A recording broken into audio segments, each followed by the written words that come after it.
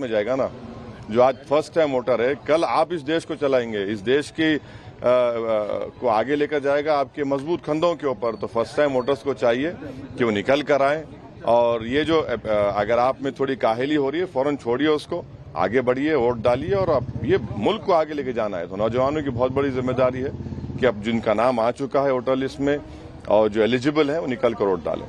Thank you. Thank you. नहीं अपने अकेले नहीं, किसको भी नहीं मना कर दीजिए। వాటన్నిటినీ కూర్చొని చర్చించుకొని పరిష్కరించుకుంటాము. కాంగ్రెస్ పార్టీ ఏర్పాటు చేయబోయే ప్రభుత్వంలో చాలా బాధ్యతాయుతంగా వ్యవహరిస్తాము. నేను తెలంగాణ 4 కోట్ల ప్రజలకు విజ్ఞప్తి చేస్తున్నా, ఇట్లాంటి కుట్రలలో మీరెవ్వరూ పడకండి.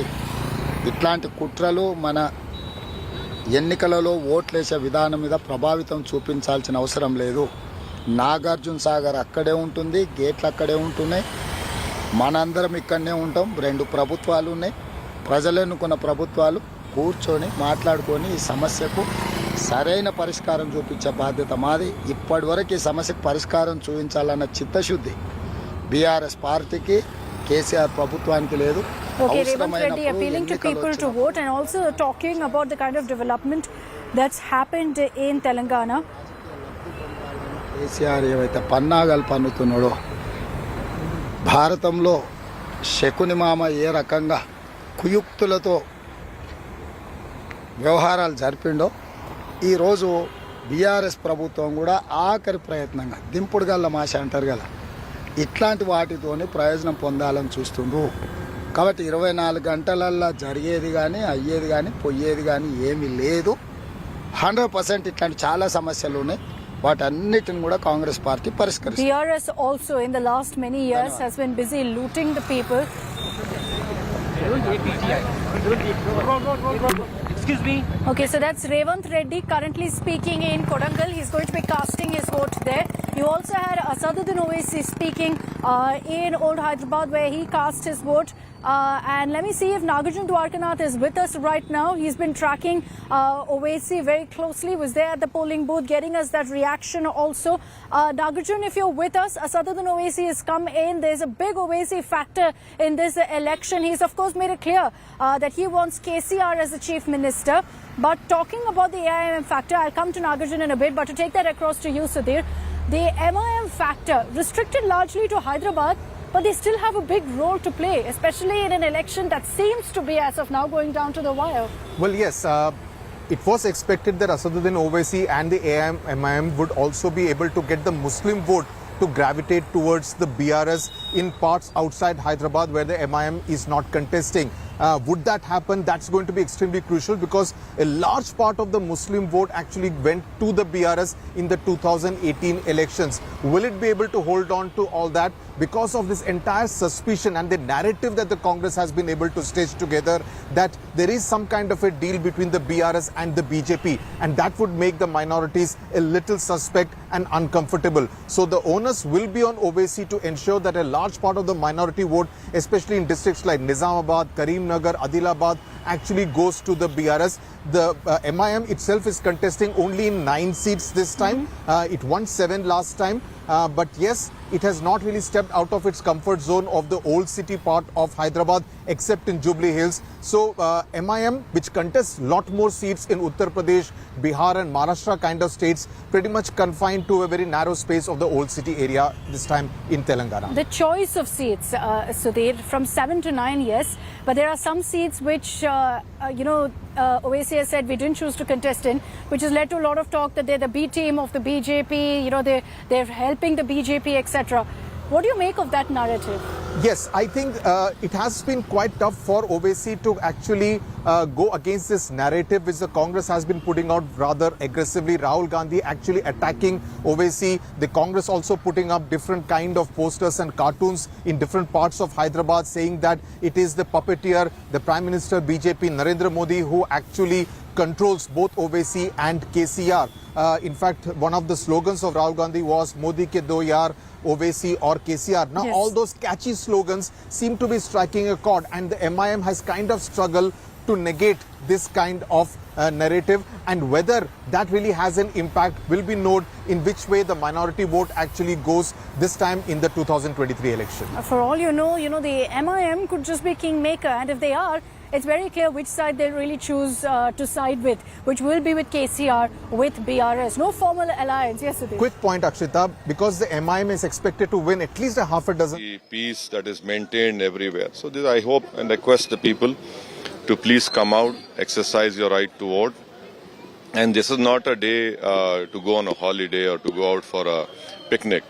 This is a day for you to come out and exercise your right to vote, so that you make politicians more accountable.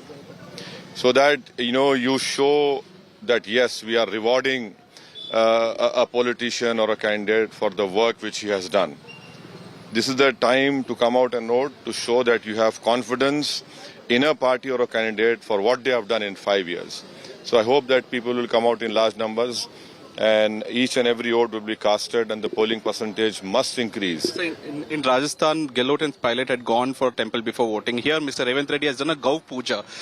Do you think it's a conscious decision to do this for Congress candidates before, on the polling day, that they have to show this side of theirs? Well, I don't speak for a Congress party. How do you see this, sir? Well, you should ask them. What can I say about it? And the question was again on the deepfake videos and also fake surveys. Congress party and other parties have all complained. BRS also have taken up to ECI saying there should be some kind of policy on this. How do you see this? Well, I am more worried about these deepfake videos because it is not good for anyone, and unfortunately the main target of such heinous crime, I would call it a heinous crime, are the women. And we will have to really, the country, the people are experts in cyber security, and the government must have some policy, and it should be taken up very seriously. And the ECA also has a very important role to play, that now with the technology evolving, it's much easier to, earlier it was morphing some photo, but now you can do everything, even the voice also. So, and then, yes, not only that, but all these surveys which come, every Tom, Dick and Harry makes a survey. And unfortunate part is that even when the ECI guidelines are there, they blatantly flout those violations. And you have all these so-called people who claim to be some influencers, they telecast interviews a day before polling. So these are all the things which the ECI must clamp down on them. And it is very important because this is also part of free and fair elections. You must have a level playing field for everyone. Sir, Ma'am, I'll just take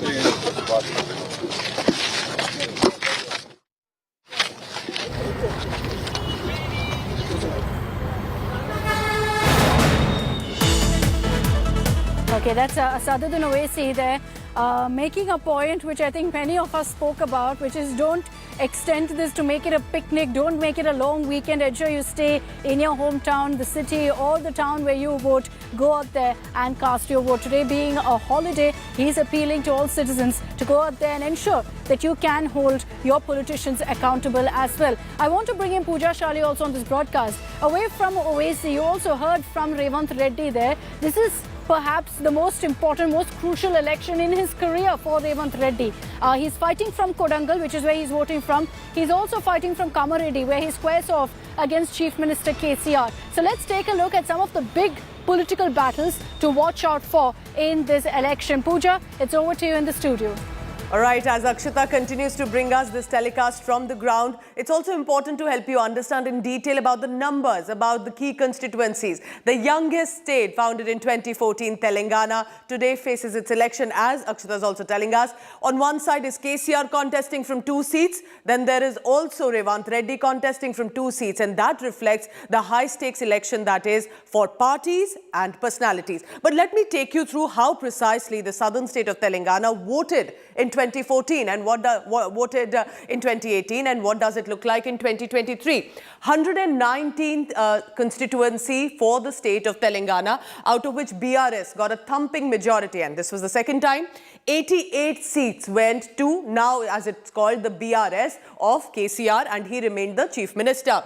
Now, the Congress party was a close at about 19. It was the Bharatiya Janata Party that managed only 1 seat, and that is why you see BJP is extremely eager, desperate to make inroads into the southern state of Telangana after it could not in Karnataka this time. And previously, BJP had got 5 seats. This time it's got 1. Can it really make a surprise return to Telangana in 2023? Other parties, of course, that includes whether the AIMIM also was included. Now, while these are prominent parties, how was the vote share like for each of these prominent parties in the state of Telangana in 2018? Let's take a look at that. Remember, at this point, 47%, which is literally almost the half of the vote share, went to KCR's party. Twice, can he get a hat-trick, or will anti-incumbency work against him? Congress party getting about 28%, and that's where the BJP at 7% has been campaigning vigorously to try and ensure that it manages to get seats. And it is, of course, remember, in alliance with the Janasena, the new party led by actor Pawan Kalyan. And AIMIM also is one of the prominent parties, specifically in constituencies of Hyderabad, where its chief Asaduddin Owaisi has been the member of parliament. So these are important areas and background details to get to you.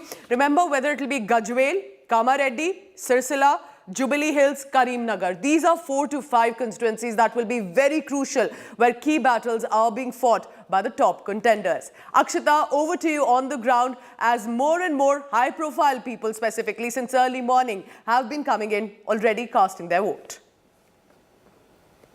Curtain behind you is burning. Thanks very much, Pooja. We're going to come back to you, of course, constantly to get all the latest with the kind of incisive data and analysis that we have on our election intelligence dashboard. Let me bring in Nagarjun Dwarkanath, who was just in conversation with Asaduddin Owaisi. Before I focus on Revanth Reddy and really bring in Sudhir on this, Nagarjun, tell us about really what Mr. Owaisi said. He is, of course, confident of having a big role in this election. 9 seats that the AIMIM is contesting all in Hyderabad.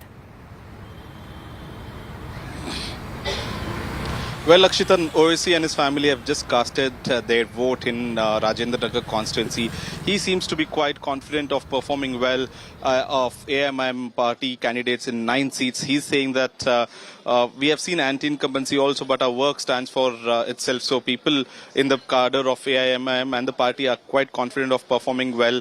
He urged the voters of Hyderabad, and in fact in his old Hyderabad city, that is the Hyderabad Parliament constituency, to come out in large numbers and vote for them, in not just go on vacations, but it's their duty to come out and vote. But he spoke about his apprehensions about the deepfake videos that we have seen over the last 60 days in Telangana as such. He said the ECI, Election Commission of India, should take note of it, come up with some policies of on deepfake videos and fake surveys also. Every other day there used to be fake surveys viral on Twitter, viral on social media platforms. How do we curb it? That's the big policy question that the ECI should take in place. There are certain guidelines, but who is going to monitor it is what Mr. Owaisi has posed the question. So a few things that he spoke about to us just moments before right now he casted his vote. He came out of the polling booth. He spoke to India Today and Aaj Tak, exclusively talking about his ambitions in this elections, his party performance in this elections, the issues that people are looking at in this elections, and also an appeal to the first-time and women voters of Hyderabad to come out and vote in large numbers and do their duty. You know, let's be very clear that when I was in old Hyderabad, one of the big factors inevitably in this election in old Hyderabad isn't so much development but religion. So there is a lot of focus on religion also in an election in Telangana. And we've seen that also this morning with Revanth Reddy actually performing a Go Puja in the morning before he made his way out of his residence in Kodangal. An image, Sudhir, that sparked also a lot of conversation because the Congress on one hand is being accused of minority appeasement. You have a Revanth Reddy who even yesterday visited the temple that's right behind us, by the way, the Birla temple. And then he visited a Dargah as well. Today morning offering a Go Puja as well. The symbolism of these pujas, religion in Telangana politics. Very much, and I think Revanth Reddy is really taking no chances. He wants to ensure that he gets a sizable part of the minority vote for the Congress and also the larger Hindu vote. But Revanth Reddy is an interesting character. As you said, fighting the most important election in his life so far. He has gone through a lot of ups and downs. When he was chosen as the PCC president, there was a lot of opposition.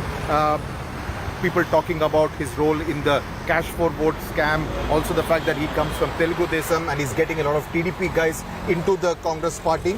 But let me also tell you that he is actually an artist. He draws very well. Okay. He's in fact done his graduation in fine arts from Osmania University. And he said something very interesting that, till the last stroke is done, the painting is not complete. So what happens even on the last day, that is today, the 30th of November, matters a lot. So he would hope to get the perfect portrait, the perfect painting. And he doesn't come from a political family, but he's married to a political family. He's married to the niece of the late Jayapal Reddy. So in that sense, he's an interesting character. He has moved a lot of parties. He started with the ABVP. So in that sense, he has a bit of the saffron background. Then he came to he spent a couple of years even in the Telangana Rashtra Samiti. Then he moved to the TDP, then the Congress. So he's moved a lot of parties. So, they say, ghat ghat ka pani piya hai. So Revanth Reddy, according to me, is quite an interesting character. And this election is going to mean a lot to him. His campaigns have been very entertaining. I saw one in Kama Reddy, after which the song Mood Rangla Janda wasn't getting out of my head also. And that's been one of the highlights for me of this election, the kind of political sloganeering, the campaign, the anthems and the downright personal attacks between Revanth Reddy and KCR has been one really to watch out for, because KCR very clearly does deem Revanth Reddy a threat to his ambition of achieving a hat-trick as Chief Minister. So Kama Reddy is one contest that no doubt everyone is watching out for. But there are a handful of others that you really need to focus on in this election come December 3rd. Those results will be very, very interesting. Pooja is with us to get us details of which are those key fights to watch out for. Pooja?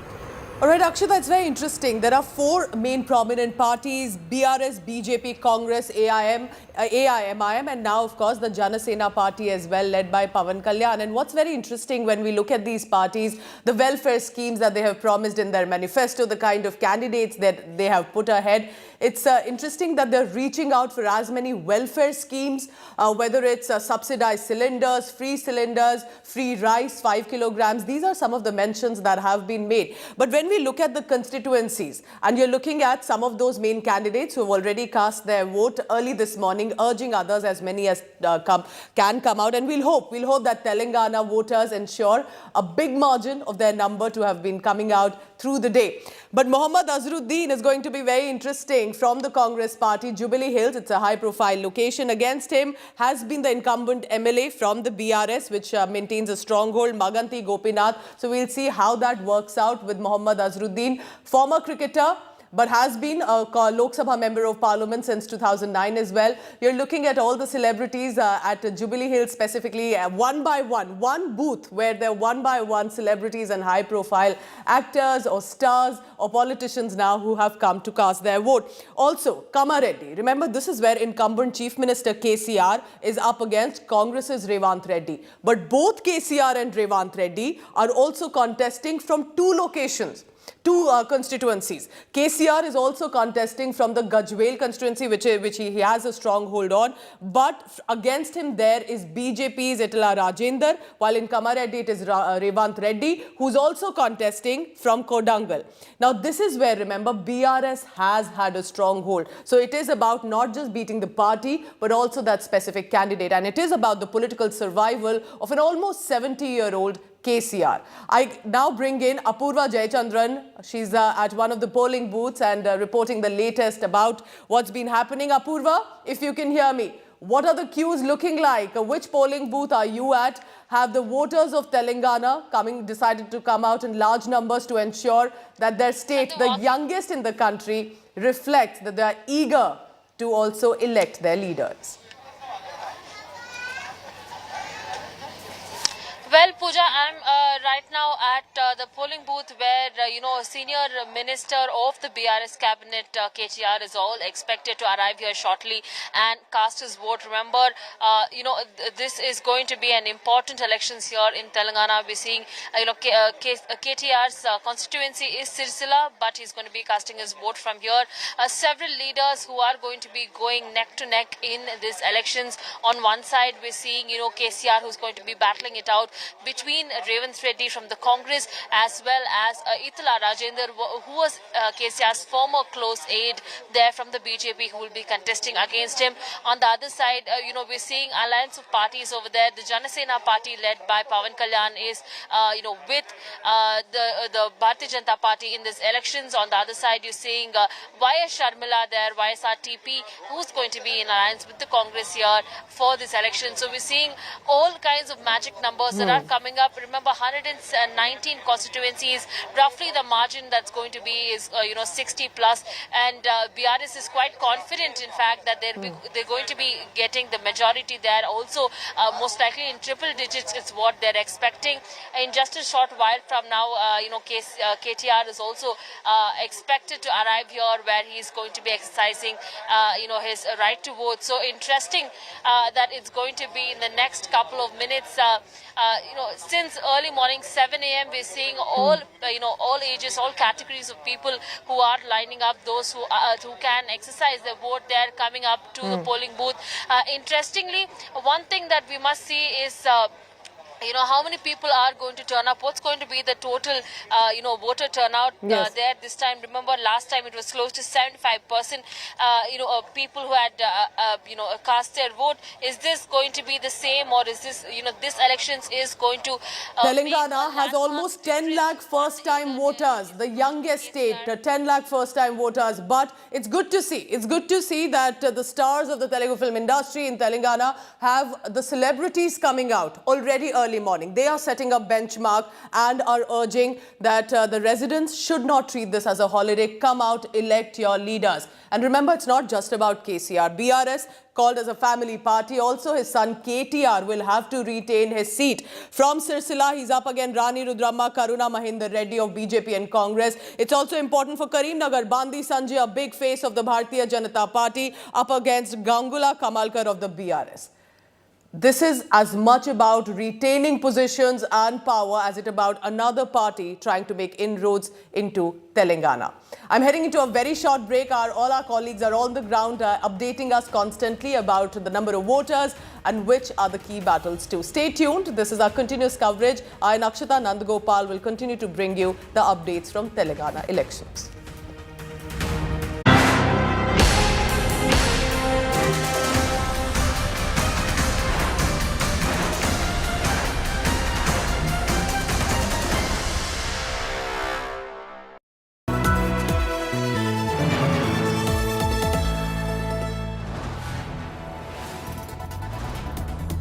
You are watching India Today, powered by Finest, Be Sustainable Change, a BNP Group company.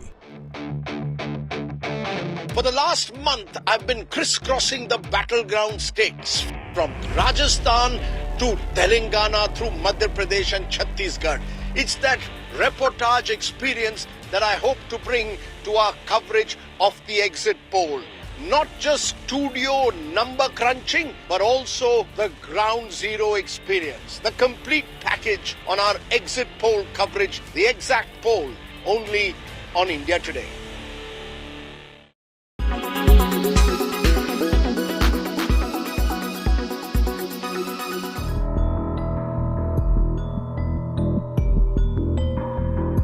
"41 trapped for 17 days.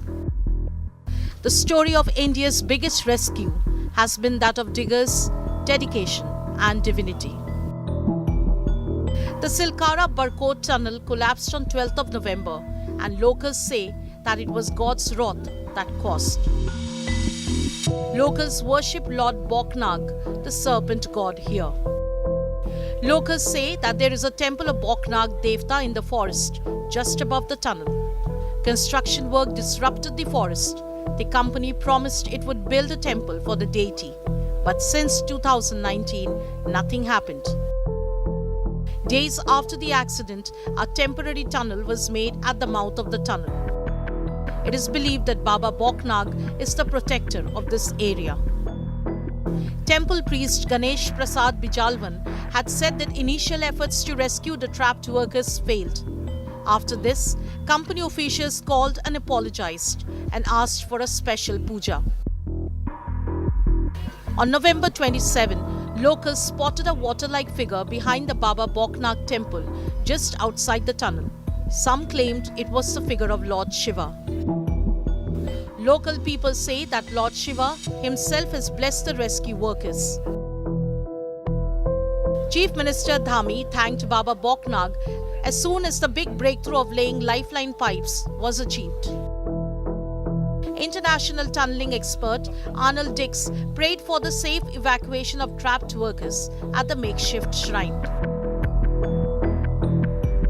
The over 400-hour-long rescue operation shows what happens when faith and science converge. Bureau Report, India Today.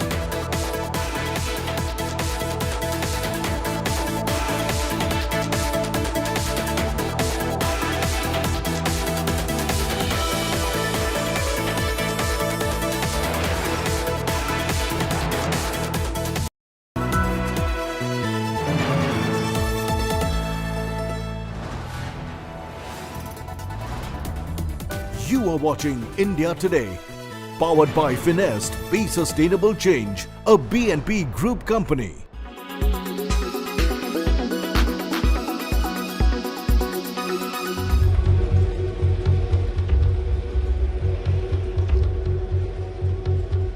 Unyielding debris forces colossal machines to retreat. Human hands take charge.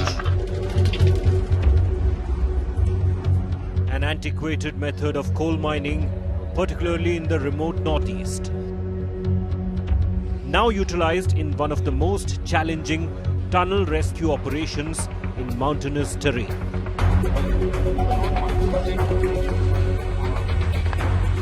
A team of rat miners has taken on the task, constructing a passage for the 41 trapped workers to crawl through. The method involves taking small shafts in earth, often only wide enough for a single miner to descend at a time.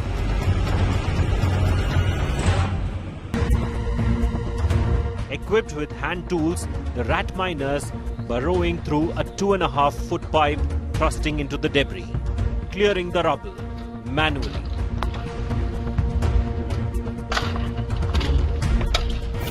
This comes after delays caused by mechanical drilling snags in the Uttarkashi tunnel. Employing multiple strategies simultaneously to safely extract the workers in the final but critical stage of the rescue. With Amit Bharadwaj and Ashutosh Mishra, Bureau Report, India Today.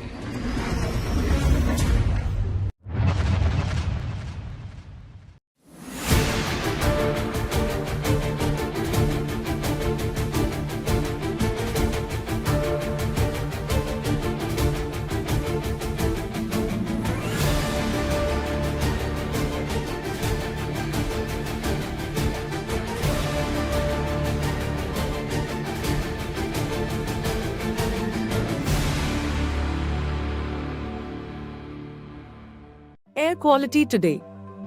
In Delhi, 412. In Mumbai, 75. In Kolkata, 156. In Bangalore, 38. In Chennai, 90.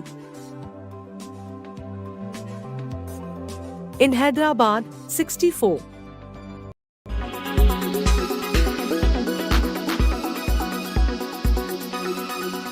Make your media plan smarter with India Today Live TV on your connected devices.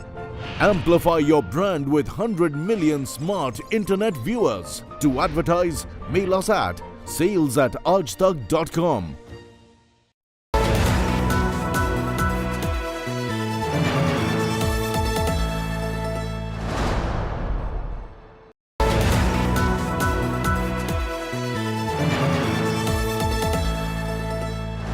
Co-presented by आपका Joy Bharat का Joy Joy ई-बाइक.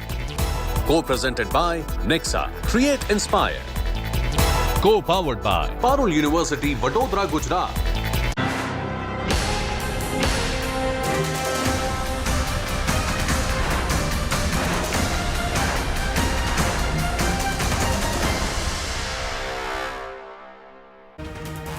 Welcome back to our special telecast on Telangana elections, the youngest state founded in 2014 with 119 constituencies. The polling has, the voting has started, and one by one we can see. And this time the latest is Minister KTR, who's the son of incumbent Chief Minister KCR from the BRS party.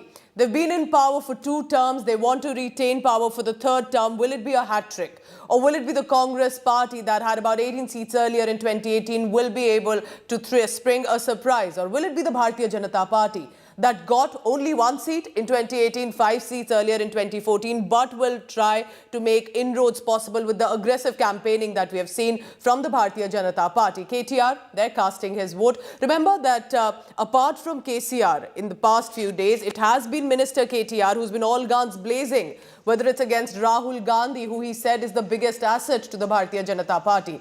A BRS leader who's also said that only BRS is the party that can defeat the Bharatiya Janata Party. Let's go across to Apurva Jayachandran. Apurva, go ahead. KTR there casting his vote, and has he said anything yet, appeal to the voters? Well, Pooja, not yet. KTR has just now gone inside to cast his vote. In fact, he has arrived here with his family members, and all of them have arrived here at Jubilee Hills, where they will be casting their vote. One thing that we do know is, we have already seen several people who have lined up here alongside KTR who will be casting their vote here as well. Remember, time and again, today early morning as well, KTR had tweeted, took to social media, where he has gone ahead and requested people to come out in large numbers and exercise their right to vote. So, we're seeing the leader there who has time and again been an advocate, for voting, and has called out for the people to come out and vote in large numbers. He's just now gone inside to cast his vote, and in a couple of minutes from now, he will also come back. It's going to be interesting to see what is going to be the numbers that will come out, from the voter turnout today. But one thing, I will say, Pooja, this has not been the first time, KTR has been very vocal, calling out for the public to come out and vote. Remember, his constituency is Sirsila constituency. He's also been actively campaigning there and in and around several constituencies of Telangana, just, for the BRS there. This is going to be an important elections for the BRS also this time, because is it going to be the 3rd time that KCR is going to win and come back? Looks like KTR is just about to cast his vote and will be walking out. Remember, his constituency is Sirsila. He's been a MLA and from that seat here since 2018. He's up against Rani Rudrama of BJP, Karuna Mahinder Reddy of the Congress party, but he is an important face. It looks like he's cast his vote, Apurva. Let's just stay on in case he speaks and sends out an appeal or any other statement coming in from KTR, the son of incumbent Chief Minister KCR. Are you also possibly looking at a man that if KCR focuses on the 2024 Lok Sabha elections, he will be the one, if BRS wins, will really be running the affairs of the state of Telangana? So he's not just a son of the incumbent CM. He's also someone who's looking at a longer political game for the state of Telangana. And while we stay with these visuals, more visuals coming in from other constituencies as well. I want to go across to Akshita Nandgopal. Akshita, this political discourse in Telangana has seen a lot of ugly personal remarks being made, but all that possibly behind, and we see a lot of celebrities coming in from different seats, specifically in Jubilee Hills. We've seen one by one high-profile figures flunking the polling booth. That's right, Pooja. That's where all the celebrities live in Hyderabad. So we've had one after another. The latest images on our screens is of superstar Venkatesh, who's also turned up to cast his vote, and after getting his finger inked, also showed it out to the public. And they're setting a great example, really, for the citizens out there. KT Ramarao, as you mentioned, also there to cast his vote. There's been a lot of talk about KTR. He's been, in fact, holding all of these massive rallies. I went to a KCR rally last week in Maheshwaram, which is on the outskirts of Hyderabad. There were these massive life-size posters of KCR. Right below that is KTR, and then the MLA candidate. So it's very interesting to see, how the BRS is positioning KTR. Sudhir, he's eyeing a fourth term in Sirsila constituency. It's a stronghold. Could be easy, but you can't really say because there are several other factors that people are saying could work against him. But the developments that you see, even this stretch, how it's been transformed, many within Hyderabad credit KTR for that. See, what the BRS has done is to divide the responsibilities of who will campaign where between the three of them. KCR focusing on rural Telangana, Harish Rao focusing on the small towns, the semi-rural, semi-urban areas, and KTR is the urban face. Hyderabad and the Warangal and the Karimnagar cities, which have become smart cities, have become more modern. There have been IT parks set up in many cities like Nizamabad and Mehboob. So in that sense, he's the urban face. And that's what is going to be critical, because wherever he has gone and campaigned... Okay, my apologies, Sudhir. KTR is currently speaking. Let's cut across live. Participate in the biggest festival of democracy. And I do humbly appeal, because urban voters have not been coming out in big numbers. I do humbly appeal to all the urban voters to come out. Please vote, because only those who show up count.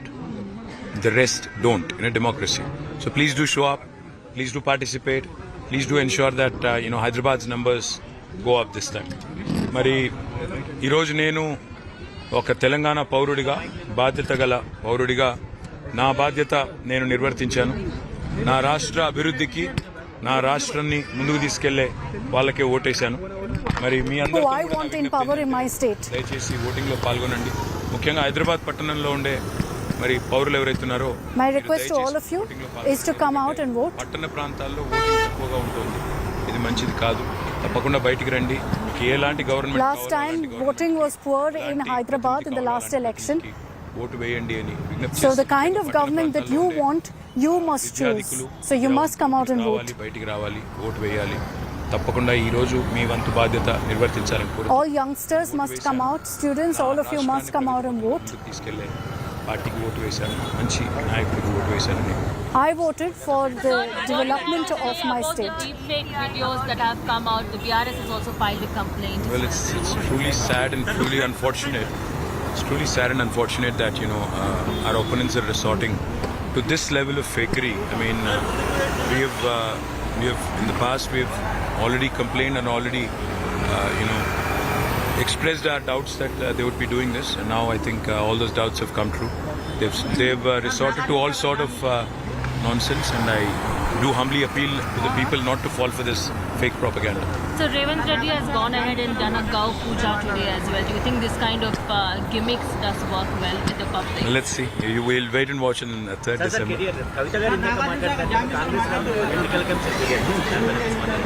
ఏం మాట్లాడారో తెలియదు, ఏం ఫిర్యాదు చేశారో తెలియదు, ఏం మాట్లాడమంటారు.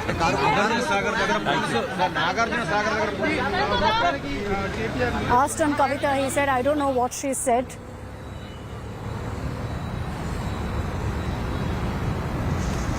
KT Ramarao there speaking, and very importantly making an appeal to every Hyderabadi to come out and vote, and that I think establishes and cements what you were saying, Sudhir, about him being the urban face of the BRS. But that's always led me to question, yes, Sirsila is a stronghold, he's been there since 2009.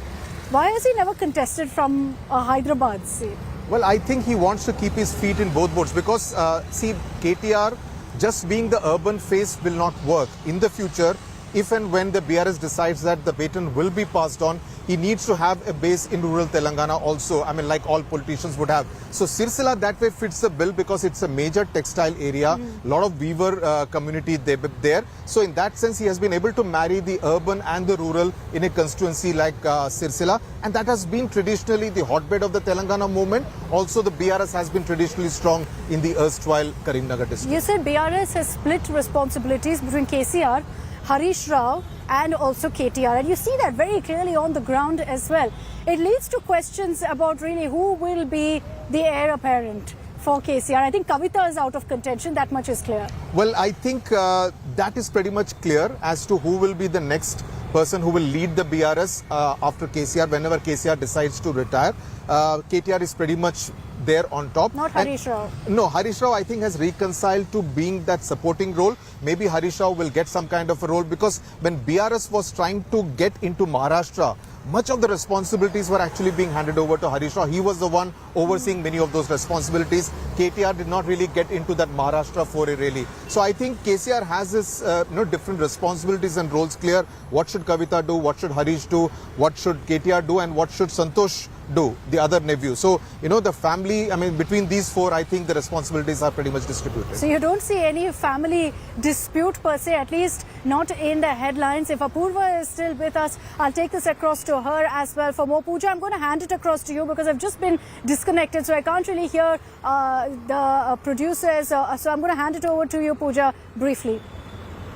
Looking at all these visuals of the celebrities that could we have really underestimated the Telugu film industry? Look at the number of high-profile figures there who are also ensuring they are responsible citizens. Chiranjeevi, Venkatesh, Allu Arjun, of course our RR stars have been coming in, and that reflects that it's not just about film industry, it's also about ensuring that they are one of the first early in the morning standing in queue to cast their vote to elect their leaders. Since morning, there have been several of those figures who've come. You're looking at also G. Kishan Reddy, one of the big union ministers who was given the responsibility for Telangana as the BJP chief. K. Kavita, of course, who's the BRS MLC, also the daughter of incumbent Chief Minister KCR. Each one of them, and let's not forget Asaduddin Owaisi, their stronghold primarily is Telangana for the AIMIM, and Hyderabad is where they will be, of course, focusing at their constituencies. We'll continue to track all the latest coming in from different areas across Telangana. It is an important state as much for the BRS to retain government. It is also important for AIMIM's political future. For the Congress party, after Karnataka's victory, they want to become victorious and have the government in Telangana too. But for the Bharatiya Janata Party, one southern state that they are perhaps hopeful they will be able to make inroads into. I'm leaving you with these visuals, the statistics, the data, and of course, one by one, each of those figures who are coming to cast their vote. Are you a resident of Telangana? Have you cast your vote already? If not, what are you waiting for? Heading into a very short break, stay tuned with our continuous coverage with Akshada Nandagopal, I and all our colleagues on the ground.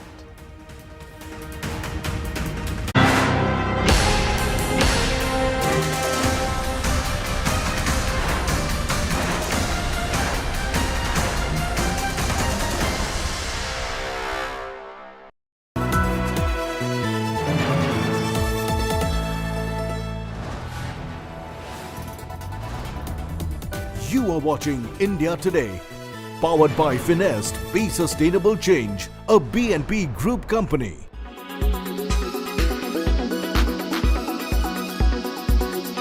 Hello, नमस्ते sir. नमस्ते, क्या शुभ नाम आपका? शबा अहमद बोल रहा हूँ sir, Navayuga engineering company limited से sir.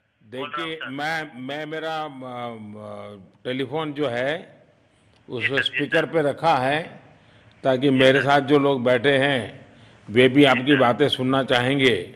सबसे पहले तो मैं सभी आपके और आपके सभी साथियों को बधाई देता हूं। एक सुखरूप हम इतने संकट के बाद भी निकल पाए और मेरे लिए तो बहुत ही खुशी की बात है। मैं शब्दों में वर्णन भी नहीं कर सकता हूं, वरना कुछ भी बुरा हो जाता तो शायद मन को इतनी कैसे संभाल पाते कहना कठिन था। तो ये केदारनाथ बाबा की, बद्रीनाथ भगवान की कृपा रही कि हम सब स्वकुशल आप लोग आए हैं और 16-17 दिन समय कम नहीं होता है। आप लोगों ने बहुत बड़ी हिम्मत दिखाई और एक दूसरे का हौसला बनाए रखा। ये सबसे बड़ी बात है, क्योंकि ऐसे समय इन्हें रेलवे के डिब्बे में भी साथ साथ चलते हैं तो कभी न कभी तो तू मैं हो जाती है, लेकिन उसके बावजूद भी आपने सारा धैर्य रखा। मैं लगातार जानकारियां लेते रहता था, मुख्यमंत्री जी से भी लगातार संपर्क में रहता था, मेरे पीएमओ के भी अफसर वहां आकर के बैठे थे, तो जानकारियां रहती थी, लेकिन चिंता तो कम होती नहीं है। जानकारियों से तो समाधान तो होता नहीं है। लेकिन मैं सचमुच में आपके माध्यम से वहां जितने भी हमारे श्रमिक साथी निकल करके आए हैं, सबको और उनके परिवार का पुण्य भी काम आया है, ताकि इस संकट की घड़ी से बाहर निकल करके आए हैं। Weather forecast now. Delhi, maximum 26 and minimum 15 degrees. Mumbai, maximum 27 and minimum 23 degrees. Kolkata, maximum 31 and minimum 19 degrees. Bangalore, maximum 25 and minimum 19 degrees. Chennai, maximum 28 and minimum 23 degrees. Hyderabad, maximum 26 and minimum 20 degrees.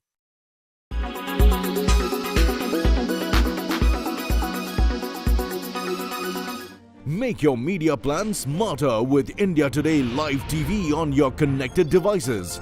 Amplify your brand with 100 million smart internet viewers. To advertise, mail us at sales@aajtak.com.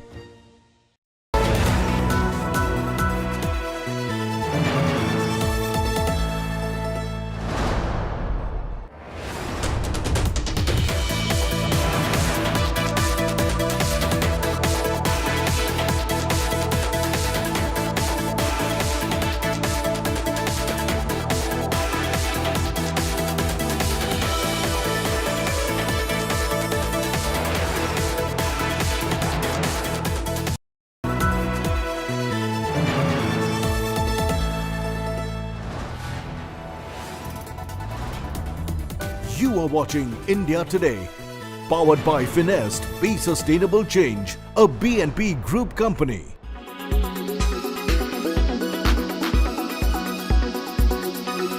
Whether is it Iraq, Yemen or Silkar Tunnel, Uttarakhand, General VK Singh always at front. General Saab, how was the whole operation? It was a very complicated operation.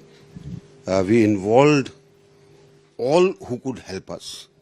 The success of this is, I would attribute it primarily to the directions given by the Honorable Prime Minister and all the agencies who coordinated to attain what we wanted. Can you tell us something about the last moment operation when it was happened?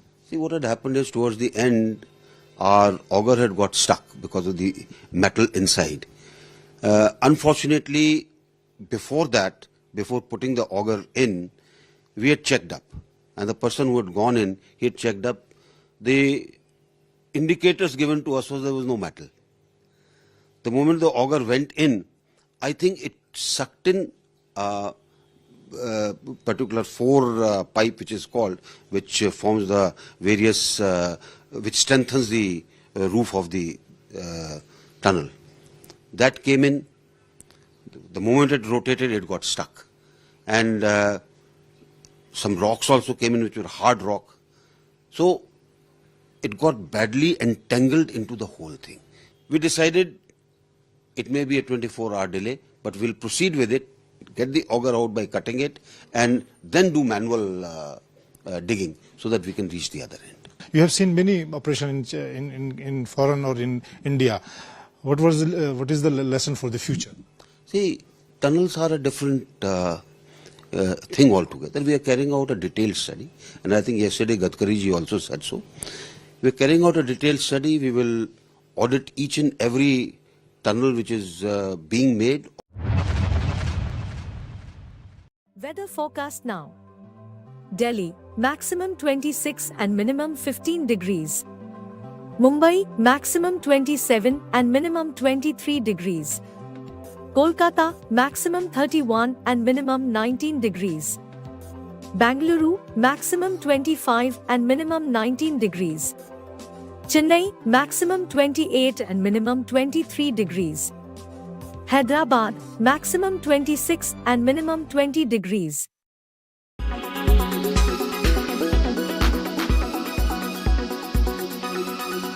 Make your media plan smarter with India Today Live TV on your connected devices.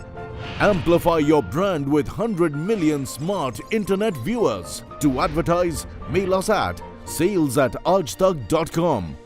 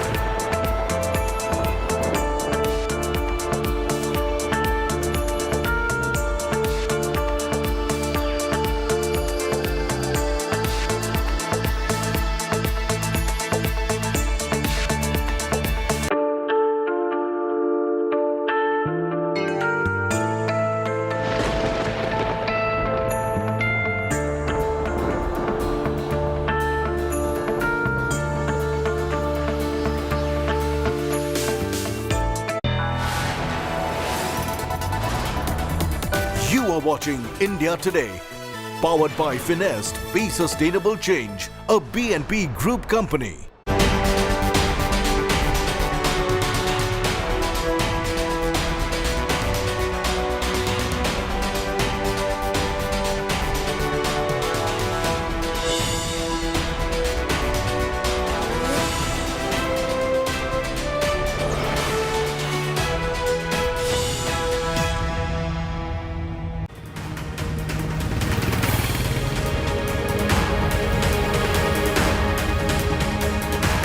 This is the power center of Telangana, and today 3.26 crore voters of Telangana are choosing who will be seated here in the Secretariat as the top boss of Telangana. Hello and welcome. You're watching India Today. I'm Akshita Nandagopal and we're getting you the special broadcast from Hyderabad as we get you all the latest updates on D-Day, on polling day here in Telangana. And even on polling day, endless political action playing out. And that just shows you how intense this current political fight is for the youngest state, for the beautiful state of Telangana. Over the next 1 hour, Pooja, Shali and I will be getting you every update from the ground. I'll be tracking everything that's happening on the ground. Pooja getting you the most detailed analysis and data courtesy our election intelligence. Good morning, namaskaram to all of you. Pooja, I'm going to hand it over to you for the headlines. All right, so taking the first headline, BRS, Congress and the BJP bigwigs turn out to vote early morning. Clearly, the big figures have come out with BRS saying they're confident of a third term in the state. It's our top story this morning. Congress vows to dethrone KCR and BRS confident with the BJP also eyeing power in the state.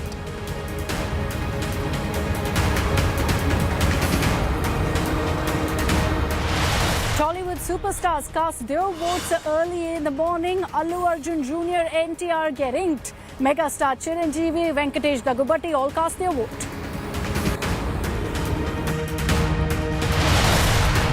It's the big BRS Congress election day fight too. Congress accuses BRS of violating the election code. BRS has written to the Election Commission alleging deep fake on their incumbent Chief Minister KCR.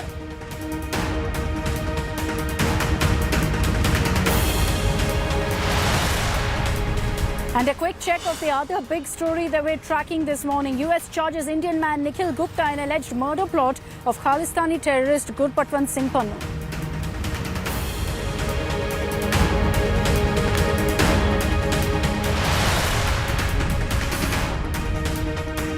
Co-presented by आपका Joy Bharat का Joy Joy e bike. Co-presented by Nexa. Create Inspire. Co-powered by Parul University, Vadodara, Gujarat.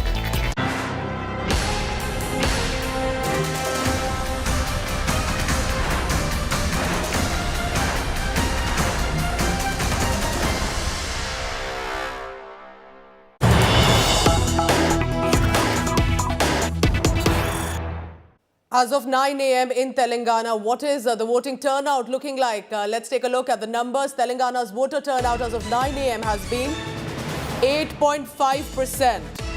So not very high, but it looks like it's likely to gain traction, at least with the big figures who are setting a benchmark early this morning and have cast their vote. The celebrities from the film industry and the political fraternity too. Now, Hyderabad's turnout specifically is 4.9%. About at 9 a.m. Adilabad, towards the old city, recording the highest turnout, 13.50%. So that's the biggest turnout that we have seen in Adilabad area. So will this increase? Will this touch at least a 50% mark by afternoon? Remains to be seen. But you're looking at how one by one, there are people who are walking out and standing in the queue to cast their vote. Apurva Jayachandran is at the polling booth where Minister K.T. Ramarao had also come to cast his vote.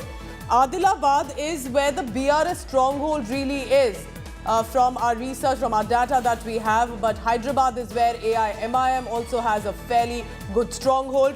But in total, Telangana stands at about 8.5%. Apurva, if you can hear me, what are the numbers looking like around you? Are you looking at a lot of first-time voters?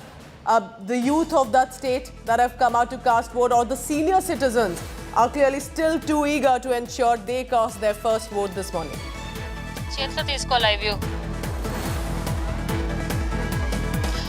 Well, Pooja, it's interesting because, just a couple of minutes back, KTR had also arrived here to cast his vote. In fact, if I just go a little bit further down, several of the election officials are also standing there. We're seeing several people who have gathered there to cast their vote as well.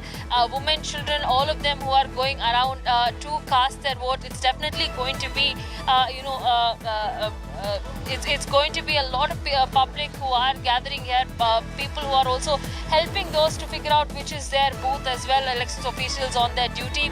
Just a couple of minutes back, in fact, KTR had also arrived here and he had also cast his vote from the Jubilee Hills, where we are standing from. In fact, he's also gone ahead and encouraged the public to go ahead and cast a vote. Madam, have you cast your vote? No, I'm about to vote. You're about to cast your vote. Are you a first-time voter? Yes, this is my first time. How excited are you to be casting? Actually, I'm very proud of being a citizen of India, and I'm very happy to vote the elections for the first time. All right. As you can see, Pooja, a lot of them quite excited. First-time voters are gathering out here, to cast their vote today. It's going to be jam-packed until, 5 p.m. this evening when the voting is scheduled to close. 7 a.m. and already several of these first-time voters there enthusiastically gathered around to try and come as early as possible to go and cast their vote. Definitely, today we're going to see what Telangana might witness. Keep updating us, Apurva. 3.26 crore eligible voters. It's a big number for the state of Telangana, and we hope they continue to come out. For now, it is Adilabad recording highest turnout, 13.50% at about 9 a.m. There is Hyderabad, about 4.9%. Not a very good turnout, but at least it's reflecting that the numbers are likely to increase in the next few hours. Akshita, over to you now. You're on the ground. A lot of heightened activity in different areas in Telangana. Akshita, over to you. Right, Pooja. I'm hoping that the voter turnout gets better. Last time around, Hyderabad didn't come out in large numbers. We're hoping that changes this time around. Overall voting percentage in 2018 was about 73%. Let's hope it goes much further than that this time around. But those latest figures that you got us, Pooja, along with that, let's get you the news break that's coming in right now from Jangaon in Telangana, where clashes have been reported between Congress and BRS workers. This has been reported outside a polling booth. We're still getting in information right now on what happened, but this has happened in Jangaon of Telangana, which is traditionally considered to be a BRS stronghold. Let me take this across to Apurva Jayachandran for more details. Apurva, what information have you been able to pick up on what caused these clashes? Have there been any casualties or injuries reported? Well,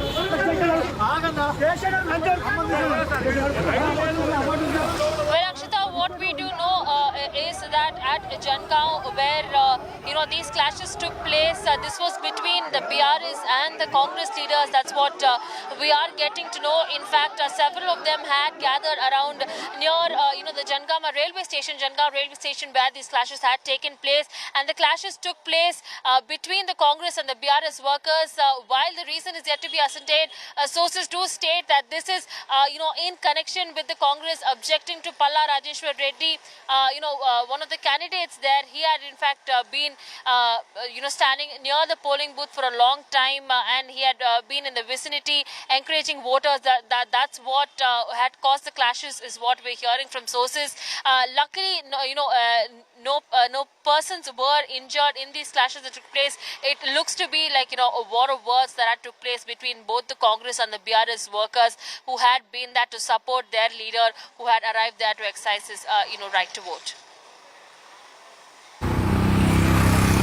Okay, so Apurva getting us details really of what's transpired in Jangaon. Clashes breaking out right outside a polling booth too. Unfortunate, but this is part and parcel of elections here in India. You always see these kind of incidents being reported of tension breaking out, and Apurva telling us that this was triggered by one of the candidates also coming there to the polling booth, led to some sort of an argument which then took a violent turn. No injuries have been reported, but is polling continuing there in Jangaon, or has it been halted, Apurva, as a result of these clashes?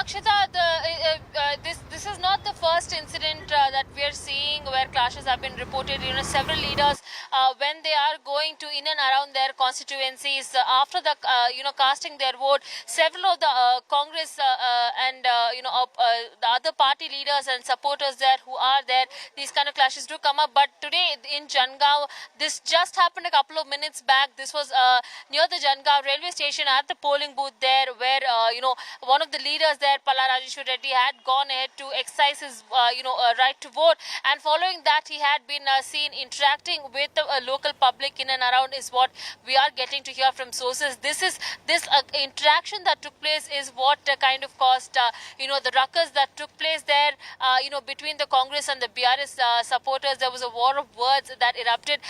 Luckily, we are getting to know that the police had dispersed the crowds as soon as possible.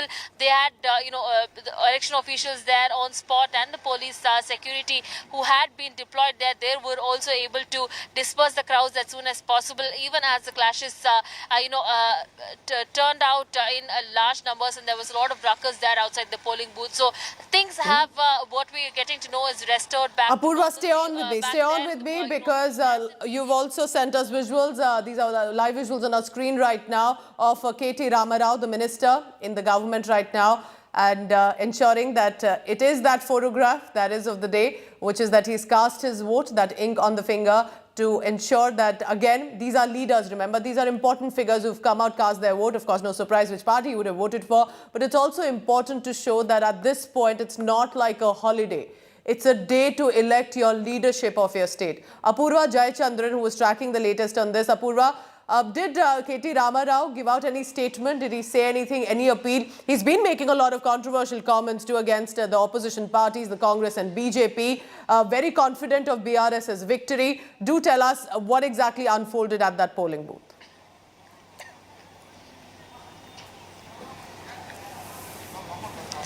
Well, Pooja, KTR had just arrived here a couple of minutes back and had cast his vote he had also gone ahead and spoken, calling out for the public to arrive here and in large numbers and exercise their right to vote. We're also getting to, he had spoken about several other, important topics, including that of the recent BRS filing a complaint with the Election Commission there, demanding that there needs to be action taken against the Congress. Remember, this complaint was filed by the BRS with the Election Commission just, late last night, where they had called out on the deepfake videos there.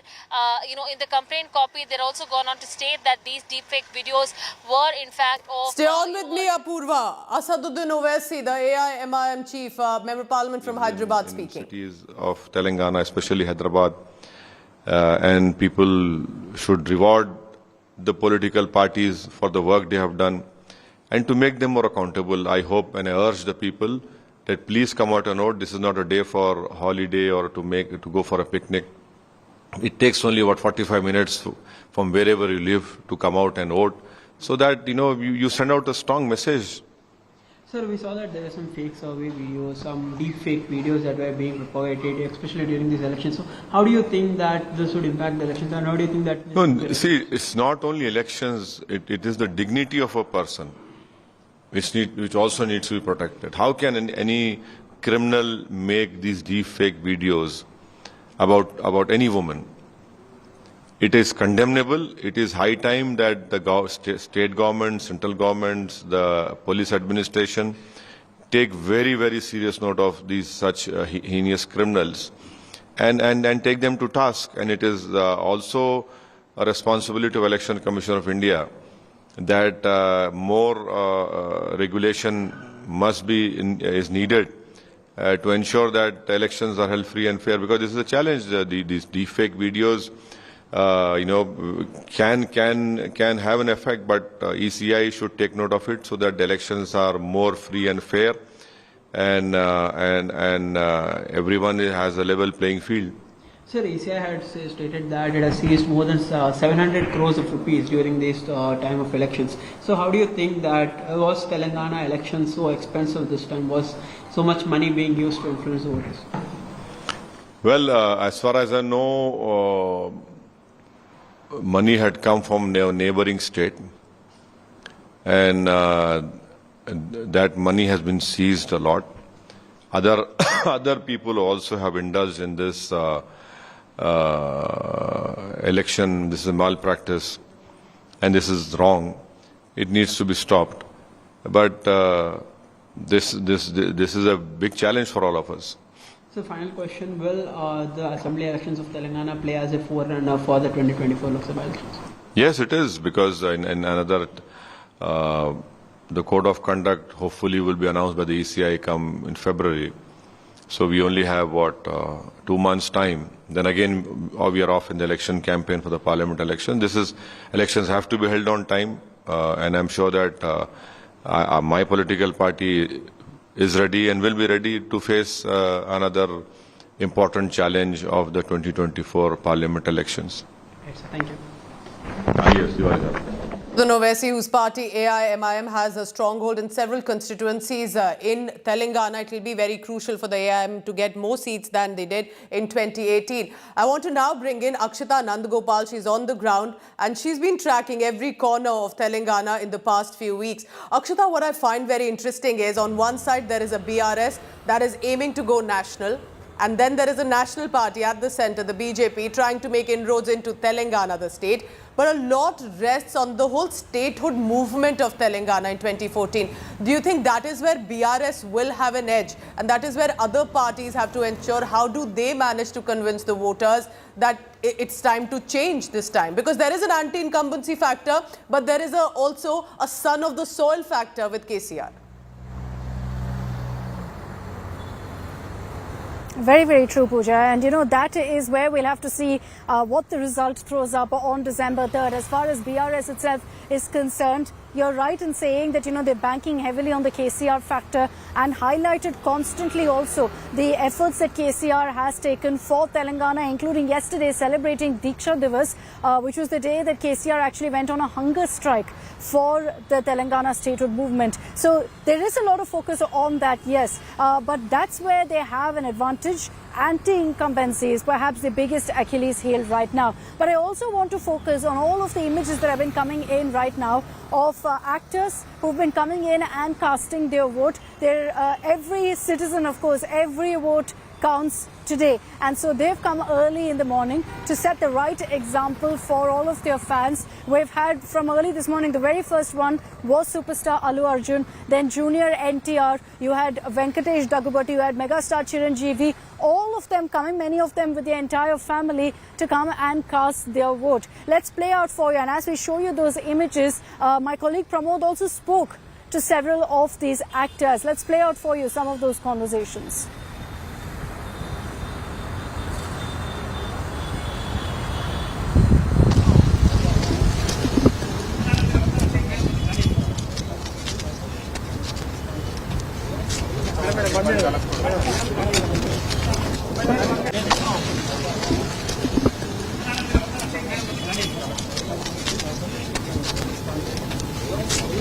Okay, let me take this across to Pramod Madhav for more. Pramod, you've been tracking, of course, all the big Tollywood stars, many of whom have also spoken to you, many of whom have said that, it's a time for citizens to come out and ensure their voices heard.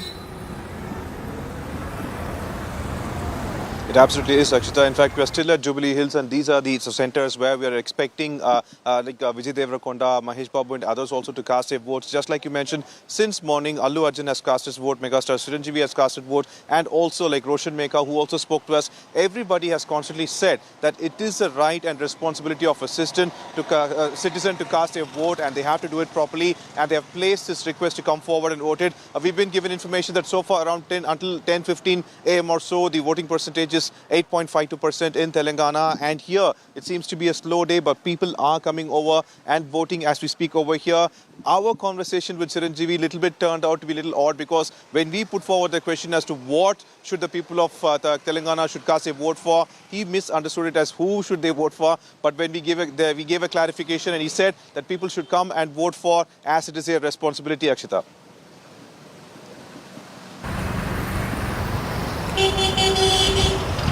Okay, I'm handing it back across to Pooja Shali now.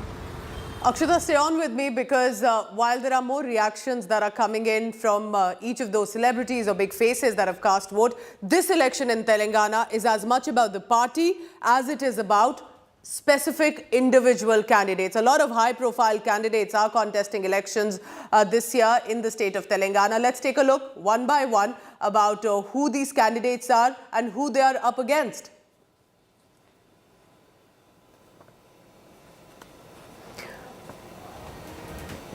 All right, so you're looking at the visuals coming in from different parts. Remember, K. Kavita from BRS, the daughter of KCR, has been at the forefront, not just with regard to the investigative agencies and cases of alleged corruption like liquor policy scam, but she's also been very vocal to defend the incumbent chief minister and the government. Then there are, of course, G. Kishan Reddy, union minister, BJP head in Telangana, made big responsibility. While you're looking at Asaduddin Owaisi, Mohammad Azharuddin from Jubilee Hills, where he's contesting, look at the stars who've come out. From RRR, there's also Allu Arjun, there is SS Rajamouli, Chiranjeevi, Venkatesh. This is the who's who of the Telugu film industry, acting also as responsible citizens in real life to cast their vote early this morning, and hopefully their fans will also follow soon. Listen in now to reactions coming in from our netas who've cast their vote and have urged and appealed voters to come out. Well, I really request the first-time voters to come out and vote, because this is a right given to us by our constitution, and world over people fight for these rights. We have bestowed upon these rights. We should utilize them. That essentially means that you are a part and parcel of the making of this nation and building this nation. You should do your bit. People are fighting on the borders. Soldiers are fighting on the borders to keep us protected from the external enemies. If you vote, you will protect this nation from the internal enemies who will eat us up if you do not select the right candidates. Till the last moment, BJP and Congress were talking about B team, T team, all of that. What do you have to say about that? No, we are not anybody's B team, A team, nothing. We are Telangana people's team and Telangana people will choose us. How confident are you for this election? Very, very confident. We are aiming for a century. We are hoping to come back to power with a very, very good majority. Thank you. I have done my duty as a citizen. Let me complete in English and then I'll switch to Telugu. I have done my duty as a citizen of Telangana. I voted for betterment. I voted for my state. I voted for people who will take the state forward in a progressive manner. I appeal to all Hyderabadis and all citizens of Telangana to also come out and please exercise your franchise. The minimum you can do is to please come out and participate in the biggest festival of democracy. And I do humbly appeal because urban voters have not been coming out in big numbers. I do humbly appeal to all the urban voters to come out. Please vote. Sir आपने यहाँ पर cast किया है sir, vote क्या कहेंगे sir exactly अब क्या appeal करेंगे सर? मैं यही अपील करना चाहता हूँ,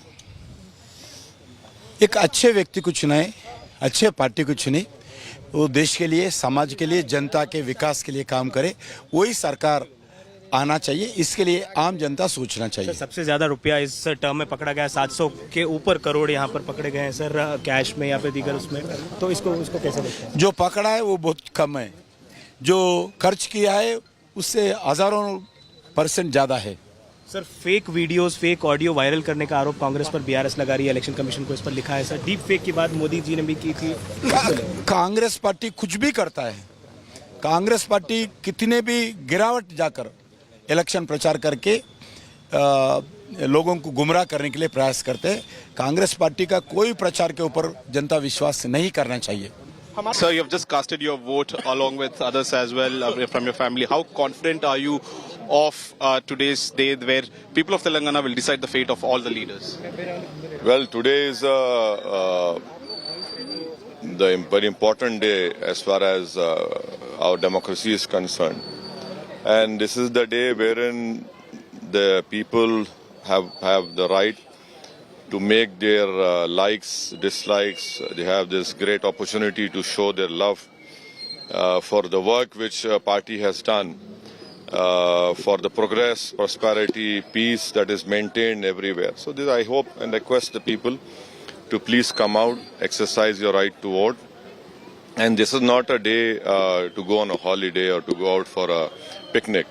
This is a day for you to come out and exercise your right to vote, so that you make politicians more accountable, so that you show that yes, we are rewarding a politician or a candidate for the work which he has done. This is the time to come out and vote, to show that you have confidence in a party or a candidate for what they have done in 5 years. So I hope that people will come out in large numbers and each and every vote will be casted and the polling percentage must increase. Telangana, how confident are you for the performance of the Congress party? 100% confident we'll win all the 4 states. Okay. Sir, Mani Telangana especially South. Telangana also win. 4 means including Telangana, Chhattisgarh, Madhya Pradesh, Rajasthan, and 1 will be in fighting that northeast. So each party has said we're not a B team of another party, because that was one part of the political discourse of each party challenging the other with that accusation. It's a high-stakes election for the Congress to come to government in Telangana after their victory in Karnataka, for the BJP to make inroads into a southern state, and for BRS's political survival to retain power for the 3rd time. It is a very crucial state election, and it will reflect on what could be expected possibly in 2024 as well. Our continuous coverage on Telangana elections through this morning. I'm heading into a very short break. I and all our colleagues on the ground will continue to bring you updates from the state of war, Telangana.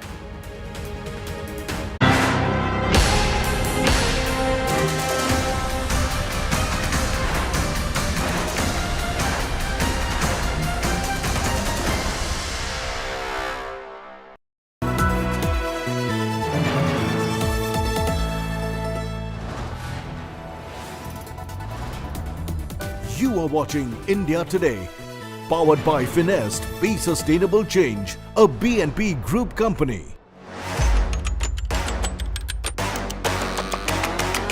The best view of an Indian election is always from the ground, and I am back on the campaign trail, gauging the mood of the voter this election season. Join me, Preeti Chaudhary, as I come together with the #1 election team in the country, where we'll bring to you the most in-depth ground reports, the sharpest analysis, and the most accurate numbers on Exit Poll Day, 30th November.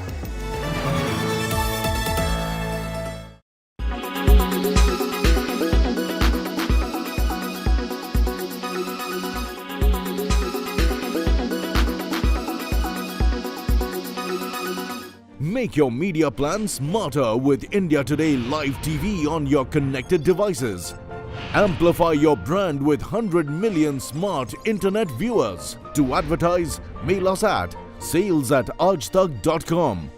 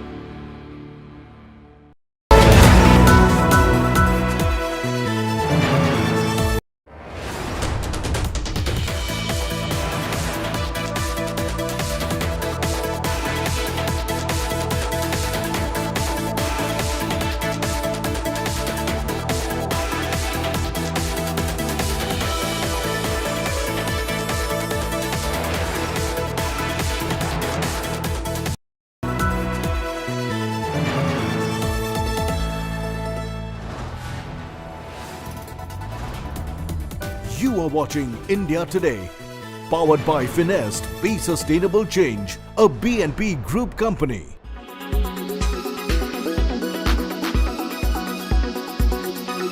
Ji sir, नमस्कार sir, मैं सोनू कुमार साहब बोल रहा हूँ sir. हाँ सोनू कुमार जी, बताइए कहाँ से हैं आप?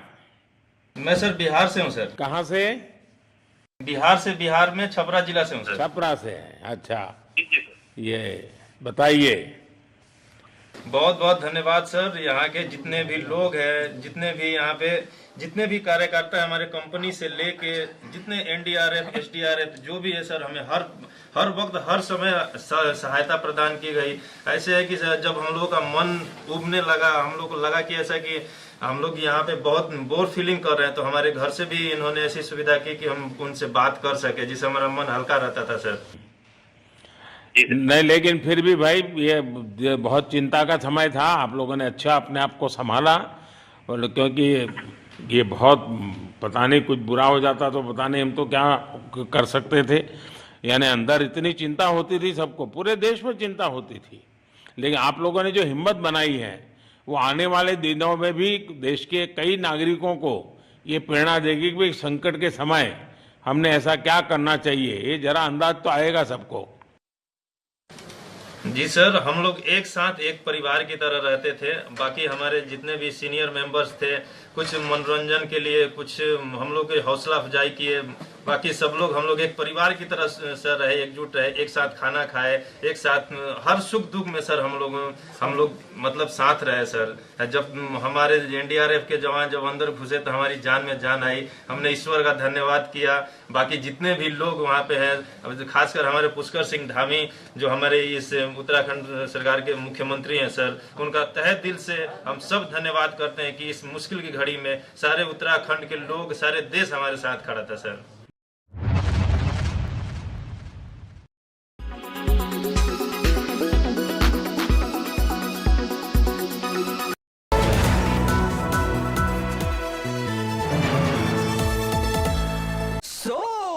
Sorry.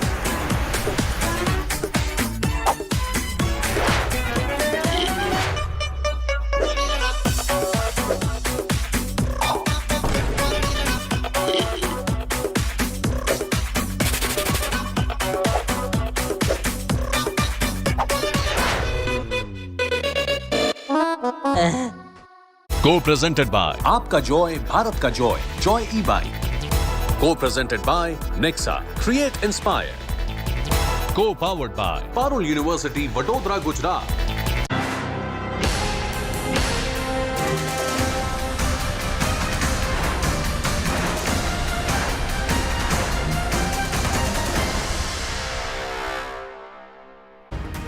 Even while polling is underway in the southern state of Telangana, it's a political showdown between the BRS and the Congress party. While exercising franchisee, BRS MLC K. Kavita appealed to the voters to cast vote for KCR.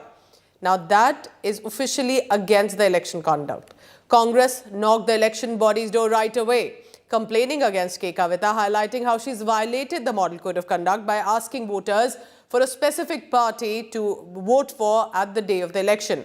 Upping the ante, BRS then moved Election Commission against Congress party, claiming how the grand old party has been using deep fake in the elections, and this election specifically in Telangana, stating fake videos and audios have been used by Congress netas throughout the campaign and specifically against BRS.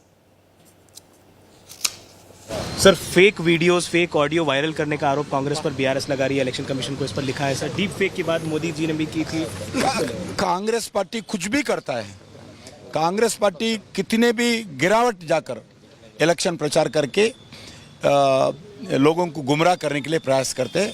Congress party का कोई प्रचार के ऊपर जनता विश्वास नहीं करना चाहिए। I am more worried about these deep fake videos because it is not good for anyone, and unfortunately the main target of such heinous crime, I would call it a heinous crime, are the women. And we will have to really, the country, the people are experts in cyber security, and the government must have some policy and it should be taken up very seriously. And the ECA also has a very important role to play, that now with the technology evolving, it's much easier to, earlier it was morphing some photo, but now you can do everything, even the voice also.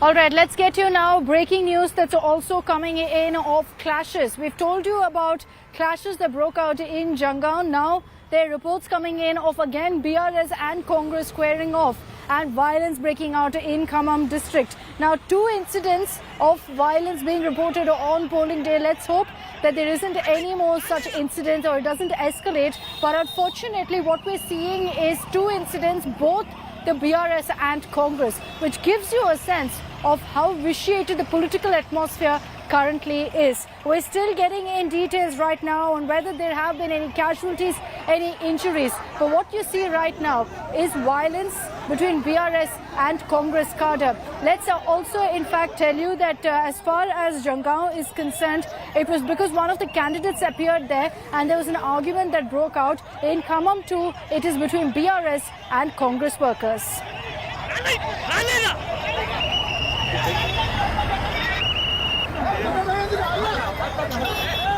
Okay, let's take this across to Apurva Jayachandran first. Apurva, what's the latest you're picking up on this incident that's been reported in Khammam?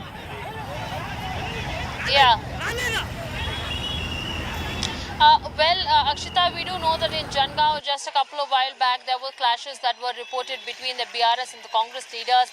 In a similar manner in Khammam as well, near a polling booth there, what we are hearing from sources is that there was yet again clashes that took place between the BRS and the Congress leaders. In fact, what we are getting to know, from sources is that these clashes had taken place just a short while back, and the police thankfully had arrived, reached there on time, and also were, managed to disperse the crowds from that area. That's what, sources do tell us.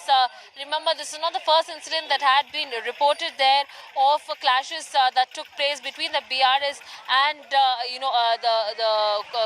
the Congress candidates.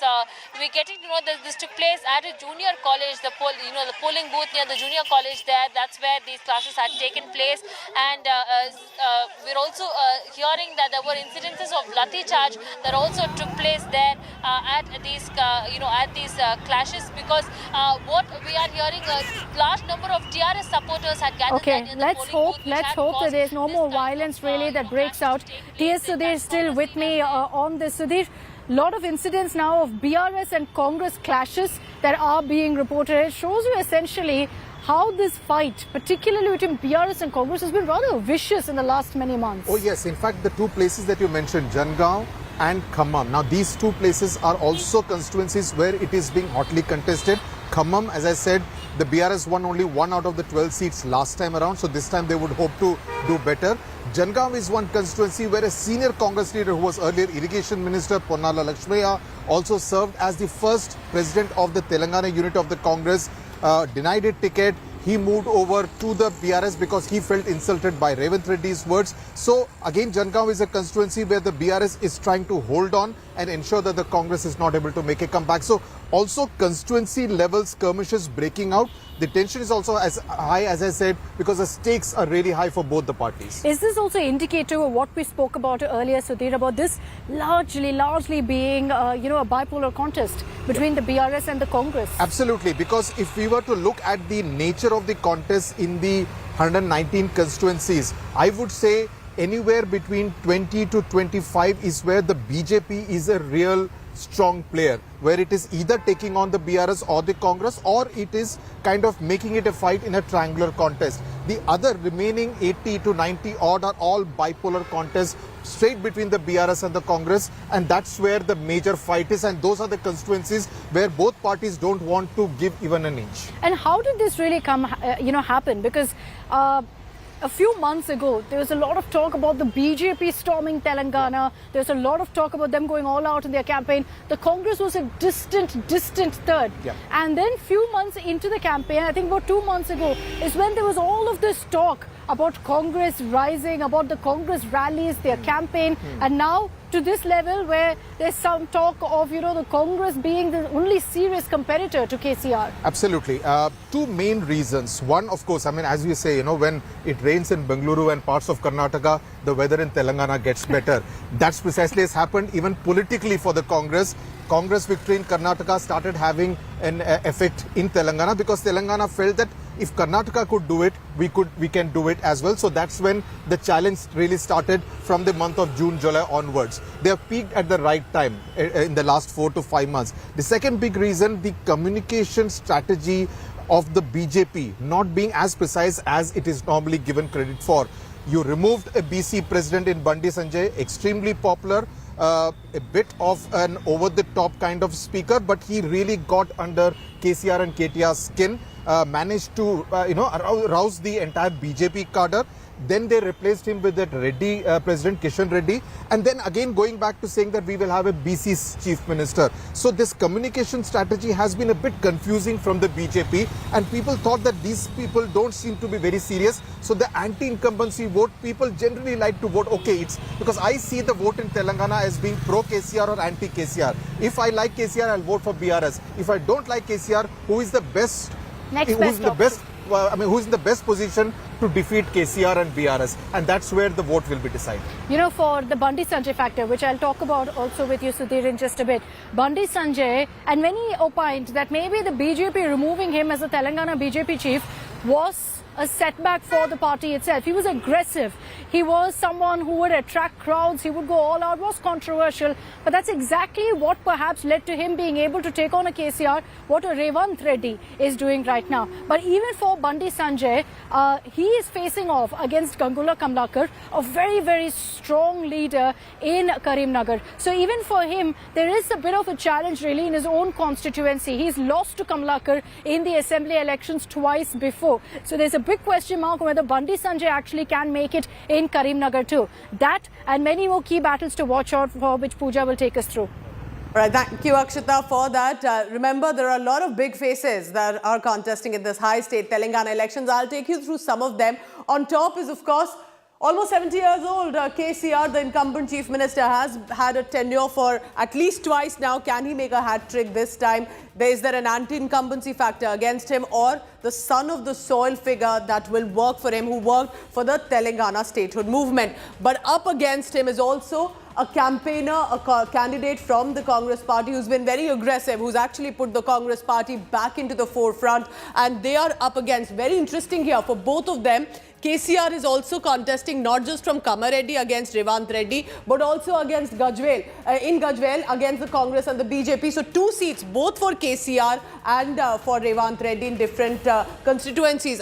From the Bharatiya Janata Party is KV Ramana Reddy. Let's look at other candidates as well and how they are contesting in which areas across the state of Telangana. For example, KCR, as I just told you, from Gajwel and Kamareddy, there is Revanth Reddy as well. This is KCR as an incumbent CM from Gajwel, the second seat, up against Itala Rajender, one of the senior most leaders of the Bharatiya Janata Party. So this is also going to be a big battle. From the Congress party is Tumakunta Narsa Reddy. So remember, each party has put forth their candidate in one manner that all of these fights are not an easy victory for any of the candidates. Let's go back to all the other candidates that we see. Let's take a look at Mohammad Azharuddin or Bandi Sanjay Kumar. Let's take a look at Mohammad Azharuddin, one of the most high-profile constituencies. Jubilee Hills. He's been a Lok Sabha member of parliament, a former cricketer, of course, and now he's up against Maganti Gopinath. Maganti Gopinath, remember, will be crucial because he's the MLA, he's the sitting MLA. So to beat him, to bring in the Congress party, will it be political experience or the cricketing phase that will work for Azharuddin remains to be seen. But there's also Lankala Deepak Reddy from the Bharatiya Janata Party. Let's take one more candidate before I go across again on the ground to my colleague Akshita Nandgopal. Let's take a look at KTR. KTR, the son of incumbent Chief Minister KCR, one of the most vocal among all the candidates, specifically of the BRS, and many are saying if KCR focuses on the 2024 Lok Sabha elections, if BRS wins, he continues to remain a minister, will he be the main in charge of affairs in Telangana? He's been a 2018 winner as well because he's been the minister from Sirsila, his constituency, up against Rani Rudramma from the Bharatiya Janata Party. A good candidate, remember, and it's not something that KTR would want to underestimate either. But from the Congress party is also Mahinder Reddy. So just going back to tell you a closer look about all these candidates. Remember Bandi Sanjay Kumar and T. Raja Singh, both crucial, aggressive, vocal leaders of the Bharatiya Janata Party, have been able to at least bring the Bharatiya Janata Party in political discourse. BJP only had 1 seat in the previous elections, 5 seats earlier. Can they manage to, with their campaigning, bring more seats? This time from Karimnagar, Bandi Sanjay Kumar of the Bharatiya Janata Party, Gangula Kamalkar, also very important, from the BRS. He's been the MLA since 2018. And then Puramala Srinivas from the Congress party. So like you saw, different candidates, which each one of them are fighting as much for their party, but also for their political survival. So these are some of the candidates that we are looking at, and we'll continue to update you about an Akbaruddin Owaisi. Let's take one from the AIMIM, whose chief is Asaduddin Owaisi, the Lok Sabha member of parliament from Hyderabad. But Akbaruddin Owaisi, remember in the past few days, some of the most controversial comments, threatening a cop, speaking on stage. He's been one of the vocal candidates, has got the party in trouble a lot of times, but he's been the 2018 MLA as well, and is the brother of Owaisi, and from Congress, B. Nagesh and Sitaram Reddy from BRS. Over to you now, Akshita, on the ground. Thanks very much, Pooja, for getting us all of those details. via our election intelligence dashboard. Let's in fact cut across to breaking news that's coming in. This is a reaction from Telangana Congress Chief Revanth Reddy, who's currently in Kodangal set to cast his vote. He says we're confident, the Congress is confident of securing a two-third majority in Telangana, and has reiterated that the Congress will repeat the Karnataka success formula in Telangana as well. Just hours ago, the Congress had complained against Kavita, saying that she's urging people to vote and that she said the BRS will win in Telangana. Revanth Reddy pretty much resorting to the same comments now, saying that people should vote for the Congress and that the Congress will win with a two-third majority in the state. Is it wishful thinking, or will the Congress accomplish this particular dream of Revanth Reddy? Let me play out first for you what Revanth said.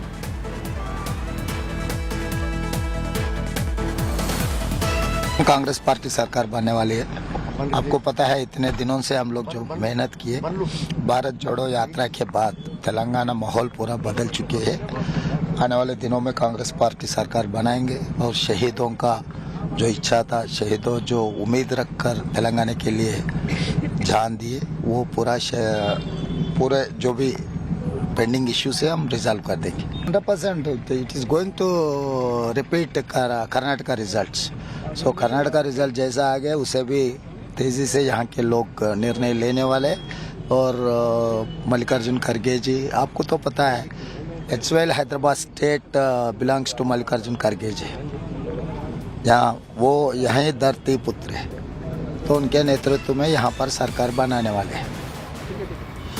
Okay, so that is the comment made by Revanth Reddy. Sudhir, wishful thinking, a two-third majority in Telangana. Look, the Congress may be in better footing than 2018, but for them to actually dethrone a KCR will require a huge amount for them. Will require, I think, their vote share to increase at least 2-3-fold. Absolutely. I mean, from going from a 19 to a 60 itself would mean that you are having to treble your tally of 2018. But Revanth Reddy has been saying that if I win, if the Congress wins even one seat less than 80, I'm willing for any punishment. So he has been making those kind of grandiose statements. But I think a lot will also depend on the kind of voting percentage that happens. If it is a high voting percentage, traditionally it is believed that it could translate into some kind of an anti-incumbency and anger against the government. So I think if it ends in the 50s, low 50s or in the 60s, I think it will be a tight contest. I still foresee an extremely tight contest. The BRS is not going to let go of this fight so easily. They have also fought this battle very well. They have a lot going for them. It's not as though the entire state is angry against them. Yes, there is anger in some pockets, but there are a lot of people, especially in urban areas, who feel happy with what the BRS government has done in the past few years. Correct. You know, the BJP, if it's a close contest, will be rubbing their hands in glee, because then they believe that the power center, at least they will be the kingmakers, very clearly at that. Talking about Revanth, Sudhir, is he the CM face for the Congress? Do you think so? It looks like the song that you mentioned, I mean, that has Revanth's name in it. And then replaced by Rahul whenever Rahul Gandhi comes in. So, he has been the face of this campaign. He has been the star campaigner, campaigning in most of the constituencies. He's a great orator. He kind of packs a punch when he speaks, especially about KCR and the family of the BRS. So in that sense, he has emerged as the face. But in the Congress, you can never rule out anything. There are a couple of SC faces who are also pretty strong in their areas. Bhatti Vikramarka, the CLP leader, who has been on a Padyatra through many districts of North Telangana. So he would definitely be a contender. Damodar Raj Narasimha, another SC face, has been Deputy Chief Minister before. And then there are other Reddy faces, Komati Reddy, Venkat Reddy, who has been saying that I am senior to Revanth Reddy, both within the Congress and in politics. So no reason why I should not be considered. So if the Congress backs the numbers, well, it will be pretty much quite a battle for the top job. There are at least 5 contenders right now within the Congress who all believe that they have a fair chance of actually becoming the Chief Minister. Again, with the big if the Congress actually wins and the results come in their favor on December 3rd.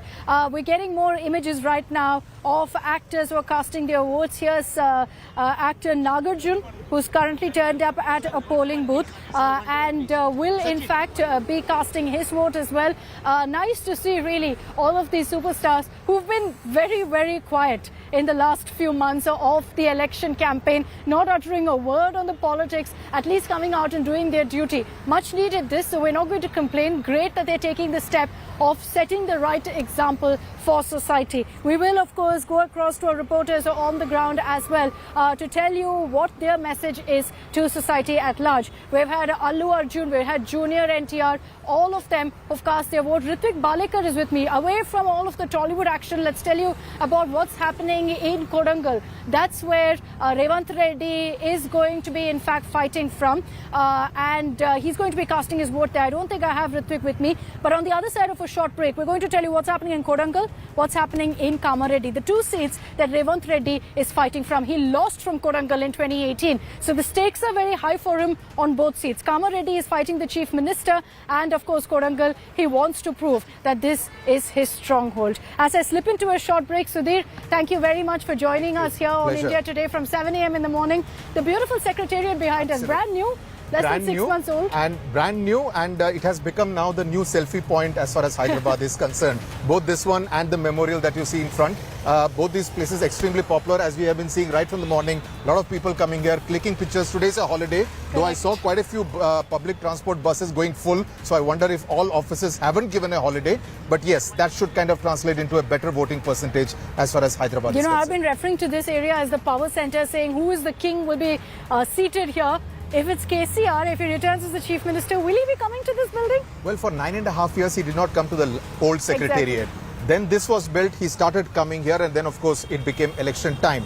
But yes, it will be quite interesting because there are various theories about why the old secretariat was demolished, because at least half of that old secretariat was built when YSR was Chief Minister. So in that sense, not more than 15 years old. Was it really necessary to kind of bring everything down and build a new secretariat? Some said it is because of Vastu reasons. Correct. So whether that kind of fits in with the theory and what happens at election time, very interesting to watch. The building behind me is 100% Vastu compliant. Pleasure having you with us, Sudhir. Thank you. Thank you very much. Look forward to having you with me on December 3rd as well on Results Day. I'm slipping into a very short break and we will continue. We're not going anywhere. We're going to continue getting you all the updates on the other side of a short break here from Telangana. It's polling day. We'll get you the latest on the voter turnout and the latest reactions on the other side of a very, very short break.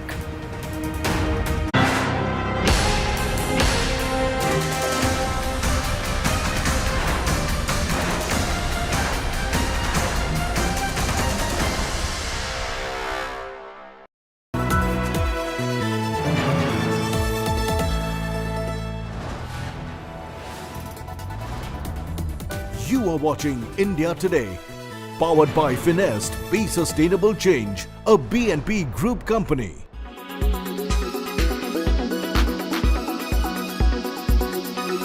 हमारे साथ exclusive बातचीत में उत्तराखंड के मुख्यमंत्री, जो सबसे बड़े news maker के तौर पे आप ले लीजिए या मिस्टर रिलायबल के तौर पे ले लीजिए, पुष्कर सिंह धामी साहब जुड़े हुए हैं। और 17 दिन लगातार जब श्रमिक भी फंसे रहे तो सीएम साहब आपके लिए भी बहुत कठिनाई, मुश्किल की घड़ी थी, क्योंकि सारा दारोमदार आपके राज्य में ये घटना हुई थी, दारोमदार आप पर था। अब जो है एक बार फिर से जो सुबह हुई है उसमें धूप जो है अलग तरह से खिली हुई है। नहीं, बहुत कठिन समय था कि अचानक दीपावली के दिन ही ये बात आई, ये मैसेज आया कि यहाँ पर इस प्रकार की घटना हो गई है। तो उस दिन से हम लोग लगातार प्रयास करते रहे और हमारे प्रधानमंत्री जी भी लगातार उसी दिन से, वो कहीं उस दिन बॉर्डर पर गए हुए थे। दीपावली चूंकि वो हर बार अपनी सेना के लोगों के साथ कहीं करते हैं, तो दीपावली में सैनिकों से मिलने के बाद जैसे आए तो उनका 4 बजे के लगभग मुझे फोन आया। उन्होंने पूछा तो मैंने उनको बताया कि ऐसी स्थिति है, लेकिन हम लोग प्रयास कर रहे हैं कि जेसीबी और पोकलैंड से मलबा हटाएंगे और वो निकलेंगे। फोन आ गया था। पहले दिन ही फोन आ गया था। जैसे ही वो अपने बॉर्डर के कार्यक्रम से दीपावली के बाद, वो चूंकि दीपावली के दिन हमेशा सेना के लोगों के बीच में रहते हैं, वहां से आने के बाद उनका फोन आया, तो मैंने उनको कहा कि ऐसे ऐसे प्रयास हम कर रहे हैं। तो उन्होंने कहा नहीं, सब प्रयास करिए और पूरी जानकारी उसकी करिए, कैसे कैसे क्या हो सकता है। पता नहीं बिहार में सरकार को ये भ्रम हो गया है कि यहाँ के मुस्लिम समाज के लोग कुछ अलग चाहते हैं। ऐसा कुछ नहीं है। जो मुस्लिम समाज के लोग भी हैं वो देश के संविधान और कानून के साथ चलते हैं। किसी ने मांग किया था क्या 2 कैलेंडर जारी करने का? यानी मुस्लिम मांगे न मांगे, इन्होंने जबरदस्ती जारी कर दिया। अरे भाई, सबके लिए मुस्लिम समाज के लोग भी बराबरी मांगते हैं, न कि अलग अलग कोई अपीजमेंट मांगते हैं। लेकिन बिहार की सरकार को भ्रम हो गया है कि 2 कैलेंडर जारी कर देंगे, उससे इनको कुछ अलग फायदा हो जाएगा। अलग नज़रिए से देख रहे हैं। ऐसे नज़रिए से देखने की ज़रूरत नहीं है। मुस्लिम समाज के लिए कुछ काम तो करते नहीं है, खाली कैलेंडरें जारी करते हैं।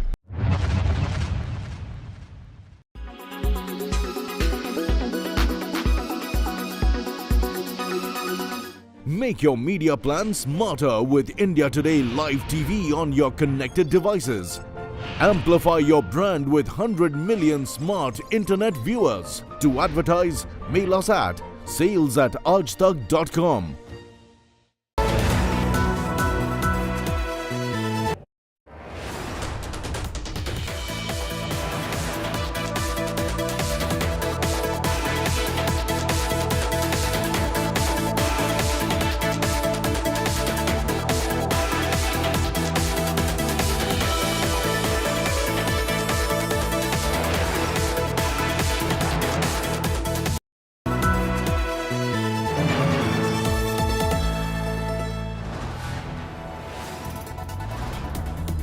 You are watching India Today, powered by Finest. Be Sustainable Change, a BNP Group company.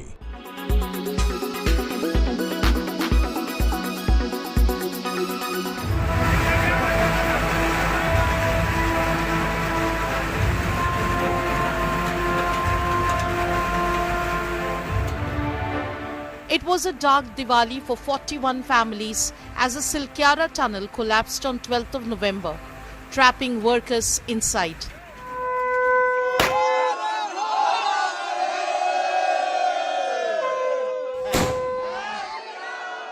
"17 days later, the light is back in their lives.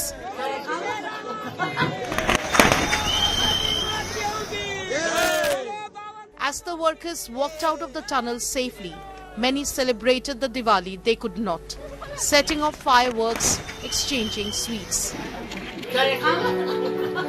The families have spent the last 2 weeks praying. दिन सोते हैं तो रात को न, रात सोते हैं तो दिन को न, ऐसे मरने नहीं भुलाते थे। उसी पर में ध्यान, हाँ उसी पर में ध्यान लगते थे कि कब से कब बेटा देखेंगे, कब से कब बेटा निकलेंगे कहीं। And now preparations are on to welcome their loved ones. हम रोज दिन दुआ मांगत रही कि ऊपर वाला के बढ़िया से निकलावे। बहुत अच्छा लगा एखने इतना बाहर आए के तो बात कर दिले तो इतना अच्छा लगा, मन खुश हो गेला।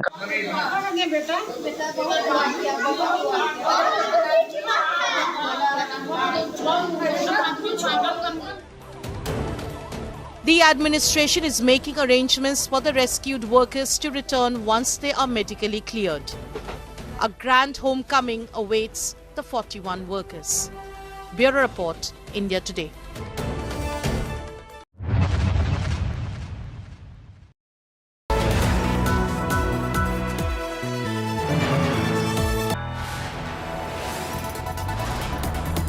You are watching India Today, powered by Finest. Be Sustainable Change, a BNP Group company.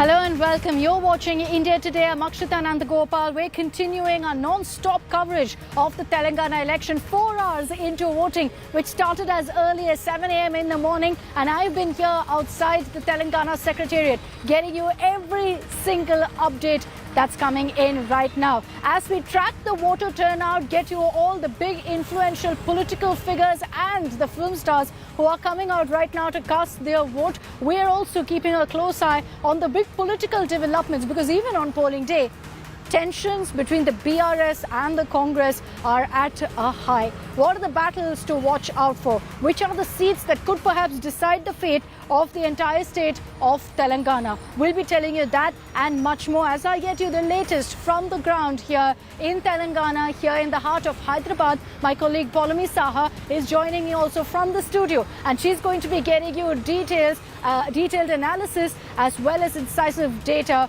using our election intelligence dashboard to get you a 360-degree coverage of the big Telangana election. For the moment, I'm handing it over to Polami for the headlines.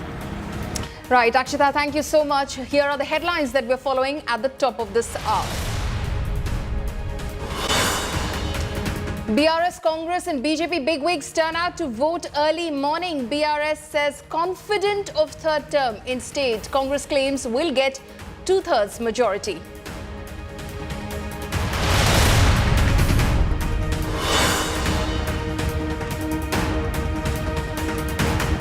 Superstars Allu Arjun, Junior NTR get inked. Megastar Chiranjeevi, Venkatesh, Nagarjuna all cast their vote.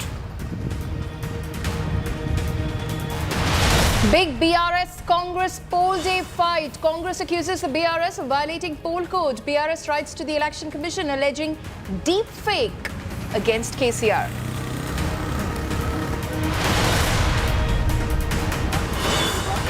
A quick look at the other stories also that we're tracking this hour. The city of Chennai completely waterlogged after heavy rains lashed parts of Tamil Nadu. Schools shut. More showers predicted through the day, courtesy a deep depression. And US charges Indian man Nikhil Gupta in alleged murder plot of Khalistani terrorist Gurpatwant Singh Panoon.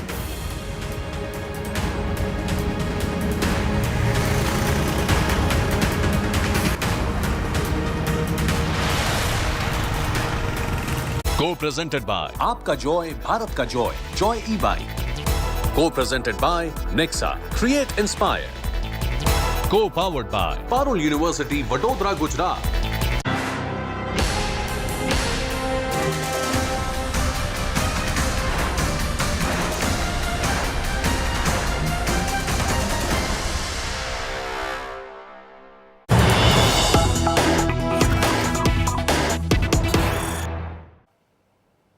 News coming in at the top of this hour. Healthy voter turnout in Telangana so far. Telangana voter turnout is at about 8.5%. Hyderabad voter turnout stands at about 4.9%. Adilabad records the highest turnout so far at 13.5%. So voter turnout overall so far, as per the latest data from the Election Commission, says that Telangana voter turnout stands at about 8.5%, and Hyderabad voter turnout in the capital, it stands at about 4.9%.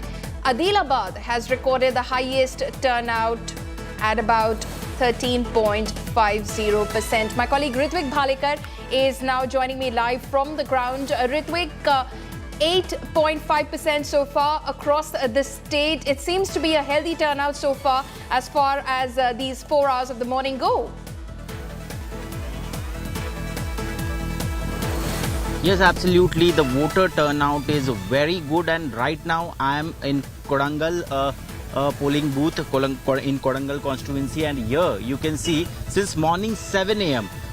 The people are coming out, the voters are coming out in large numbers, and they are getting good response, right from senior citizens to the youngsters. Everyone can be seen here, and people are, we can see, are pouring in large numbers. Kodangal constituency, one of the most followed up constituency, because Revant Reddy has to prove his worth from here. He got defeated in 2018 against BRS candidate, and again he is contesting from here. He casted his vote at around 8:30 am, and then he has left to the another constituency, Kamareddy, where again he is contesting. But overall, in Hyderabad and also in rural areas especially, is what we are seeing is that the voter turnout is very good and people are coming out in large numbers. Yes. Right, Ritvik Bhalikar is there reporting from the ground in Korangal. Over to my colleague Akshita Nandagopal, who's been bringing us all the breaking updates from the state of war, Telangana, since this morning. Akshita, over to you. Thanks very much, Paulamy. For all of the viewers who are joining us on this broadcast just now and you've missed our rolling coverage of the Telangana polling action from 7 a.m. this morning, we've got you covered. Let's round up beginning for our viewers with all that's happened so far in Telangana in the last 4 hours.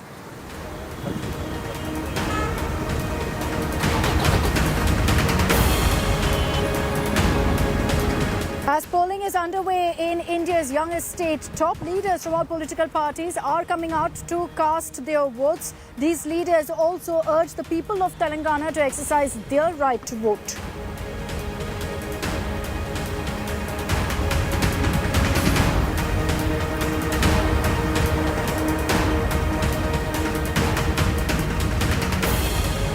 Before casting his vote, Congress Telangana Chief Revanth Reddy performed a Go Puja. Revanth said it was his personal belief and that cow worship has nothing to do with his politics.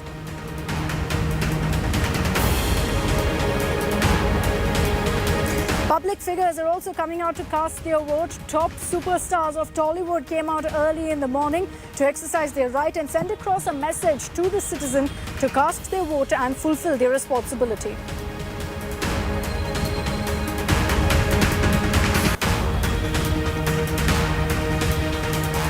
Nice to see, of course, that citizens cutting across age groups are coming out to cast their vote. First-time voters, nearly 10 lakh of them. Senior citizens, all of them coming out to exercise their franchise to choose the next government for India's youngest state.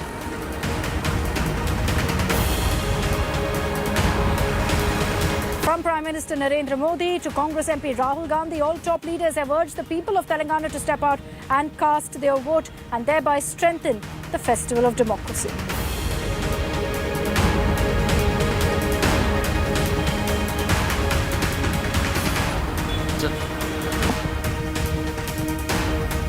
So, state of war Telangana has now begun. Voting for Telangana has been underway. Polling kicked off in 119 assembly constituencies. Telangana has recorded a voter turnout of 8.52% as of 9 a.m. with Adilabad district recording the highest voter turnout so far of 13.50%. BRS MLC K Kavita, Telangana BJP Chief G Kishan Reddy, AIMIM Chief Asaduddin Owaisi, Congress State Chief Revanth Reddy all cast their votes this morning. With Telangana voting today, the high-octane elections across the 5 states will finally conclude.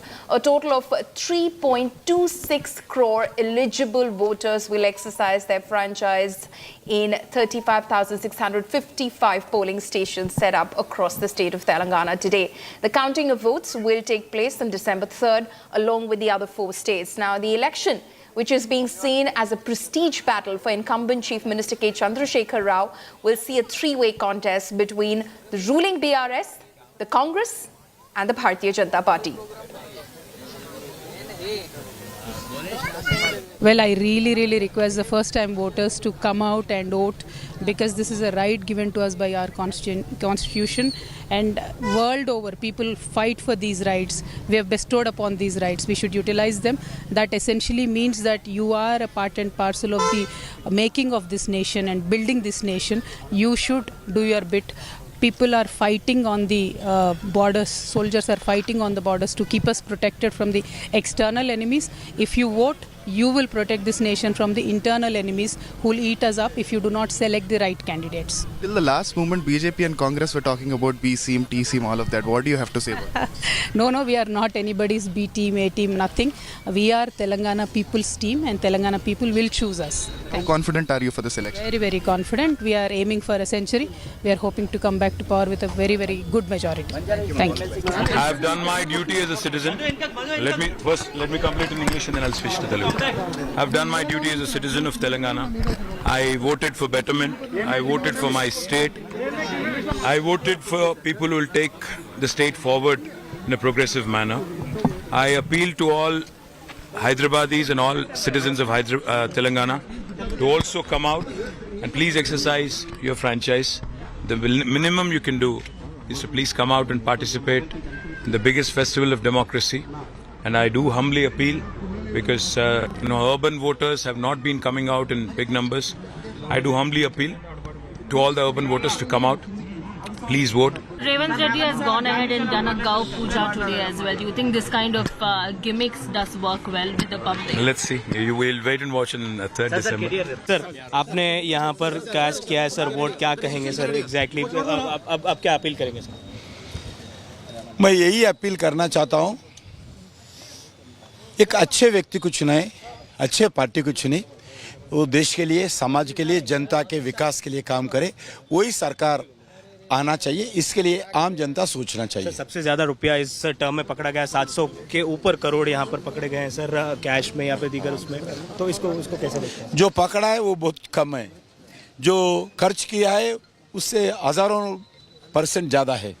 Sir fake videos, fake audio viral करने का आरोप कांग्रेस पर BRS लगा रही है, election commission को इस पर लिखा है सर. डीप फेक की बात मोदी जी ने भी की थी. कांग्रेस पार्टी कुछ भी करता है. कांग्रेस पार्टी कितने भी गिरावट जाकर इलेक्शन प्रचार करके लोगों को गुमराह करने के लिए प्रयास करते हैं. कांग्रेस पार्टी का कोई प्रचार के ऊपर जनता विश्वास नहीं करना चाहिए. कांग्रेस पार्टी सरकार बनने वाली है. आपको पता है इतने दिनों से हम लोग जो मेहनत किए, भारत जोड़ो यात्रा के बाद तेलंगाना माहौल पूरा बदल चुके हैं. आने वाले दिनों में कांग्रेस पार्टी सरकार बनाएंगे और शहीदों का जो इच्छा था, शहीदों जो उम्मीद रखकर तेलंगाना के लिए जान दिए, वो पूरे जो भी पेंडिंग इश्यूज है हम रिजॉल्व कर देंगे. 100% it is going to repeat Karnataka results. So Karnataka result जैसा आ गया उसे भी तेजी से यहाँ के लोग निर्णय लेने वाले. और मल्लिकार्जुन खड़गे जी, आपको तो पता है it's well Hyderabad state belongs to Mallikarjun खड़गे जी. वो यहाँ धरती पुत्र है, तो उनके नेतृत्व में यहाँ पर सरकार बनाने वाले हैं. Sir, you have just casted your vote along with others as well from your family. How confident are you of today's day where people of Telangana will decide the fate of all the leaders? Well, today is the very important day as far as our democracy is concerned. And this is the day wherein the people have the right to make their likes, dislikes. They have this great opportunity to show their love for the work which party has done, for the progress, prosperity, peace that is maintained everywhere. So this I hope and request the people to please come out, exercise your right to vote. And this is not a day to go on a holiday or to go out for a picnic. This is a day for you to come out and exercise your right to vote, so that you make politicians more accountable, so that you show that yes, we are rewarding a politician or a candidate for the work which he has done. This is the time to come out and vote, to show that you have confidence in a party or a candidate for what they have done in 5 years. So I hope that people will come out in large numbers and each and every vote will be casted and the polling percentage. My colleagues Nagarjun, Ritwik and Satya are now joining us live on this. I'll hand it over now to my colleague Akshita. Akshita, over to you. Thanks very much, Paulami. So Nagarjun Dwarkanath, we've got Abdul Bashir, we've got Maruti Acharya, all reporting from different parts of Hyderabad. Also Ritvik Balekar joining us live from Korangal. Nagarjun, if I can bring you in, you were tracking, of course, Mr. Asaduddin Owaisi earlier, and his appeal was to the people of Telangana to come out and vote. Looking at the voter turnout so far, a bit too early to say whether it's healthy or not, but definitely Hyderabad needs to step up. 2018 too, the city didn't really come out to vote in large numbers. This time too, so far, doesn't look like a healthy voter turnout in Hyderabad. And that number will be very crucially watched, because if it's a healthy voter turnout, surpassing 73% of 2018, there will be talk about whether that's the anti-incumbency effect. Akshita, that is true. In fact, the numbers in the first hour for Telangana looks okay as of now, 8.52%. And Hyderabad looks dismal, but hopefully people do turn out in the polling booths. I am in a constituency here in Hyderabad. Let me speak to some senior citizens, ma'am. आप बताइए, आपने अभी vote किया है, किस मुद्दे पे आपने वोट किया है?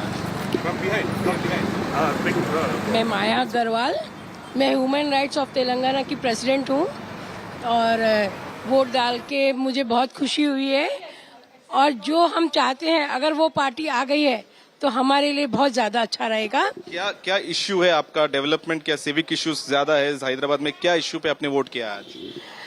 मैंने ये इश्यू पे मैंने किया है, एक तो लेडीज में जागरूकता आवे और दूसरा बच्चों के लिए मैथोलॉजिकल के लिए ज्यादा ज्ञान दे। आप बताइए सर, आपने अभी वोट किया है, कास्ट किया, आपका राइट, क्या लग रहा है आपको और क्या इश्यू पे आपने वोट किया? आज बहुत ही अच्छा माहौल दिखा, इलेक्शन एकदम पीसफुली चल रहा है, इसको देख के बहुत अच्छा लगा हमको और ये वातावरण भी अच्छा है, पीसफुली सब लोग। हैदराबाद में लोग बाहर आते नहीं है वोट करने के लिए, क्या मैसेज देना चाहते हैं? आज फर्स्ट टाइम मैं हैदराबाद के पूरे लोगों को घर से बाहर निकलते हुए देख रहा हूँ और सब लोग अपने अपने वोट के इस्तेमाल करना चाह रहे हैं, यूज करना चाह रहे हैं और ये बहुत अच्छी बात है, बहुत खुशी की बात है। इससे अवेयरनेस आ रहा है हमारे पब्लिक में भी और सब लोग वोट करेंगे तो ही हम लोग हमारे नेता को चुन के ला सकेंगे और जो भी नेता आएगा हमारे लिए वो हमारे लिए काम करेगा। Akshita, in fact, the sign that most of the Hyderabad people are coming out and voting is a sign that I could not even get breakfast. I traveled to 3 restaurants and all the 3 were shut. And unfortunately, I am still haven't had my breakfast because everyone's out there voting and people have made a point that they shut their restaurants, they shut their companies today and declared holidays for people to come cast their vote so that the owner, the employer and the employees together have made a point that in Hyderabad to vote. Hopefully the numbers will increase by the end of the day. Maybe it's a holiday for everyone. It means double the work for us, Nagarjun. Not complaining. We're here. We love to do what we do. And of course, we're getting you, the viewer, as you sit in the comfort of your home, all the updates you need to know. But go out there and vote. The least you can do is fulfill your responsibility. And that's the only reason you've been given leave, not to sit at home and chill. Let me also bring in Ritvik Balekar, who's reporting from Korangal. Revanth Reddy is, of course, fighting from that seat, which is why this is spotlight right now on Korangal. There was a lot of talk, Ritvik, about Revanth Reddy today morning, especially because he performed this Go Puja that had everyone talking. Yes, absolutely. When he came out of his home and he started performing Go Puja, actually everyone was awestruck to see that because before casting his vote with his family, with his wife Geeta and his daughter Nimisha, they all performed Go Puja. They offered flowers to the cow and then they were moving in circles. And at that time when we asked him that what do you really mean by doing this Go Puja? Is Congress eyeing Hindu votes? He was very smart enough to reply that this is completely an personal affair. It is his personal sentiments and they think as per the belief that it is very auspicious to perform such kind of Go Pujas before going for any important work. But we all know that what Congress is eyeing and what this spectaculars really means. Now in Korangal, we have with us so much so that Revanth Reddy Ritvik has made a comment saying 2/3 majority will be with Congress in Telangana, which is a tall claim. And let's see exactly what happens. So we'll Yes, in fact absolutely. track the latest from He's been Kodangal as claiming well. that. Revant Reddy, okay, at this point, looking at... Yeah, Ritvik, I'll come back to you. Apologies for the confusion. I'll come back to you. But in Kodangal, of course, we're keeping our unit there to get you every single update. Let's talk about strongholds. And Paulami is going to take you through that. A very interesting aspect really to see. Because in most states, you look at north, east, central, western, all looking very different, being strongholds of different political parties. But in this particular case, you will see that largely, whether it's the north, south, east or west, it's all painted pink. And that's the result of a sweep election. And mind you, we're talking about a young state here. So it's very difficult to talk about, what's the history, what's the political history of Telangana as well. It's changed quite a bit. But let's take a look at the 2018 strongholds. Like I said, it's a whole lot of pink. Paulami, over to you. Right, Akshita. So let's take you viewers now through the strongholds, as Akshita was mentioning, in terms of, the results as they stood in 2018, the last assembly election. 8 on 8 as far as the BRS was concerned. 3 elections that were won consecutively. You see, of course, those areas marked over here, the seats that are marked over here as far as the BRS's performance is concerned. And the BRS continues, of course, to hold those and hopes it manages the same when the results are declared on as far as the elections are concerned on December 3rd. As far as AIMIM stronghold is concerned, out of course, you can see that small dot over there. As far as AIMIM was concerned, it won 7 seats in the last assembly elections, contesting on 9 in these assembly elections. You can see 3 elections won consecutively as far as these seats are concerned. So that is, of course, the AIMIM stronghold. As far as the Congress stronghold is concerned, there are 3 seats, such seats across the state of Telangana. You can see it as far as, the southern eastern part of the state is concerned. 3 elections won consecutively over here as far as the Congress party is concerned, which did not come a close second. It was a distant second in the last election of 2018. TDP stronghold, just 1 seat that we're talking about. TDP, of course, we counted in the others segment, because remember that this mostly is a triangular contest between the BRS, the Congress and the BJP. 3 elections won consecutively, that's 1 seat as far as the TDP is concerned. So that is, of course, what we're looking at in terms of the assembly elections and their results of 2018. Does it play out any differently in 2023? We'll, of course, find out on December 3rd. So it's a 3-way battle in Telangana between the BRS, the BJP and the Congress party. Now, speaking at India Today's Telangana Roundtable, the Congress exuded confidence in the party's dynamics and said that the Congress has risen like a phoenix after the Bharat Jodo Yatra. Meanwhile, BRS said that they don't think anyone can separate Telangana and KCR. Prime Minister Modi, of course, during a rally, slammed KCR. Both Modi ji and Rahul Gandhi ji would not like to see BRS go beyond Telangana and get into other states. So the narrative that is being set, which is especially the modus operandi of both of these national parties, is anybody trying to grow beyond their epicenter, they do not like. So what do? They come out and say, iska bhi team hai, uska bhi team hai. कौन किसके साथ मिला हुआ है तेलंगाना जनता जानती है. इससे पहले भी देख चुकी है, आगे भी देखेंगे. राहुल आके बदनाम करते हैं, अगले दिन मोदी जी उसका सर्टिफिकेट दे देते हैं. दोनों का इरादा एक है कि केसीआर को तेलंगाना में यहीं दफना दो और एकलौती जो आवाज है तेलंगाना की केसीआर की, यहीं पे समाप्त करो, यहीं पे खत्म करो, ताकि वो बाहर ना आए, महाराष्ट्र कोई और अन्य राज्य में ना आए और वहां आके फिर उनका झंडा ना लहराए. बीजेपी यहाँ पे है नहीं यार. पिछली बार 1 सीट जीते हैं, इस बार वो भी नहीं जीतेंगे मेरे हिसाब से. तो क्या लड़े, क्या बोले उनकी, हम क्या मुंह लगे उनकी. लगना ही नहीं है, क्योंकि वो बोलते रहते हैं कुछ भी, आके कुछ होना ही नहीं है उनसे. हर जगह डिपॉजिट जब्त हो जाएगा, हराएंगे फिर से. राहुल जी से कांग्रेस से बीजेपी को रोकना नामुमकिन है, उनसे ना होगा. तो इसीलिए मैं कह रहा हूं, राहुल गांधी जब तक है, वो सबसे बड़े कार्यकर्ता है मोदी के. मोदी जी के सबसे बड़ा अगर कोई एसेट है हिंदुस्तान में तो राहुल गांधी है. जब तक राहुल गांधी यहां पे है, Modi ji, I think he will continue to do whatever he is doing. यहाँ के जनता तय कर दिए इस बार केसीआर को हराने के लिए, क्योंकि तेलंगाना में केसीआर परिवार वर्सेस पूरा तेलंगाना परिवार के चुनाव हो रहे. मगर नया कोई टीआरएस या केसीआर केटीआर ने पूरे तेलंगाना में एक मेमोरेबल थिंग अब दिखा. आउटर रिंग रोड ने हम ही ने बनाया, इंटरनेशनल एयरपोर्ट हम ही ने बनाए, IT कंपनीज हम ही लाए, कम्युनल वायलेंस को पूरा खत्म कर दिया हम लोग। जितने भी इरिगेशन प्रोजेक्ट्स है, मोर देन 70 लाख एकर्स को हम पानी दिए। आप क्या किए? मेरे टिकट करोड़ों में ब्लैक में बिक रहा बोले तो मेरा पार्टी जीतने वाले है। This is the other side of the story कि वो खुद मान ले रहे, अरे रेवंत रेड्डी के नेतृत्व में टिकट बिक रहा है, करोड़ों में जा रहा है, मेरा टिकट कोई पूछने वाले नहीं है बोल के KCR KTR खुद कह रहा है। इसका मतलब हार मान लिए। BRS की कार के 4 पहिए और एक स्टीयरिंग कांग्रेस के पंजे से बिल्कुल अलग नहीं है। ये दोनों ही दल धर्म के आधार पर अपीजमेंट करते हैं, तुष्टीकरण करते हैं। इन दोनों ही पार्टियों ने करप्शन को बढ़ाया, इन दोनों ही पार्टियों ने परिवारवाद को बढ़ाया, इन दोनों ही पार्टियों के तुष्टीकरण को नई ऊंचाई पर पहुंचा दिया। ये दोनों पार्टियां जहां रही वहां कानून व्यवस्था चौपट हो गई। इन दोनों पार्टियों ने दलितों और BC समाज को धोखा दिया।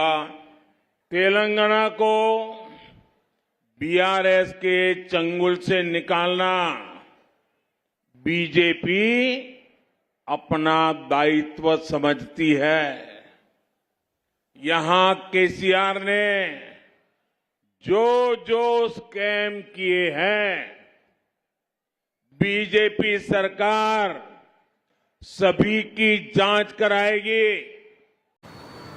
Let's take this back across to our reporters once again. Maruti Acharya is joining us with the latest from another polling booth in Hyderabad. Maruti, earlier in the morning you were of course with BRS MLC K. Kavita, who's landed herself in a bit of trouble, a bit of controversy after she urged people to vote for BRS. That's a violation of the EC code. The Congress has now complained to the Election Commission on it. Has she given any reaction to the Congress approaching the EC? Yes, Akshita. So as of now, there's no reaction from Kavita regarding the Congress claims. The video is definitely circulating and is going viral on social media, and also in the video where she's talking about vote for BRS, that is to the questions. I was in the location and I was there recording her bite. So when the media people asked her saying that will you think that BRS will be chosen, that's when she has given that answer. But still yet Congress claims that it's violation of the code of conduct, and she should be held accountable for that. So no reaction from MLC Kavita as of now. But yeah, that is the current situation, Akshita. Okay. All right, let's see what the EC really does about that complaint filed by the Congress. Thanks, Maruti. Thanks also to our other reporters. We are going to continue our rolling coverage as we get you all the updates from Telangana on polling day. What's been the latest as far as voter turnout is concerned? We'll talk about that and much more. Paulimi and I will be joining you with the updates on the other side of a short break. And a quick reminder that comes 6 p.m. this evening, the much-awaited election broadcast begins here on India Today. Our #1 election team of Rahul and Rajdeep back with more data, back with the exit poll numbers that you can all watch out for starting 6 p.m. this evening. For the last month, I've been crisscrossing the battleground states from Rajasthan to Telangana through Madhya Pradesh and Chhattisgarh. It's that reportage experience that I hope to bring to our coverage of the exit poll. Not just studio number crunching, but also the ground zero experience. The complete package on our exit poll coverage, the exact poll, only on India Today.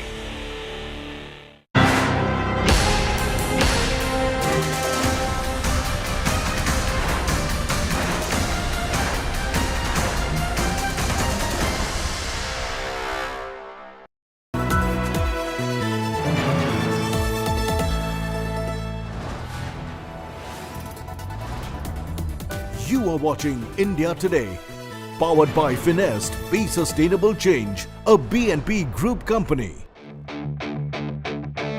For the last month, I've been crisscrossing the battleground states from Rajasthan to Telangana through Madhya Pradesh and Chhattisgarh. It's that reportage experience that I hope to bring to our coverage of the exit poll. Not just studio number crunching, but also the ground zero experience. The complete package on our exit poll coverage, the exact poll, only on India Today.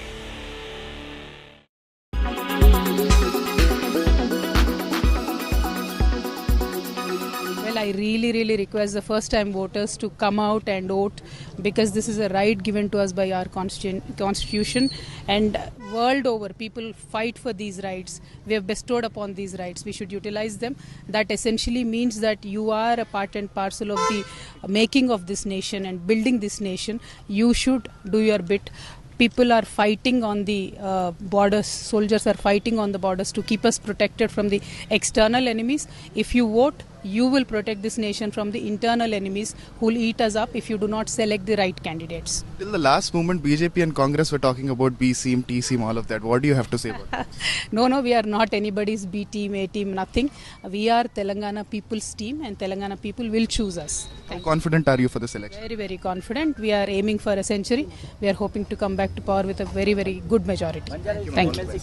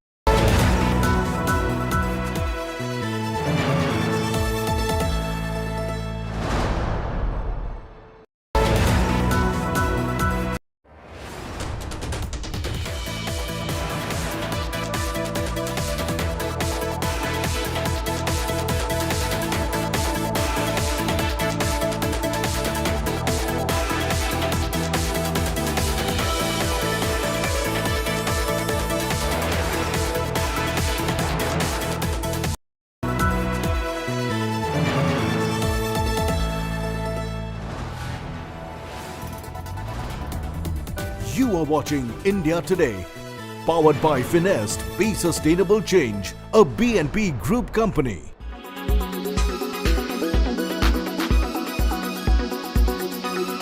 I have done my duty as a citizen. Let me complete in English and then I'll switch to Telugu. I have done my duty as a citizen of Telangana. I voted for betterment. I voted for my state. I voted for people who will take the state forward in a progressive manner. I appeal to all Hyderabadis and all citizens of Telangana to also come out and please exercise your franchise. The minimum you can do is to please come out and participate in the biggest festival of democracy.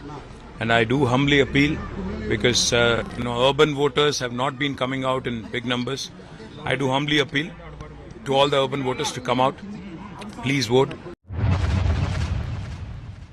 आपने यहाँ पर cast किया है sir, vote क्या कहेंगे sir exactly? अब क्या appeal करेंगे सर?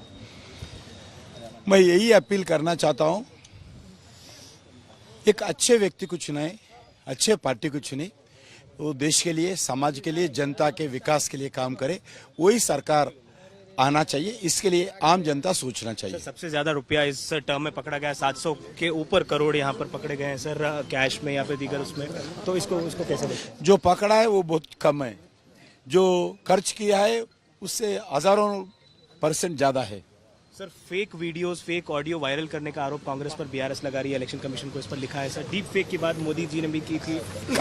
कांग्रेस पार्टी कुछ भी करता है, कांग्रेस पार्टी कितने भी गिरावट जाकर इलेक्शन प्रचार करके लोगों को गुमराह करने के लिए प्रयास करते हैं।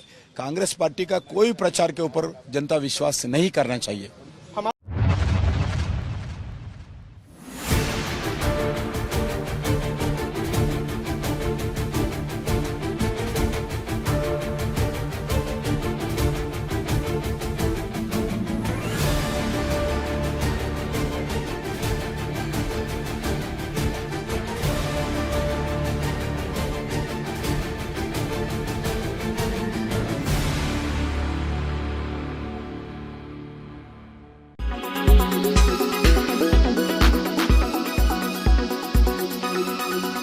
Make your media plan smarter with India Today Live TV on your connected devices.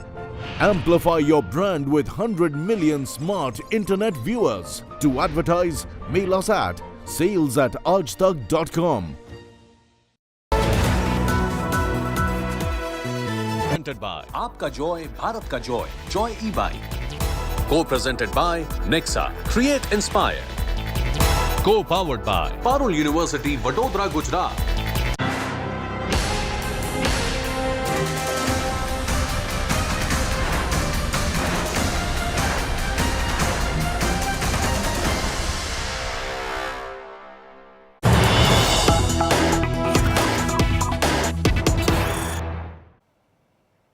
We're getting some breaking news that's coming in right now. Telangana Congress students wings big charge on the BRS. NSUI says BRS Neta's aide was distributing money to voters. Congress says open violation of Model Code of Conduct. Nageshwar Rao's aide was distributing money is what now the Congress has alleged against the BRS. The Congress has released that video on your screens right now, where they allege that a BRS Neta's aide was distributing money to voters.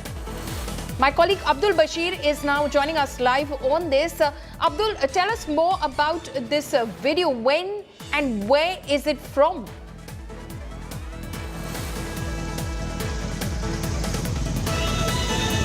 Hello. Okay, we'll try and reconnect with my colleague Abdul, who's bringing us that latest piece of information. We'll try and show you that video just once. This is a video which has been released by the Congress party. The Congress is alleging that this is a BRS Neta's aide. He is Nageshwar Rao's aide, who allegedly was distributing money to voters to entice them to vote for the BRS in the elections today. That is a violation of the Model Code of Conduct, is what the Congress has said. Remember, the Congress has already, in fact, complained about the BRS in the past as well. The two parties have been locked in a very tight contest in these elections, and accusations have been flying thick and fast between the two parties in the run-up to these elections. And today is election day, and the Congress has released this video now saying that that is a BRS Neta's aide, Nageshwar Rao's aide, who allegedly was distributing money to voters. Remember that the Election Commission has already seized a lot of cash, liquor that were being used as inducements on ground for the voters. But yes, it is clear that a lot of alcohol, cash, a lot of food as well has been used very openly in these elections to entice voters. Now, Congress says that they have video footage, they have evidence of the BRS using money as an inducement. My colleague Abdul is back with us. Abdul, what more can you tell us about that video which the Congress has released, which they claim shows a BRS Neta's aide allegedly distributing money to voters? Well, the Congress NSUI President Venkat Balmur has tweeted this video in which we have seen that an aide of Nama Nageshwar is seen allegedly distributing money to the voters, is what has been uplinked. And there had been several allegations against the BRS leaders as well. Yesterday we have seen a Gosha Mahal candidate, Nandu Vyas, was allegedly caught red-handed while he was giving money to the voters. And similarly today we see that Nama Nageshwar's aide, is what we are getting to know, was seen distributing money. So Nama Nageshwar is a BRS leader, and he is right now, this update that we are getting is from the BRS leader, where this aide has been seen distributing money to the particular voters in that particular constituency. Right. Abdul, thank you so much for bringing us that breaking information. That is what the NSUI chief from the state of Telangana, the Congress Youth Wing leader, has tweeted. He claims that that is BRS leader Nama Nageshwar's aide, who allegedly was distributing money to voters. We've got more breaking news that's coming in at the moment.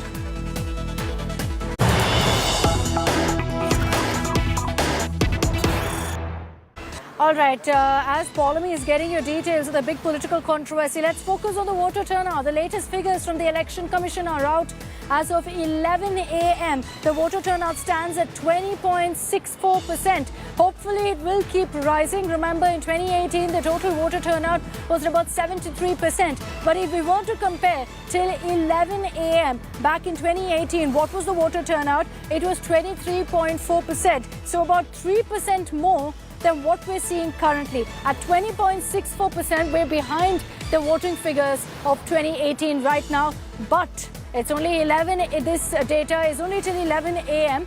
And in the next few hours, of course, there will be a lot more people who turn up to cast their vote as well. So this is the latest on the voter turnout. Let me take this across to Ritvik also for more. Ritvik, the EC putting out data, 20.64% is the voter turnout.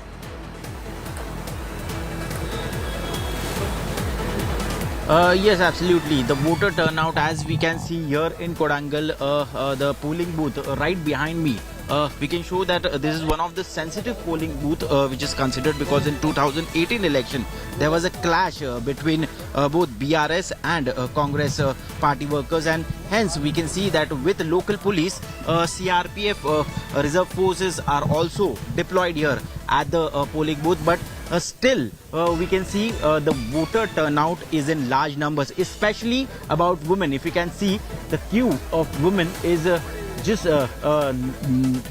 is growing, it is increasing, and we can see the number of women who have come out to vote are more than that of men who are standing here. And rest, we can see that in rural parts of Telangana, the voting turnout has turned out to be very good, very nice. But we have to see that in the city, in Hyderabad, what the picture is like. All right, you're right in highlighting that, it's usually the rural pockets where we see a healthier voter turnout when compared to the cities. A trend, unfortunately, in many parts of the country, and stands true here in Telangana as well. But let's take a look once again, shifting back to all the politics that we've been witnessing today. The BRS and Congress have been indulging in a tense face-off today on polling day as well. And this has been triggered over each of the parties rushing to the Election Commission with their own respective complaints. It started with, in fact, K. Kavita, BRS MLC, casting her vote early this morning. Now, after that, she gave a statement in which she said that people should come together and vote for KCR, appealing to people to vote for the BRS. The Congress immediately highlighted that this is a violation of the AC code and thereby sent a complaint to the poll panel as well. It almost seems like a tit-for-tat move, because you also have the BRS actually filing a complaint against the Congress with the EC over a completely different issue, on the issue of deepfakes being used in this election. According to the BRS, Congress is using deepfakes to target KCR, KTR and Kavita in their election campaign. So they've complained to EC on that as well. Let's take a look at all the reactions that have come in on this tense showdown between BRS and Congress, kind of indicative really of how much is at stake and how we've seen this high-octane bipolar contest between these two parties. Sir, fake videos, fake audio viral करने का आरोप कांग्रेस पर BRS लगा रही है। Election commission को इस पर लिखा है सर। डीप फेक की बात मोदी जी ने भी की थी। कांग्रेस पार्टी कुछ भी करता है, कांग्रेस पार्टी कितने भी गिरावट जाकर इलेक्शन प्रचार करके लोगों को गुमराह करने के लिए प्रयास करते हैं। कांग्रेस पार्टी का कोई प्रचार के ऊपर जनता विश्वास नहीं करना चाहिए। I am more worried about these deep fake videos because it is not good for anyone, and unfortunately the main target of such heinous crime, I would call it a heinous crime, are the women. And we will have to really, the country, the people are experts in cyber security, and the government must have some policy, and it should be taken up very seriously. And the ECA also has a very important role to play, that now with the technology evolving, it's much easier to, earlier it was morphing some photo, but now you can do everything, even the voice also. Let's take this across to Abdul Bashir for more details. Abdul, both the BRS and Congress have approached the Election Commission today on polling day, with each of them raising red flags over different issues. Yes, absolutely. See, Congress had been, alleging that the BRS leaders have, mainly BRS MLC K. Kavita has, asked voters to vote for BRS. And this was a statement that allegedly had been taken by the Congress party, and they are going to complain against, BRS MLC K. Kavita on this particular issue. And early this morning, we have seen that BRS party had, filed a complaint calling, alleging Congress of releasing deep fake videos and audio of the BRS leaders. Remember this deep fake technology that has come up where, and hyper reality videos or audios are being created and circulated, which are ultimately to be false, but they are completely edited, and it looks like they are, real. In reality. So this kind of videos and audios are being leaked is what the BRS had been alleging on the Congress party. And this incident, this particular issue has a larger impact on the voters, and especially on the day of polling, where if any kind of statements or any kind of recordings of these particular leaders goes viral through the deep fake technology, then that might impact the party. So now the party has taken a precaution, but however we have seen that BRS and the BJP had been lashing out at Congress for their campaign that they have done, and in the past few days we have seen Congress had been going all guns blazing in this social media campaign, be it poster war, be it any other videos that they have released on CM. And there's an allegation now that they're using deep fakes as well, which several political parties have also expressed concerns over. Abdul, we keep coming across to you for more on those updates. There's a lot at stake, very clearly, and that's evident in the kind of political battle, the high stakes and the high voltage political campaign that we witnessed between the BRS, Congress, BJP, AIMIM and every other political party in the fray. But let's break down for you what are the strengths and the weaknesses of each of these parties. Paulami Saha is standing by with that information, a detailed SWOT analysis of each political party. Right, Akshita. So let's break down for you where the parties and their strengths and weaknesses lie in terms of a SWOT analysis that we've done going through the assembly election results of the last 3 elections. So just look at the BRS SWOT analysis right now. When we say A is safe, which is 8 assembly constituencies, we mean that 3 consecutive terms won from these seats. Remember, we were talking about it earlier as well. As far as a little lighter shade of that green, if you start looking at it and you start looking at the map as well, 45 such assembly segments where we can say B, relatively safe. That means 2 out of 3 terms that have been won since 2008. And then you look at a little lighter shade of green again, weak, we call it, 47 such seats, only won once since 2008. And then of course very weak, there are 19 such assembly segments across the state of Telangana where the BRS has never won from. Remember, it has of course pitched 119 candidates in these elections. As far as the Congress's SWOT analysis is concerned, safe 3 seats only where it has won consecutively for 3 terms. And then of course relatively safe, 17 such seats where out of 3 they've won twice. And weak, 48 such seats where they've won only once and never won 51 seats across the state of Telangana, where we consider them to be very weak because they've never won from these seats. So that is, of course, the Congress's SWOT analysis. Remember that the Congress has pitched 118 candidates in this election. So that was the BRS. That is the Congress's SWOT analysis as well. Let's take you through the BJP's SWOT analysis right now. So as far as safe is concerned, none. Remember, the BJP won only 1 assembly constituency in the last Telangana election of 2018. Relatively safe, we would say about 2, because 2 out of 3 terms won in these last 3 times. As far as BJP is concerned, weak, 4 such seats where they've won once but not the other 2 times. And D, very weak, 113 assembly segments. Remember that the BJP is contesting across 111 constituencies in this elections. 8, of course, have gone to their partner in this election, the Janasena party. Now, The tiger of Telangana, the BRS's one-man army. Telangana's incumbent Chief Minister K. Chandrasekhar Rao is eyeing a hat-trick this election year. For the BRS Supremo, this election is nothing short of a do or die, with a close eye on the mega 2024 battle next year.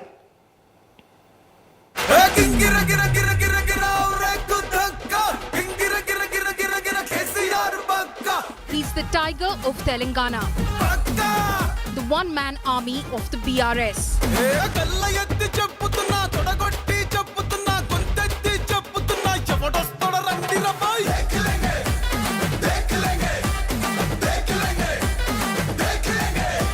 He's on a mission to secure a hat-trick in Telangana as Chief Minister, but faces a slew of mammoth challenges.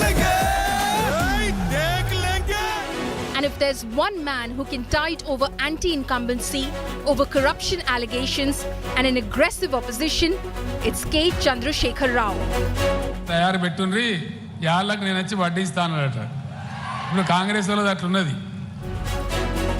He's been at the fore of the BRS campaign, holding 4 to 5 rallies every single day to cover all assembly segments across Telangana.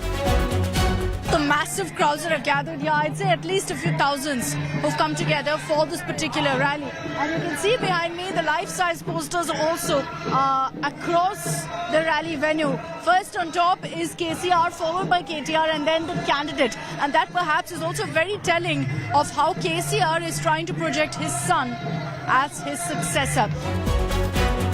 KCR has been the face of the Telangana movement since 2001, when he quit the TDP to start the Telangana Rashtra Samiti. The turning point in the movement came in 2009 when KCR led a massive hunger strike, upping the political pressure on the then UPA government. Nenu Kalvakuntla Chandrasekhar Rao ane nenu శాసనం ద్వారా నిర్మితమైన భారత రాజ్యాంగం పట్ల. After the formation of Telangana on June 2nd, 2014, on the same day at 12:57 p.m, KCR took oath as Chief Minister. నా కర్తవ్యాలను శ్రద్ధతో అంతఃకరణ శుద్ధితో నిర్వహిస్తానని భయం గాని పక్షపాతం గాని రాగద్వేషాలు గాని లేకుండా. Since 2014 to today, KCR has ruled as Chief Minister of Telangana and has won as MLA from his stronghold Gajwel. This time, however, he's also fighting from Kamareddy, a decision that's raised a lot of eyebrows, but he's linked it to his ancestral roots to the district. I'm standing right now in the Konapur village. This falls within the Kamareddy constituency.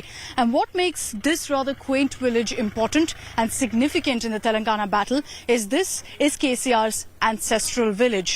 That works out as his advantage. He's been using the emotion card to say, this is my bhumi. I've come back here to fight for my people, to ensure that they get the development they deserve. KCR is gunning for a hat-trick as Chief Minister and has his task cut out for him. This perhaps is his most challenging election yet, fighting from 2 seats, fighting anti-incumbency and eyeing a 2024 national political plunge as well. Akshita Nandgopal for India Today.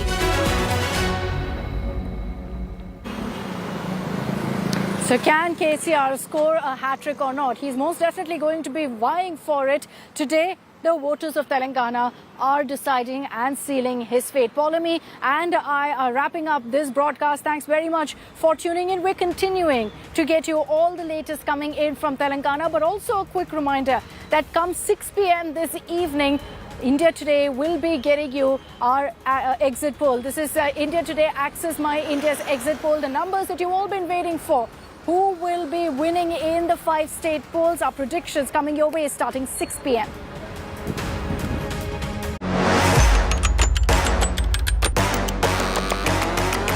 The best view of an Indian election is always from the ground, and I am back on the campaign trail, gauging the mood of the voter this election season.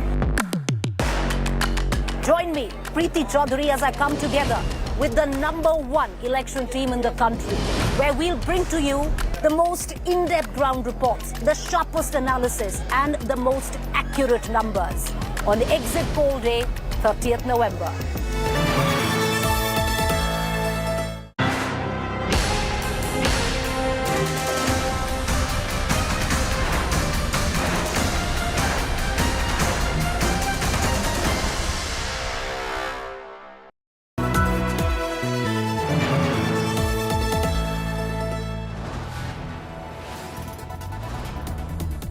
You are watching India Today, powered by Finest, Be Sustainable Change, a BNP Group company.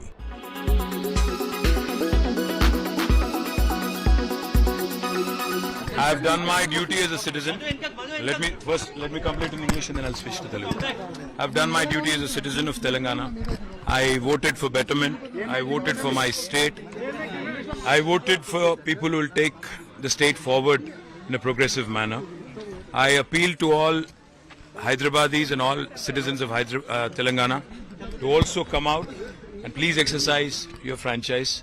The minimum you can do is to please come out and participate in the biggest festival of democracy.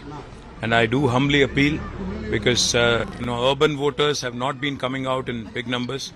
I do humbly appeal to all the urban voters to come out. Please vote. आपने यहाँ पर cast किया है sir, vote क्या कहेंगे sir exactly? अब क्या appeal करेंगे सर? मैं यही अपील करना चाहता हूँ, एक अच्छे व्यक्ति को चुनाए, अच्छे पार्टी को चुने, वो देश के लिए, समाज के लिए, जनता के विकास के लिए काम करे, वही सरकार आना चाहिए। इसके लिए आम जनता सोचना चाहिए। सबसे ज्यादा रुपया इस टर्म में पकड़ा गया, 700 के ऊपर करोड़ यहाँ पर पकड़े गए हैं सर, कैश में या फिर दीगर उसमें, तो इसको कैसे देखते? जो पकड़ा है वो बहुत कम है, जो खर्च किया है उससे हजारों % ज्यादा है। Sir fake videos, fake audio viral करने का आरोप कांग्रेस पर बीआरएस लगा रही है, इलेक्शन कमीशन को इस पर लिखा है सर। डीप फेक की बात मोदी जी ने भी की थी। कांग्रेस पार्टी कुछ भी करता है, कांग्रेस पार्टी कितने भी गिरावट जाकर इलेक्शन प्रचार करके लोगों को गुमराह करने के लिए प्रयास करते हैं। कांग्रेस पार्टी का कोई प्रचार के ऊपर जनता विश्वास नहीं करना चाहिए।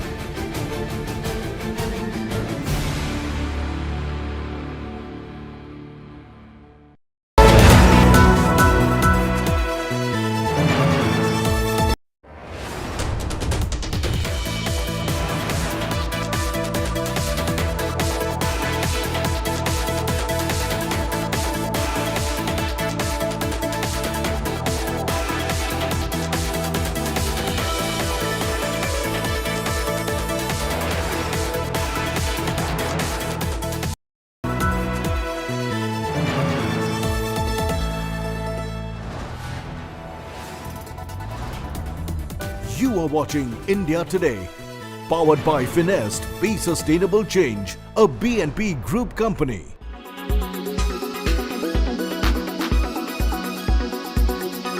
Well, I really request the first-time voters to come out and vote, because this is a right given to us by our constitution, and world over people fight for these rights. We have bestowed upon these rights. We should utilize them.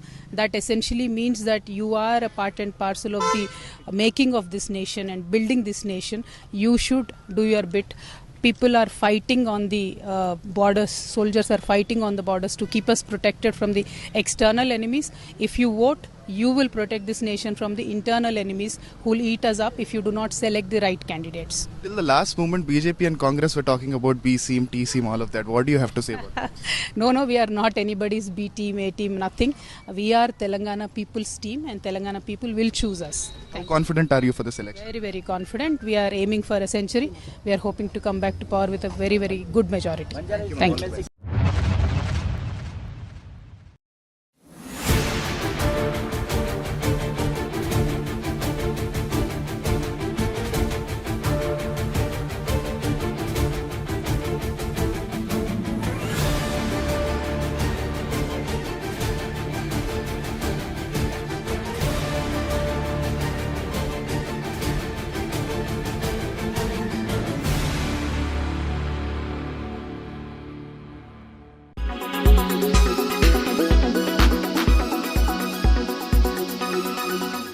Make your media plan smarter with India Today Live TV on your connected devices. Amplify your brand with 100 million smart internet viewers. To advertise, mail us at sales@aajtak.com.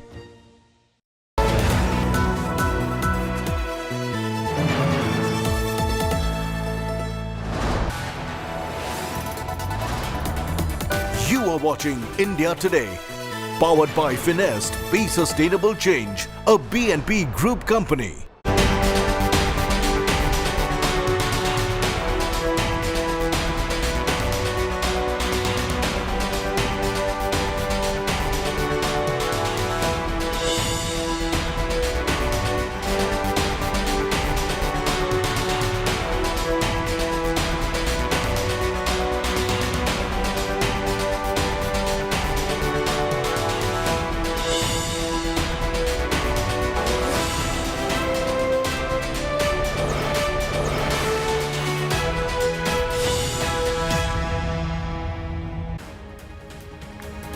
You're watching India Today's rolling coverage on the Telangana elections. I'm Nabila Jamal. It's the day when Telangana now finally casts their franchise and decides which party do they want to govern the state. It's the BRS wanting to come back to power, the Congress seeing an upswing in the state, almost a resurgence, and the BJP gaining ground. A very interesting election as we track all the upcoming developments with my reporters, our reporters on ground, Abdul Bashir and Apurva, bringing us the latest. Let me start with the headlines.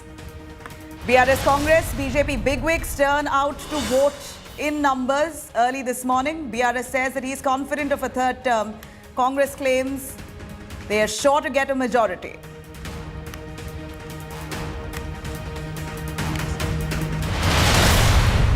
Tollywood superstars cast their vote early this morning. Superstars Allu Arjun, Junior NTR all get inked. Megastar Chiranjeevi casts his vote all early, right at the start of the day to set an example. So the Janta follow suit. Big BRS Congress poll day fight. Congress accuses BRS of violating poll code. The BRS writes to the Election Commission alleging deep fake on KCR.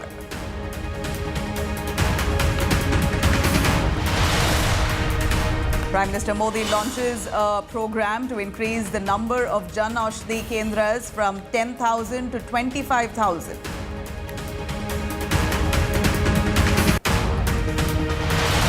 And we see Chennai waterlogged after heavy rains lashed Tamil Nadu. Schools shut, more showers predicted through the day.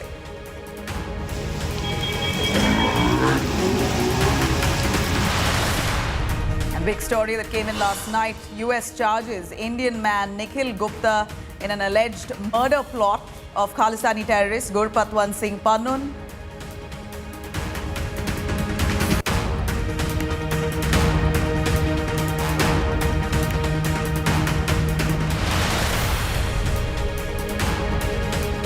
Co-presented by Aapka Joy, Bharat Ka Joy, Joy e-bike. Co-presented by Nexa, Create Inspire. Co-powered by Parul University, Vadodara, Gujarat.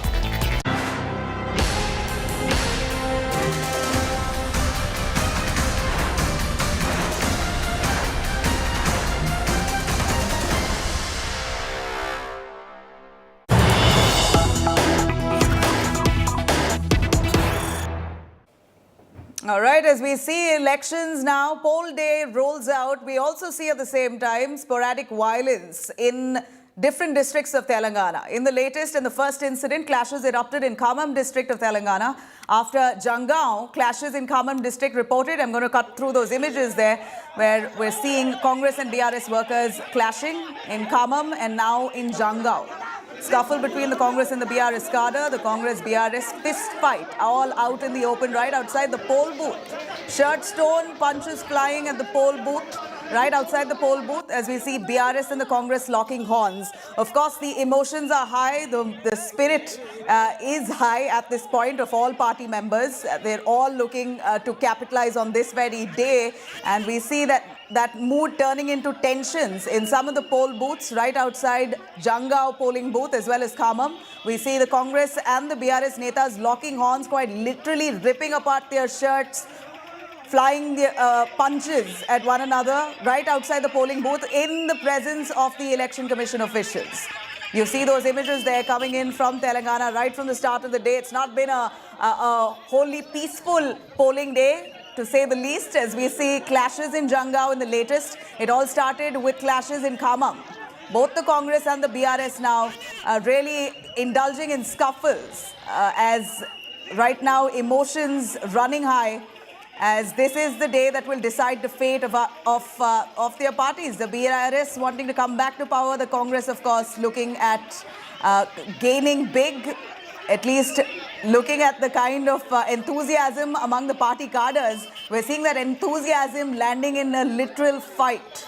Let me cut across to Abdul Bashir, Maruti Acharya, both are reporters on ground there tracking those movements of party leaders, the stars. Abdul Bashir, it's been a good day when it comes to citizens and stars coming out to cast their vote, but it's not alien to violence. Telangana is known to have these kind of fights during polling days. This is no different. We are seeing in Jangao as well as in Khammam district, right in the morning, clashes between the BRS and the Congress. What led to that fight? Well, Nabila, as we've seen, it was a good start for the day in Telangana with the polling that started at 7, and now you see a huge queue right behind me who are just, going towards this polling station right behind me to cast their vote. So huge voter turnout can be seen, a positive sign for the people of Telangana for, after many celebrities and many political celebrities also coming out and urging people to move out of their houses and cast their vote today. And see, after while this incident goes on the other side, parallelly, as you mentioned, that clashes have been a common factor in several of the poll areas where several of the stations have been identified as sensitive by the EC as well. So these stations usually see clashes between certain groups. Today, what we have seen is in Khammam and Jangao, there have been clashes between BRS and the Congress cadres, is what we are getting to know. This usually comes up when there is some kind of activity that some party goes on doing. The exact reason of this clash is not known yet. Okay. But yes, election officials were there. They tried to control. However, as we see, every polling this booth is has beyond election commission officials. We see those police, state police, they're trying to contain emotion. They too failing at that. Maruti Acharya, you've been tracking the elections very closely yourself for India Today So South. Here in Telangana, we're seeing the scuffle between BRS and the Congress leaders. Give us more on what's really resulted in this fight. Any of them taken into custody? Any warnings given to them to stay cool? Yes, so the clash between BRS and Congress started early in the morning, Nabila. Not just between the workers, the clash is also between BRS MLC Kavita and also Congress party regarding the press meet after casting her vote. She gave a press meet in which she told that please vote for BRS, and that also led to a lot of discussions. Other than that, right, also stay with the us, Maruti Acharya. I'm going to quickly cut across to this very live visual image coming in of the incumbent Chief Minister KCR, who is going to cast his vote. KCR comes in at 12:07, precisely is the time. He enters the polling booth to cast his vote. Abdul Bashir is still with us, joining us live. Abdul, please take us through the visuals that we are flashing on our screens here. KCR casting his vote. Do tell us, where is his constituency? Where does he cast his vote?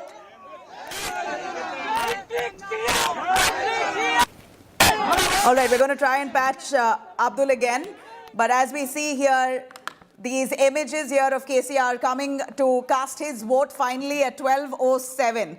We know that KCR is someone who's very superstitious, super religious. He really looks at timing very closely when he casts his vote, what time he casts his vote. These are things that KCR is someone who pays very close attention to it. So it's very possible and likely that he's seen the right time as per astrology to arrive at his polling booth in Hyderabad to cast his vote. KCR is really looking at a third term. He's gone on to carry out some hectic political campaigns in the weeks as run-up to this polling day, and in many different ways have appealed to his voters to bring him back to power, bring the party back to power, owing to the number of policies and the subsidies that he's given to the poor of Telangana.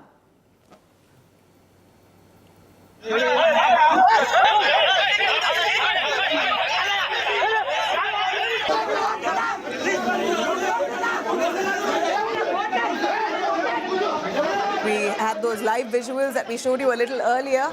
Coming back to this fight though, I'm going to cut to KCR's images of him casting his vote.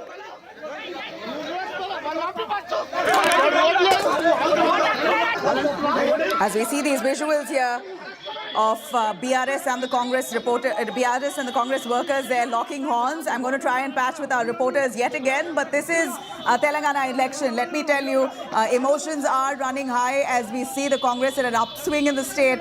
Will they really manage to make it? It's surely threatened. Their popularity at this point, rising popularity, has threatened the BRS. So BRS, the Congress, they're really doing everything that they can to capitalize on this very day, bring in voters to cast their vote. On this day, the voter turnout hasn't been really very encouraging though. It's been 20% so far as of 11 a.m. Abdul Bashir joins us back on the line. Abdul, we're seeing Telangana, the Chief Minister, incumbent Chief Minister KCR, who comes to cast his vote. We're trying to get that image yet again on our screens, but do explain to us, where does KCR cast his vote, which is his constituency? 12:07, we saw the visual. I'm assuming it's he's cast his vote about 10 minutes earlier. He's very focused and trusts in astrology a lot. Is there a particular time before which he actually arrived? There we have the visual of KCR back again. The incumbent Chief Minister casting his vote at 12 p.m. Well, absolutely, Nabila. KCR is casting his vote at Chintamadaka. This comes under the Siddipet district of Telangana. Well, Chief Minister K. Chandrasekhar Rao is right now contesting from Gajwel and also Kamareddy, where there is said to be a very, a big battle between Itala Rajender, who is a big leader in the BJP, with KCR in Gajwel, and also the Telangana Pradesh Congress Chief Revanth Reddy in Kamareddy against CM KCR. So this is going to be big. And now what we see is that KCR believes in astrology more, as you mentioned, but what we see is that at the time he's arrived here particularly, and he's casted his vote at this particular polling station where in Siddipet district of Telangana. As we have seen, he's known for astrology. Recently we have seen PM Modi also mentioning that KCR is very particular about it, and the secretariat was demolished on this particular reason, is what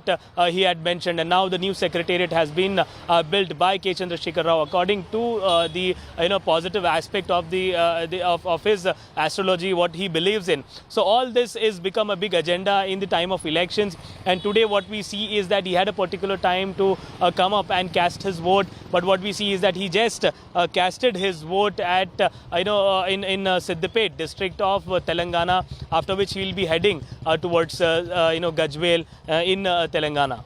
Yes. Well, we also have Maruti with us. Maruti, we see KCR coming out to cast his vote. It's very interesting to know that KCR, Siddipet, that's exactly the constituency where he casts his vote, and that's his family. The visuals, if you could explain to us, and any specifics in terms of astrology to when and what time KCR comes out, casts his vote. I have an analogy here, or maybe what I can assume here is that it's 12 o'clock, that's 2 plus 1, 3. 3 is half his lucky number. Basically, 6 is his lucky number. 3 could be as auspicious for him. I could be silly, but, well, we know KCR very well. Yeah, yes, Nabila. So, a lot of people might think at this generation that, astrology and all, they might not believe it, but KCR is not such person, especially during his nomination also. This was the talk of the town that, KCR is following all the astrology numerics, and according to which his timetable will be decided for everything. And he is very spiritual in a lot of sense also. He was also famous for conducting a lot of pujas and yagas before elections, parallelly doing his election campaigning as well. So it might be a astrological thing of going for voting at 12 o'clock, but nonetheless it's important to see how difficult it is for KCR this time, how tight. In fact, it's not difficult, it's tight, because Itala Rajender, who was with him last time, is now contesting with him from Gajwel, and Revanth Reddy, the TPCC president and potentially the Congress CM candidate, is also contesting from Kamareddy. So this time it's gonna be very tight. So maybe his beliefs towards astrology might help him in some or the other way, is what I'm assuming, Nabila. The number of addressable clients is fairly less unless you are a generic All right. Well, Satya, thanks very much for joining us. Well, we see those images of KCR casting his vote. I'm going to take our viewers through the voter turnout at this point. We see 20% of the voter turnout that's come in as of 11 a.m. That's the latest update that we have of the voter turnout. Of course, there were lots of questions on what time KCR is going to be casting his vote. There was the immense wait on when the incumbent Chief Minister will arrive at the Siddipet constituency, where he's come finally with his family. And it appears it's really working on his astrological schedule. Basically, it's all charted out exactly what time he leaves, what time he casts his vote, what time he even possibly returns. So as per that, our reporters tell us that this could very likely be a chart that he's following based on his astrology. Now we see those images of KCR, the incumbent Chief Minister, as he's gone on to campaign hectically in different districts of Telangana, where his one and only pitch has been the several schemes that he's doled out for the poor, the farmers in Telangana in the last 10 years that he's been in power. A third term that he wants to come back, but will the people of Telangana grant him that wish? We have Nagarjun Dwarkanath, who is our correspondent joining us live, who's been very closely tracking, leading the coverage in Telangana. Nagarjun, we see you smiling a lot. What's really the joke? And do tell us, KCR coming out at 12 p.m., is there astrology behind it? In fact, the reason behind my smile for Nabila was the cops here was asking that what does your exit poll say? I said watch out for a 6 p.m. tomorrow, and for the rest of the states today at Fabulous. 6 p.m. we'll put out our numbers. So they were asking us to prompt the numbers as well. So people are watching our exit polls as well. So that's a sign that people on ground are looking for the numbers that we give out. But KCR seems to be the last one of the tall politicians, tallest leaders who have come out and vote much later. Most of the netas came up this morning, early in the morning. Kishan Reddy was the first one to vote at 7 a.m. Then Kavita, KTR and Revant Reddy in Kodangal. All of them have voted quite early in the morning because they can go back to the constituency and meet their local cadres and people there. It was the Chief Minister who took off from his farmhouse and then went to Siddipet to vote this morning, is what we have told. We have seen the visuals. Sir, did you vote, sir? Yep. Could you tell us what are the issues that you are voting today, and you have come to this Jubilee Hills Centre and all the celebrities have come out in the morning itself? Yeah. Did that inspire you when you saw the celebrities, or? Not that, I am a voter. What issues are you looking at this time? We are looking at a better Hyderabad city and Telangana to grow. Like we should compete with UP and other states. We need more of industrialization in this city. Civic issues is a big issue for Hyderabad people, or you look at larger perspective of the whole? Larger, basically Telangana, they should get more of industries. Yeah, because then only the lower people, uneducated people will get employment and other things. Okay. And Hyderabad turnout is always dismal when you look at people who don't come out, they go on vacations. Today is 12% as we speak. As of now, it's 12%. Do you not bothered? See, actually, it's our government, it's our country, and we should value our country. So there's a change of attitude that's needed by the people as well. And now I think this year 8 lakhs new voters have been added. Right. Then first time. So that's great. Fine. Everyone in your house has voted already? Of course, yes. Thank you, we sir. look forward. Thank you. Thank you. As you heard, Nabila, one of the residents here of Jubilee Hills Society, said that he's looking at a larger perspective, not just Hyderabad specific issues as well. Sir, आपने vote किया है? What issues did you look at, sir? Vote करने से पहले क्या मुद्दे थे आपका माइंड में? No, good governance. We want a good governance and stable government, so that whatever the government wants to do, it has to be done. Fine. Yeah. So I just brought you voices here from Jubilee Hills who's speaking about good governance and larger perspective, not just Hyderabad, and change in attitude where people do have to come out of their houses, residences, and still exercise their vote, exercise their power to cast their vote here in Telangana state. We'll have to wait and watch the numbers. Most likely it might end up at 45%, 40% in Hyderabad, which is quite dismal. In Old City, especially in Nampally, which is at 5% around 11 o'clock, which is very, very bad, is what we are getting the information from ground that it's just 5% 11 o'clock. While Adilabad in the northern Telangana in rural sector has gone up to 30-odd%, so it might reach up to 80 by the end of the day, is what we are told. But on the polling day, the agenda that people and BRS, the cadres BRS are talking about is the deepfake videos. BRS spokespersons and their netas have already taken it to Twitter and Facebook and social media platforms about how the deepfake videos are ruining the narrative or trying to divert the narrative. They are moving ECI is what we have told. Mr. Owaisi also from AIMIM said that ECI should come up with a policy to stop deepfake videos and fake surveys, because by the time it percolates to the village level, people end up believing these deepfake videos because they can't differentiate between what is true, what is not true, because they don't have the technical capabilities to decipher what is fake and what is not. Hence, ECI should come up with a policy is what Mr. Owaisi is saying.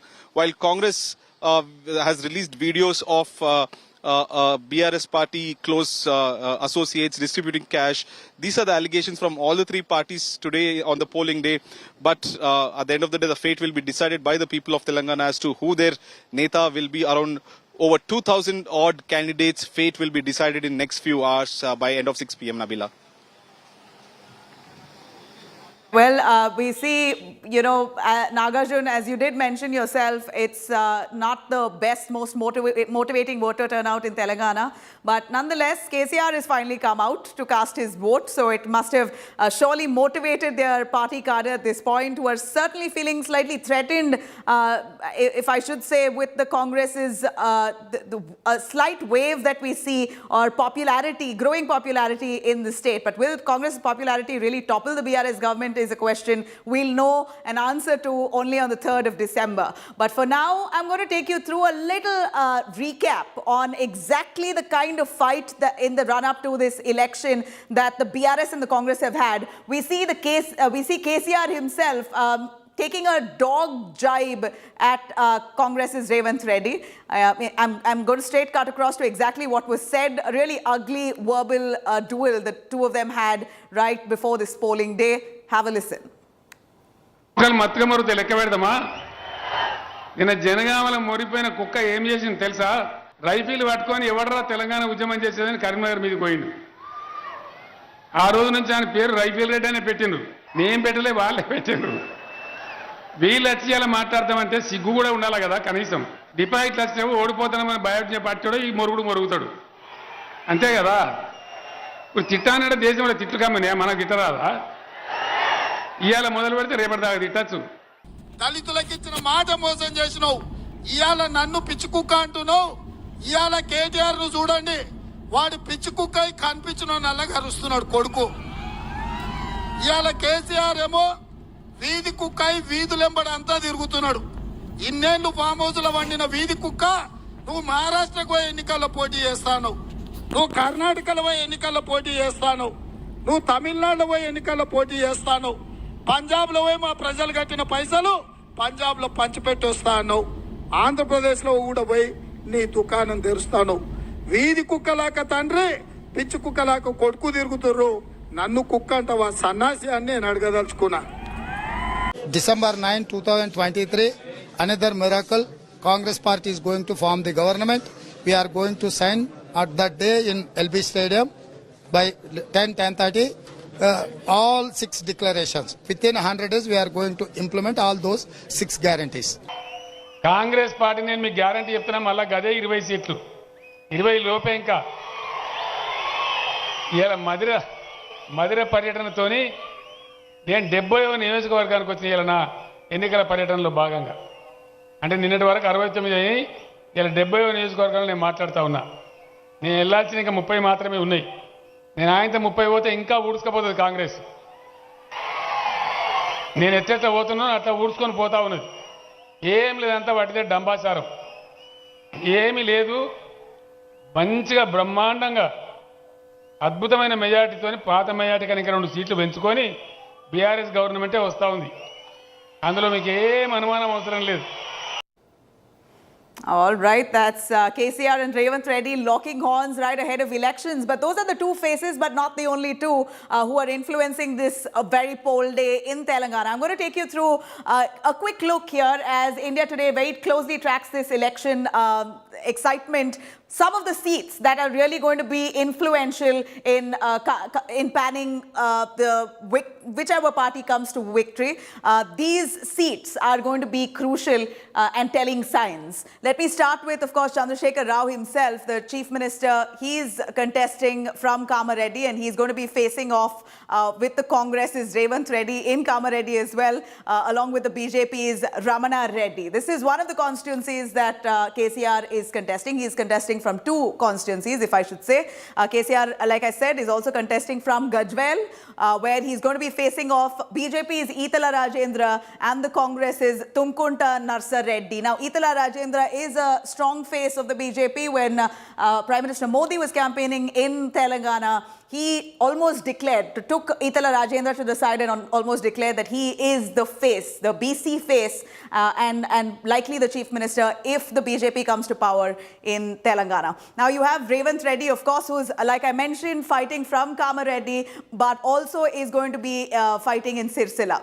Now, many more faces. Bandi Sanjay, if I can take you through. Bandi Sanjay is basically the man who was leading the BJP all this while in Telangana before he was replaced by Kishan Reddy, the Union Minister. In fact, Bandi Sanjay, he's now facing off. He's basically contesting from Karimnagar. He's facing off BRS's Gangula Kamalakar and Congress's Purumalla Srinivas. These are some of those constituencies. If I could show you a quick look at Mohammad Azharuddin. Azharuddin now, after his stint in Uttar Pradesh in politics, he's now come back to his home bastion in Hyderabad, Telangana, and he decides to contest from Jubilee Hills for the Congress party, and he's facing him off is Maganti Gopinath and the BJP's Lankala Deepak Reddy. We also have the AIMIM candidate who's going to be facing off with Mohammad Azharuddin, the cricketer. Now, as we see, these are the key constituencies that are going to matter, and like I said, will be telling signs on who comes to power on the 3rd of December. The face of Telangana all this while, 10 years long, it's KCR and his image that's been upheld by the party as the one man who's fought for the rights of the people of the state, basically has helped in the formation of Telangana, and he's basically the towering figure that the BRS is really banking on. He's known as the tiger of Telangana. The BRS is one-man army. Telangana's incumbent, K. Chandrasekhar Rao, is now eyeing a hat-trick this year. For the BRS Supremo, this election is nothing short of a do or die. With a close eye now also on 2024 battle next year, this election is huge for him.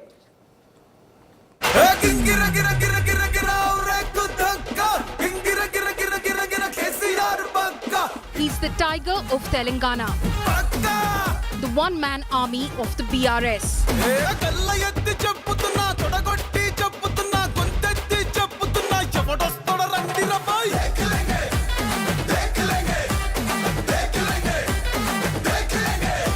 He's on a mission to secure a hat-trick in Telangana as Chief Minister, but faces a slew of mammoth challenges.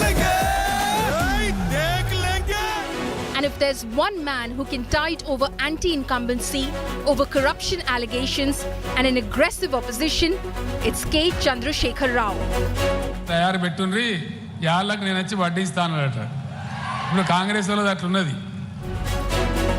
He's been at the fore of the BRS campaign, holding 4 to 5 rallies every single day to cover all assembly segments across Telangana.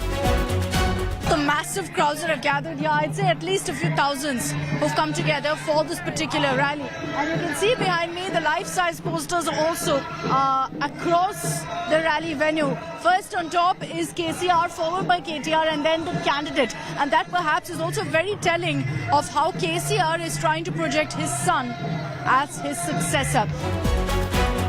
KCR has been the face of the Telangana movement since 2001 when he quit the TDP to start the Telangana Rashtra Samiti. The turning point in the movement came in 2009 when KCR led a massive hunger strike, upping the political pressure on the then UPA government. నేను కల్వకుంట్ల చంద్రశేఖర్ రావు అనే నేను శాసనం ద్వారా నిర్మితమైన భారత రాజ్యాంగం పట్ల After the formation of Telangana on June 2nd, 2014, on the same day at 12:57 p.m., KCR took oath as Chief Minister. నా కర్తవ్యాలను శ్రద్ధతో అంతఃకరణ శుద్ధితో నిర్వహిస్తానని భయం గాని పక్షపాతం గాని రాగద్వేషాలు గాని లేకుండా. Since 2014 to today, KCR has ruled as Chief Minister of Telangana and has won as MLA from his stronghold Gajwel. This time, however, he's also fighting from Kamareddy, a decision that's raised a lot of eyebrows, but he's linked it to his ancestral roots to the district. I'm standing right now in the Konapur village. This falls within the Kamareddy constituency. And what makes this rather quaint village important and significant in the Telangana battle is this is KCR's ancestral village. That works out as his advantage. He's been using the emotion card to say, this is my bhumi. I've come back here to fight for my people, to ensure that they get the development they deserve. KCR is gunning for a hat-trick as Chief Minister and has his task cut out for him. This perhaps is his most challenging election yet, fighting from 2 seats, fighting anti-incumbency and eyeing a 2024 national political plunge as well. Akshita Nandgopal for India Today. Right, that's KCR, known as the King of Telangana for now. Is he going to come back with that kind of image? Banking on that image, is the PRA is going to make it to the 3rd term? We're going to wait and watch and very closely track it. Slipping into a short break, coming up with a lot more from Telangana on the poll day. Stay with us. For the last month, I've been crisscrossing the battleground states from Rajasthan to Telangana through Madhya Pradesh and Chhattisgarh. It's that reportage experience that I hope to bring to our coverage of the exit poll. Not just studio number crunching, but also the ground zero experience. The complete package on our exit poll coverage, the exact poll, only on India Today.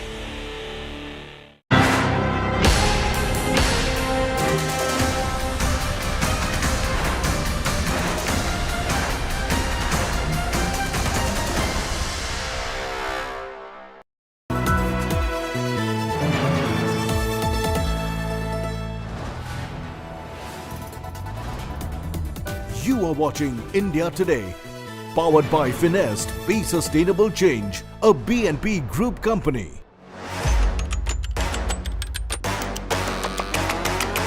The best view of an Indian election is always from the ground, and I am back on the campaign trail, gauging the mood of the voter this election season. Join me, Preeti Chaudhary, as I come together with the #1 election team in the country, where we'll bring to you the most in-depth ground reports, the sharpest analysis, and the most accurate numbers on exit poll day, 30th November.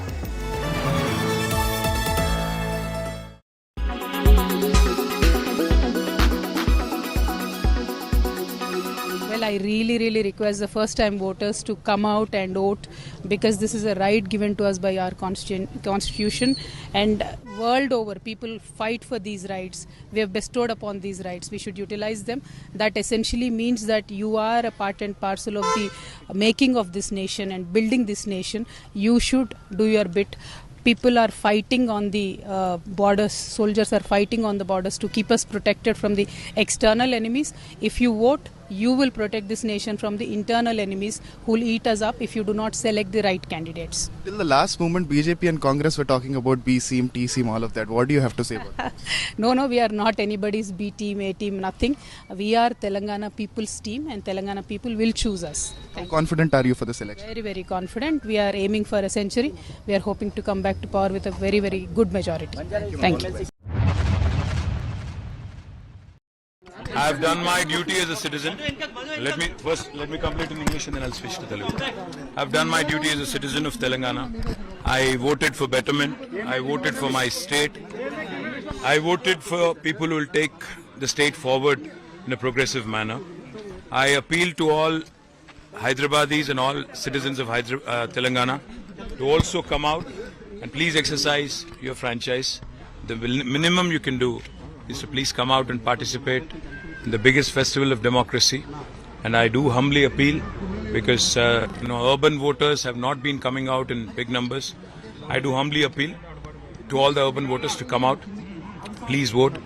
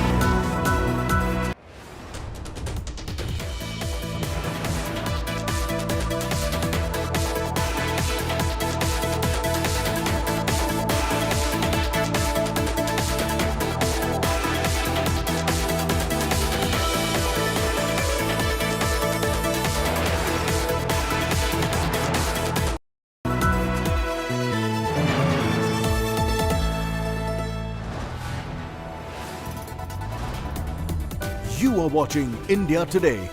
Powered by Finest, Be Sustainable Change, a BNP Group company.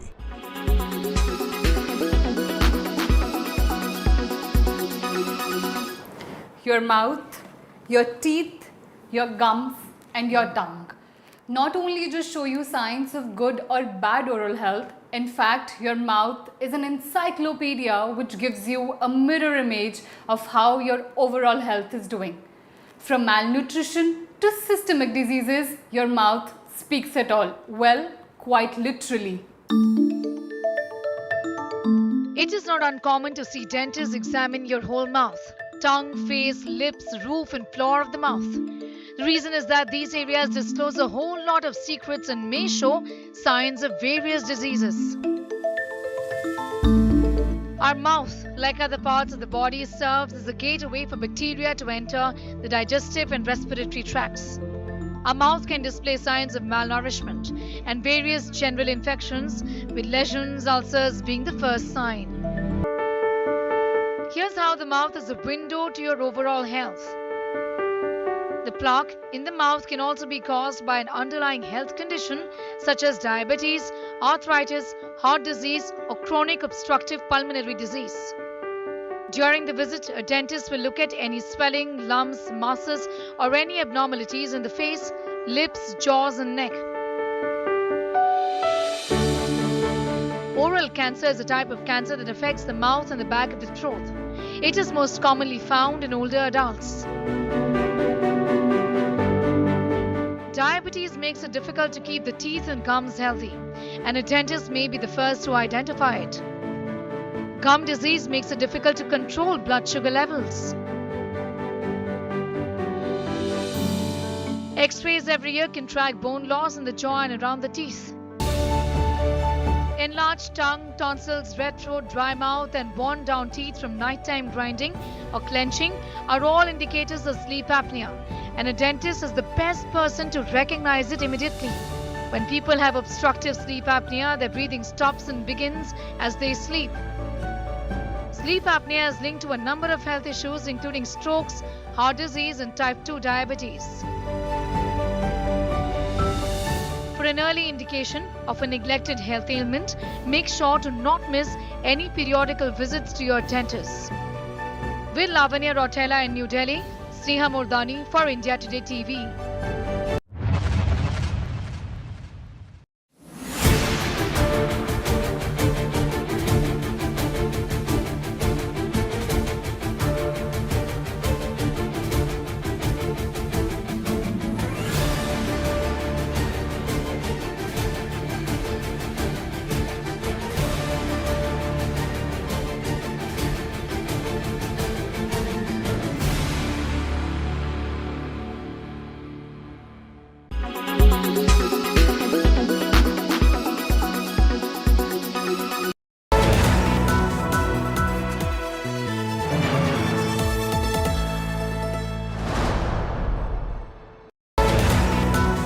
Presented by Aapka Joy, Bharat Ka Joy, Joy E-Bike. Co-presented by Nexa, Create Inspire. Co-powered by Parul University, Vadodara, Gujarat.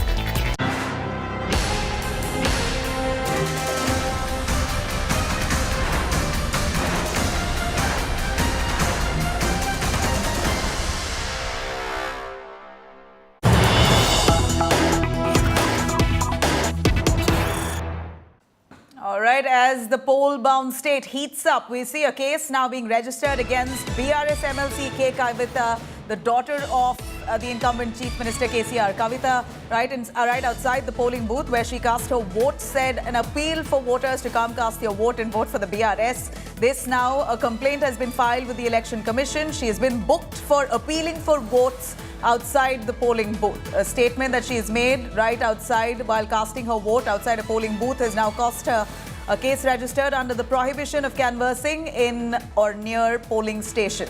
Case registered after Kavita appealed for votes outside a polling booth. This is breach of model code of conduct. This is what the Congress now chancing on and slamming K. Kavita, saying that she is indulging in a breach of model code of conduct. The Congress accusing her of this behavior, while a case has been formally booked Nagarjun Dwarkada joins us live. Nagarjun, Kavita may have said and appealed for votes not in a manner where she wanted to campaign, but this is instinctive for politicians soon after casting their vote to say, vote for my party. But she should have known better. She is a leader. She's an MLC herself, has been an MP. A model code of conduct is in place. Cannot be saying, vote for my party outside her polling booth. Well, that is true. As of now, a case has been registered. India Today is breaking this news that under Section 130 of People's Representative Act, K. Kavita has been booked by the authorities, is what we are told. She voted this morning, and near the polling booth, she just came out and appealed voters to vote for BRS. And the Congress immediately, like I said, was swift to write to EC that asking some action against K. Kavita. And now we have been told that the authorities have booked K. Kavita under Section 130 of People Representative Act for violation of the Model Code of Conduct, that no Neta should come canvass near the polling station. They can't appeal to voters asking to cast their vote for a certain party or influence them, is what the rule says. But Kavita seems to have violated, is what the Congress said, and now a case has been registered. That's K. Kavita there, who's flashing that her voting finger, where she came outside her polling booth and said, people must come out, vote for the BRS in almost a violation of the Model Code of Conduct, to which now a formal case and complaint has been registered. The Election Commission has filed a case on violation of the Model Code of Conduct.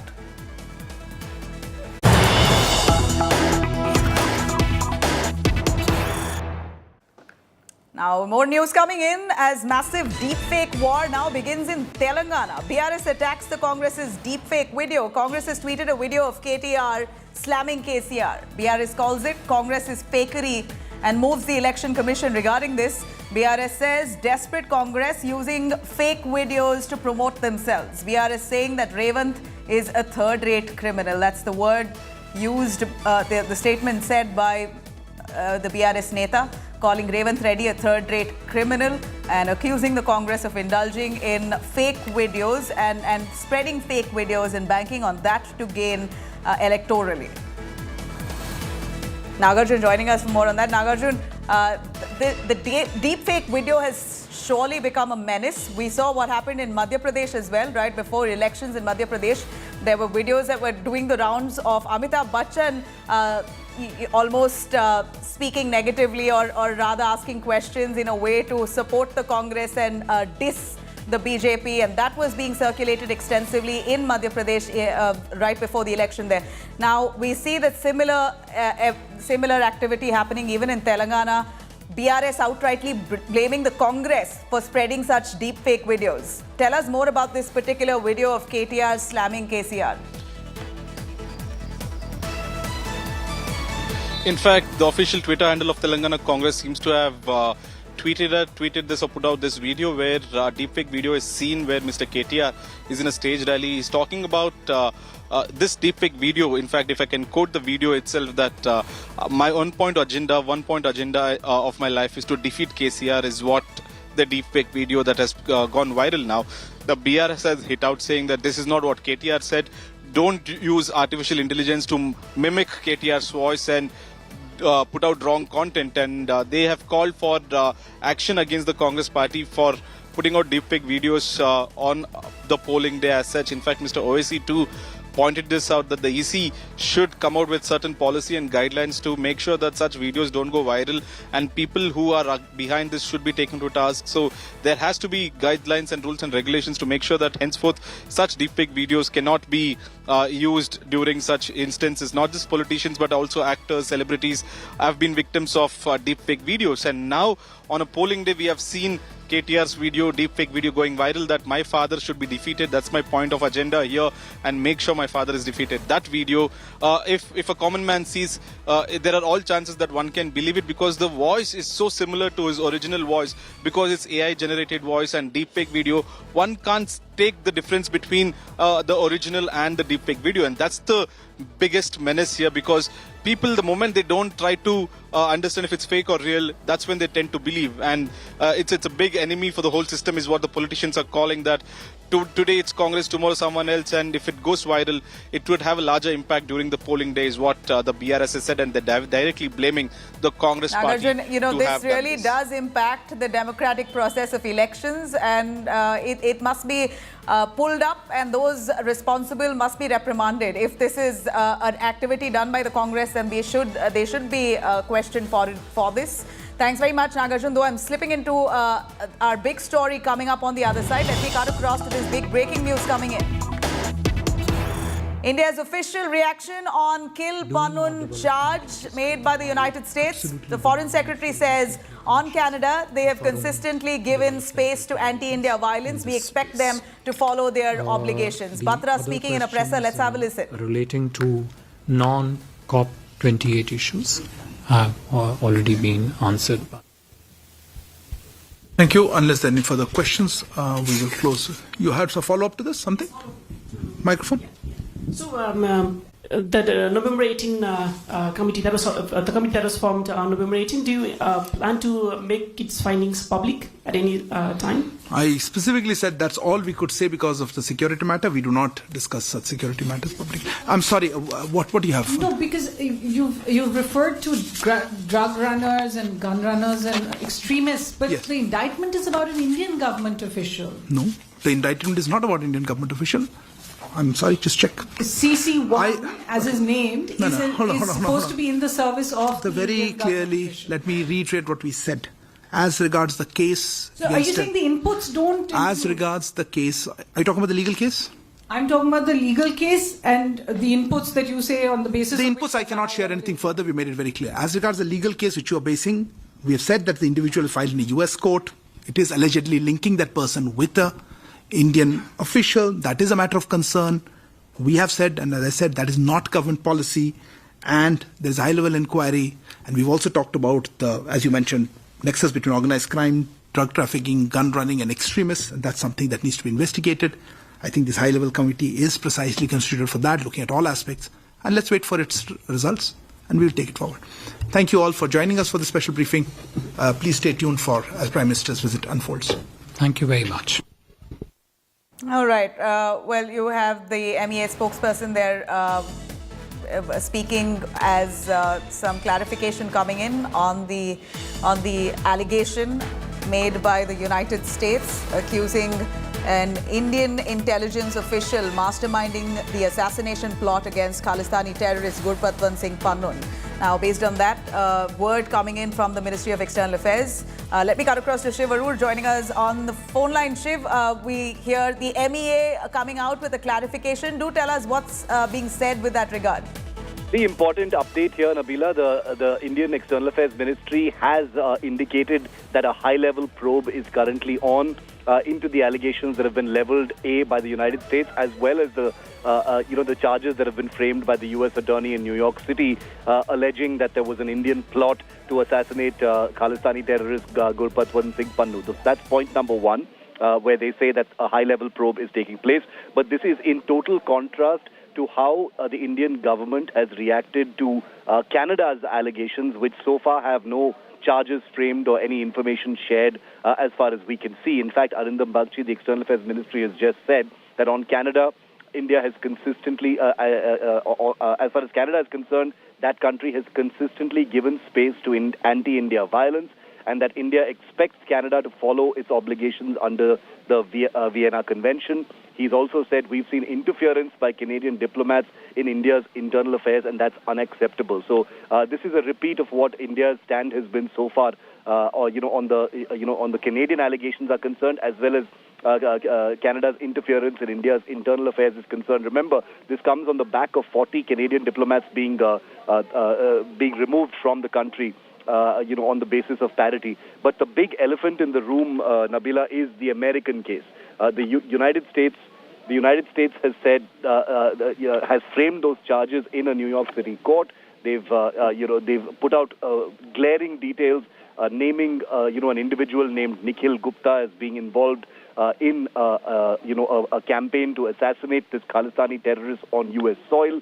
and that this was handled by Indian government officials sitting somewhere in Gujarat, identified as CC1, in those legal papers. So what happens as far as Canada is concerned now takes a bit of a backseat, because now India is dealing with the United States. It's an entirely different kettle of fish. The United States is a very close strategic partner, unlike Canada. The US and India are part of the Quad as well. They have a close relationship as far as counter-terrorism is also concerned. And therefore, this has dropped like a bombshell, literally. And right, therefore, stay with how us, India Shiv, navigates for a this brief is going to be moment. I'm going to important. quickly cut across to Arindam Bakshi, who MEA spokesperson, who spoke about the US allegation, US Department of Justice indicting claims that Nikhil Gupta, a senior intelligence official in India, masterminded this assassination plot against the Khalistani terrorist Gurpatwant Singh Pannu, to which the MEA has responded. Here's a reaction. Linking him to an Indian official, this is a matter of concern. We have said, and let me reiterate, that this is also contrary to government policy. The nexus between organized crime, trafficking, gun running, and extremists at an international level is a serious issue for law enforcement agencies. And well, that's a reaction there. India hits back at the US Kill Pannu claim, as Arindam Bakshi has spoken. If we could yet again play out what exactly Arindam Bakshi said, let's listen in. Case against an individual that has been filed in a US court, allegedly linking him to an Indian official. This is a matter of concern. We have said, and let me reiterate, that this is also contrary to government policy. The nexus between organized crime, trafficking, gun running, and extremists at an international level is a serious issue for law enforcement agencies. And all right. It's a clear message coming out that this will not be tolerated if an allegation of such nature is being investigated. Paulami Saha joins us live right from the newsroom. Paulami, India has already set up a high-level committee to look into these allegations made by the United States, accusing an intelligence officer here in India to allegedly mastermind a plot to kill Gurpatwant Singh Pannu, Khalistani terrorist. Give us more on what Arindam Bakshi has just said. Well, the official spokesperson obviously did not dwell quite deeply into, of course, the high-powered committee, who forms a part of that high-powered committee, and what exactly are the aspects that that committee will be looking into. But this was part of a statement which was released by, of course, the official spokesperson yesterday itself, where they said that a high-powered committee based on inputs, security-related inputs that India had received from the United States had been formed on the 18th of November. And it will dwell upon those inputs and concerns that have been raised without specifically naming this particular alleged assassination plot. But today, of course, elaborating further on the formation of that high-powered committee, with the official spokesperson Arindam Bakshi said during that press conference alongside Foreign Secretary Vinay Quatra was that this input concerning an individual's arrest who is linked to the assassination of a US citizen, but that individual's link with an Indian official is a matter of concern as far as India is concerned. That is not, and India stated that very categorically, that is not government policy. Well, what we very interestingly observe here is that on the United States allegation here, India has set up a high-level committee to investigate the matter, while the allegations made by Canada, though, here you see Arindam Bakshi very clearly says that this is contrary to government policy.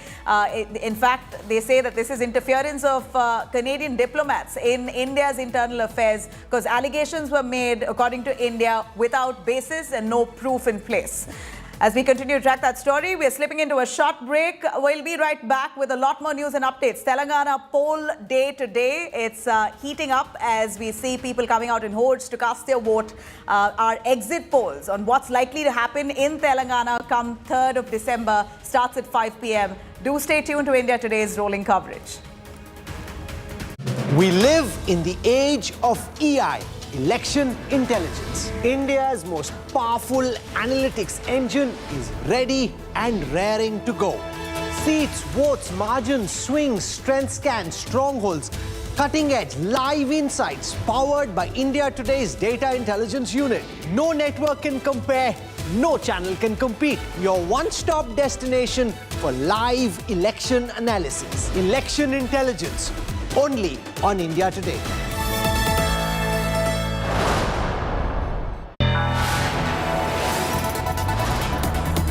You are watching India Today, powered by Finest, Be Sustainable Change, a BNP Group company.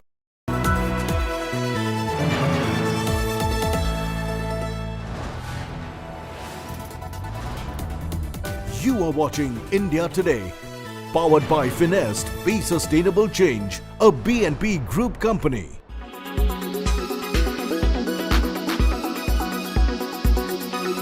I am more worried about these deepfake videos because it is not good for anyone, and unfortunately the main target of such heinous crime, I would call it a heinous crime, are the women. And we will have to really, the country, the people are experts in cyber security, and the government must have some policy and it should be taken up very seriously. And the ECA also has a very important role to play, that now with the technology evolving, it's much easier to, earlier it was morphing some photo, but now you can do everything, even the voice also. Sir fake videos fake audio viral करने का आरोप कांग्रेस पर BRS लगा रही है, election commission को इस पर लिखा है सर। डीप फेक की बात मोदी जी ने भी की थी। कांग्रेस पार्टी कुछ भी करता है, कांग्रेस पार्टी कितने भी गिरावट जाकर इलेक्शन प्रचार करके लोगों को गुमराह करने के लिए प्रयास करते हैं। कांग्रेस पार्टी का कोई प्रचार के ऊपर जनता विश्वास नहीं करना चाहिए। कांग्रेस पार्टी सरकार बनने वाली है। आपको पता है इतने दिनों से हम लोग जो मेहनत किए, भारत जोड़ो यात्रा के बाद तेलंगाना माहौल पूरा बदल चुके हैं। आने वाले दिनों में कांग्रेस पार्टी सरकार बनाएंगे और शहीदों का जो इच्छा था, शहीदों जो उम्मीद रखकर तेलंगाना के लिए जान दिए, वो पूरे जो भी पेंडिंग इश्यूज है हम रिजॉल्व कर देंगे। 100% it is going to repeat Karnataka results. So Karnataka result जैसा आ गया उसे भी तेजी से यहाँ के लोग निर्णय लेने वाले। और मल्लिकार्जुन खड़गे जी, आपको तो पता है as well Hyderabad state belongs to Mallikarjun खड़गे जी। यहाँ वो यहीं धरती पुत्र है, तो उनके नेतृत्व में यहाँ पर सरकार बनाने वाले हैं।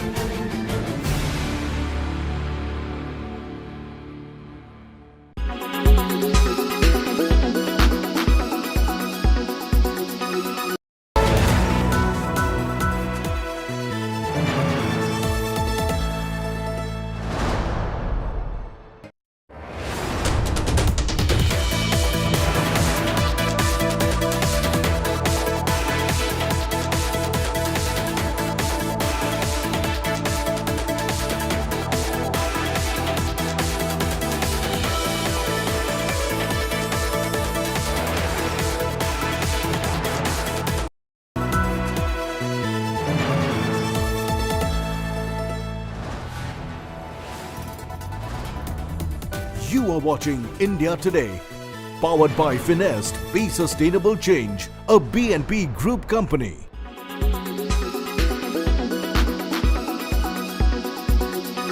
Well, I really request the first-time voters to come out and vote, because this is a right given to us by our constitution, and world over people fight for these rights. We have bestowed upon these rights. We should utilize them. That essentially means that you are a part and parcel of the making of this nation and building this nation. You should do your bit. People are fighting on the borders, soldiers are fighting on the borders to keep us protected from the external enemies. If you vote, you will protect this nation from the internal enemies who will eat us up if you do not select the right candidates. Till the last moment, BJP and Congress were talking about B team, T team, all of that. What do you have to say about that? No, we are not anybody's B team, A team, nothing.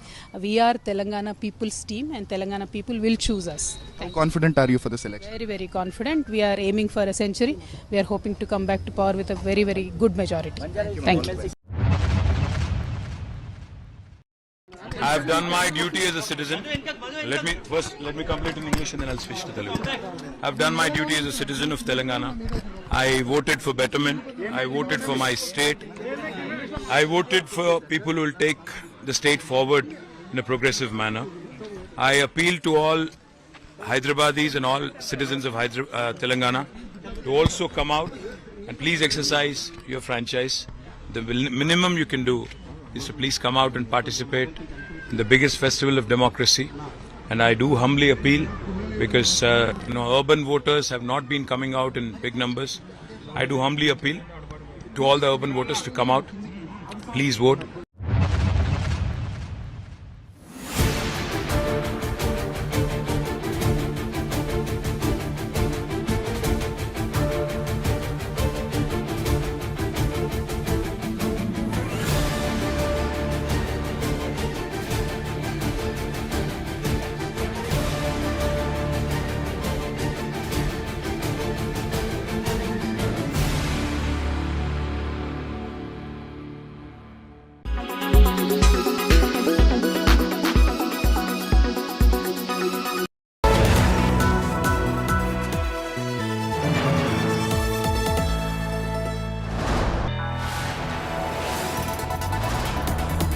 You are watching India Today, powered by Finest, Be Sustainable Change, a B&P Group company.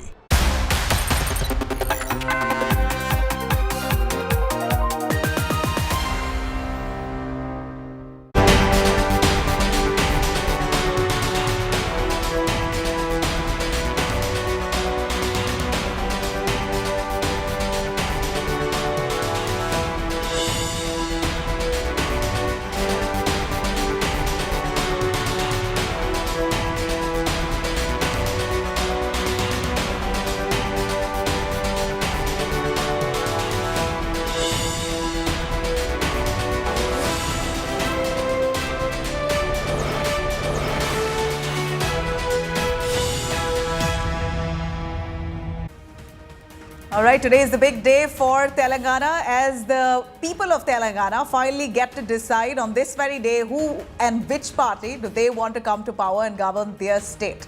It's a big day for all political parties. I'm going to take you through all the updates, the headlines first. India hits back at US skill Pannun plot. Ministry of External Affairs now says that linking Indian official to alleged murder plot of a Khalistani terrorist is concerning and contrary to India's policies. This is a matter of concern. We have said, and let me reiterate, that this is also contrary to government policy. The high-level inquiry committee has been constituted, and we will obviously be guided by its results. BRS, Congress and the BJP bigwigs turn out to vote early this morning. BRS says confident of a third term in the state, while Congress claims that they are sure to get a majority.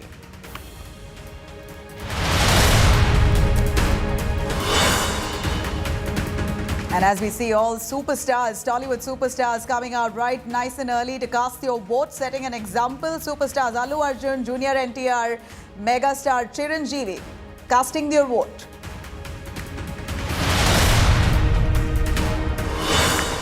And big BRS Congress poll day fight here as the Congress accuses BRS of violating poll code. BRS writes to Election Commission alleging deep fake videos spread by the Congress. Chennai waterlogged after heavy rains lashed Tamil Nadu. Schools shut, more showers predicted through the day.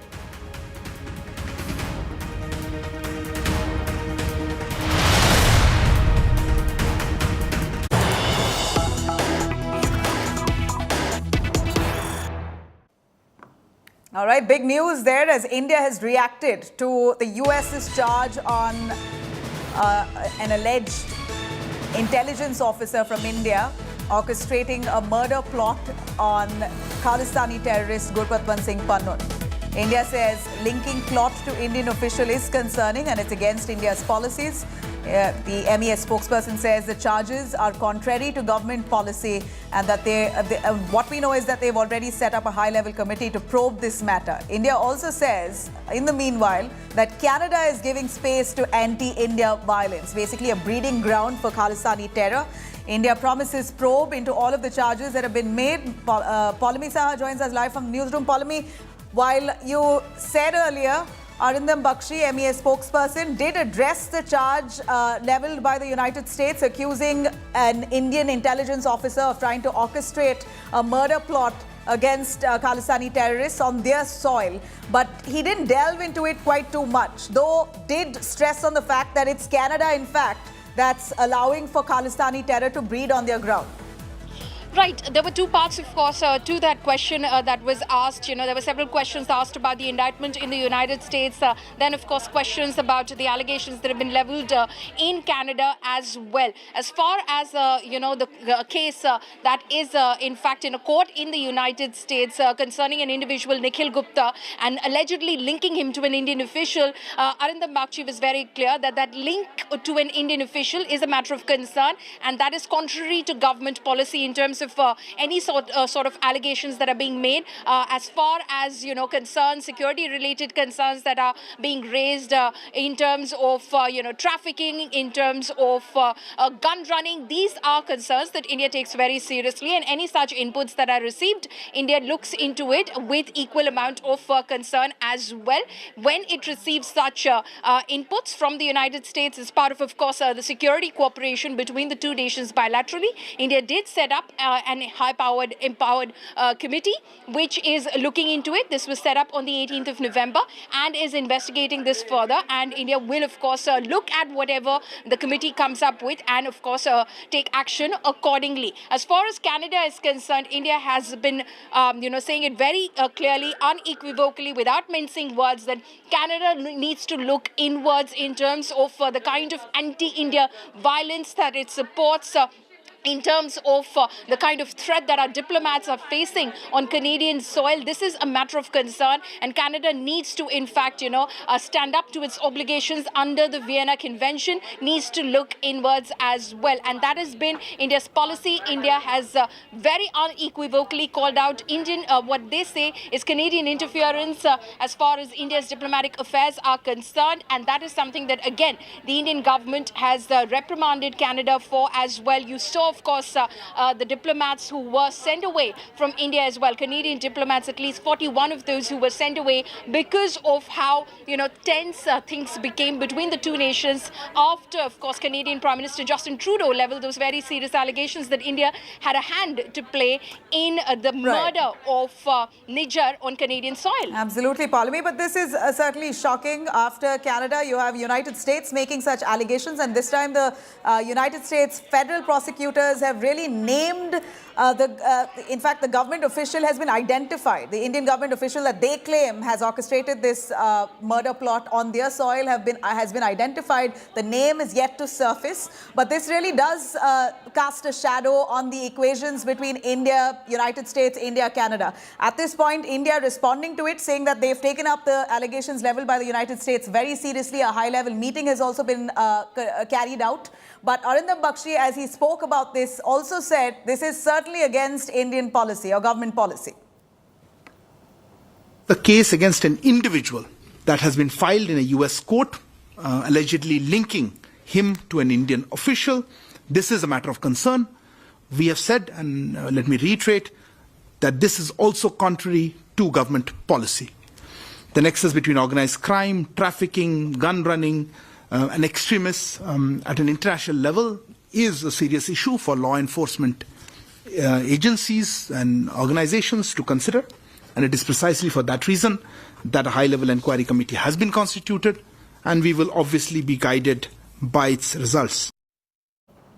All right, now after the United States allegation that Indian government official had allegedly orchestrated an unsuccessful assassination bid against Khalistani terrorist Gurpatwant Singh Pannon, The Indian government has now responded, saying the case against that individual that was filed by the US court, allegedly linking him to an Indian official, is a matter of grave concern against the policy of the government, and a high-level meet has also now been set up. The government said that it has formed a special inquiry committee to thoroughly investigate the matter. MEA has also assured that the government will take follow-up action after investigation is done. Remember, the United States has arrested Indian national Nikhil Gupta, who allegedly, on behalf of an Indian intelligence official who they've identified but name has not surfaced as yet, had conspired to kill the banned Khalistani outfit run by Gurpatwant Singh Pannu on American soil.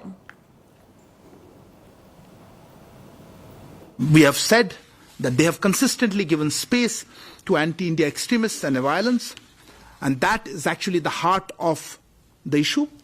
Our diplomatic representatives in Canada have borne the brunt of this. So we expect the government of Canada to live up to its obligations under the Vienna Convention on Diplomatic Relations. We have also seen interference by Canadian diplomats in our internal affairs. We've said this from this podium, and that is obviously unacceptable. Co-presented by Aapka Joy, Bharat Ka Joy, Joy E-Bike. Co-presented by Nexa, Create Inspire. Co-powered by Parul University, Vadodara, Gujarat.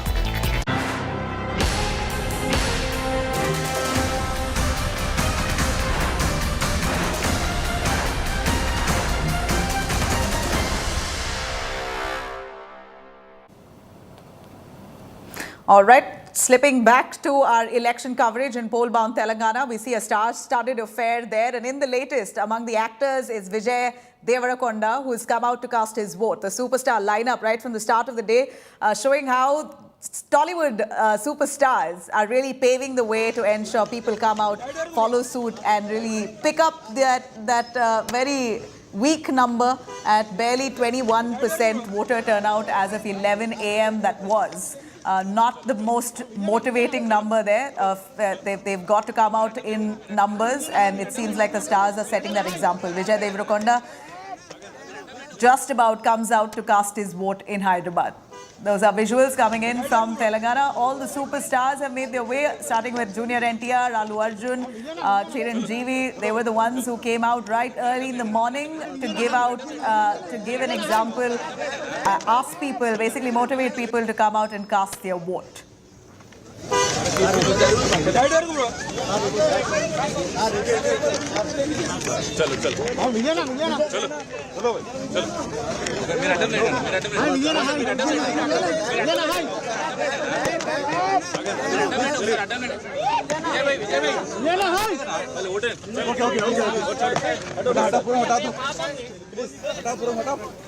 All right, there you have a star-studded affair undoubtedly in Telangana. Prominent celebrities right in early this morning, including Junior NTR, Allu Arjun, Chiranjeevi, Oscar-winning music composer M.M. Keeravani. All of them came out to exercise their franchise by casting their vote in this Telangana polls. It's a big motivating factor because these are stars who have a massive fan base, all based in Telangana, different parts of the state. And it's certainly the best example that these stars could set coming in early this morning. These are the images that came in from all across the day, and at 1 p.m. we see in the latest Vijay Devarakonda coming out to cast his vote. Who's also showing a finger with the sir आज आपने vote दिया इसके बारे में क्या बोलना चाहिए उसको क्या बोलना चाहोगे सर सब यूटिलाइज करना चाहिए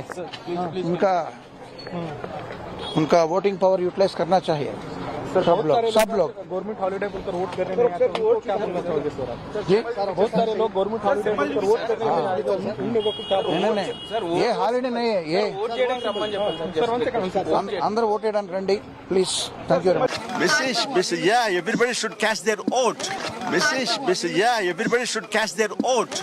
Message, yeah, everybody should cast their vote. Message, yeah, everybody should cast their vote. Message, yeah, everybody should cast their vote.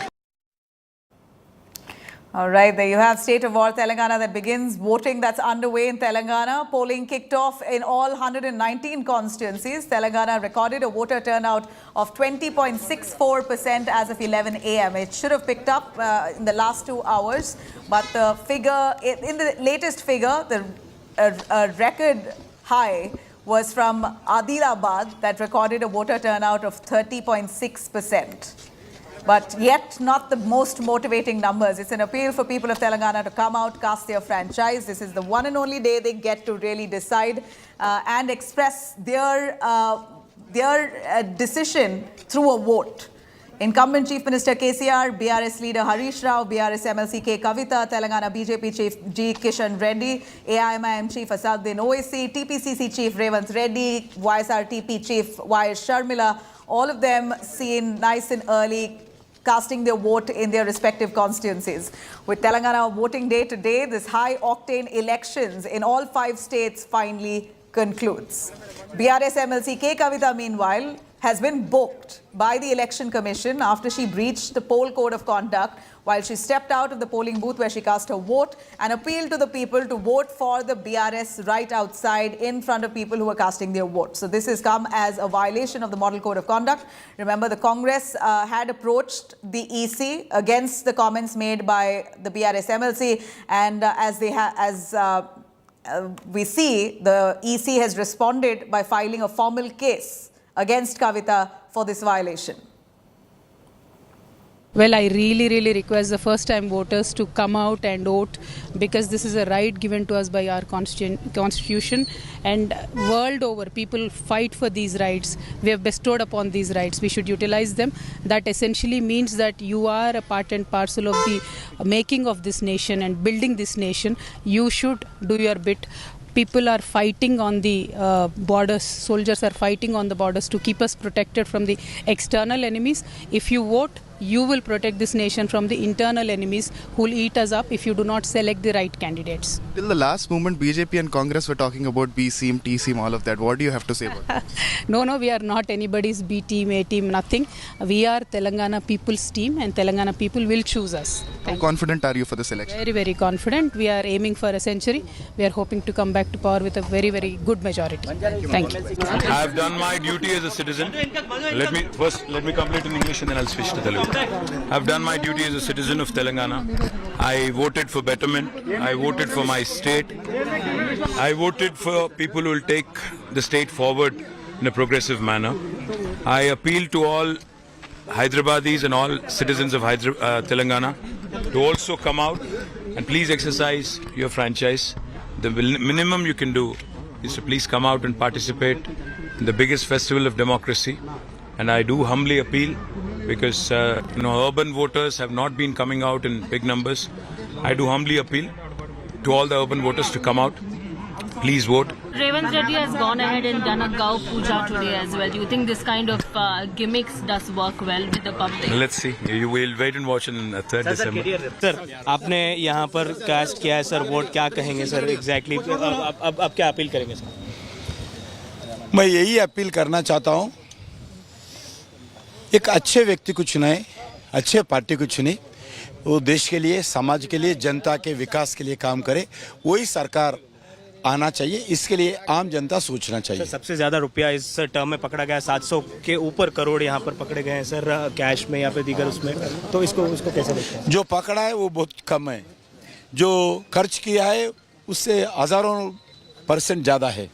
Sir, fake videos, fake audio viral करने का आरोप कांग्रेस पर बीआरएस लगा रही है. इलेक्शन कमीशन को इस पर लिखा है सर. डीप फेक की बात मोदी जी ने भी की थी. कांग्रेस पार्टी कुछ भी करता है.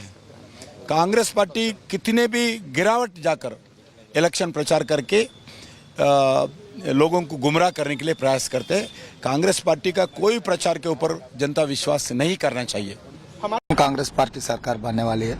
आपको पता है, इतने दिनों से हम लोग जो मेहनत किए, भारत जोड़ो यात्रा के बाद तेलंगाना माहौल पूरा बदल चुके हैं. आने वाले दिनों में कांग्रेस पार्टी सरकार बनाएंगे और शहीदों का जो इच्छा था, शहीदों जो उम्मीद रखकर तेलंगाना के लिए जान दिए, वो पूरे जो भी पेंडिंग इश्यूज है हम रिजॉल्व कर देंगे. 100% it is going to repeat Karnataka results. So Karnataka का रिजल्ट जैसा आ गया उसे भी तेजी से यहाँ के लोग निर्णय लेने वाले। और मल्लिकार्जुन खड़गे जी, आपको तो पता है it's well Hyderabad state belongs to Mallikarjun खड़गे जी। यहाँ वो यहीं धरती पुत्र है, तो उनके नेतृत्व में यहाँ पर सरकार बनाने वाले हैं। मैं उन लोगों को टीआरएस कैंडिडेट का और कांग्रेस कैंडिडेट का हिसाब से ही देख रहा हूँ, लेकिन इन लोग बड़े बड़े हैं, इससे क्या होता है इसे डर के हम पीछे हटने वाला नहीं है। अभी इन लोग 40 साल पहले केसीआर क्या था, कुछ भी नहीं है ना। और ये रेवंत रेड्डी जी ने 2001 में क्या है, कुछ भी नहीं है ना। वहाँ से फिर उसका प्रस्थान शुरू हुआ।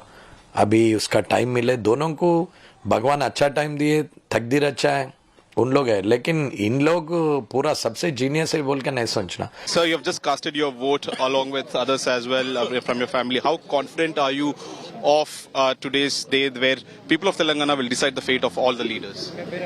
Well, today is the very important day as far as our democracy is concerned.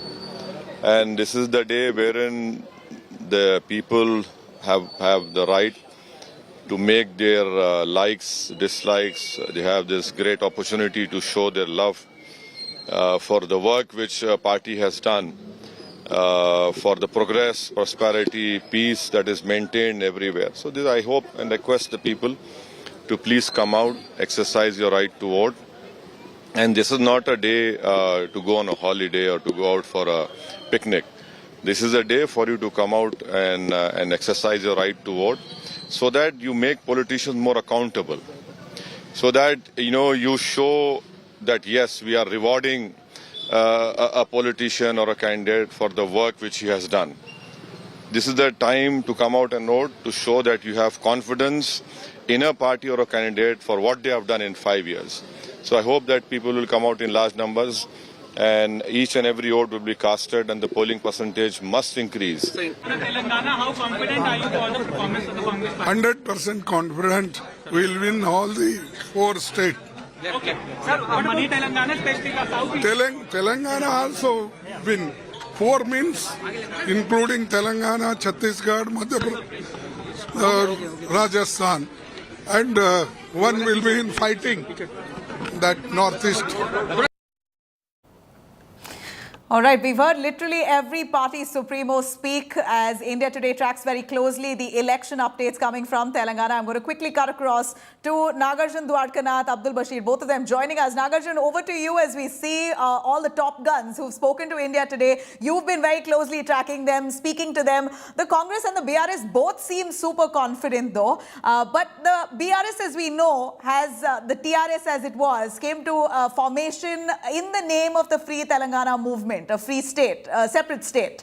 And ever since, it's the BRS that's been at the helm. So for any party to really topple the BRS at this point, it really needs to see a tsunami of a wave for any other party to come to power. Congress is seeing that kind of popularity in recent times, but they've almost woken up a little too late. As today, Telangana state goes to polls, what's the momentum that you see on ground and the pulse, really? In fact, it's a mixed data, Nabila. If you clearly look at the data, when you spoke about it should be a tsunami for other parties to defeat the BRS. 94 to 2004, it was TDP in power. 2004 to 14, it was Congress in power in the erstwhile Andhra. And 2014 to now, 10 years, 9.5 years is the BRS government. So the Congress is hoping that history repeats for itself. But can the Congress go from 19 seats with 28% vote share to over 42-43% to defeat the BRS? That requires a huge task with 15% swing towards them. Has it been achieved in the last history? Yes, but not when it's having a bilateral fight or a huge wave. A clear-cut wave should be seen, which is difficult on ground when we have travelled, is what people are saying. So there is mixed data as well. The history says every 1 decade there's a change of government, but the Congress has to go the extra mile further to defeat the BRS because they are a huge way behind in terms of the vote share. But this time the Congress is saying it's a wave election for us. We are doing much better.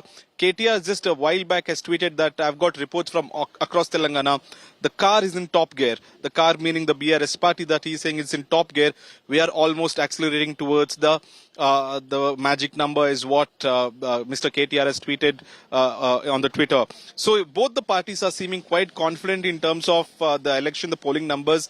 But if at all, the BJP also says that we are going to play spoil sport in at least 30 to 40 seats where either we win it or we decide who is going to win it. Either will be a close second. So it all depends on us also. In a closed door meeting, they hope that this could be a hung assembly where BJP for once would be the kingmaker and not the king themselves. So it's a three-way fight in many pockets in Telangana, but bilateral series happening in most of the seats while Congress is putting the fight onto the BRS, while the BRS candidates and the Nagarjun, what you said, it being a three-way fight is a very interesting angle and aspect to look at, considering that you have the BJP fighting this election along with Pawan Kalyan's Jan Sena. So Pawan Kalyan has great clout in many of the constituencies there in Telangana.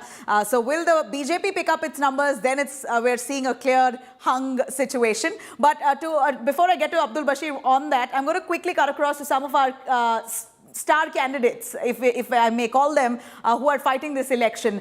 Based on their performance, we'll know exactly where and which side this election would hinge towards. Let me cut across to KCR, the Chief Minister himself. He's basically, the BRS party is standing in two constituencies, one of which is Kamareddy. And in Kamareddy, to give him a tough fight, is the Congress face and maybe the Chief Minister if they come to power, Revanth Reddy, who's also the BJP's Ramana Reddy. So it's a direct fight really here in Kamareddy between Revanth Reddy and Chandrasekhar Rao. We have the same K. Chandrasekhar Rao, who is also contesting from Gajwel. He's contesting against Itala Rajendra in Gajwel. And Itala Rajendra is also known to be the BJP's CM face, a BC candidate who's been projected as a CM face for Telangana by Modi himself. That's his strong opposition there. Of course, the Congress in that constituency is Narsa Reddy. But direct fight again here is between Itala and Chandrasekhar Rao. As we see a few more star candidates, a quick look at Bandi Sanjay, who was the president of the BJP, leading the BJP in Telangana right before the elections. He was replaced by Kishan Reddy. But nonetheless, he is a very popular face for the BJP. They're banking for his victory. BJP has just won one seat in 2018, remember.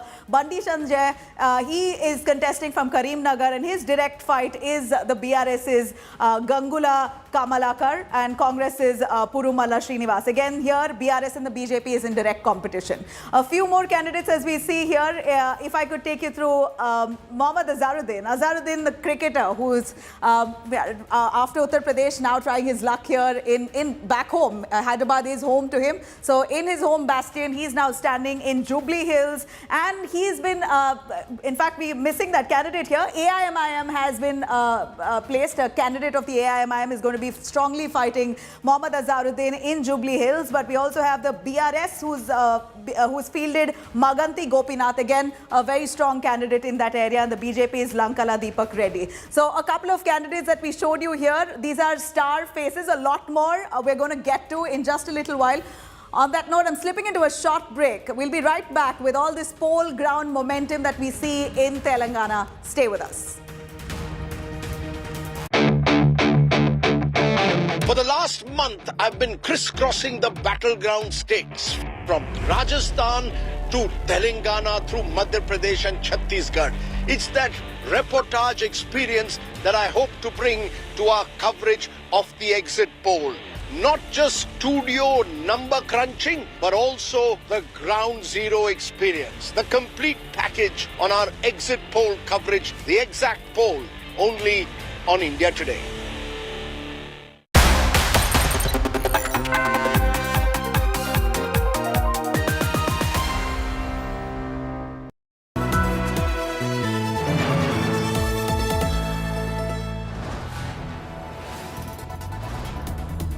You are watching India Today, powered by Finest Be Sustainable Change, a BNP Group company. For the last month, I've been crisscrossing the battleground states from Rajasthan to Telangana through Madhya Pradesh and Chhattisgarh. It's that reportage experience that I hope to bring to our coverage of the exit poll. not just studio number crunching, but also the ground zero experience. The complete package on our exit poll coverage, the exact poll, only on India Today.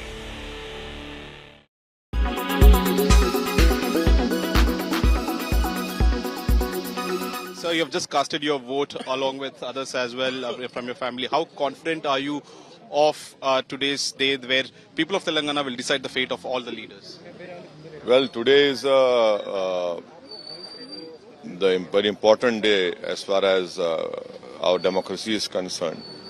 And this is the day wherein the people have the right to make their likes, dislikes. They have this great opportunity to show their love for the work which party has done, for the progress, prosperity, peace that is maintained everywhere. So this, I hope and request the people to please come out, exercise your right to vote. And this is not a day to go on a holiday or to go out for a picnic.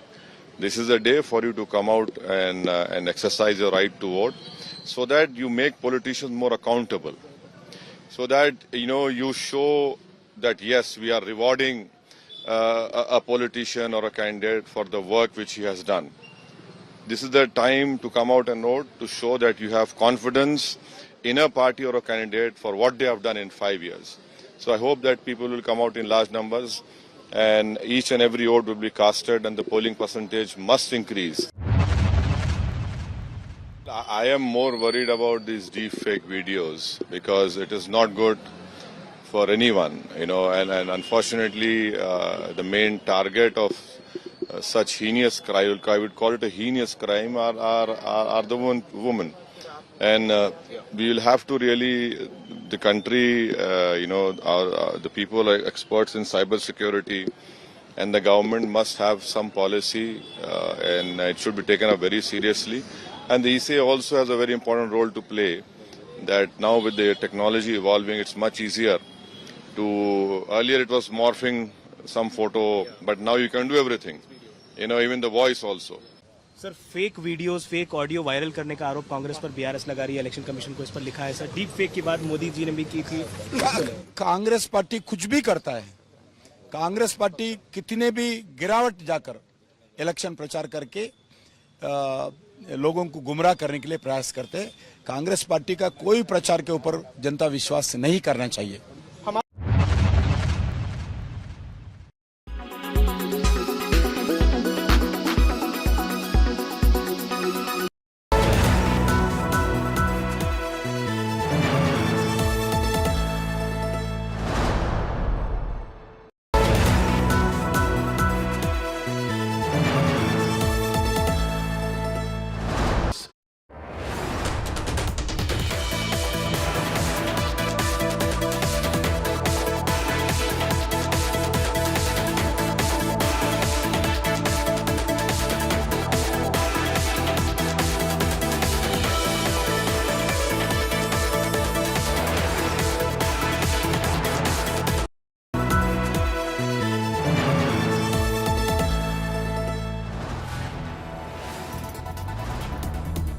You are watching India Today, powered by Finest, Be Sustainable Change, a BNP Group company.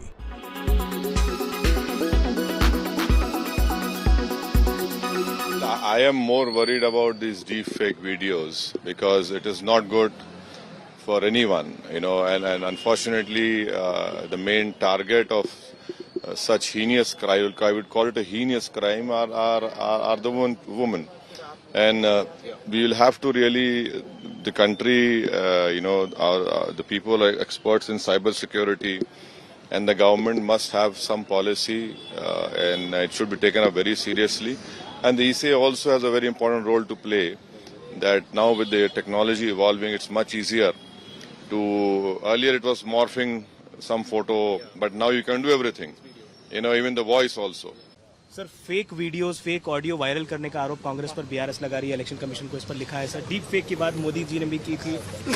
Congress party कुछ भी करता है, Congress party कितने भी गिरावट जाकर election प्रचार करके लोगों को गुमराह करने के लिए प्रयास करते हैं। कांग्रेस पार्टी का कोई प्रचार के ऊपर जनता विश्वास नहीं करना चाहिए। कांग्रेस पार्टी सरकार बनने वाली है। आपको पता है इतने दिनों से हम लोग जो मेहनत किए, भारत जोड़ो यात्रा के बाद तेलंगाना माहौल पूरा बदल चुके हैं। आने वाले दिनों में कांग्रेस पार्टी सरकार बनाएंगे और शहीदों का जो इच्छा था, शहीदों जो उम्मीद रखकर तेलंगाना के लिए जान दिए, वो पूरे जो भी पेंडिंग इश्यूज है हम रिजॉल्व कर देंगे। 100% it is going to repeat Karnataka results. So Karnataka result जैसा आ गया उसे भी तेजी से यहाँ के लोग निर्णय लेने वाले। और मल्लिकार्जुन खड़गे जी, आपको तो पता है it's well Hyderabad state belongs to Mallikarjun खड़गे जी। यहाँ वो यहीं धरती पुत्र है, तो उनके नेतृत्व में यहाँ पर सरकार बनाने वाले हैं। I have done my duty as a citizen. Let me complete in English and then I'll switch to Telugu. I have done my duty as a citizen of Telangana. I voted for betterment. I voted for my state. I voted for people who will take the state forward in a progressive manner. I appeal to all Hyderabadis and all citizens of Telangana to also come out and please exercise your franchise. The minimum you can do is to please come out and participate in the biggest festival of democracy. And I do humbly appeal, because urban voters have not been coming out in big numbers. I do humbly appeal to all the urban voters to come out. Please vote.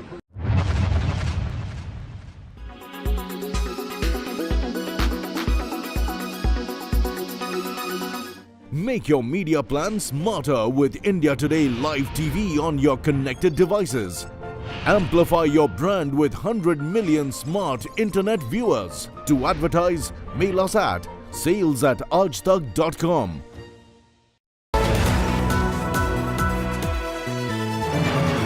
Presented by आपका Joy Bharat का Joy Joy e bike co-presented by Nexa Create Inspire co-powered by Parul University Vadodara Gujarat.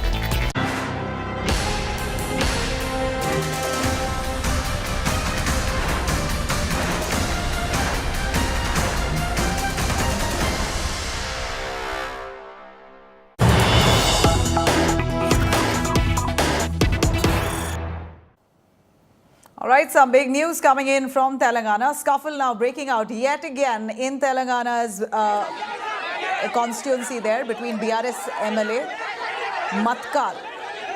The Matkal MLA Ram Mohan Reddy as well as Congress workers get into a scuffle when the MLA allegedly tried to enter the polling station at Matkal in Narayanapet district. Well, this is the third constituency after Jagaon and one other, Khammam. Both these districts you had poll violence that took place right outside the polling booth between the same BRS and the Congress workers, and now the third in Matkal as the Matkal MLA Ram Mohan Reddy, BRS MLA, reaches the polling booth and wants to enter the polling booth. You have the Congress Congress members stopping him, and they indulge in a scuffle. Images coming in of the MLA getting into a fight with those workers of the Congress.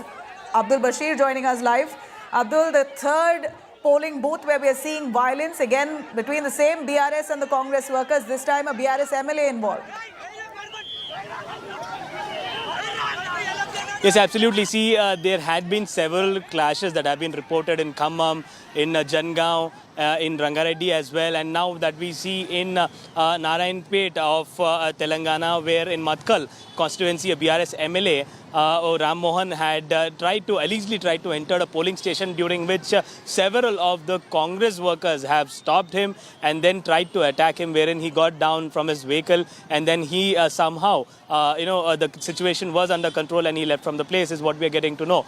But this clashes, this is quite common during the elections, where several of the sensitive polling booths are have been identified by the election commissions. Extra security measures have been taken. Yet we see that some incidents of clashes, especially between BRS and Congress, have been reporting since morning. This is the fourth incident that we are seeing now, where BRS and Congress leaders are clashing. So there is a tough fight that is, expected between BRS, Congress, and the BJP. But BRS and Congress leaders having a clash, where in Jangaon in the morning it was reported. In Khammam, we had several of the cadres fighting with each other, punching themselves as well, as what we have seen. So this kind of situation comes in when there is a kind of tough fight at the polling at the booth level, at where exactly the voters are trying to get people to vote for them, for their party. So basically this is the situation that we see, especially in the Telangana elections, where several of the sensitive polling booths are being noticed, and they are also being these kind of clashes are being reported from these particular booths. Over to you, Nabila. All right. Well, we see that this kind of scuffle between the BRS and the Congress is now becoming almost normal in multiple polling booths. This is the third one that's come to light, where we see some intense fighting between BRS members and the Congress. We see here in the latest coming from a district in where MLA of the BRS gets into a scuffle for entering the polling booth while he's accused of violating the poll code of conduct.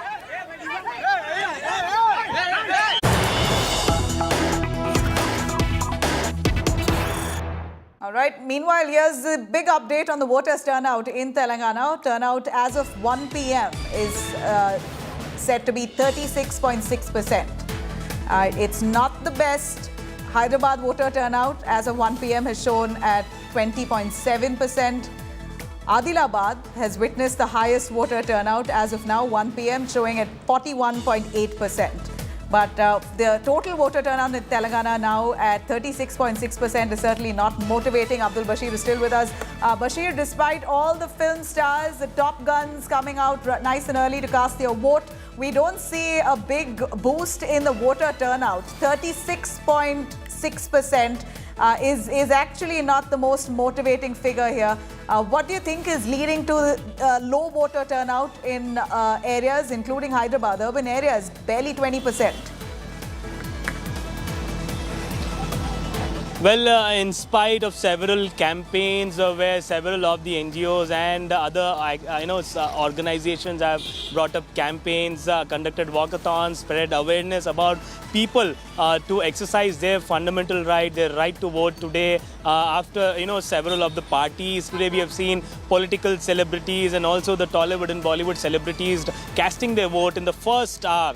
What we have seen in the morning, giving a message to the people, to their followers, that they also move out. It is not a holiday for the people of Telangana, especially for people of Hyderabad, especially in the urban areas. They have to cast their vote and then they can enjoy the day, is what all the politicians, all the celebs have been, appealing to the public. And what we see is that urban area, Hyderabad, had been earlier also reporting a less turnout of voters. As on 1 p.m. we see that 20.7% of voter turnout in the Hyderabad area, which is said to be a densely populated area. Heavy arrangements have been made. People are, very much, getting awareness through different medium, be it social media platforms, through television, through media, everything. Everybody is trying to appeal to people that they come out and vote in large numbers and huge numbers. But yet we see that whole of Telangana by till 1 p.m. has witnessed 36.68% of the voter turnout. And what we are expecting is that by the end of the day, it might touch somewhere around 60 to 70%. So this is something that we have been expecting. But now people appealing. Is really a figure that we're hoping that Telangana achieves. But looking at the pace with which it's going, not too sure if they're going to catch up by 5 p.m. 6 p.m. is the last. We're really appealing. This is your one and only chance. You can't complain later. Telangana, get out there and cast your vote. Abdul Bashir, stay with us as we see a political showdown on the other end between the BRS and the Congress as polling is currently underway.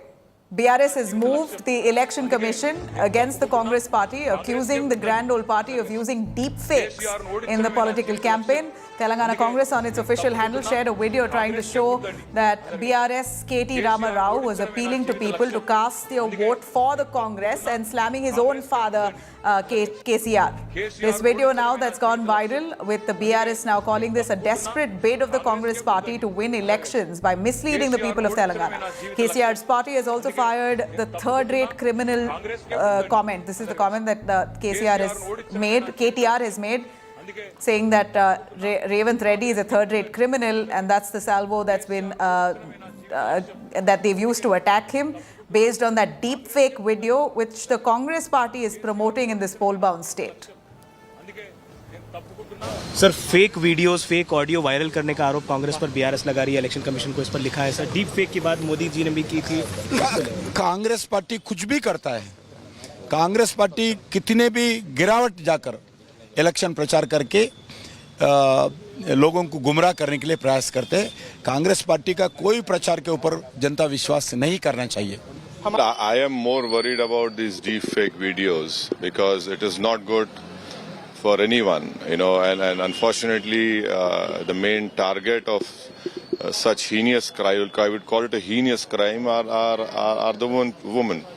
And we will have to really, the country, the people are experts in cyber security, and the government must have some policy, and it should be taken up very seriously.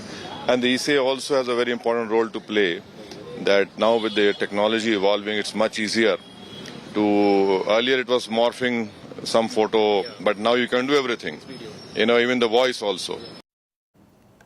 Well, as much as we see this fight between the BRS and the Congress seemingly, be sure that the BJP, who's now allied with Pawan Kalyan's Jan Sena, could just pick up their numbers, making this a full three-way battle for Telangana. Speaking at the India Today's roundtable, Congress exuded confidence in the party's dynamics, saying that the Congress has risen like a phoenix after the Bharat Jodo Yatra. The BRS said that they don't think anyone can separate Telangana from KCR. Meanwhile, you had the Modi factor. Prime Minister Modi has conducted rallies in Telangana that's really piqued the interest of the people of the state for the BJP. Both Modi ji and Rahul Gandhi ji would not like to see BRS go beyond Telangana and get into other states. So the narrative that is being set, which is especially the modus operandi of both of these national parties, is anybody trying to grow beyond their epicenter, they do not like. So what do? They come out and say इसका भी team है, उसका भी team है। कौन किसके साथ मिला हुआ है तेलंगाना जनता जानती है, इससे पहले भी देख चुकी है, आगे भी देखेंगे। राहुल आके बदनाम करते हैं, अगले दिन मोदी जी उसका सर्टिफिकेट दे देते हैं। दोनों का इरादा एक है कि केसीआर को तेलंगाना में यहीं दफना दो, और एकलौती जो आवाज़ है तेलंगाना की केसीआर की, यहीं पे समाप्त करो, यहीं पे ख़त्म करो, ताकि वो बाहर ना आए, महाराष्ट्र कोई और अन्य राज्य में ना आए और वहाँ आके फिर उनका झंडा ना लहराए। बीजेपी यहाँ पे है नहीं यार। पिछली बार एक सीट जीते हैं, इस बार वो भी नहीं जीतेंगे मेरे हिसाब से। तो क्या लड़ें, क्या बोले उनकी, हम क्या मुंह लगे उनकी? लगना ही नहीं है, क्योंकि वो बोलते रहते हैं कुछ भी, आके कुछ होना ही नहीं है उनसे। हर जगह डिपॉजिट जब्त हो जाएगा, हराएंगे फिर से। राहुल जी से कांग्रेस से बीजेपी को रोकना नामुमकिन है, उनसे ना होगा। तो इसीलिए मैं कह रहा हूं, राहुल गांधी जब तक है, वो सबसे बड़े कार्यकर्ता है मोदी के। मोदी जी के सबसे बड़ा अगर कोई एसेट है हिंदुस्तान में तो राहुल गांधी है। जब तक राहुल गांधी यहाँ पे है, मोदी जी I think he'll continue to do whatever he's doing. यहाँ के जनता तय कर दिए इस बार केसीआर को हराने के लिए, क्योंकि तेलंगाना में केसीआर परिवार वर्सेस पूरा तेलंगाना परिवार के चुनाव हो रहे।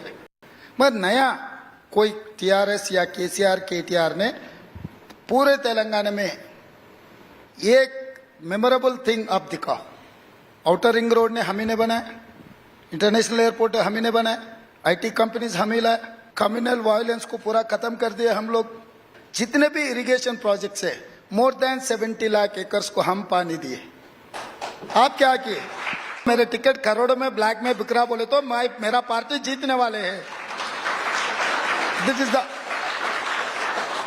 Other side of the story कि वो खुद मान ले रहे, अरे रेवंत रेड्डी के नेतृत्व में टिकट बिक रहा है, करोड़ों में जा रहा है, मेरा टिकट कोई पूछने वाले नहीं है बोल के केसीआर केटीआर खुद कह रहा है। इसका मतलब हार मान लिए। बीआरएस की कार के 4 पहिए और एक स्टीयरिंग कांग्रेस के पंजे से बिल्कुल अलग नहीं है। ये दोनों ही दल धर्म के आधार पर अपीजमेंट करते हैं, तुष्टीकरण करते हैं। इन दोनों ही पार्टियों ने करप्शन को बढ़ाया, इन दोनों ही पार्टियों ने परिवारवाद को बढ़ाया, इन दोनों ही पार्टियों के तुष्टीकरण को नई ऊंचाई पर पहुंचा दिया। ये दोनों पार्टियां जहां रही वहां कानून व्यवस्था चौपट हो गई। इन दोनों पार्टियों ने दलितों और बीसी समाज को धोखा दिया। तेलंगाना को बीआरएस के चंगुल से निकालना बीजेपी अपना दायित्व समझती है। यहां केसीआर ने जो स्कैम किए हैं, बीजेपी सरकार सभी की जांच कराएगी। All right, we heard Prime Minister Modi speaking in the poll-bound state a little earlier when he was campaigning right through the run-up to this election. Meanwhile, touted as KCR's main challenger, the Congress still believes that they have a real chance this time. They've done multiple internal surveys to suggest that they do have an edge.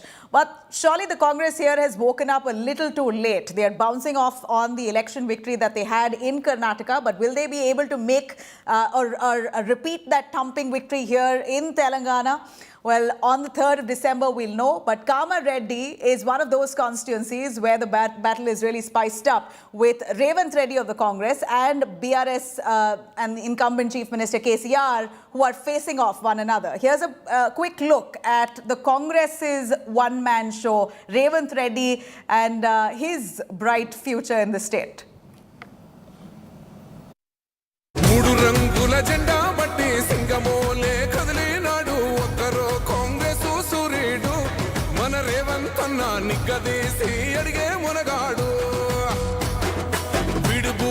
He's turned the election on its head in Telangana. Many believe he's the sole reason that Congress is giving a tough fight to KCR in this election.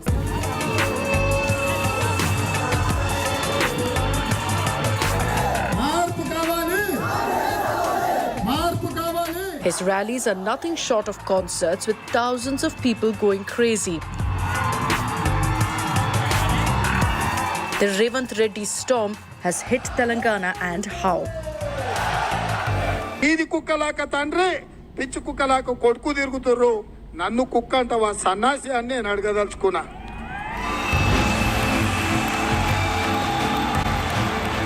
For many, Revanth has come out of nowhere to become Congress's super popular leader in Telangana. But he's worked hard to get to where he is today. Revanth started off in the enemy camp as an ABVP member and even was with KCR's party briefly. मैं younger day student days में मैं विद्यार्थी परिषद का active member था. मैं officially have disclosed. आप लोग कोई क्या असदुद्दीन ओवैसी और किसी ने इसको ढूंढ के नहीं लाया. उसके बाद I have got elected as a independent ZPTC. I have got elected as a MLC independent in local bodies. आपका डीएनए क्या है? विद्यार्थी परिषद का डीएनए है, तेलुगु देशम का डीएनए है, कांग्रेस का तो डीएनए था नहीं, वो तो बाद में. आपका डीएनए क्या है? तेलंगाना डीएनए. मेरा DNA Telangana. But his political rise truly began with the TDP when he won the Kodangal seat in 2009 by 7,000 votes. A big deal considering he was a relative nobody in politics then. Since 2009's win for Revanth, there's been no looking back. Nearly 12 years later, he dumped the TDP and joined the Congress and quickly rose above the ranks.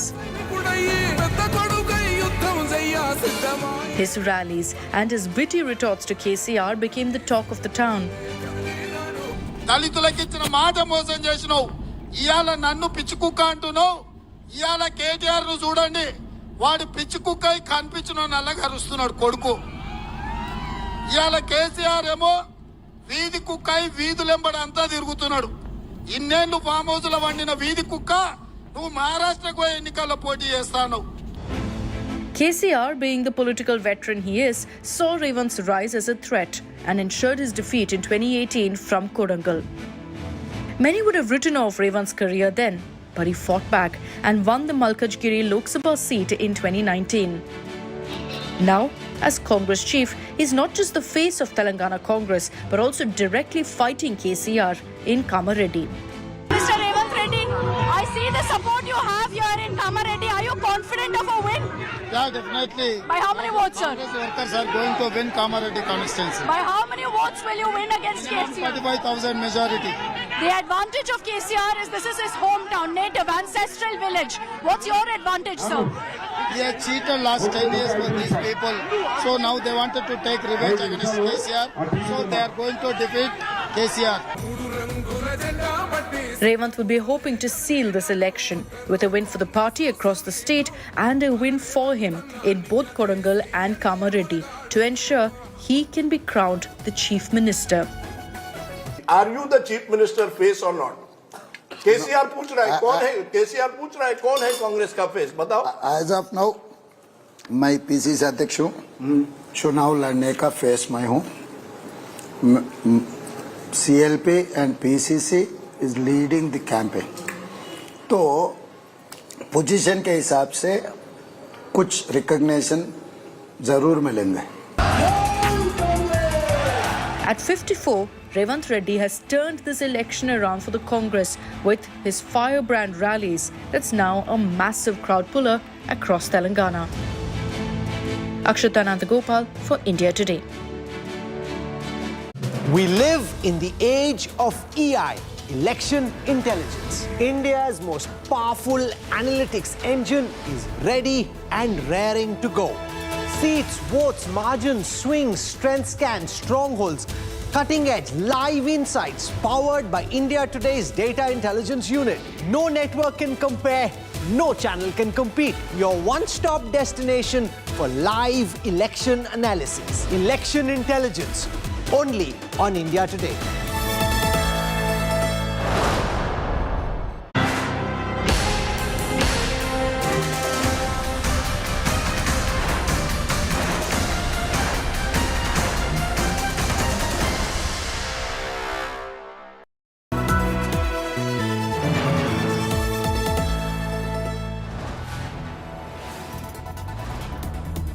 You are watching India Today, powered by Finest. Be Sustainable Change, a BNP Group company.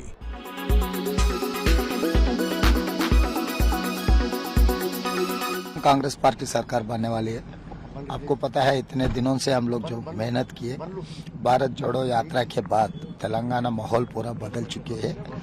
आने वाले दिनों में Congress party सरकार बनाएंगे और शहीदों का जो इच्छा था, शहीदों जो उम्मीद रखकर तेलंगाना के लिए जान दिए, वो पूरे जो भी पेंडिंग इश्यूज है हम रिजॉल्व कर देंगे. 100% it is going to repeat Karnataka results.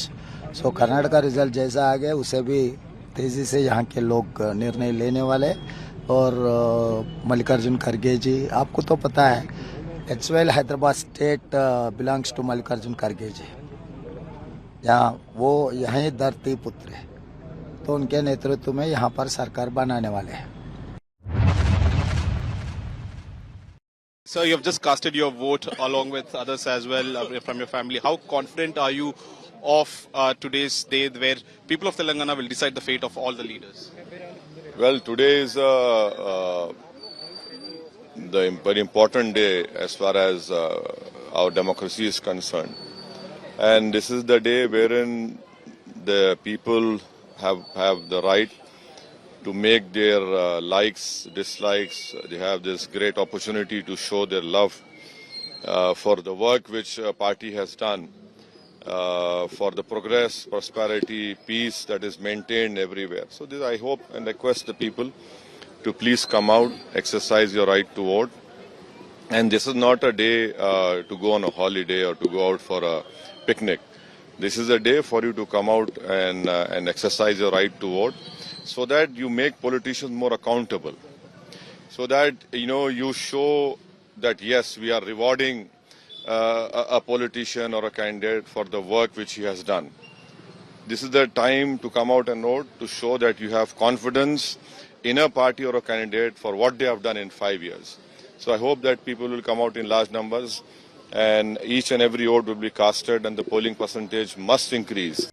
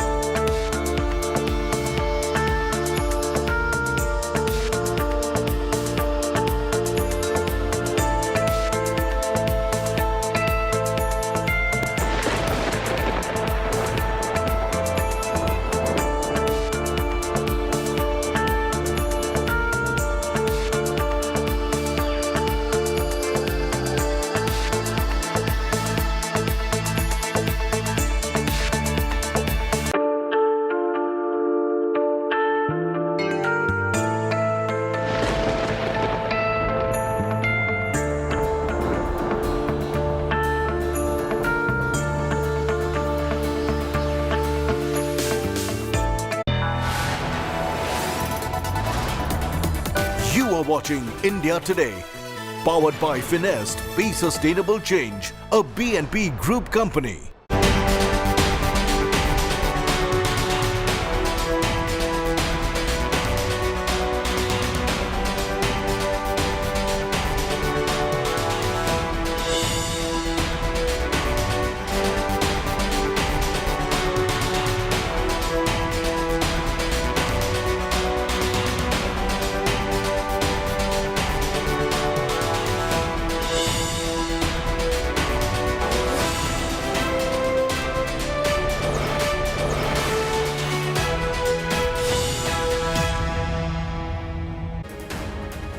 Good afternoon. You're joining us live here on India Today for our rolling coverage, our non-stop coverage of the Telangana polling day. Behind me is the Telangana Secretariat, who will be seated here in this powerhouse as the true boss of Telangana. 3.26 crore voters currently in the state are deciding exactly that, are deciding who will be the ruler of Telangana. I'm going to be getting you over the next 1 hour all the updates, the latest on the political controversies playing out, voter turnout and much more over the next 1 hour. My colleagues Nagarjun Dwarkanath, Pramod Madhav are also live with me. We'll be getting up all of our reporters, 7 of us stationed across Telangana to ensure you don't miss out on any update that comes in from the state. Let's take a look at the headlines first.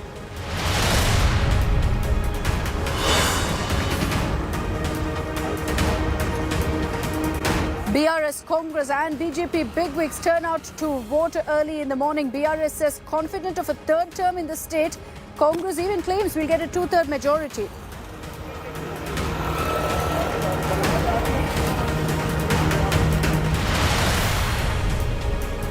Bollywood superstars cast their votes early in the morning. Superstars Allu Arjun, Junior NTR get inked. Megastar Chiranjeevi, Vijay Deverakonda, Venkatesh all cast their vote.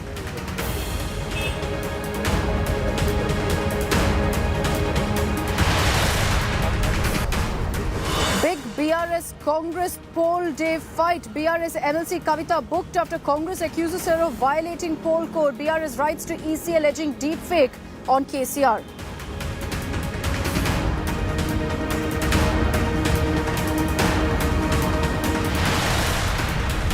India hits back at US Kill Pannoon plot. Ministry of External Affairs says that linking Indian official to alleged murder plot of a Khalistani terrorist is concerning and contrary to India's policies.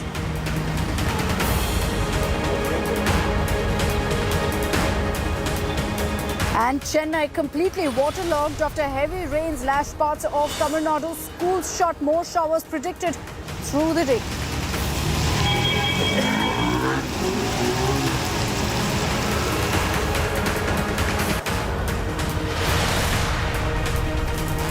Co-presented by Aapka Joy, Bharat Ka Joy, Joy e-bike. Co-presented by Nexa, Create Inspire. Co-powered by Parul University, Vadodara, Gujarat.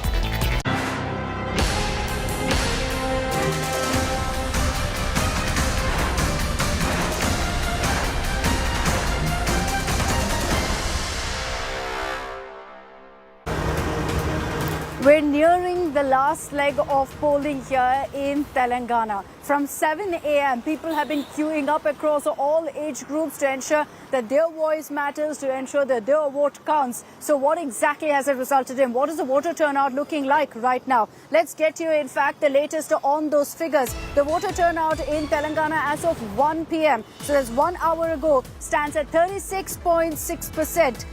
Now, if you break that down further and look at the figures that are coming in, what about the city of Hyderabad? The voter turnout in Hyderabad is at 20.79%. So far, the highest voter turnout has been reported in Adilabad district. As is always the case, you're seeing a lot more polling in rural districts. And in fact, it is Hyderabad that's lagging behind. Urban centres once again leading to a fall in the voter turnout. Nagarjun Dwarkanath and Pramod Madhav are with us on this broadcast. Naga, at this point, 36.6% is really going to have to pick up pace in the next few hours, even to touch 73%, which was last election, 2018's voting percentage.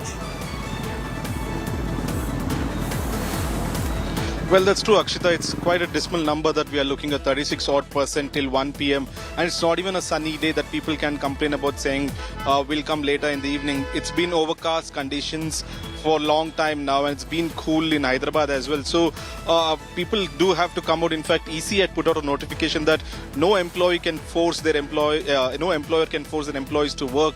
Everyone should be given the right to vote. Holidays should be given. Behind me is the Jubilee Hills polling booth where high-profile actors and celebrities come vote. In fact, they have done their duty. Most of them did come cast their vote. The Tollywood actors, we have seen Allu Arjun, Venkatesh, Chiranjeevi, Vijay Devarkonda, all of them have come here to cast their vote, and any moment now Ram Charan is expected is what we are told. But the people of Hyderabad have not turned up to the polling booths yet, especially the old city in Hyderabad Parliament constituency, in Nampalli, in other places where we have seen dismal numbers of turnout in Hyderabad parliamentary constituency as well. While the rural areas is showing us another picture. Medak is gone up to 50%. Adilabad is up to 47%. 44% is what we have been told. So till 1 p.m. rural Telangana has voted over 40%, but overall still at 37-36% across Telangana. While we are talking about the numbers, the political parties here are talking about something else. They are talking about deep fake videos. We have seen on the day of polling, that is today, BRS has spoken about how Congress is trying to divert attention and put out deepfake videos of KTR slamming his own father, while the Congress is talking about fake surveys put out by the BRS. So the agenda of today for all political parties is not about what they bring onto the table, but what the other party is doing in terms of deepfake videos. Mr. Owaisi also spoke about how the Election Commission should take a note of it and do something in terms of policy and guidelines, and some cognizable committee may be put in place to look at the guidelines and policy of such deepfake videos, because the moment it goes to the villages, it will have far more repercussions, is what many netas, at least in the city, believe. Apart from that, the celebrities have come, the netas have come, voted. You know, we'll discuss the entire deepfake controversy as well. Yes, celebrities have also turned out, Naga, but you were telling us also about the turnout and how it's higher in rural districts. It's come down because of your urban pockets like Hyderabad. So come on, Hyderabadis, if you haven't voted, what are you waiting for? Go out there, ensure that you exercise your franchise at the earliest. We really need to ensure that these numbers go up. 73% is the number to beat, essentially. All right, lots that's happened really here in Telangana in the last few hours from 7 a.m. when polling began. Nagarjun told you a bit of some of the controversies that have also played out. I want to round up for you all that's happened in the last few hours. Here's a look at all the political action coming in on polling day.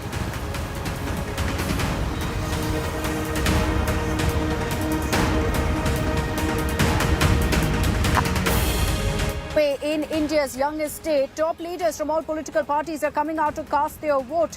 These leaders also urge the people of Telangana to exercise their right to vote.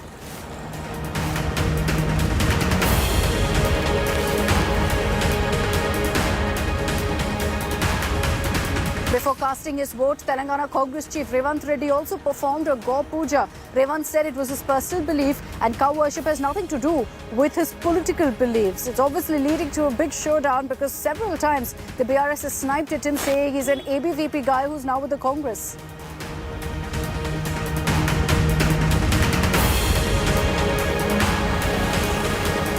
Political figures are coming out to cast their vote as well. Top Telangana stars came out early in the morning to exercise their right and sent a message to the common public to cast their vote and fulfill their responsibility.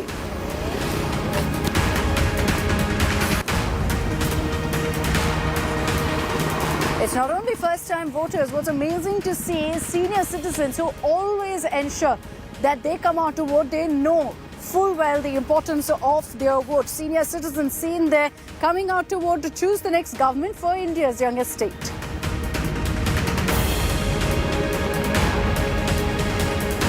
And amid the ongoing Telangana assembly polls, amid polling, clashes unfortunately were reported in two different locations, and in both cases it was Congress versus BRS. Clashes were reported in Telangana's Jangaon and Khammam.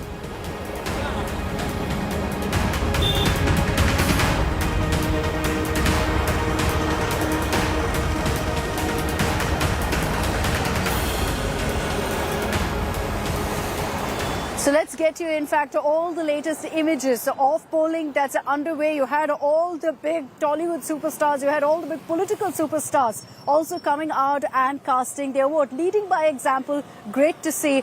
Let's see if that helps really in pushing up the voter turnout. In all 119 seats across Telangana as we speak, polling is underway. It's been largely peaceful, barring few incidents of clashes. These were largely between BRS and Congress workers. Now, incumbent Chief Minister KCR cast his vote in Siddipet. Harish Rao cast his vote. You had BRS MLC K Kavita casting her vote in Hyderabad. Telangana BJP Chief G. Kishan Reddy, the AIMIM Chief Asaduddin Owaisi, all of them again casting their vote in Hyderabad. Revanth Reddy, the man who is now in the spotlight for the Congress, cast his vote in Kodangal, which is where he is fighting. Now, with Telangana voting today, it also means curtains down on polling in all 5 states. It is, in fact, the last state to go to polls. There's also been a bit of controversy because BRS MLC K Kavita has been booked by the Election Commission after she breached the poll code by appealing to voters to vote for BRS. And this is right outside the polling booth, which is a clear violation of the ECC, of the Election Code of Conduct. Remember, it was the Congress who had actually approached the Election Commission against Kavita almost 10 minutes after she spoke. Well, I really request the first-time voters to come out and vote, because this is a right given to us by our constitution, and world over people fight for these rights. We have bestowed upon these rights. We should utilize them. That essentially means that you are a part and parcel of the making of this nation and building this nation. You should do your bit. People are fighting on the borders. Soldiers are fighting on the borders to keep us protected from the external enemies. If you vote, you will protect this nation from the internal enemies who will eat us up if you do not select the right candidates. Till the last moment, BJP and Congress were talking about B team, T team, all of that. What do you have to say about that? No, we are not anybody's B team, A team, nothing. We are Telangana people's team, and Telangana people will choose us. How confident are you for this election? Very confident. We are aiming for a century. We are hoping to come back to power with a very good majority. Thank you. I have done my duty as a citizen. Let me complete in English and then I'll switch to Telugu. I've done my duty as a citizen of Telangana. I voted for betterment. I voted for my state. I voted for people who will take the state forward in a progressive manner. I appeal to all Hyderabadis and all citizens of Telangana to also come out and please exercise your franchise. The minimum you can do is to please come out and participate in the biggest festival of democracy. And I do humbly appeal, because urban voters have not been coming out in big numbers. I do humbly appeal to all the urban voters to come out. Please vote. Revant Reddy has gone ahead and done a Gau Puja today as well. Do you think this kind of gimmicks does work well with the public? Let's see. You will wait and watch on 3rd December. Sir आपने यहाँ पर cast किया है sir, vote क्या कहेंगे sir exactly अब क्या appeal करेंगे सर? मैं यही अपील करना चाहता हूं, एक अच्छे व्यक्ति को चुनाए, अच्छे पार्टी को चुने, वो देश के लिए, समाज के लिए, जनता के विकास के लिए काम करे, वही सरकार आना चाहिए। इसके लिए आम जनता सोचना चाहिए। सबसे ज्यादा रुपया इस टर्म में पकड़ा गया, 700 के ऊपर करोड़ यहाँ पर पकड़े गए हैं सर कैश में या फिर दीगर उसमें, तो इसको कैसे देखते हैं? जो पकड़ा है वो बहुत कम है, जो खर्च किया है उससे हजारों % ज्यादा है। Sir fake videos, fake audio viral करने का आरोप कांग्रेस पर बीआरएस लगा रही है, इलेक्शन कमीशन को इस पर लिखा है सर। डीप फेक की बात मोदी जी ने भी की थी। कांग्रेस पार्टी कुछ भी करता है, कांग्रेस पार्टी कितने भी गिरावट जाकर इलेक्शन प्रचार करके लोगों को गुमराह करने के लिए प्रयास करते हैं। कांग्रेस पार्टी का कोई प्रचार के ऊपर जनता विश्वास नहीं करना चाहिए। कांग्रेस पार्टी सरकार बनने वाली है। आपको पता है इतने दिनों से हम लोग जो मेहनत किए, भारत जोड़ो यात्रा के बाद तेलंगाना माहौल पूरा बदल चुके हैं। आने वाले दिनों में कांग्रेस पार्टी सरकार बनाएंगे और शहीदों का जो इच्छा था, शहीदों जो उम्मीद रखकर तेलंगाना के लिए जान दिए, वो पूरे जो भी पेंडिंग इश्यूज है हम रिजॉल्व कर देंगे। 100% it is going to repeat Karnataka results. So Karnataka result जैसा आ गया उसे भी तेजी से यहाँ के लोग निर्णय लेने वाले। और मल्लिकार्जुन खड़गे जी, आपको तो पता है as well Hyderabad state belongs to Mallikarjun खड़गे जी, यहाँ वो यहीं धरती पुत्र है, तो उनके नेतृत्व में यहाँ पर सरकार बनाने वाले हैं। मैं उन लोगों को टीआरएस कैंडिडेट का और कांग्रेस कैंडिडेट का हिसाब से ही देख रहा हूँ, लेकिन इन लोग बड़े बड़े हैं, इससे क्या होता है इसे डर के हम पीछे हटने वाला नहीं है। अभी इन लोग 40 साल पहले केसीआर क्या था, कुछ भी नहीं है ना। और ये रेवंत रेड्डी जी ने 2001 में क्या है, कुछ भी नहीं है ना। वहाँ से फिर उसका प्रस्थान शुरू हुआ। अभी उसका टाइम मिले, दोनों को भगवान अच्छा टाइम दिए, तकदीर अच्छा है, उन लोग है, लेकिन इन लोग पूरा सबसे जीनियस है बोल के नहीं सोचना। Sir, you have just casted your vote along with others as well from your family. How confident are you of today's day where people of Telangana will decide the fate of all the leaders? Well, today is the very important day as far as our democracy is concerned. And this is the day wherein the people have the right to make their likes, dislikes. They have this great opportunity to show their love for the work which party has done, for the progress, prosperity, peace that is maintained everywhere. So this I hope and request the people to please come out, exercise your right to vote. And this is not a day to go on a holiday or to go out for a picnic.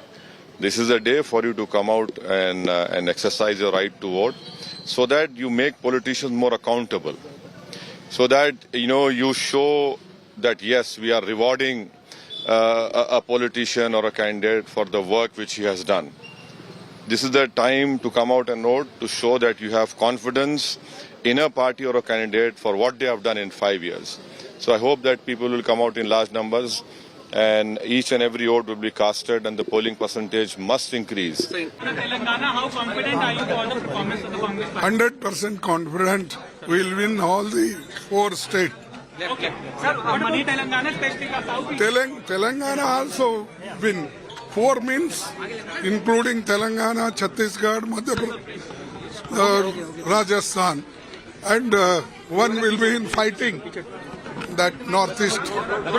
Let me bring in now Nagarjun Dwarkanath, Pramod Madhav, as well as Apurva Jayachandran on this broadcast. Pramod, to you now, you've got a lot of political controversy also playing out. But keeping that aside for a moment, you've got political statements being made where every political party is expressing confidence that they're going to come back to power. Revant Reddy, for example, today has said that we will win with 2/3 majority and form the government. Tall ask.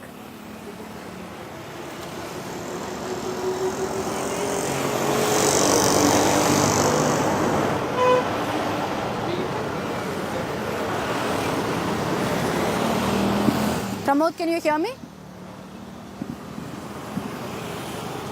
Yes, Akshita, I can hear you now.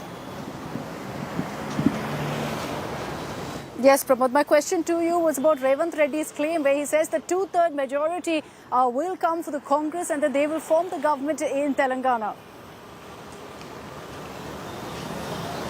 Well, Akshita, the one thing that I could see on the ground is that, like, for be it Congress or BRS or any other party to get that majority, they need to, people have to come and vote. In fact, we've been standing in this particular area since morning. This is Jubilee Hills Public School, and this is where, like, various other stars have come to vote from the surrounding area. Even now, we are waiting for Mahesh Babu, and just like minutes ago, Brahmanandam, and also a Tollywood actor, come over here, and he also casted his vote. But this place looks kind of deserted. That's the worrying part, because on one end, there are, like, everything that has to be arranged by the Election Commission that has been done, security and everything else, but the voters number is much lesser, and that's quite a disheartening part over here. Every other, like, I could see since morning that a lot of senior citizens have come over here. People in wheelchairs have come and they have casted their vote, but youngsters are somebody that, like, we could not see in a major group, and there seems to be a kind of, like, what seems to be the reason behind it, something we are not able to derive. But this is a kind of situation over here. Even for Revanth Reddy to go ahead and get that particular percentage, he needs to pull the voters to come and cast their vote. But till now, it's only been 36% and odd. And every other person who has casted their vote, be it like any other leader, they are all asking the people of Telangana to come and vote. They have to cast their vote, or else, like, imagine, just like until now, it's only 36%, and they have to cross 70% in another probable 3 hours or so. And this is how slowly the election is moving here, Akshita. It's disappointing to say the least. And obviously, you look at the voter turnout, that's something that's also going to be heavily analyzed. Because if you look at data and how voter turnout essentially gives you an insight into what the result could be, which is what everyone's talking about, a higher voter turnout always signals that, you know, there is a huge sense of anti-incumbency. So if a lot of people turn up at polling booths, if you see the voter turnout really shoot up in Telangana, it means that there is a possibility that the anti-incumbency factor has played a big role. Right now, of course, it's too early to say. Polling is still underway, so we're not going to speculate. Post 6 p.m. is when really we'll get a sense of what the voter turnout looks like. At this point, it definitely looks like it's going to settle around 73%, which is what the figures were last election as well. Let me focus on the political controversies right now. Apurva, I spoke of what Revanth Reddy has said. K. Kavita tried to also put forth a similar sentiment, but in the prospect and in the process of that, she also mentioned that people should come out and vote for the BRS while standing right outside a polling booth, and she's now been booked for that.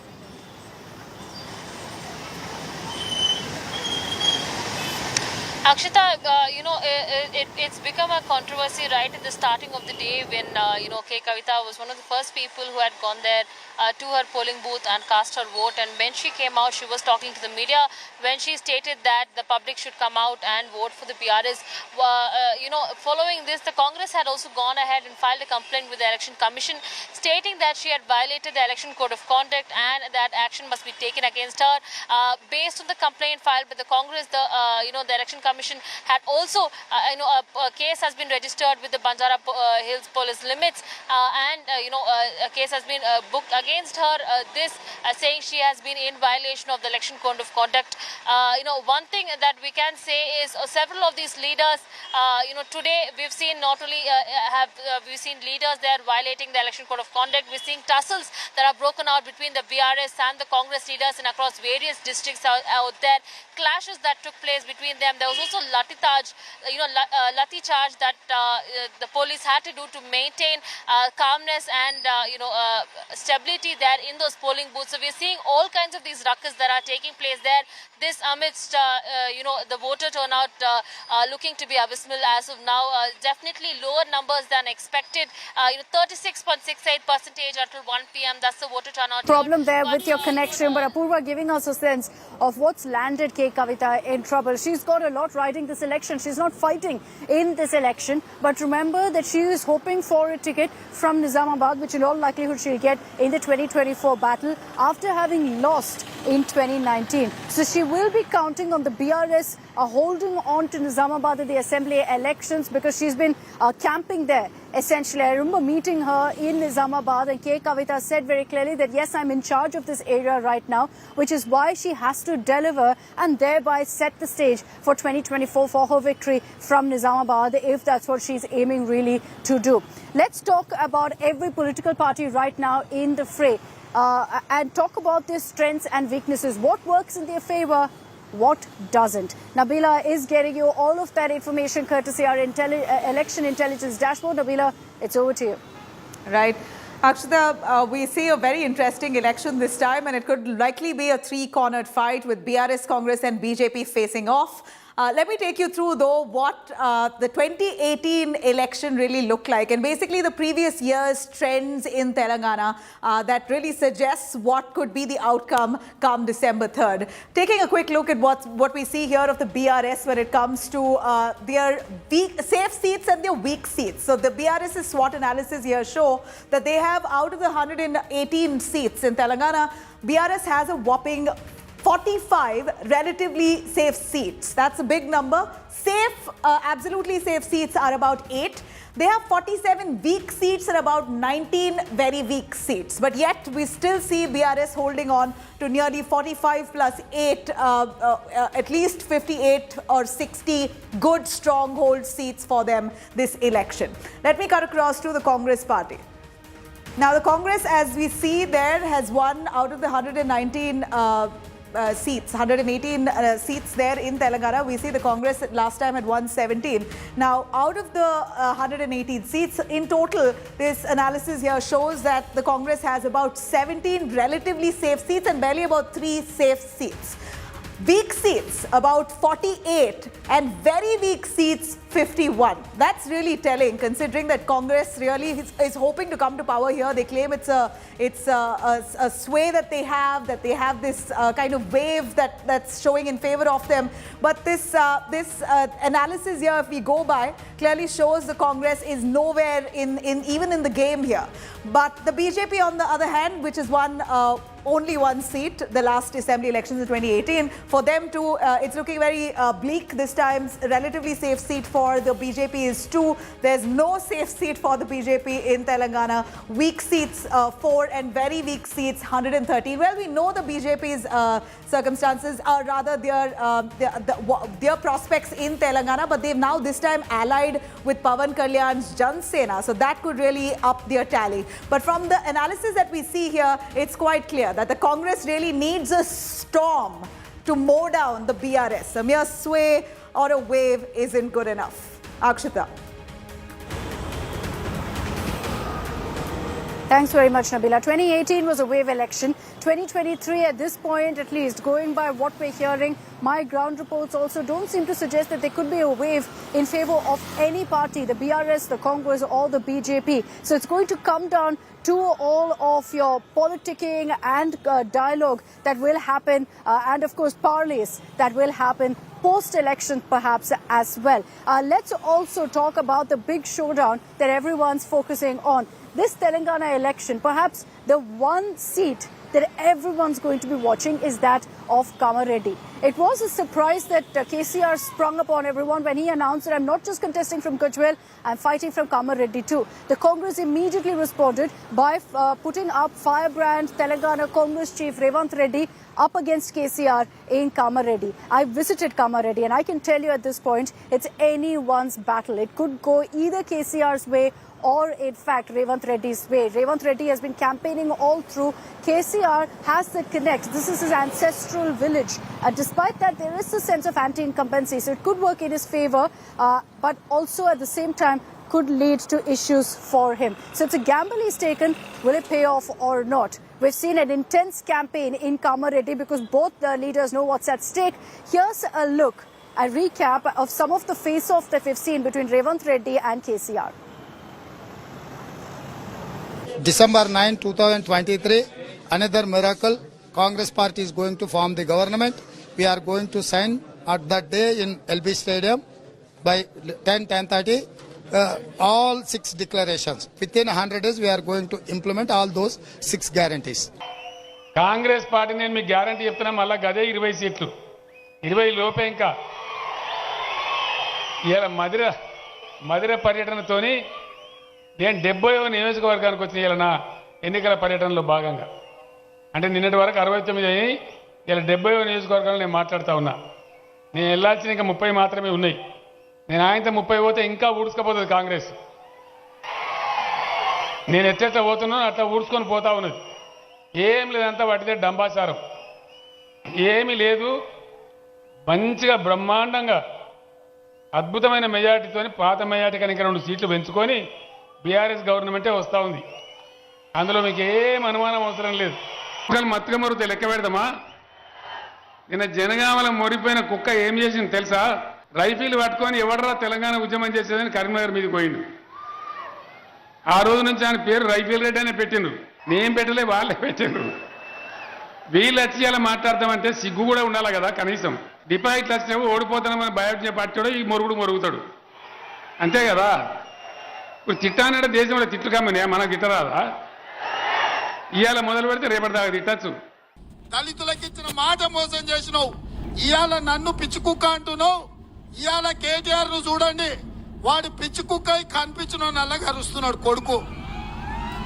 ఇవాళ కేసీఆర్ ఏమో వీధి కుక్క వీధులెంబడి అంతా తిరుగుతున్నాడు. ఇన్నేళ్లు farm house లో వండిన వీధి కుక్క నువ్వు మహారాష్ట్రకు పోయి ఎన్నికల్లో పోటీ చేస్తాను, నువ్వు కర్ణాటకలో పోయి ఎన్నికల్లో పోటీ చేస్తాను, నువ్వు తమిళనాడులో పోయి ఎన్నికల్లో పోటీ చేస్తాను, పంజాబ్ లో పోయి మా ప్రజలు కట్టిన పైసలు పంజాబ్ లో పంచిపెట్టి వస్తాను, ఆంధ్రప్రదేశ్ లో కూడా పోయి నీ దుకాణం తెరుస్తాను. వీధి కుక్కలాక తండ్రి, పిచ్చి కుక్కలాక కొడుకు తిరుగుతుర్రు. నన్ను కుక్క అంటావా సన్నాసి అని నేను అడగదలుచుకున్నా. I mean, that was the political discourse that we actually witnessed between KCR and Revant Reddy, where comments like Pichi Kukka, which means mad dog, were actually hurled at each other. Not new in Telangana politics.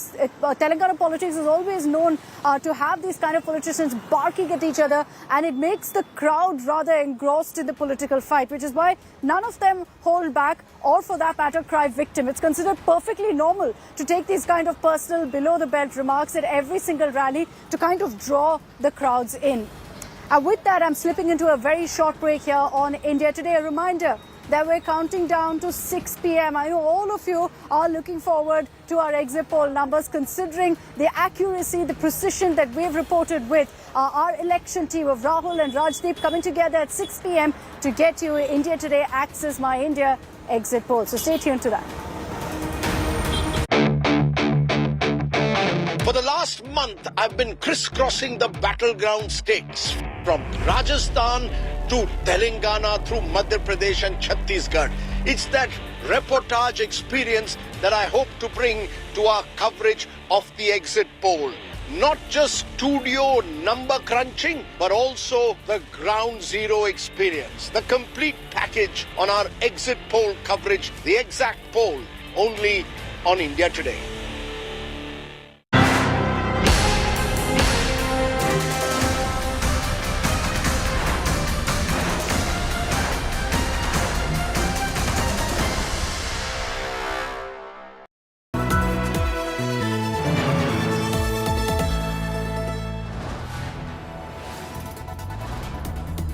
You are watching India Today, powered by Finest. Be Sustainable Change, a BNP Group company.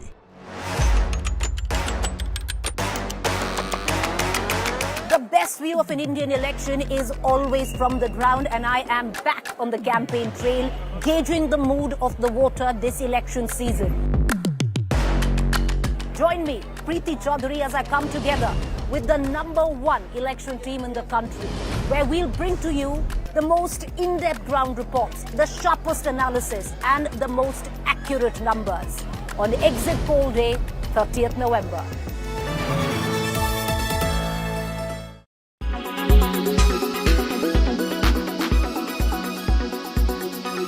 Congress party सरकार बनने वाली है। आपको पता है इतने दिनों से हम लोग जो मेहनत किए, भारत जोड़ो यात्रा के बाद तेलंगाना माहौल पूरा बदल चुके हैं।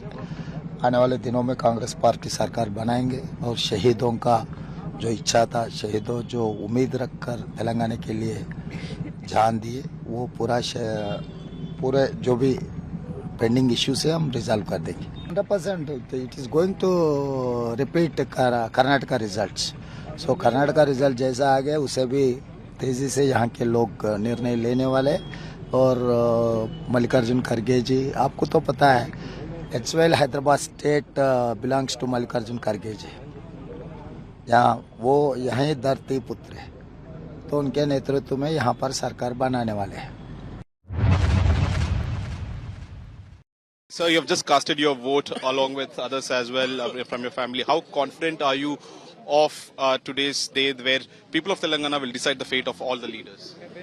Well, today is the very important day as far as our democracy is concerned. And this is the day wherein the people have the right to make their likes, dislikes. They have this great opportunity to show their love for the work which party has done, for the progress, prosperity, peace that is maintained everywhere. So this, I hope and request the people to please come out, exercise your right to vote. And this is not a day to go on a holiday or to go out for a picnic.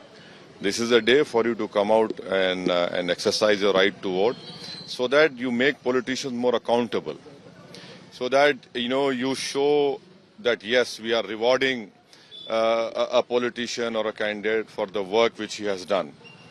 This is the time to come out and vote, to show that you have confidence in a party or a candidate for what they have done in 5 years.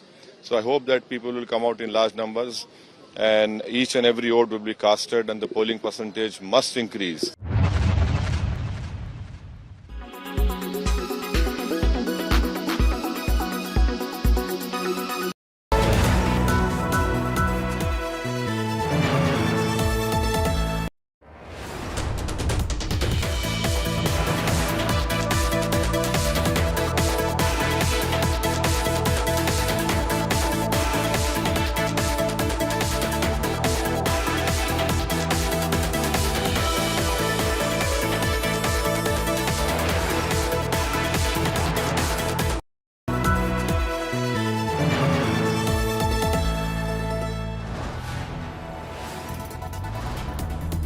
You are watching India Today, powered by Finest. Be Sustainable Change, a BNP Group company.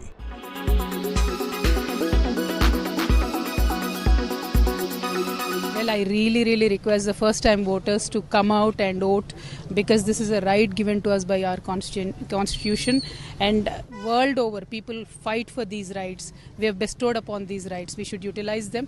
That essentially means that you are a part and parcel of the making of this nation and building this nation. You should do your bit. People are fighting on the borders, soldiers are fighting on the borders to keep us protected from the external enemies. If you vote, you will protect this nation from the internal enemies who will eat us up if you do not select the right candidates. Till the last moment, BJP and Congress were talking about B team, T team, all of that. What do you have to say about that? No, we are not anybody's B team, A team, nothing. We are Telangana people's team, and Telangana people will choose us. How confident are you for this election? Very confident. We are aiming for a century. We are hoping to come back to power with a very good majority. Thank you. I have done my duty as a citizen. Let me complete in English and then I'll switch to Telugu. I have done my duty as a citizen of Telangana. I voted for betterment. I voted for my state. I voted for people who will take the state forward in a progressive manner. I appeal to all Hyderabadis and all citizens of Telangana to also come out and please exercise your franchise. The minimum you can do is to please come out and participate in the biggest festival of democracy. And I do humbly appeal, because urban voters have not been coming out in big numbers. I do humbly appeal to all the urban voters to come out. Please vote. Air quality today. In Delhi, 412. In Mumbai, 75. In Kolkata, 156. In Bangalore, 38. In Chennai, 90. In Hyderabad, 64.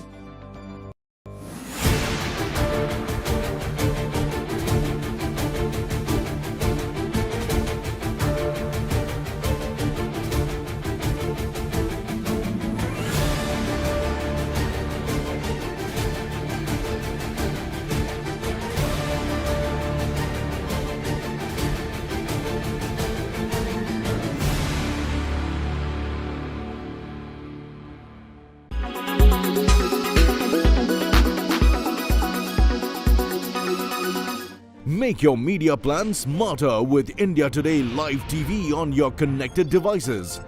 Amplify your brand with 100 million smart internet viewers. To advertise, mail us at sales@aajtak.com.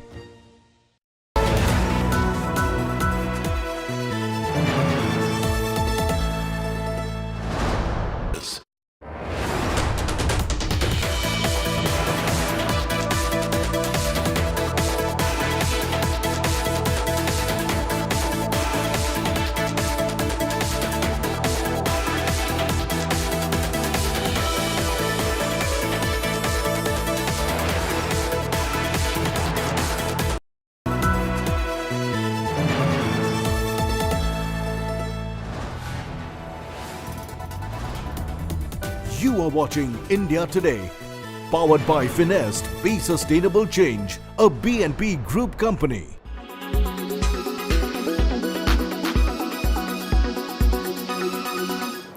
Your mouth, your teeth, your gums and your tongue not only just show you signs of good or bad oral health, in fact, your mouth is an encyclopedia which gives you a mirror image of how your overall health is doing. From malnutrition to systemic diseases, your mouth speaks it all. Well, quite literally. It is not uncommon to see dentists examine your whole mouth, tongue, face, lips, roof and floor of the mouth. The reason is that these areas disclose a whole lot of secrets and may show signs of various diseases. Our mouth, like other parts of the body, serves as a gateway for bacteria to enter the digestive and respiratory tracts. Our mouth can display signs of malnourishment and various general infections, with lesions, ulcers being the first sign. Here's how the mouth is a window to your overall health. The plaque in the mouth can also be caused by an underlying health condition such as diabetes, arthritis, heart disease, or chronic obstructive pulmonary disease. During the visit, a dentist will look at any swelling, lumps, masses, or any abnormalities in the face, lips, jaws, and neck. Oral cancer is a type of cancer that affects the mouth and the back of the throat. It is most commonly found in older adults. Diabetes makes it difficult to keep the teeth and gums healthy, and a dentist may be the first to identify it. Gum disease makes it difficult to control blood sugar levels.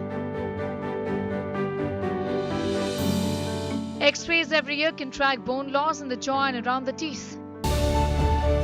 Enlarged tongue, tonsils, red throat, dry mouth and worn down teeth from nighttime grinding or clenching are all indicators of sleep apnea, and a dentist is the best person to recognize it immediately. When people have obstructive sleep apnea, their breathing stops and begins as they sleep.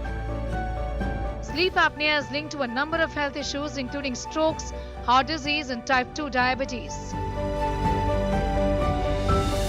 For an early indication of a neglected health ailment, make sure to not miss any periodical visits to your dentist. With Lavanya Rotella in New Delhi, Sneha Murdani for India Today TV. Air quality today. In Delhi, 412. In Mumbai, 75. In Kolkata, 156. In Bangalore, 38. In Chennai, 90. In Hyderabad, 64.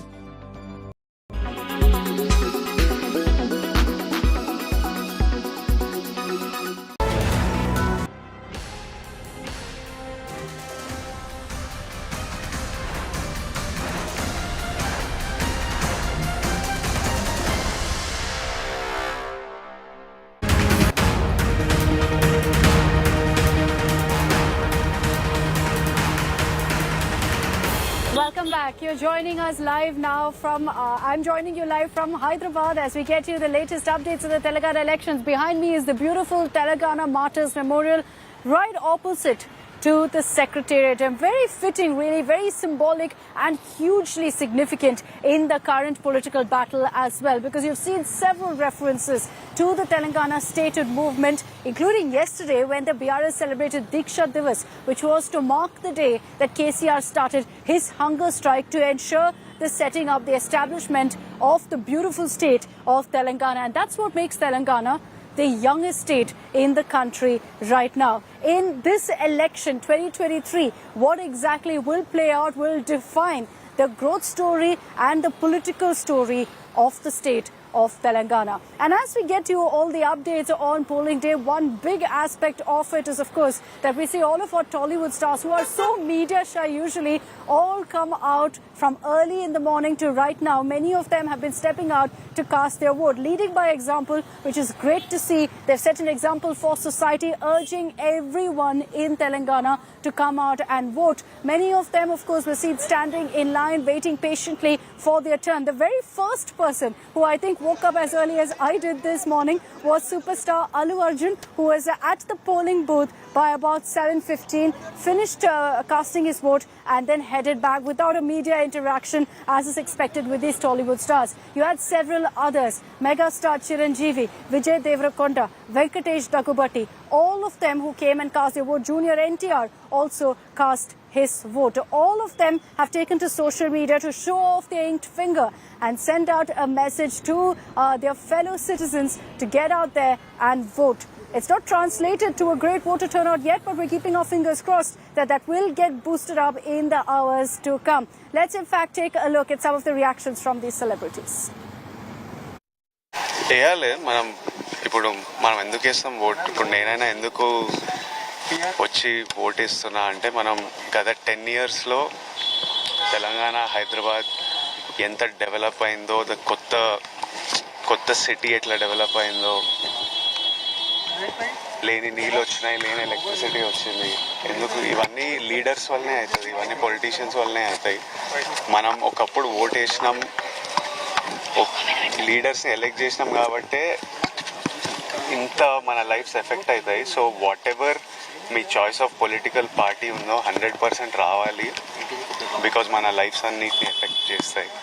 And if you want to continue development, if you want to continue living nicely, మన jobs మంచిగా జరగాలి, మన రోడ్లు మంచిగా ఉండాలి, నీళ్ళు, current ఇవన్నీ బాగుండాలంటే మనం 100% బయటకు వచ్చి ఓట్ చేయాలి. ఈరోజు హాలిడే ఇచ్చింది, అందుకు ఇంట్లో కూర్చోవడం కాదు. So I request everyone to come. నేను మా ఫ్యామిలీతో ఓట్ చేశాను. And it would be amazing if all of you come and vote for the future of the state and of the city. Message, yeah, everybody should cast their vote. Message, yeah, everybody should cast their vote. Message, yeah, everybody should cast their vote. Message, yeah, everybody should cast their vote. Message, yeah, everybody should cast their vote. All right, away from the glamour, perhaps the only angle of glamour in this election, let's also talk about what's transpired in the last many hours. Voting continues in 119 seats. Unfortunately, there were some reports of violence, of clashes that broke out between political parties. Let's round those updates up for you.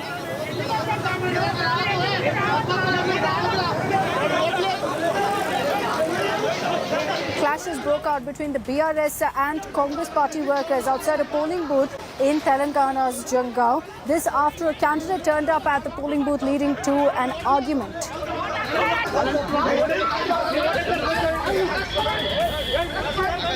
There were also reports of clashes between BRS and Congress workers in Telangana's Khammam. In the video, the workers of the two parties can be seen raining punches and kicks at each other till the cops intervene.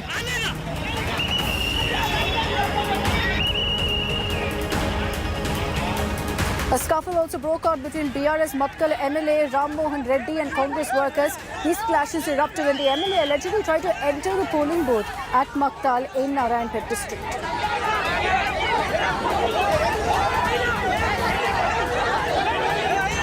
Now, in the Rajendra Nagar Assembly constituency as well, police had to use mind force on Congress and BRS workers who seemed to be clashing, getting set for more violence outside a polling booth.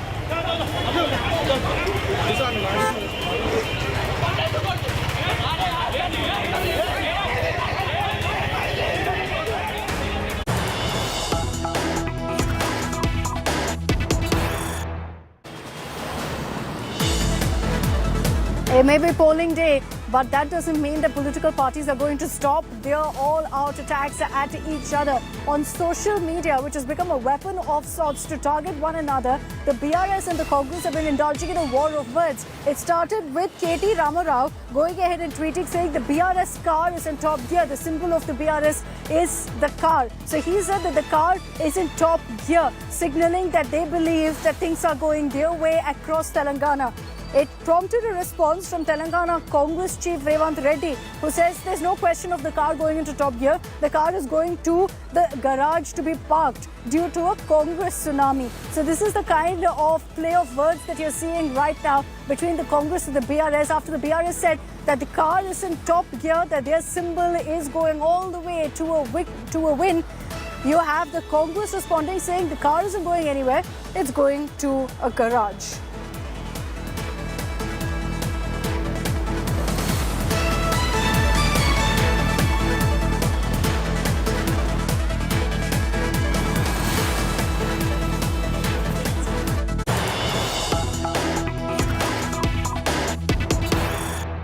All right, away from Telangana, as we're counting down to our exit poll coverage come 5 p.m., there's a big news break that's come in. Rajasthan Chief Minister Ashok Gehlot seems to be having the jitters. In what comes as a big admission, Gehlot has said that if the BJP wins, it's because of polarization. The fact that you have an incumbent Chief Minister even making this kind of a comment will lead to speculation that the Congress perhaps is now seeing defeat in the state of Rajasthan. I want to play out for you exactly what Ashok Gehlot has said.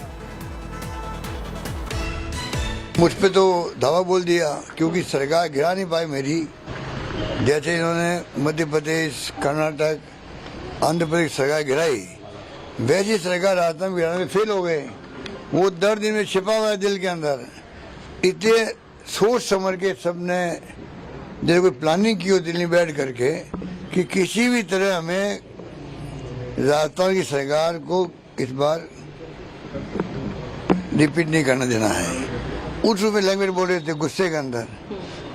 Yogi ji महाराज बोलते जानते क्या बोलते थे, तो ये एक प्रकार से भड़काने वाली बातें भी करते थे धर्म के नाम पे भी। लगता है कि अगर वो चल गया इनका तो अलग बात है।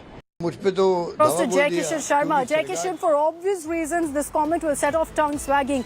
Never do you see a confident chief minister or leader make this kind of a comment, say, we may lose if a religion card of the BJP works. So obviously, it definitely seems like the Congress camp in Rajasthan is extremely jittery, and with just hours to go for our exit poll numbers to be out.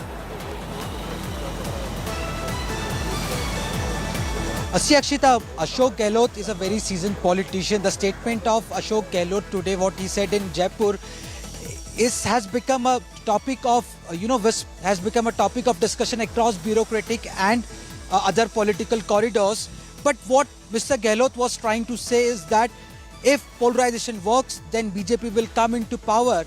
But if not, then he is very confident that Congress will break the rivage of Rajasthan, which is that every time the state votes, the incumbent government is never able to repeat the government. So this time, Chief Minister Ashok Gehlot gave a very calculated statement. The message he of said if, that what to even say if just days before the results is by itself going to make headlines for obvious reasons. It's all about posturing, it's all about symbolism and the kind of words that you really use. The fact that Ashok Gehlot is saying if itself is leading to questions about whether this is an admission of defeat. Thanks very much, Jaikishan, for joining us with all of those details.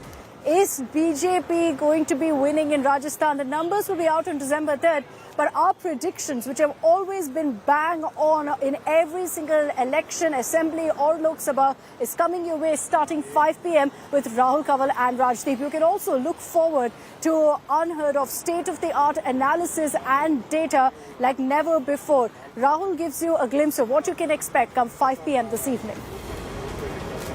We live in the age of EI, election intelligence. India's most powerful analytics engine is ready and raring to go. Seats, votes, margins, swings, strength scans, strongholds, cutting-edge live insights powered by India Today's data intelligence unit. No network can compare, no channel can compete. Your one-stop destination for live election analysis. Election intelligence. only on India Today.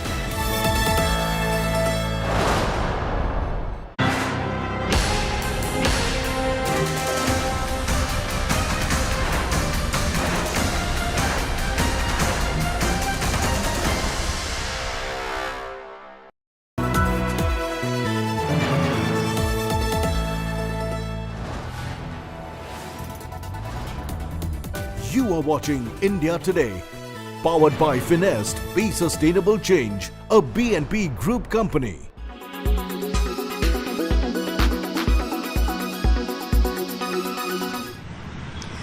तीन crore voters Telangana में ये तय कर रहे हैं, जैसे हम बात कर रहे हैं कि कौन किसका सरकार बनेगा तेलंगाना में, कौन होगा तेलंगाना के राजा। 119 सीटों में अभी वोट हो रहा है, 119 असेंबली सीटों में, और दिसंबर 3 हमको रिजल्ट पता चलेगा। लेकिन इसके बीच में, वोटिंग के बीच में अभी काफी कंट्रोवर्सी भी हो रहा है और बीआरएस और कांग्रेस दोनों इलेक्शन कमीशन के पास जाकर शिकायत की है। पहले कांग्रेस ने किया था के कविता के खिलाफ, जो केसीआर की बेटी है, ये बोलकर कि कविता पोलिंग के बाद, वोटिंग के बाद बाहर आकर ये बयान दी थी कि सब लोगों, जितने भी लोग हैं तेलंगाना में, 3 करोड़ वोटर्स केसीआर के लिए वोट देनी चाहिए। तो इसके ऊपर कांग्रेस ने ईसी को अप्रोच कर लिया। दूसरी चीज, बीआरएस ने भी शिकायत की ईसी के साथ कि कांग्रेस डीप फेक्स, जो आर्टिफिशियल इंटेलिजेंस है, उसको इस्तेमाल कर रहे हैं केसीआर, केटीआर और कविता के खिलाफ। तो इससे आप समझ सकते हो कि कितना इंटेंस है ये लड़ाई बीआरएस और कांग्रेस के बीच में। अभी आज है वोटिंग डे, वोटर टर्नआउट अभी बढ़ता जा रहा है। क्या हम 2018 से ज्यादा वोटर टर्नआउट देखेंगे कि नहीं, वो देखना पड़ेगा, कुछ और घंटे में पता चलेगा। Sir, you have just casted your vote along with others as well from your family. How confident are you of today's day where people of Telangana will decide the fate of all the leaders? Well, today is the very important day as far as our democracy is concerned. And this is the day wherein the people have the right to make their likes, dislikes. They have this great opportunity to show their love for the work which party has done, for the progress, prosperity, peace that is maintained everywhere. So this, I hope and request the people to please come out, exercise your right to vote. And this is not a day to go on a holiday or to go out for a picnic. This is a day for you to come out and exercise your right to vote, so that you make politicians more accountable, so that you show that yes, we are rewarding a politician or a candidate for the work which he has done. This is the time to come out and vote, to show that you have confidence in a party or a candidate for what they have done in 5 years.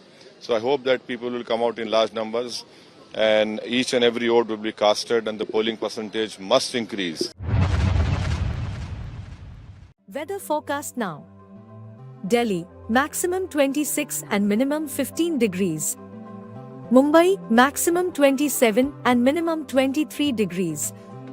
Kolkata, maximum 31 and minimum 19 degrees. Bangalore, maximum 25 and minimum 19 degrees. Chennai, maximum 28 and minimum 23 degrees. Hyderabad, maximum 26 and minimum 20 degrees.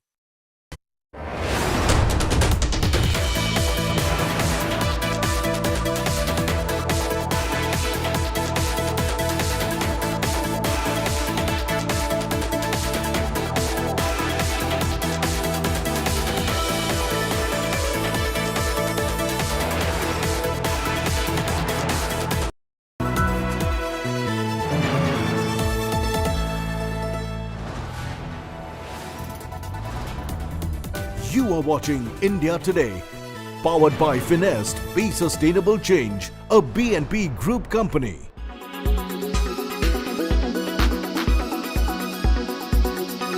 During the course of discussions with the US on bilateral security cooperation, the US side shared some inputs pertaining to nexus between organized criminals, gun runners, terrorists, other extremists. We take, of course, such inputs very seriously, and a high-level inquiry committee has been constituted to look into all the relevant aspects of the matter, and necessary follow-up action will be taken based on the findings of the inquiry committee. You would have seen this in our statements that we have issued.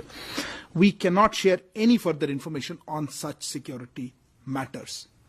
As regards the case against an individual that has been filed in a US court, allegedly linking him to an Indian official, this is a matter of concern. We have said, and let me reiterate, that this is also contrary to government policy. The nexus between organized crime, trafficking, gun running, and extremists at an international level is a serious issue for law enforcement agencies and organizations to consider.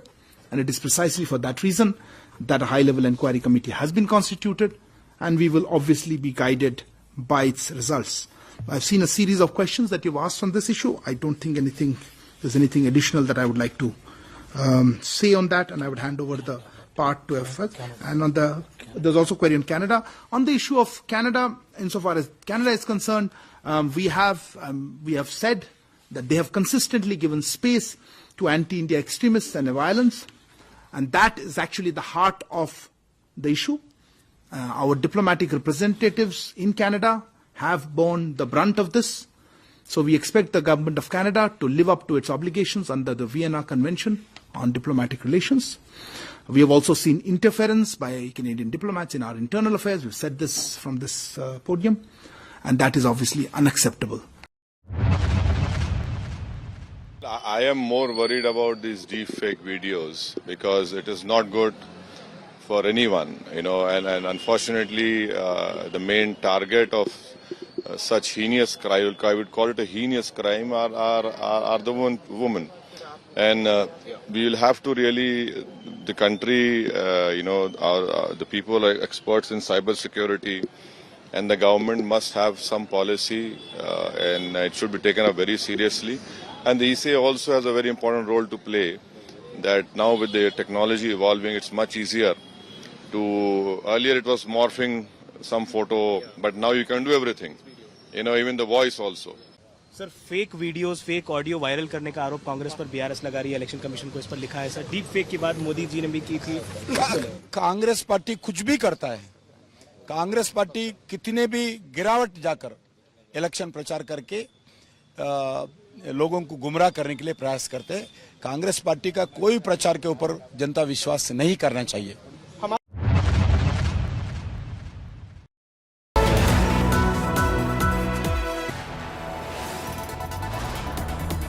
You are watching India Today, powered by Finest, Be Sustainable Change, a BNP Group company.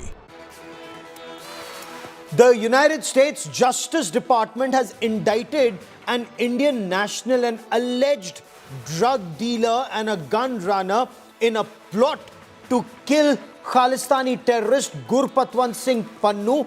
The United States has also sought to draw a link with an Indian official. A very strong response from India. I'm Gaurav Sawant. We get you details, but first, as always, the headlines. India hits back at the United States. Kill Pannu plot. Ministry of External Affairs says linking an Indian official to the alleged murder plot of a Khalistani terrorist is a matter of concern and is not government policy. This is a matter of concern. We have said, and let me reiterate, that this is also contrary to government policy. The high-level inquiry committee has been constituted, and we will obviously be guided by its results.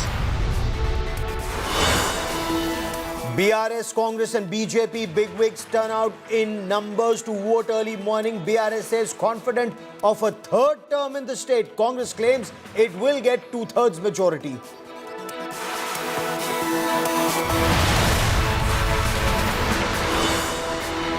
Bollywood superstars cast their vote early morning. Superstars Allu Arjun, Junior NTR get inked. Megastar Chiranjeevi also casts his ballot.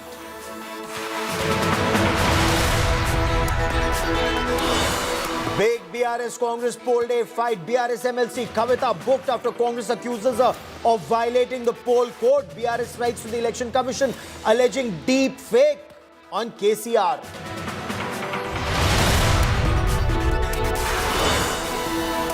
Exclusive visuals of inside that tunnel 2 days after 41 workers were rescued successfully. First images of how those 41 workers survived inside the tunnel emerge.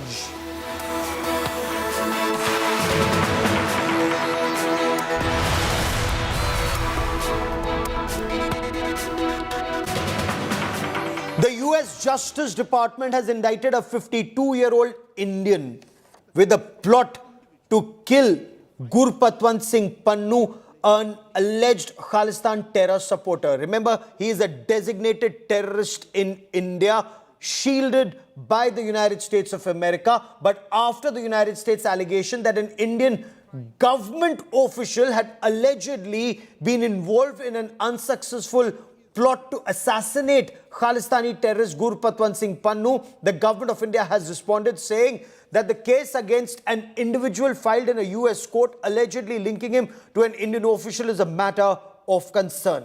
The Ministry of External Affairs in a statement also said that India had formed a high-level inquiry committee to thoroughly investigate these allegations. The Ministry of External Affairs also assured that the government would take follow-up action depending on the outcome of this inquiry committee. The United States had arrested an Indian national, 52-year-old Nikhil Gupta, apparently who's in the past had cases of drug running and gun running in an alleged conspiracy to kill Khalistani terrorist Gurpatwant Singh Pannu in New York. The case against an individual that has been filed in a US court, allegedly linking him to an Indian official. This is a matter of concern. We have said, and let me reiterate, that this is also contrary to government policy. The nexus between organized crime, trafficking, gun running, and extremists at an international level is a serious issue for law enforcement agencies and organizations to consider. And it is precisely for that reason that a high-level inquiry committee has been constituted, and we will obviously be guided by its results. And Canada's Prime Minister, Justin Trudeau, he's reacted to these charges made by the United States, saying that it strengthens what Canada has been trying to say all along, that India needs to cooperate with investigations regarding the Niger episode in Canada. We have said that they have consistently given space to anti-India extremists and violence, and that is actually the heart of the issue. Our diplomatic representatives in Canada have borne the brunt of this, so we expect the government of Canada to live up to its obligations under the Vienna Convention on Diplomatic Relations. We have also seen interference by Canadian diplomats in our internal affairs. We've said this from this podium. And that is obviously unacceptable. I wanted to speak to the news coming out of the United States on India. From the month of August onwards, we have been working closely with our American counterparts, with partners around the world, on the very serious allegations that we shared in September. That we believe India was involved, agents of the government of India were involved in the killing of a Canadian citizen on Canadian soil. The news coming out of the United States further underscores what we've been talking about from the very beginning, which is that India needs to take this seriously. The Indian government needs to work with us to ensure that we're getting to the bottom of this. This is not something that anyone can take lightly. Our responsibility is to keep Canadians safe, and that's what we're going to continue to do. Niger was a designated terrorist. Gurpatwant Singh Pannu faces terror charges in India. Now, does it make their crime less serious because of the color of the passport? And this is a question that strategic partners, the United States and Canada, need to answer. But let's try and make sense of all these allegations. Joining me on the broadcast, India Today's Shiv Arur, Geeta Mohan and Paulami Saha for perspective. Also with me is Ambassador Ashok Sajjanhar and Sushant Sareen. Geeta, to you first. The allegations made by United States after Canada and the fact that they've taken it to a court of law. What more do we know of this individual Nikhil Gupta, an alleged drug runner and a gun runner? Well, the fact that, Gaurav, these are details that are coming from U.S. Attorney's Office, and the fact that India is looking into it by constituting a high-level committee, it really shows that India is taking this matter with all seriousness. We will have to look into the details and the background of this individual who is in the Czech custody, and again, whether if he was in fact involved with an Indian official here in New Delhi in plotting the assassination of Sikh separatists. The name was not put out because of privacy reasons, but earlier reports did suggest that the man in question, who was supposed to be the target, is Gurpatwant Singh Pannu. Having said that, Gaurav, there is a lot of seriousness that India is attaching to this entire case because of the kind of evidence that the United States of America is providing in terms of the unsealed indictment. If you look at the details, there is a conversation between Nikhil Gupta and certain individual. We do not know who that individual is. The individual is not named here. So a lot of background check needs to be done. This is a very serious matter, a very, very serious allegation. And again, even if there were contacts, we do not know whether it was authorized by the state or was it a rogue agent. So a lot of questions that really need to be answered, Gaurav, over here. Nonetheless, India. The question that remains, Geeta, and I want Shiv to weigh in on this. India's concerns. Gurpatwant Singh Pannu is a terrorist. He is threatening to blow up Air India aircraft. Air India aircraft Kanishk has already been blown up. Nijjar is a designated terrorist. If he's been killed, India, Shiv, had raised these concerns both with Canada and with the United States of America. Charges against Nijjar and Pannu become milder just because they're US and Canada passport holders. You know, Gaurav, stripping this story down to its bare bones, the summary of it is plainly this, that the United States has made allegations, and let's remember that this US attorney's case remains in the realm of allegations, much stronger, of course, than what Canada had put forward. Even now, Trudeau has just talked about credible allegations. But this is, there are transcripts, there are documents, they've been shared with India. Parts of those documents have been put out into the public domain by the Justice Department of the United States. But the bare bones of this story is that the person at the center of it is someone who America's very close strategic partner has proscribed as a terrorist. It's a person who from US soil has not only published bounties on the heads of serving Indian diplomats in the US, Canada, the UK and Australia, but has recently also threatened to blow up civilian aircraft from the airline Air India. Those are the bare bones of the story. Obviously, India is dealing with this in a very different way than it has dealt with Canada, because the relationship is, very, very visibly and historically different. So nobody should read too much into that. That's the reason why I think India has very immediately expressed concern and formed this inquiry. The bigger question now is, Gaurav, the unanswered questions.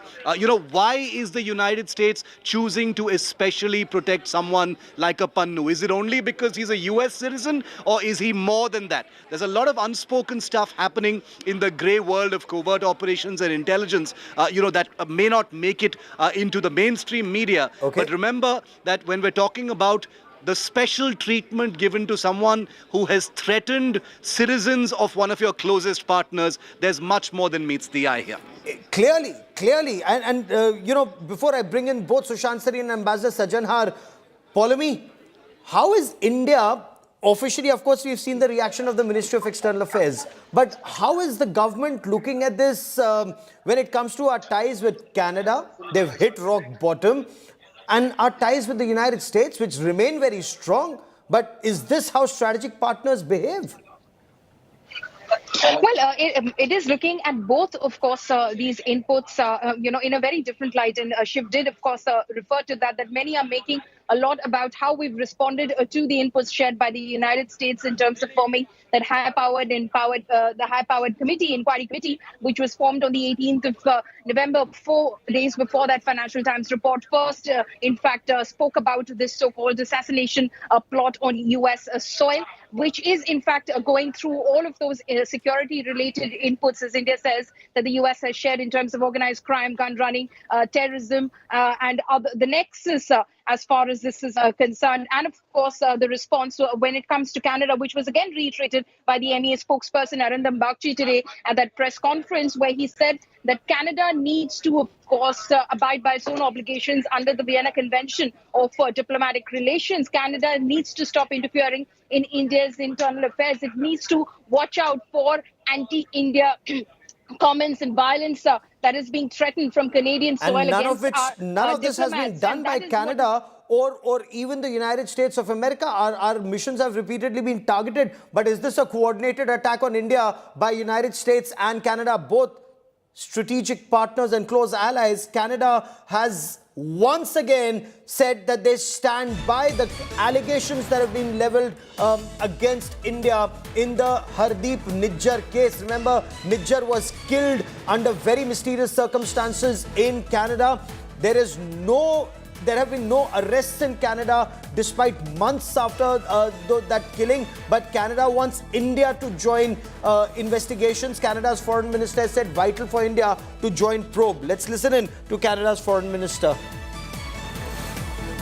Well, when it comes to what's happening in the US, I won't comment directly because, of course, I respect the work that the American law enforcement agencies are doing, and I respect also the independence of their legal system. What I can tell you, though, is that we stand by our own credible allegations that there was a killing of a Canadian on Canadian soil, linking to Indian agents.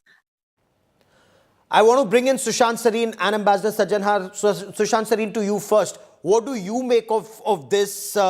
India, since 2020, so it's been 3 years plus, has been telling the United States action needs to be taken against Gurpatwant Singh Pannu. They don't do that, and suddenly they say that Indian official was allegedly involved. What do you make of this indictment?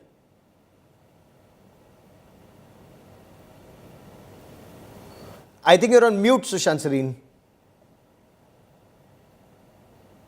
I'm sorry. I think these are just allegations as of now.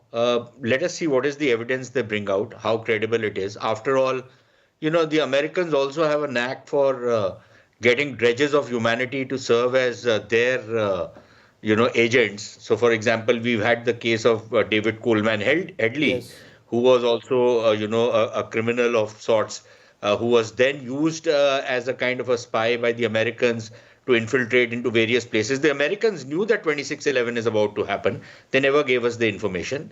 David Coleman Headley had told them. And they arrested Headley not because of what he did in 26/11. That was kosher for the Americans. They arrested him because of what his involvement in an assassination attempt in Denmark. Yes. So let's look, there are no friends in international relations. All this nonsense about strategic partnership and all goes only up to a point. So we don't need to be apologetic about anything, and we don't need to be embarrassed like some of the typical coolies in India are very embarrassed about things. Don't the Americans do stuff like this? The Indians have denied that they have anything to do with something like this. What does Canada have, for example, Gaurav? Let's ask. Trudeau is the patsy of the Americans. Okay, he has been used. He got wise to something. The Canadians had nothing on Nijjar. Yes. They got wise to something because whatever information or whatever intercepts the Americans had about this particular case, they must have shared it under their security arrangement. And suddenly the Canadians thought that, okay, fine, we will use this. Why haven't the Canadians brought out anything on this Nijjar matter? No, so is this a coordinated attack? That's the point, Ambassador Sajanhar. Two strategic partners. Gaurav, let me just say one more thing. Okay, go on. Gaurav, let me just say one more thing. It's very rich of these white people to act as though their citizens are very important and Indian citizens' lives have no meaning. That this fellow, Pannu and all these other Khalistani terrorists living in Canada under state patronage, and they are living under state patronage. They're living with the connivance of the Canadian state. They are being pandered to by the Canadian state and by the Americans. You burn an Indian consulate and no action is taken against anybody. This famed great intelligence agency cannot figure out who are the people who have attacked the Indian consulates and burnt it down, who are the guys who are threatening Indian diplomats, and these guys do nothing about it. Ambassador Sajjanhar, because it doesn't add up. It clearly doesn't add up. India for years has been raking up and taking up the issue of Khalistani terrorists living in Canada and the United States of America. They do nothing. And suddenly, it's a counter-attack on India. What do you make of this and the timing? Yeah, thank you very much, Gaurav. I think there is something very, very fishy as far as this whole thing is concerned. It needs definitely much greater investigation. I'm glad that India has set up this high-level investigation team. You know, I think this should send out a very clear and direct message, firm message, that if there are instances like this and if the issues are brought to the attention of India, India will take cognizance of them and India will do whatever is required to be done.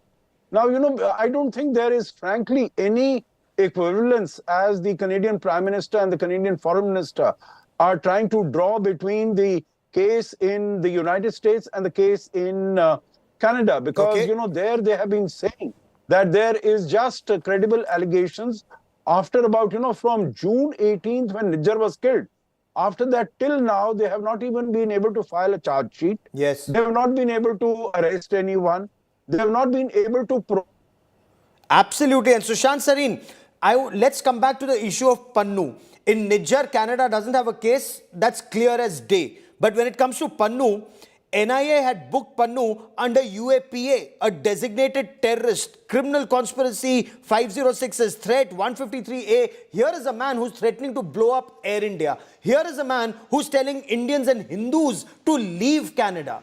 Here is a man whose property has been confiscated in India. It was on February 3, 2021 that a non-bailable warrant was issued against him. In 2022, he was declared a proclaimed offender. And now, US says that there's a plot to kill a terrorist in the United States of America, and they're saying US citizen. Blatant double standards of the US. A white man's privilege is what the US seems to be claiming here after they've killed General Qasem Soleimani and Ayman al-Zawahiri and God alone knows how many other people. Exactly. So apart from the double standards, Gaurav, let's forget about what India has charged Pannu with. Okay, let's forget about it. Maybe India is biased. Okay. Let's talk about what Pannu has said sitting in the United States. Has he followed the law when he threatens to blow up? And this is utter nonsense. I'm a Punjabi, I can understand Punjabi, right? If the Americans can't understand it, they goddamn well get somebody who understands the Punjabi language and who's not a Khalistani. And they will decipher what Pannu said in that statement. He said no Sikh should get onto an Air India aircraft because that will be a threat to their life. What does a threat to life mean by climbing onto an aircraft? That you are going to blow it up? Now, is that or is that not a crime, an open threat, publicly issued threat to a civilian airline? Is that not a crime in the United States, or does that fall under freedom of speech and expression? Yes. We should, I don't know why the government of India is so mealy-mouthed about it, that why isn't action taken against this man? This guy is painting targets on the backs of Indian diplomats. When the same thing happened to American diplomats in Pakistan and other places, how did the Americans react? How do they expect us to react when Indian diplomats are threatened by these thugs and these criminals and these gangsters? What do they expect us to do? Just keep sitting down, not do anything about it? And then, the sense of entitlement these white people have, that we can go around the world, we can kill hundreds of thousands of men in Afghanistan, in Iraq, in whatever other place, because some president's daddy was threatened by the president of another country, which is what George W. Bush said, my papa is being threatened by somebody, and they go and kill 250,000 Iraqis, and they are giving us lectures, sermonizing to us, hectoring to us. I would use certain colorful language in Punjabi and English on your channel, but I don't think you'll allow it. But I am glad. No, but that language, America must learn. I'll try and reestablish that link with Ambassador Ashok Sajjanhar. I've run out of time on this part of the show. But America and Canada must know that this is a story we'll be tracking very, very closely. Let's see what's the evidence that they have and of course the evidence of Canada and America's inaction on a strategic partner's concerns about terrorism and terrorists and separatists being shielded in their country. A quick break. News and updates continue on India Today. Stay with us. For the last month, I've been crisscrossing the battleground states from Rajasthan to Telangana through Madhya Pradesh and Chhattisgarh. It's that reportage experience that I hope to bring to our coverage of the exit poll. Not just studio number crunching, but also the ground zero experience. The complete package on our exit poll coverage, the exact poll, only on India Today.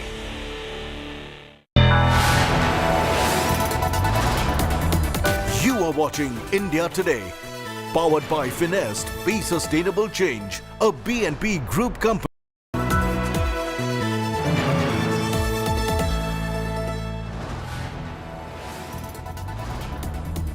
You are watching India Today, powered by Finest. Be Sustainable Change, a BNP Group company. We live in the age of EI, election intelligence. India's most powerful analytics engine is ready and raring to go. Seats, votes, margins, swings, strength scans, strongholds, cutting edge live insights powered by India Today's data intelligence unit. No network can compare, no channel can compete. Your one-stop destination for live election analysis. Election intelligence, only on India Today.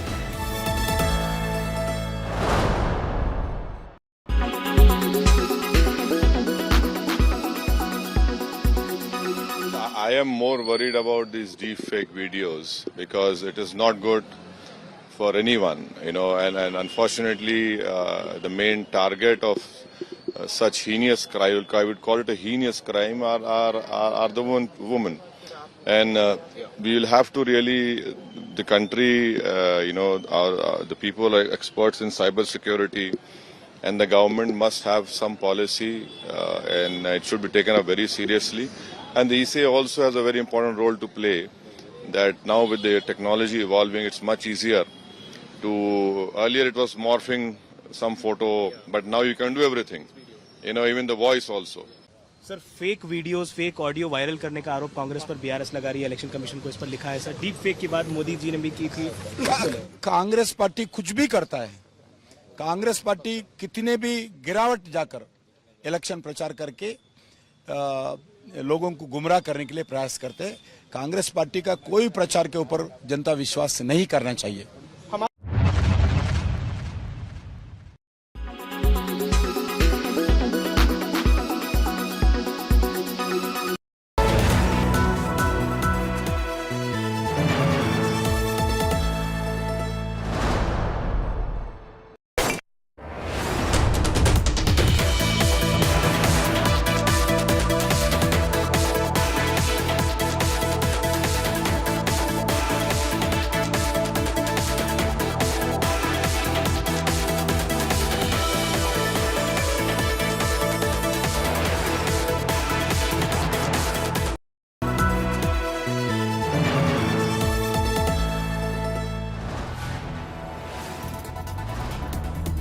You are watching India Today, powered by Finest. Be Sustainable Change, a BNP Group company.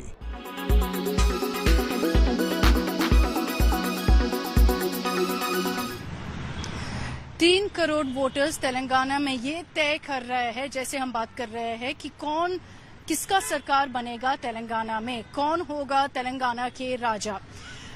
119 सीटों में अभी vote हो रहा है, 119 assembly सीटों में, और दिसंबर 3 हमको रिजल्ट पता चलेगा। लेकिन इसके बीच में, वोटिंग के बीच में अभी काफी कंट्रोवर्सी भी हो रहा है, और बीआरएस और कांग्रेस दोनों इलेक्शन कमीशन के पास जाकर शिकायत की है। पहले कांग्रेस ने किया था के कविता के खिलाफ, जो केसीआर की बेटी है, ये बोलकर कि कविता पोलिंग के बाद, वोटिंग के बाद बाहर आकर ये बयान दी थी कि सब लोगों, जितने भी लोग हैं तेलंगाना में, 3 करोड़ वोटर्स केसीआर के लिए वोट देनी चाहिए। तो इसके ऊपर कांग्रेस ने ईसी को अप्रोच कर लिया। दूसरी चीज, बीआरएस ने भी शिकायत की इसी के साथ कि कांग्रेस डीप फेक्स जो आर्टिफिशियल इंटेलिजेंस है उसको इस्तेमाल कर रहे हैं केसीआर, केटीआर और कविता के खिलाफ।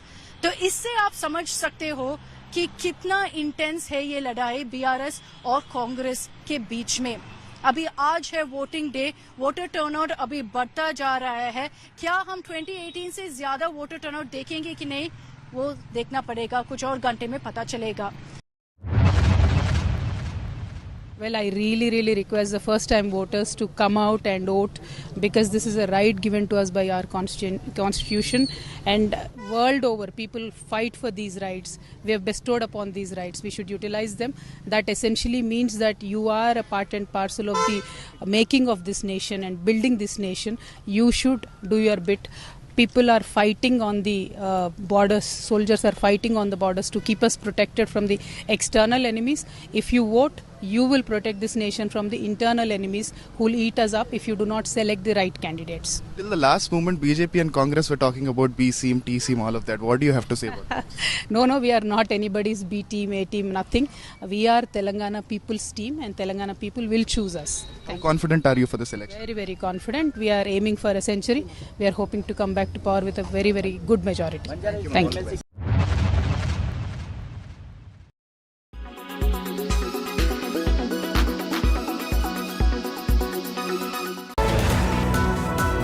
Presented by Aapka Joy, Bharat Ka Joy, Joy E-Bike. Co-presented by Nexa, Create Inspire. Co-powered by Parul University, Vadodara, Gujarat.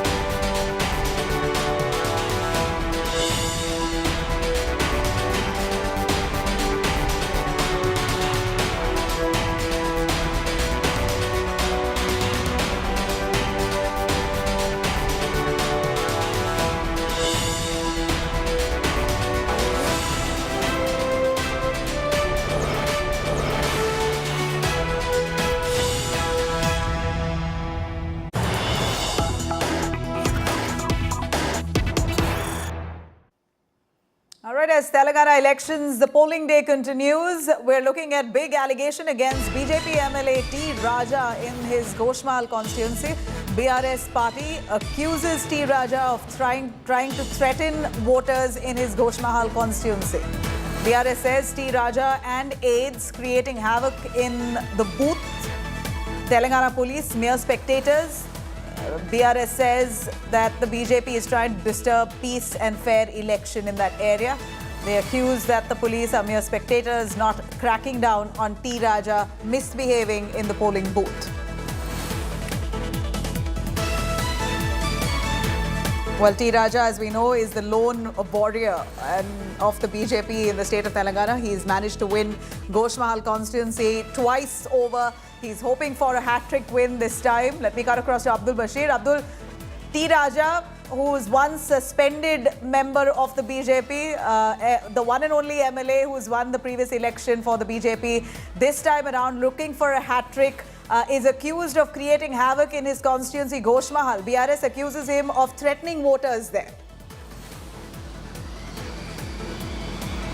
Well, absolutely, Nabila. We have seen that in 2018 elections, he was the lone MLA who was grabbed victory from the Bharatiya Janata Party in this particular Gosha Mahal constituency, which is said to be a bastion for Gosha Mahal's Raja Singh, T. Raja Singh. Very controversial. He has been into many controversies. And now what we see is that BRS party spokesperson Dasoju Shravan has posted that he is trying to intimidate or threaten the voters or the party people over there. Remember, T. Raja Singh is contesting against BRS candidate Nandu Vyas, who is said to be also having a good hold in this Gosha Mahal constituency, and also Congress candidate Sunita Rao is contesting in this particular constituency. So there is a triangle fight between Raja Singh, Nandu Vyas and also Sunita Rao, and what we are hearing is that allegations against against Raja Singh, wherein BRS is demanding action for intimidating or threatening the people in that particular constituency who are right now approaching towards the polling booth. So we have seen earlier Gosha Mahal's Raja Singh, T. Raja Singh had also said that the minority voters in this particular constituency had been increased, and he alleged that MIM is trying to do some bogus voting here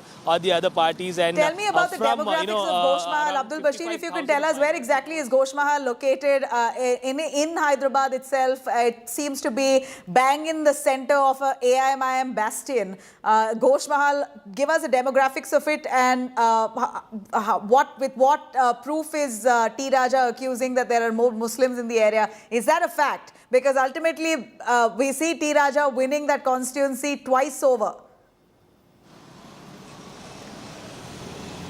Well, absolutely. T. Raja Singh had won twice from this particular constituency. Let me tell you that this is a bastion for AIMIM. AIMIM's chief, Asuddin Owaisi, represents the parliament area, and also the AIMIM party office. The headquarters are right inside this particular Gosha Mahal constituency, where T. Raja Singh had been contesting and had gained victory previously, and this time he's also confident the of gaining same victory. AIMIM, Abdul Bashir, the same AIMIM has not fielded a candidate opposite T. Raja in Ghosh Mahal constituency, despite it being their parliamentary constituency, Oaisi's parliamentary constituency. Yes, absolutely. See, this particular constituency had been into limelight for the past few days only because, mainly AIMIM, who claims to defeat BJP, had not fielded any candidate against T. Raja Singh. And there had been questions raised by the Congress party when AIMIM had fielded candidates in Jubilee Hills against Azharuddin, but not against T. Raja Singh. So the allegations of a B-team surfaces there. Controversial statements, particularly to our community.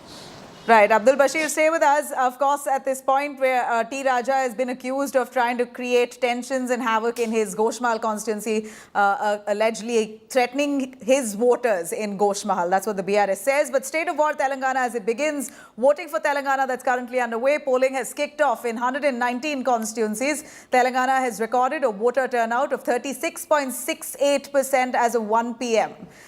It should have picked up in the last 2 hours, with Adilabad, that district, recording the highest voter turnout of 41.8%.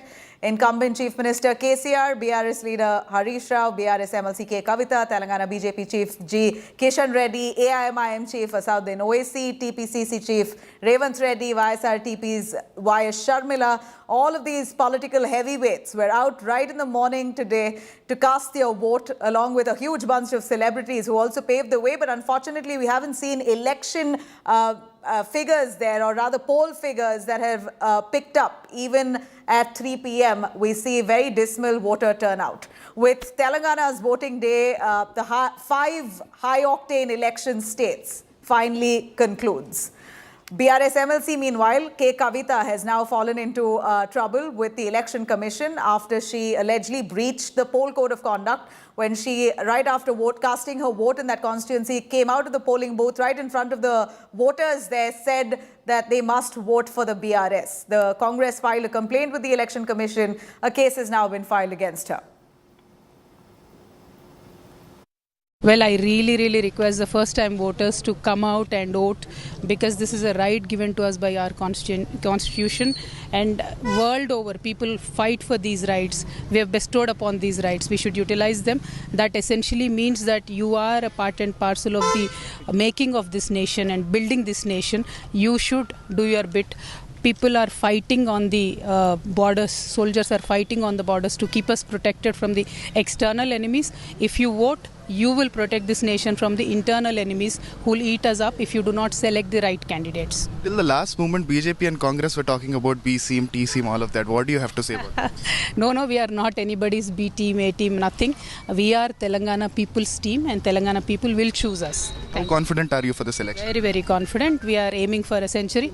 We are hoping to come back to power with a very good majority. Thank you. I have done my duty as a citizen. Let me complete in English and then I'll switch to Telugu. I have done my duty as a citizen of Telangana. I voted for betterment. I voted for my state. I voted for people who will take the state forward in a progressive manner. I appeal to all Hyderabadis and all citizens of Telangana to also come out and please exercise your franchise. The minimum you can do is to please come out and participate in the biggest festival of democracy. And I do humbly appeal, because urban voters have not been coming out in big numbers. I do humbly appeal to all the urban voters to come out. Please vote. Revanth Reddy has gone ahead and done a Gau Puja today as well. Do you think this kind of gimmicks does work well with the public? Let's see. You will wait and watch on 3rd December. Sir, आपने यहाँ पर cast किया है sir, vote क्या कहेंगे sir exactly? अब क्या appeal करेंगे सर? मैं यही अपील करना चाहता हूँ, एक अच्छे व्यक्ति को चुनाए, अच्छे पार्टी को चुने, वो देश के लिए, समाज के लिए, जनता के विकास के लिए काम करे, वही सरकार आना चाहिए। इसके लिए आम जनता सोचना चाहिए। सबसे ज्यादा रुपया इस टर्म में पकड़ा गया, 700 के ऊपर करोड़ यहाँ पर पकड़े गए हैं सर, कैश में या फिर दीगर उसमें, तो इसको कैसे देखते हैं? जो पकड़ा है वो बहुत कम है, जो खर्च किया है उससे हजारों % ज्यादा है। Sir, fake videos, fake audio viral करने का आरोप कांग्रेस पर बीआरएस लगा रही है, इलेक्शन कमीशन को इस पर लिखा है सर। डीप फेक की बात मोदी जी ने भी की थी।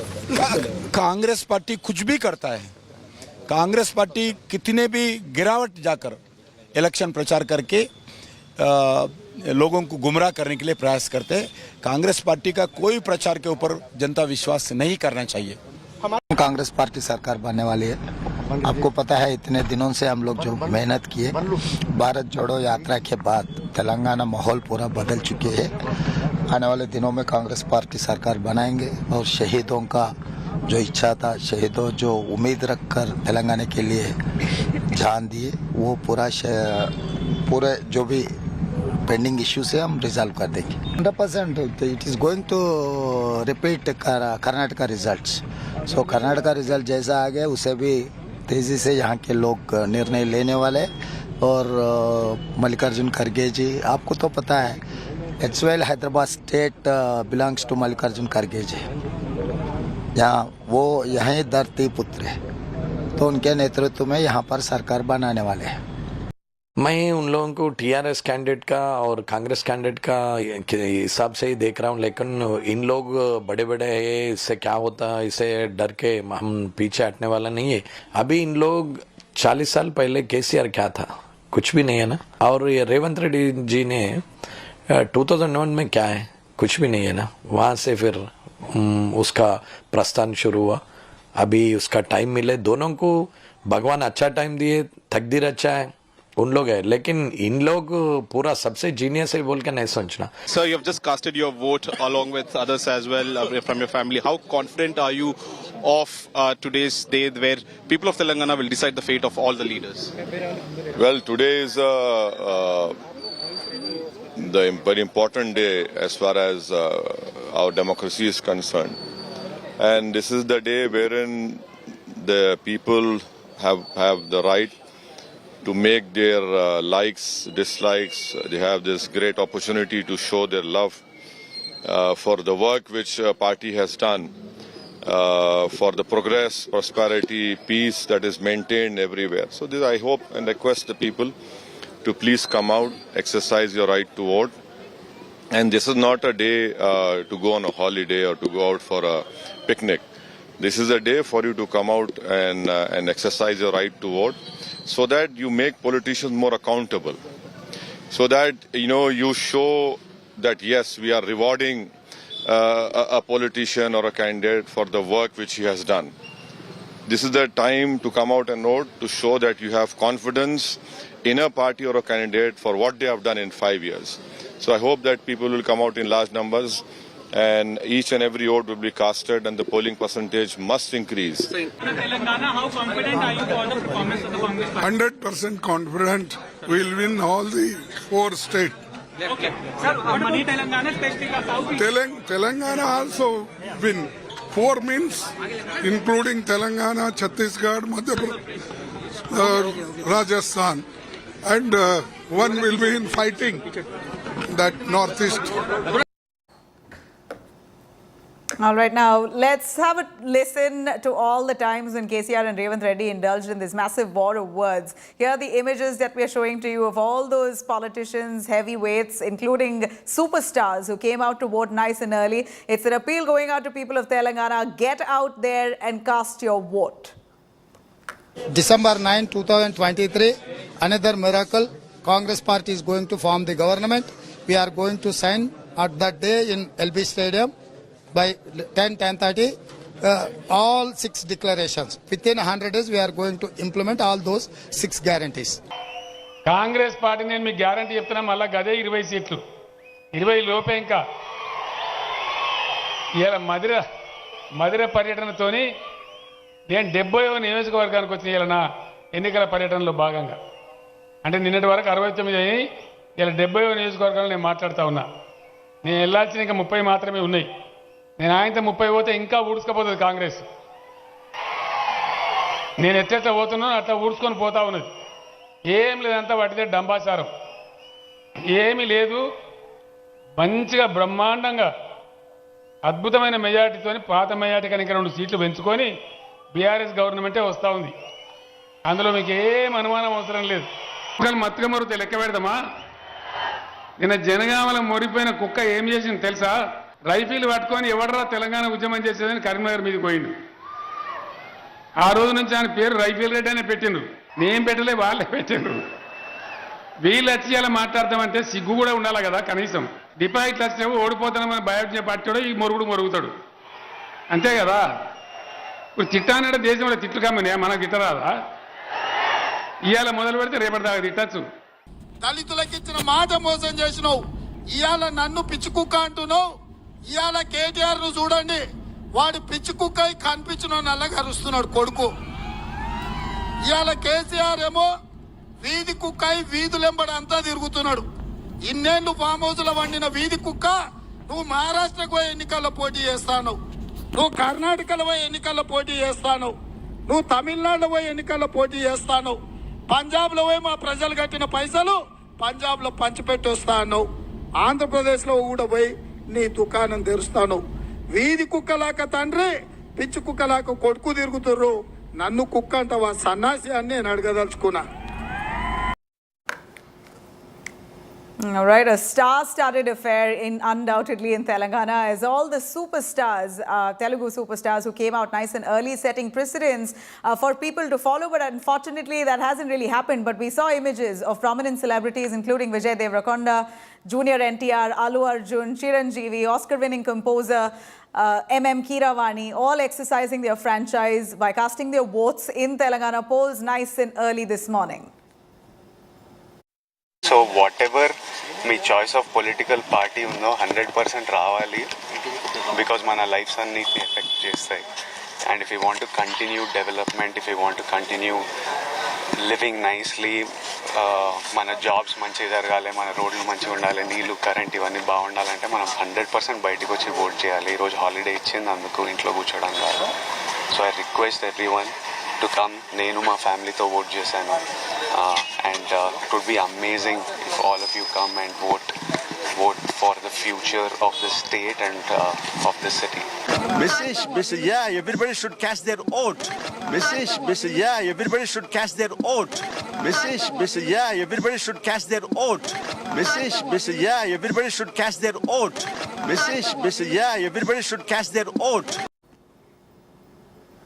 A political showdown there between BRS and the Congress as polling's underway. BRS has moved Election Commission against Congress, accusing the Grand Old Party of using deep fakes in political campaigns. The Telangana Congress on its official handle has shared a video trying to show BRS's K.T. Ramarao appealing to the people of Telangana to cast their vote for the Congress as he slams his own father.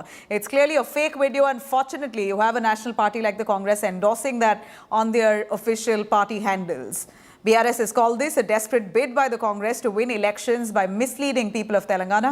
KCR's party has also fired the third-rate criminal Revanth Reddy salvo, basically accusing him of being a third-rate criminal. This is a charge made by the BRS top netas on this deep fake issue during campaigning. Sir fake videos fake audio viral करने का आरोप कांग्रेस पर BRS लगा रही है, election commission को इस पर लिखा है सर। डीप फेक की बात मोदी जी ने भी की थी। कांग्रेस पार्टी कुछ भी करता है, कांग्रेस पार्टी कितने भी गिरावट जाकर इलेक्शन प्रचार करके लोगों को गुमराह करने के लिए प्रयास करते हैं। कांग्रेस पार्टी का कोई प्रचार के ऊपर जनता विश्वास नहीं करना चाहिए।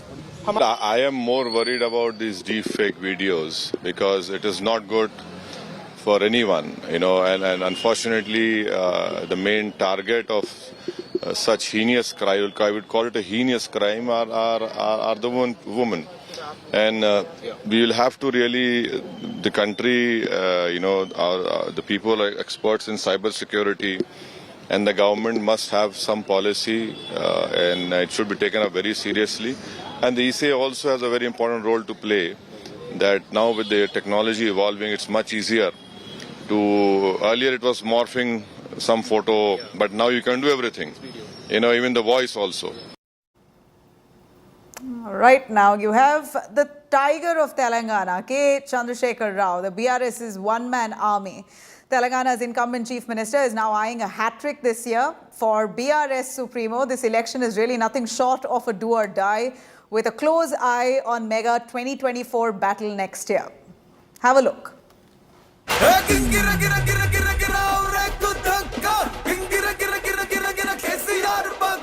He's the tiger of Telangana, the one-man army of the BRS.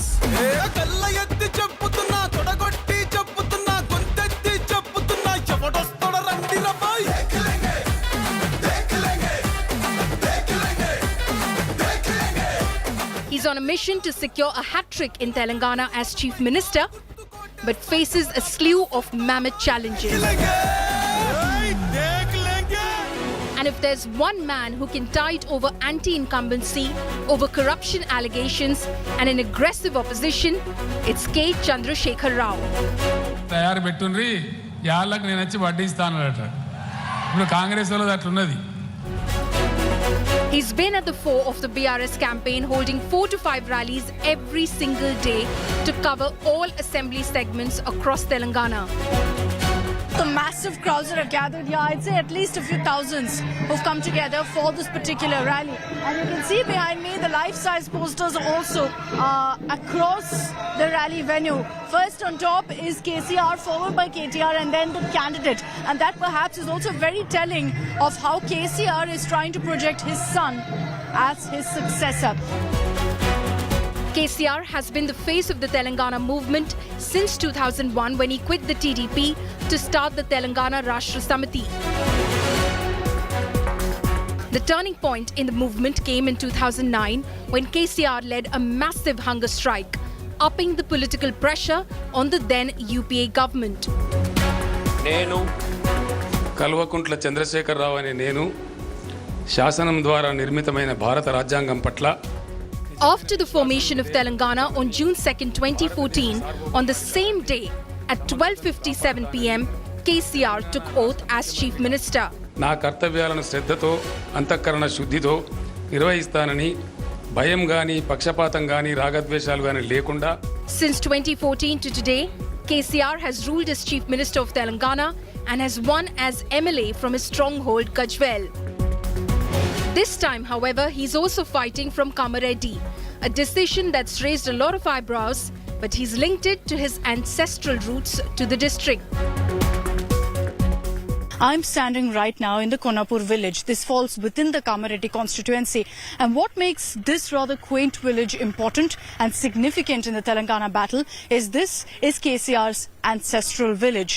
That works out as his advantage. He's been using the emotion card to say, this is my bhumi. I've come back here to fight for my people, to ensure that they get the development they deserve. KCR is gunning for a hat-trick as Chief Minister and has his task cut out for him. This perhaps is his most challenging election yet, fighting from 2 seats, fighting anti-incumbency and eyeing a 2024 national political plunge as well. Akshita Nandgopal for India Today. All right, there we see all that action panning out. Just about 2 hours to go for polling to finally end in Telangana. And with this, with Telangana election as it ends, we see that the 5 state elections have finally come to an end. It's now time to focus on the result day. Who's going to come to power in these 5 election states? That will reflect, even in the run-up to 2024, watch the best election team that India Today boasts of. Rahul, Rajdeep and Preeti on election counting day, 3rd of December, 6 a.m. onwards on India Today. We live in the age of EI. Election intelligence. India's most powerful analytics engine is ready and raring to go. Seats, votes, margins, swings, strength scans, strongholds, cutting edge live insights powered by India Today's data intelligence unit. No network can compare, no channel can compete. Your one-stop destination for live election analysis. Election intelligence, only on India Today.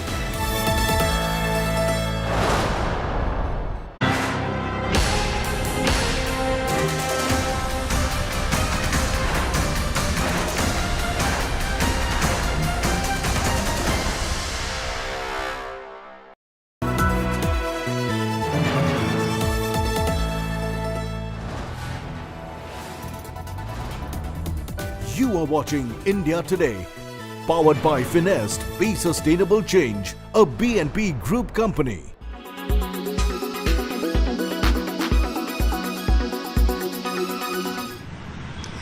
तीन crore voters Telangana में ये तय कर रहे हैं, जैसे हम बात कर रहे हैं कि कौन किसका सरकार बनेगा तेलंगाना में, कौन होगा तेलंगाना के राजा।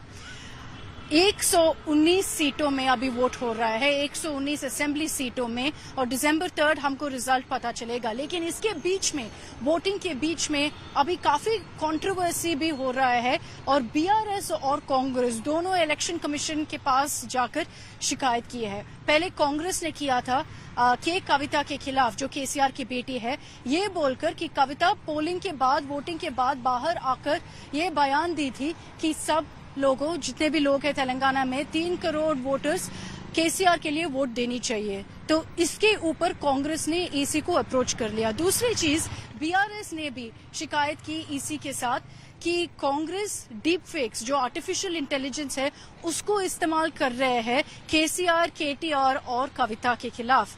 तो इससे आप समझ सकते हो कि कितना इंटेंस है ये लड़ाई बीआरएस और कांग्रेस के बीच में। अभी आज है वोटिंग डे, वोटर टर्नआउट अभी बढ़ता जा रहा है। क्या हम 2018 से ज्यादा वोटर टर्नआउट देखेंगे कि नहीं, वो देखना पड़ेगा, कुछ और घंटे में पता चलेगा। कांग्रेस पार्टी सरकार बनने वाली है। आपको पता है, इतने दिनों से हम लोग जो मेहनत किए, भारत जोड़ो यात्रा के बाद तेलंगाना माहौल पूरा बदल चुके हैं।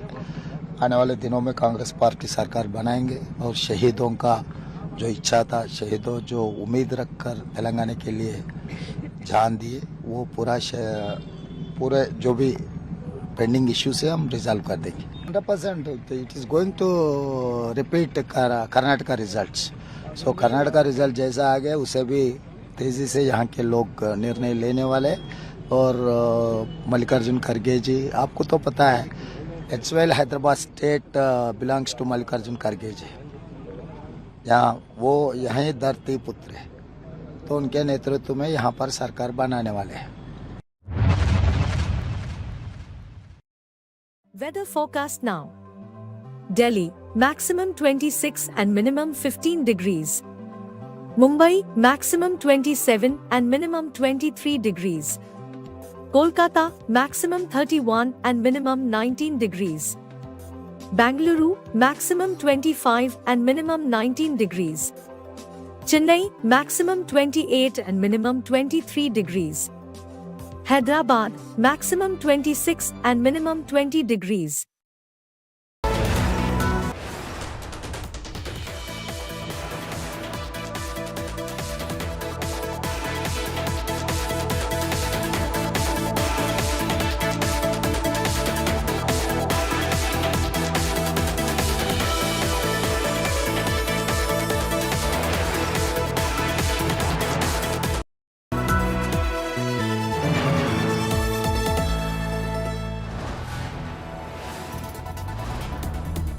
You are watching India Today, Powered by Finest, Be Sustainable Change, a BNP Group company.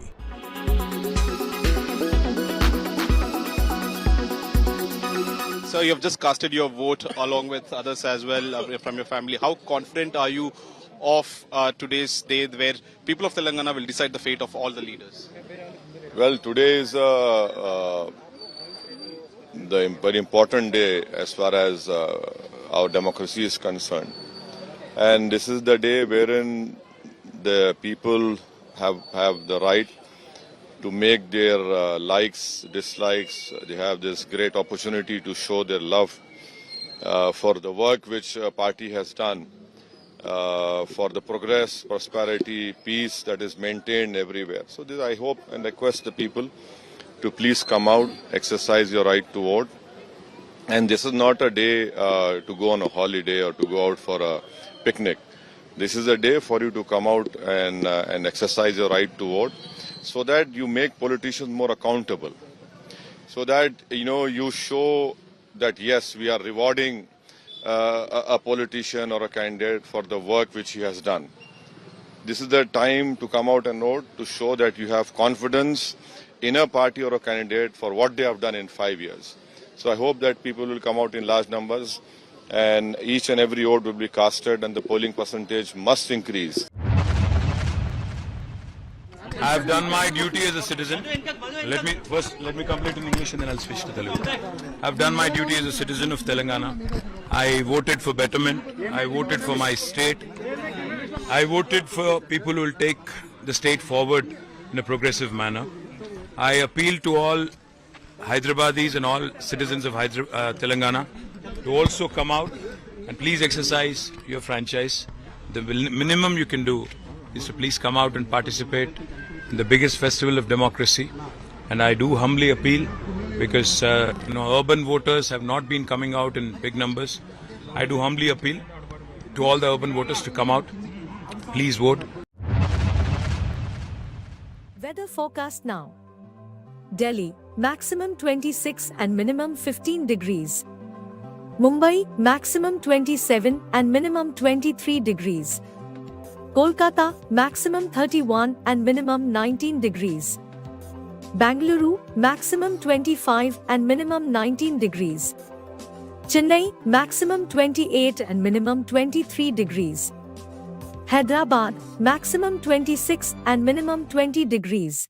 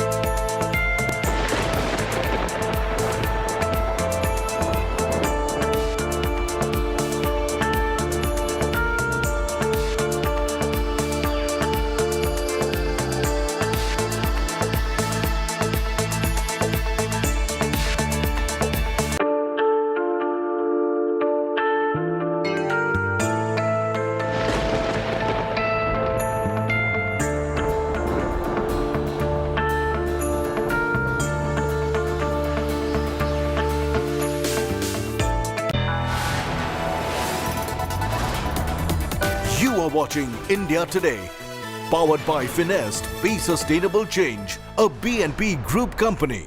Co-presented by आपका जॉय भारत का Joy Joy e bike. Co-presented by Nexa, Create Inspire. Co-powered by Parul University, Vadodara, Gujarat.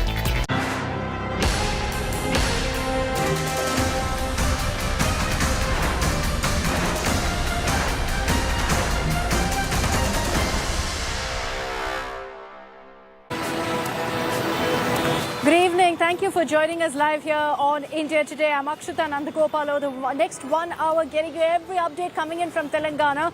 But we're also counting down. Just about 60 minutes to go for India Today's exit poll coverage, which very often you, the viewer, refer to as the exact poll. Our unmatched election team is going to be coming together in just about 1 hour from now, from 5 p.m. right here on India Today. Tune in for unmatched analysis, for breakdown of all the election data you need, and the India Today Access My India exit poll. We'll be getting you all the numbers of the 5 states that have gone to polls, ending, of course, culminating with Telangana right now. So you can watch out for that as Rahul, Rajdeep and Preeti join you live starting 5 p.m. I'm going to give you glimpses of exactly what you can expect starting 5 p.m. over the next 1 hour. But before that, a quick check of all the headlines, as I will also be getting you the latest from Telangana.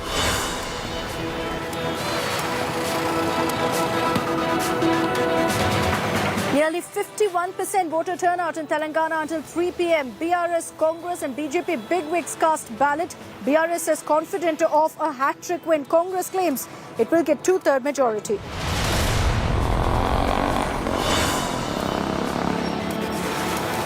Bollywood superstars lead the way on voting day. Chiranjeevi, Allu Arjun, Junior NTR and Ram Charan cast their ballot.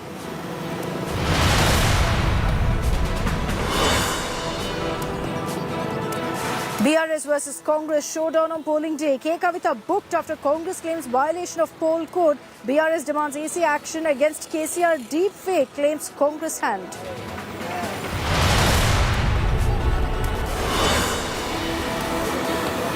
US Justice Department accuses Indian citizen of plot to assassinate Khalistani extremist Panun. MEA calls accusations concerning and contrary to India's policies.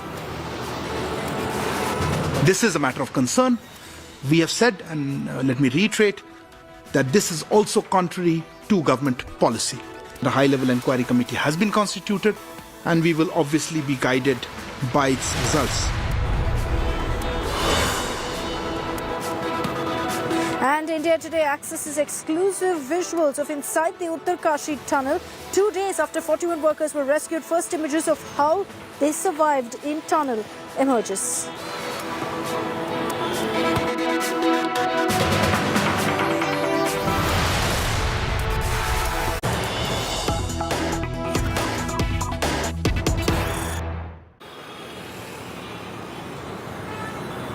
We're counting down, as I said in the beginning of this broadcast, to India Today's exit poll, also referred to very often by you as the exact poll, because we've got the predictions. Our exit poll numbers have been bang on several times. You can look forward to the India Today Access My India exit poll numbers coming on India Today TV from 5 p.m. this evening with Rahul, Rajdeep and Preeti as they get you once again our unmatched election coverage. It's been a high-octane political campaign in 5 states, including where I am, including in the state of Telangana. And I'm sure you're all waiting now, counting down with me to 5 p.m. as we will get you those numbers. Rajdeep Sardesai, our consulting editor, is with us. Rajdeep, good evening. I'm really looking forward to your broadcast that starts come 5 p.m.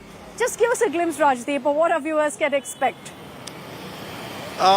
Good evening, Akshita. Yes, look, an exit poll offers a kind of teaser to what lies ahead. And because this is not just a one-state election, there are 5 states that have gone to the polls, the excitement or the sense of anticipation is 5 times greater. Also because, Akshita, in each of these states, if you look at it, you can't straight away pick a winner. We have a fascinatingly competitive state elections where in every state you will possibly find that the election is extremely competitive at the micro level. And if there is anti-incumbency in many of these states, it could be against MLAs, not always against the sitting chief minister. And because these elections are being held, remember, just 5 months ahead of the general elections, therefore these elections become that much more important. Particularly, I would say, for the Congress party, because the Congress party, remember, is in power in 2 of these 5 states that have gone to the polls, and it hopes to be in the fight in each and every one of them. For the BJP, the general elections is where a lot of their focus is, but they want to prove that in direct fights with the Congress, they can best the Congress in these state elections. And where you are in Telangana, according to me, is the most fascinating election. And I keep quoting what a senior leader told me in Telangana a week ago, that when two national parties fight each other, it's a battle. But when a regional party takes on a national party, it becomes war. So therefore, you have a make or break, do or die election there in Telangana. And KCR could script history by becoming the first chief minister since MGR to win, first southern chief minister to win 3 consecutive elections. So there's lots at stake for all the major players in this election. Not even Mizoram is a very significant election because it borders Manipur that has gone through so much of turbulence in the last few months. So what impact has that had on a state election will be interesting to watch. So we'll have all the numbers for you and all the analysis. What can I say? Fasten your seat belts in Hyderabad or wherever you are. And I'll ask you, Rajdeep, one question. I'm in Hyderabad right now, but I want to know from you, which is the one state that you're looking most forward to with regards to the numbers? Which state's exit poll will you be watching out for? You know, there are two, if I may be allowed to give two names, Akshita. Madhya Pradesh, which remember last time was the classic Kaate ki takkar. The results went on till midnight and the Congress was ahead of the BJP by just 5 seats. 114 played 109. I haven't seen an election quite like that in a long time. And Telangana, where you are, I haven't seen the kind of excitement and buzz for a long time in a state election like I saw in Telangana, because you've got this powerful regional party that has run India's newest state for 10 years on one side, and you've got the Congress hoping to gain after their victory in Karnataka a few months ago. And the BJP has always seen Telangana as a potential gateway to the rest of the south. So it's a fascinating election in Telangana where everything is larger than life, from malls to airports to the size of high-tech city to even the digital fan following that you have. Every video of yours seems to go viral. So clearly you struck a chord in Telangana. Maybe you should contest next time. I'll consider it, Rajdeep. I may just consider it, but I think it's far too early to say. I'm just learning from you, walking in your footsteps. But 5 p.m. you need a bank balance, Akshita. You need a bank balance of 50 crores. For joining us. You need a bank balance of 50 crores to fight an election in Telangana. I don't have that. Then you and I will continue to do what we do. Well, I don't even have a drop of that, Rajdeep. So I'll roll that out. We don't have a choice right now, do we, in that case? Thanks very much, Rajdeep. Always a pleasure to have you with us on the broadcast. 5 p.m. Rajdeep, Rahul and Preeti will be live with you, getting you all of those exit poll numbers. Rajdeep just gave you a teaser of what to expect in the hours to come. It's been a fascinating campaign. I can definitely speak for Telangana. It's been absolutely amazing to cover it, to view it, and to be witness to the festival of democracy here. And I'm sure that's the case in every single state. What are the numbers going to look like on December 3rd? You'll get a sense of it in just about an hour from now. All right, away from India Today's exit poll, as I said, 5 p.m. You can tune in for that. I want to tell you what's happening here in Telangana because, yes, polling is still underway. Let's get you the latest on the voter turnout. There's been a lot of talk about it, a lot of analysis to see exactly what the voter turnout could mean, because a high voter turnout means a strong sense of anti-incumbency usually. Right now, the voter turnout stands at 51.89%. So it looks like, and this is as of 3 p.m. Let me highlight that. So as time goes, it looks like it could settle somewhere near 70%. What's unfortunate, and I've reiterated this from 7 a.m. in the morning, that our urban pockets are really letting us down. They're not voting enough, which is why you're seeing that more and more, it's the rural pockets that are averaging a lot more as far as the voter turnout is concerned. Come on, Hyderabad, all your Hyderabadis watching this broadcast, if you haven't voted, go out there now. The sun is setting, it's cooling down. Step out, cast your vote, ensure that your voice is heard. Let me take this across to our reporters also on this broadcast. Apurva Jayachandran is live with us. We also have Abdul Bashir. Abdul, to you first. Voter turnout at this point at 51.8 or so. It looks like it'll just about touch 73% like 2018.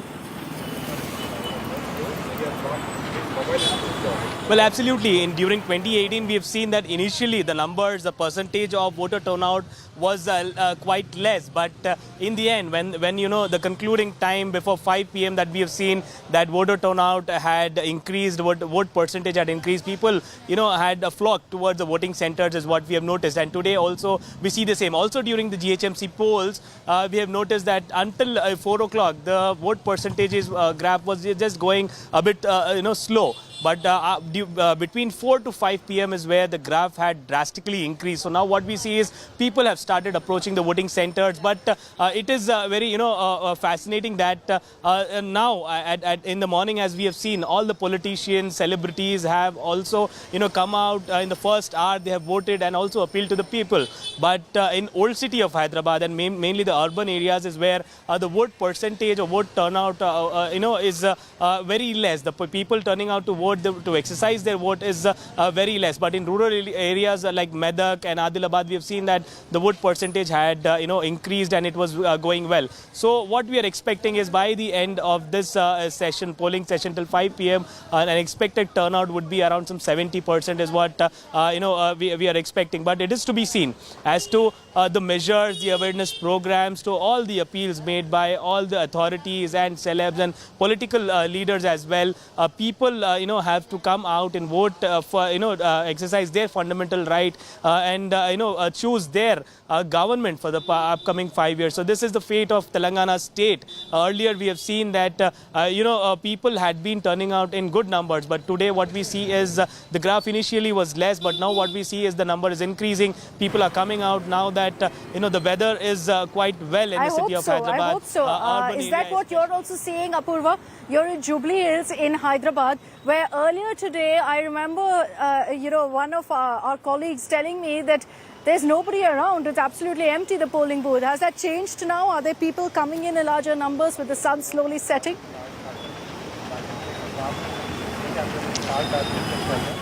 Akshita, I might have to break this to you because there aren't quite a lot of people who are yet now coming. In fact, hardly very few people who have reached here. In fact, it's surprising because the number of persons who have been voting since the morning has been quite, it's been a trickling number of people who have also been, voting. And in fact, our colleagues Satya and Bashir, both of them have also gone ahead and cast their vote today.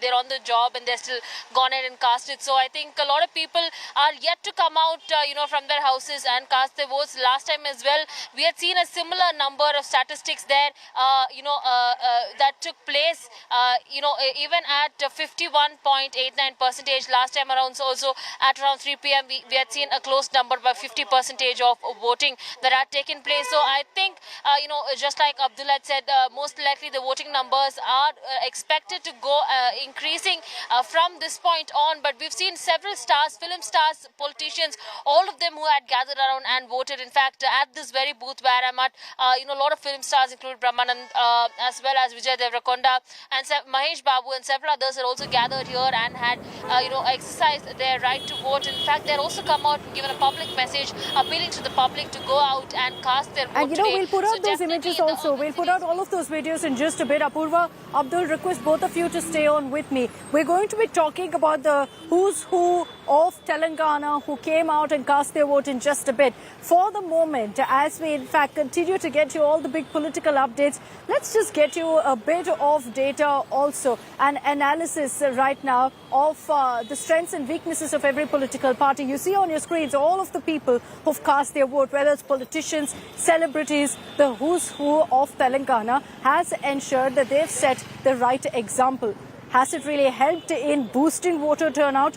Yet to be seen. As of 3 p.m., it doesn't look like anything has changed as per the trends. But let's talk about the SWOT analysis, essentially the strength, weakness, opportunity and threat for every political party right now in the pollface. Starting, of course, with the BRS, the Bharatiya Rashtra Samiti. Now, KCR's popularity is unmatched, and that perhaps is the biggest strength of the BRS, that they've got that one-man army standing tall who's campaigned in every assembly segment. And add to that, in every single rally that I've covered of the BRS, everyone that we've telecast, they've spoken of a couple of things. One is the Raitu Bandhu scheme, then the Dalit Bandhu, then what they've done for senior citizens. These are schemes that they've referred to constantly because these are welfare projects that are connected with the people. Now, they also have, of course, a huge base here in Telangana. Extremely strong cadre who back KCR to the hill. So they've got a very good base across Telangana. So that's another strength.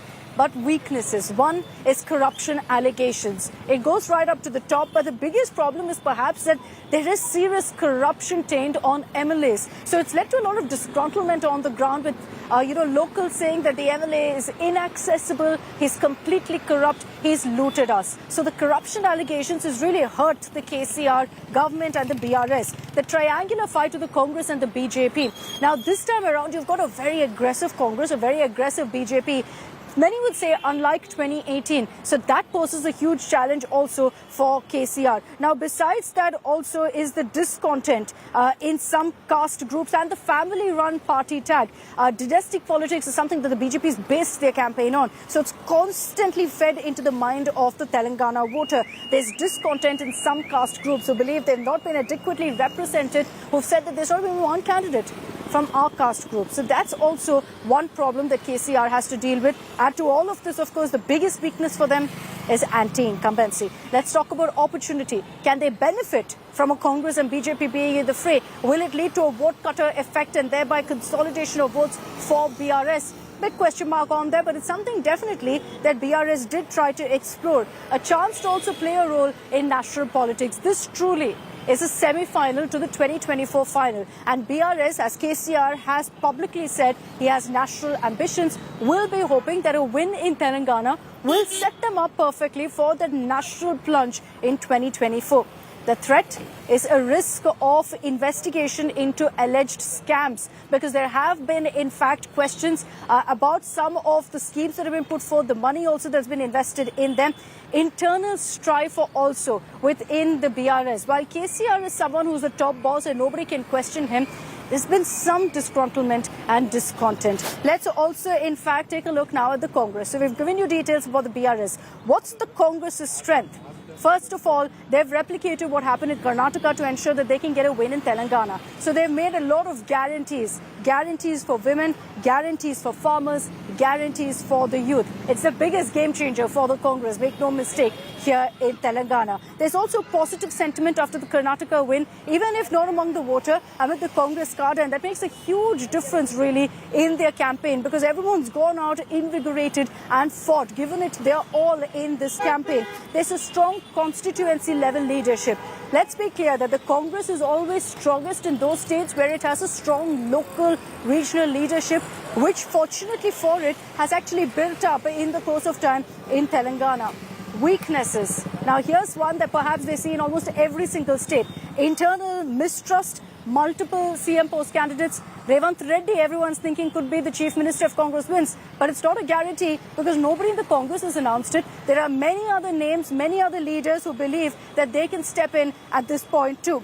There's also the issue of a weak presence in Hyderabad and in North Telangana. Hyderabad, the Congress has serious work to do. And it doesn't look like, going by the campaign really, that they're going to be a big player in Hyderabad. And that could just hurt their chances in an election that everyone's talking about that could just go down to the wire.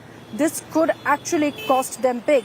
Opportunity for them is a no-brainer. It's all of the sentiment of anti-incumbency against the BRS right now. And as far as threat is concerned, this failure in Telangana will make the 2024 election rather challenging for the Congress, especially with these 5 state polls. If they don't win in Telangana, there's going to be a lot of talk again of churn because you had a strong regional leadership, you had anti-incumbency, best, in fact, factors going your way. So at this point, even with that, with so much talk of winds of change, if you can't make the most of it, there will be questions on how they will perform later. Let's take this to the BJP. The SWOT analysis of the BJP, strength number 1. From a few days ago at the roadshow of the Prime Minister, I showed you the kind of popularity that he enjoys here in the city of Hyderabad and in different pockets of Telangana. That remains the BJP strength here. and in perhaps every other state in the country. The positive narrative that they've also created from central schemes. If there's a Dalit Bandhu, a Raitu Bandhu that the BRS has brought, the BJP has countered that by saying we've got you the Pradhan Mantri Kisan Yojana, we've brought you other central schemes as well that's helped you. Support from the Mudiraj community. Many have said that this is in a way a game changer of sorts, and a great strategy by the BJP to make the most of the disgruntlement that this community had with the BRS. Also, the BJP has a robust presence in the city of Hyderabad. Usually in urban pockets, BJP does do better. So in this case also that was the circumstance. Karimnagar, Nizamabad too, they are hoping for chances. And there are two factors here. Karimnagar, Bandi Sanjay, Nizamabad, Arvind Dharmapuri. MPs fighting MLA election seems to be working in BJP's favour. Of course, December 3rd will tell us if that is really the case. Weaknesses. Number one, everyone was talking about the BJP coming in second after the BRS, and that it will be a direct fight between the BJP and the BRS. That changed somewhere to BRS versus Congress. Why? Because Bandi Sanjay was removed as the Telangana BJP chief. He was fiery, he was going all out, controversial, yes, but taking KCR head on. His removal led to questions about whether it was a mistake that he made. Limited campaigning, lack of leaders, lack of faces here in Telangana. Nobody knows who's going to be their CM face. A weak presence also in rural areas. Yes, they're strong in urban pockets, but rural areas, have they made the kind of inroads that they need to? Remains anyone's guess right now. Opportunity is that they can consolidate in GHMC limits, the Greater Hyderabad Municipal Corporation, and they will relate and rely on those numbers that came in from the local polls to kind of console themselves and say, look, people voted for us. That's going to translate to something in the assembly polls. The threat, again, much like the Congress, and this is a threat for every national party involved in an aggressive regional campaign, is that it could affect the image really of the 2024 battle and the perception of that. So that's our detailed SWOT analysis of the BRS, Congress and the BJP. Nagarjun Dwarkanath is also live with us. Nagarjun, for the three parties, the BRS, Congress and the BJP, I just listed out in great detail the strengths and the weaknesses. But perhaps at this point, largely, if you look at what's been happening, it looks like a bipolar contest between the BRS and the Congress. That was reflected today as well in multiple complaints with the Election Commission in a social media campaign where KTR said, that the BRS car has hit top gear, and Congress is saying the car is gone into the garage. This showdown kind of shows you that it's a BRS versus Congress fight in most seats. Well, that is absolutely true, Akshita. Even on the social media platforms and on field as well, it is BRS versus Congress, because both the netas are attacking each other, trying to create a narrative for their own benefit as well.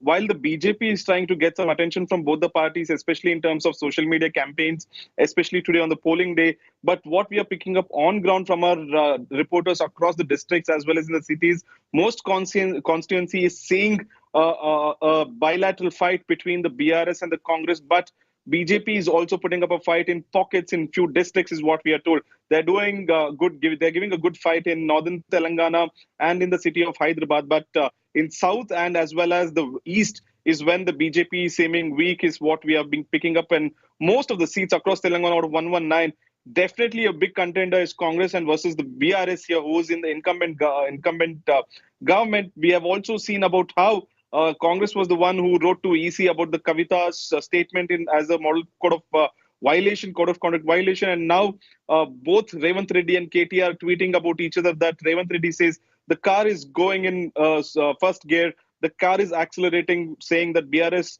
party is doing well this election. While Revanth Reddy tweeted that the car is crashing in BRS home ground, as well as the Telangana Bhavan, the car is overturned in an accident. So both the netas attacking each other's party, making it a bilateral series, while the BJP is trying to hope that they can get into double-digit seats and then hope for a hung assembly.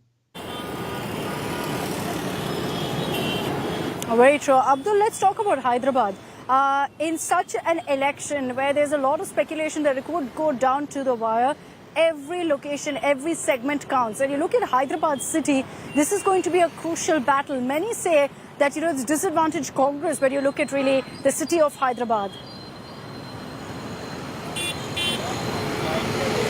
Well, absolutely. See, city of Hyderabad is divided into two. One is the old city and the new city.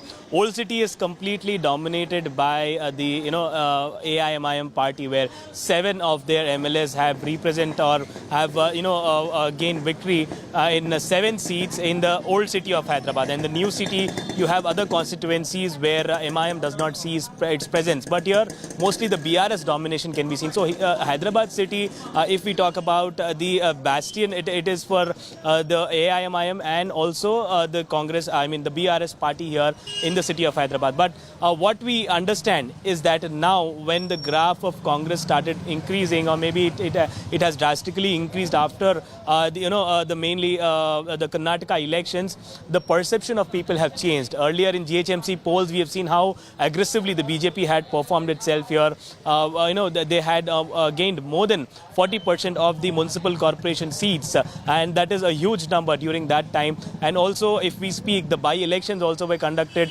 in outside Hyderabad, where BJP had gained victory. But in Hyderabad, as we see, Congress had a weak hold, is what we understand. And in the city, the 24 constituencies that are there in the city, especially in Hyderabad, are not more concentrated by the Congress party. Here you see the presence of AIMIM, you see the presence of BRS, you also see the presence of BJP in Hyderabad city. Rural areas, you understand that Congress had been gaining momentum. Imagine they had this, their cadre. Abdul, from what you're telling us, out of 119 seats, 24 seats are from Hyderabad. So that's a huge number, especially when it's such a close contest, and it could be anyone's game right now. Abdul, Naga, request you both to stay on with me. Let's focus on what we've seen in the last few hours. We're in the last leg of polling here in Telangana, and we're putting out now images of what's transpired through the day of the biggest politicians, the biggest political players here in Telangana, and the biggest film stars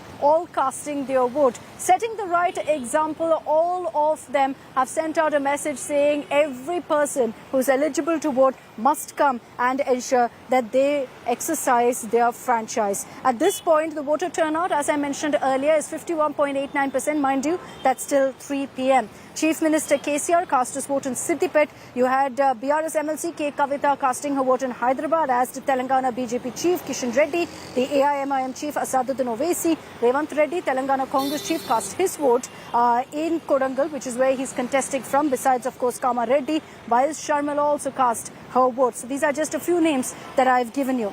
With Telangana voting today, the high-octane elections in 5 states essentially comes to an end.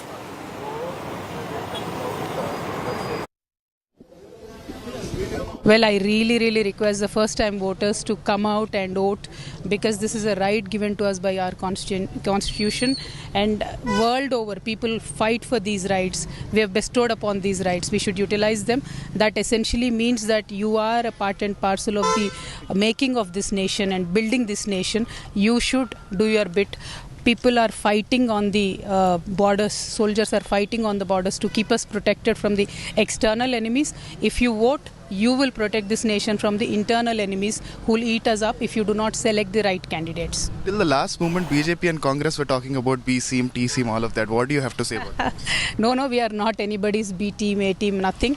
We are Telangana people's team, and Telangana people will choose us. How confident are you for this election? Very confident. We are aiming for a century. We are hoping to come back to power with a very good majority. Thank you. I have done my duty as a citizen. Let me complete in English and then I'll switch to Telugu. I've done my duty as a citizen of Telangana. I voted for betterment. I voted for my state. I voted for people who will take the state forward in a progressive manner. I appeal to all Hyderabadis and all citizens of Telangana to also come out and please exercise your franchise.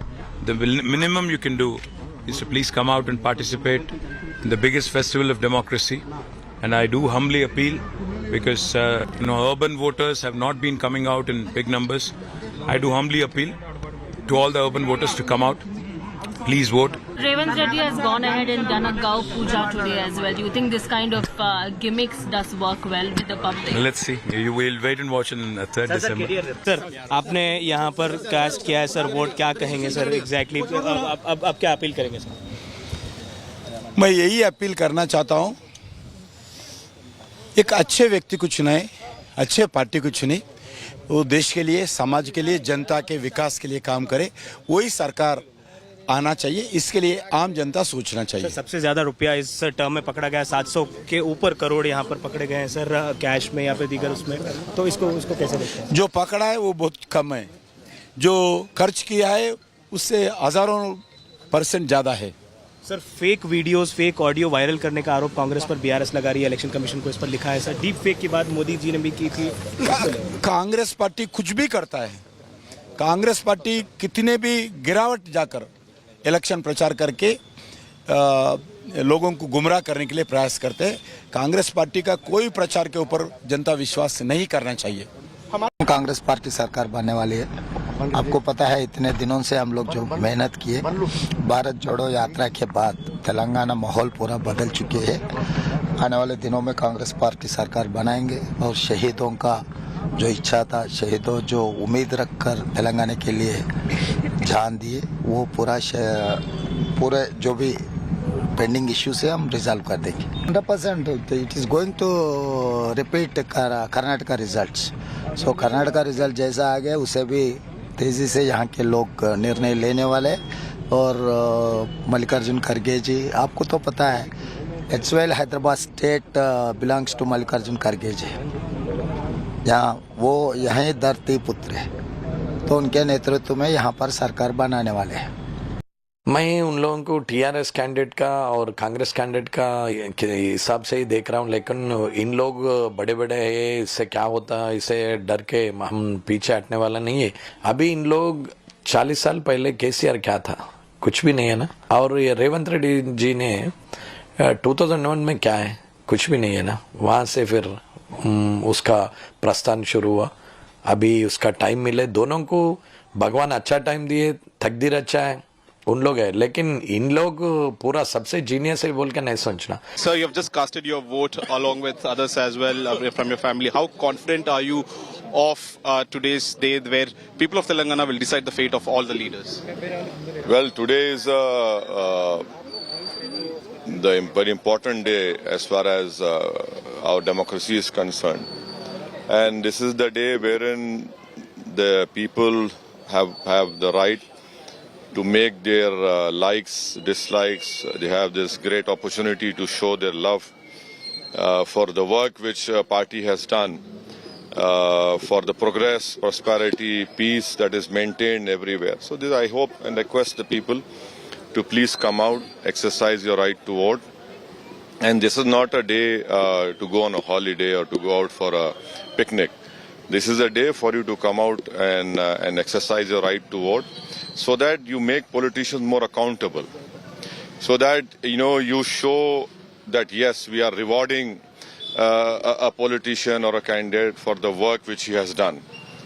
This is the time to come out and vote, to show that you have confidence in a party or a candidate for what they have done in 5 years. So I hope that people will come out in large numbers, and each and every vote will be casted, and the polling percentage must increase. Telangana, how confident are you for the performance of the Congress party? 100% confident we'll win all the 4 states. Okay. Sir, Mani Telangana, especially South. Telangana also win. 4 means including Telangana, Chhattisgarh, Madhya Pradesh, Rajasthan, and 1 will be in fighting that northeast.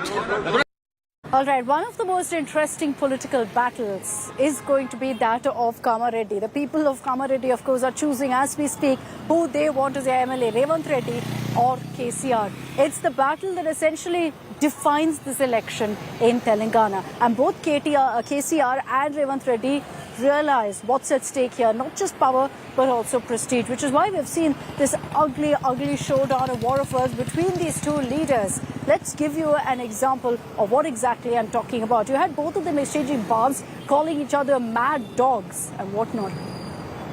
December 9, 2023, another miracle. Congress party is going to form the government. We are going to sign at that day in LB Stadium by 10:30. All 6 declarations. Within 100 days, we are going to implement all those 6 guarantees. Congress party నేను మీకు guarantee చెప్తున్నా, మళ్ళా గదే 20 సీట్లు, 20 లోపే. ఇంకా ఇవాళ మధుర పర్యటనతోని నేను 70వ నియోజకవర్గానికి వచ్చిన ఇలా ఎన్నికల పర్యటనలో భాగంగా అంటే నిన్నటి వరకు 69 అయ్యి ఇలా 70వ నియోజకవర్గంలో నేను మాట్లాడుతూ ఉన్నా. నేను వెళ్ళాల్సిన ఇంకా 30 మాత్రమే ఉన్నాయి. నేను ఆయనతో 30 పోతే ఇంకా ఊడ్చుకపోతుంది కాంగ్రెస్. నేను ఎట్లా పోతున్నానో అట్లా ఊడ్చుకొని పోతా ఉన్నది. ఏం లేదంతా వాటిదే డంబాచారం, ఏమీ లేదు. మంచిగా బ్రహ్మాండంగా అద్భుతమైన మెజార్టీతో పాత మెజార్టీ కనుక 2 సీట్లు పెంచుకొని బీఆర్ఎస్ గవర్నమెంటే వస్తూ ఉంది. అందులో మీకు ఏం అనుమానం అవసరం లేదు. కుక్కలు మత్తుగా మొరితే లెక్క పెడదామా? నిన్న జనగామల మొరిపోయిన కుక్క ఏం చేసింది తెలుసా? రైఫిల్ పట్టుకొని ఎవడరా తెలంగాణ ఉద్యమం చేసేదని కరీంనగర్ మీదకి పోయిండు. ఆ రోజు నుంచి ఆయన పేరు రైఫిల్ రెడ్డి అనే పెట్టిండ్రు. నేను పెట్టలే, వాళ్ళే పెట్టిండ్రు. వీళ్ళు వచ్చి ఇలా మాట్లాడతామంటే సిగ్గు కూడా ఉండాలి కదా కనీసం. డిపాజిట్లు వచ్చినప్పుడు ఓడిపోతామని భయం పట్టాడు, ఈ మొరుగుడు మొరుగుతాడు, అంతే కదా. ఇప్పుడు తిట్టానంటే దేశంలో తిట్లు కమ్మని మనకు తిట్టరాదా? ఇవాళ మొదలు పెడితే రేపటి దాకా తిట్టచ్చు. దళితులకు ఇచ్చిన మాట మోసం చేసినావు, ఇవాళ నన్ను పిచ్చి కుక్క అంటున్నావు. ఇవాళ కేటీఆర్ ను చూడండి, వాడు పిచ్చి కుక్క కనిపించిన నల్లగా అరుస్తున్నాడు కొడుకు. ఇవాళ కేసీఆర్ ఏమో వీధి కుక్క వీధులెంబడి అంతా తిరుగుతున్నాడు. ఇన్నేళ్లు ఫామ్ హౌస్ లో వండిన వీధి కుక్క నువ్వు మహారాష్ట్రకు పోయి ఎన్నికల్లో పోటీ చేస్తాను, నువ్వు కర్ణాటకలో పోయి ఎన్నికల్లో పోటీ చేస్తాను, నువ్వు తమిళనాడులో పోయి ఎన్నికల్లో పోటీ చేస్తాను, పంజాబ్ లో పోయి మా ప్రజలు కట్టిన పైసలు పంజాబ్ లో పంచిపెట్టి వస్తాను, ఆంధ్రప్రదేశ్ లో కూడా పోయి నీ దుకాణం తెరుస్తాను. వీధి కుక్కలాక తండ్రి, పిచ్చి కుక్కలాక కొడుకు తిరుగుతుర్రు, నన్ను కుక్క అంటావా సన్నాసి అని నేను అడగదలుచుకున్నా. Can you imagine political discourse being normalized where they call each other mad dog? That's Telangana for you. It's considered fairly normal to attract crowds to resort to personal, below-the-belt remarks of politicians, and nobody really takes it to heart. They all resort to it and consider it absolutely normal to do so because it entertains the crowds. They go ahead and say what the crowds want to hear. All right, let's focus on polling day of some of the pictures that have gone viral of film stars, of Tollywood stars who we very rarely get to see because they're so media shy, actually stepping out and casting their vote. Many of them also spoke to the media, expressing their wish that citizens come out and cast their vote, exercise their franchise, from Allu Arjun to Mahesh Babu to Ram Charan. All of them came out to cast their vote. With those pictures, I'm slipping into a very short break here on India Today. A reminder once again, in less than just about 20 minutes from now, we're getting you India Today's exit poll coverage. Rahul, Rajdeep and Preeti will be getting you the numbers, our predictions, which has been bang on every election, which is why it's not just called the exit poll, it's called the exact poll. Here's a glimpse, a teaser of what really you can expect in our coverage from Rajdeep. For the last month, I've been crisscrossing the battleground stakes from Rajasthan to Telangana through Madhya Pradesh and Chhattisgarh. It's that reportage experience that I hope to bring to our coverage of the exit poll. Not just studio number crunching, but also the ground zero experience. The complete package on our exit poll coverage, the exact poll, only on India Today.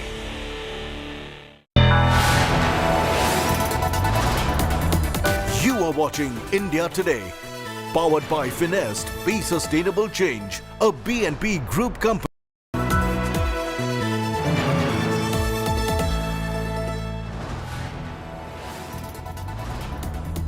You are watching India Today, powered by Finest, Be Sustainable Change, a BNP Group company. We live in the age of EI, election intelligence. India's most powerful analytics engine is ready and raring to go.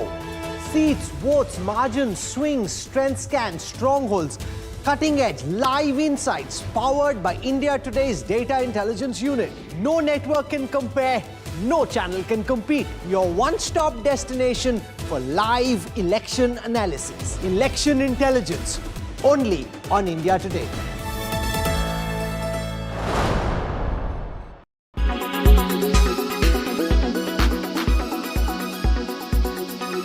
Congress party सरकार बनने वाली है। आपको पता है इतने दिनों से हम लोग जो मेहनत किए, भारत जोड़ो यात्रा के बाद तेलंगाना माहौल पूरा बदल चुके हैं। आने वाले दिनों में कांग्रेस पार्टी सरकार बनाएंगे और शहीदों का जो इच्छा था, शहीदों जो उम्मीद रखकर तेलंगाना के लिए जान दिए, वो पूरे जो भी पेंडिंग इश्यूज है हम रिजॉल्व कर देंगे। 100% it is going to repeat Karnataka results. So Karnataka result जैसा आ गया उसे भी तेजी से यहाँ के लोग निर्णय लेने वाले। और मल्लिकार्जुन खड़गे जी, आपको तो पता है as well Hyderabad state belongs to Mallikarjun खड़गे जी। वो यहीं धरती पुत्र है, तो उनके नेतृत्व में यहाँ पर सरकार बनाने वाले हैं। Sir, you have just casted your vote along with others as well from your family. How confident are you of today's day where people of Telangana will decide the fate of all the leaders? Well, today is the very important day as far as our democracy is concerned. And this is the day wherein the people have the right to make their likes, dislikes. They have this great opportunity to show their love for the work which party has done, for the progress, prosperity, peace that is maintained everywhere. So this, I hope and request the people to please come out, exercise your right to vote. And this is not a day to go on a holiday or to go out for a picnic. This is a day for you to come out and exercise your right to vote, so that you make politicians more accountable, so that you show that yes, we are rewarding a politician or a candidate for the work which he has done. This is the time to come out and vote, to show that you have confidence in a party or a candidate for what they have done in 5 years. So I hope that people will come out in large numbers and each and every vote will be casted and the polling percentage must increase.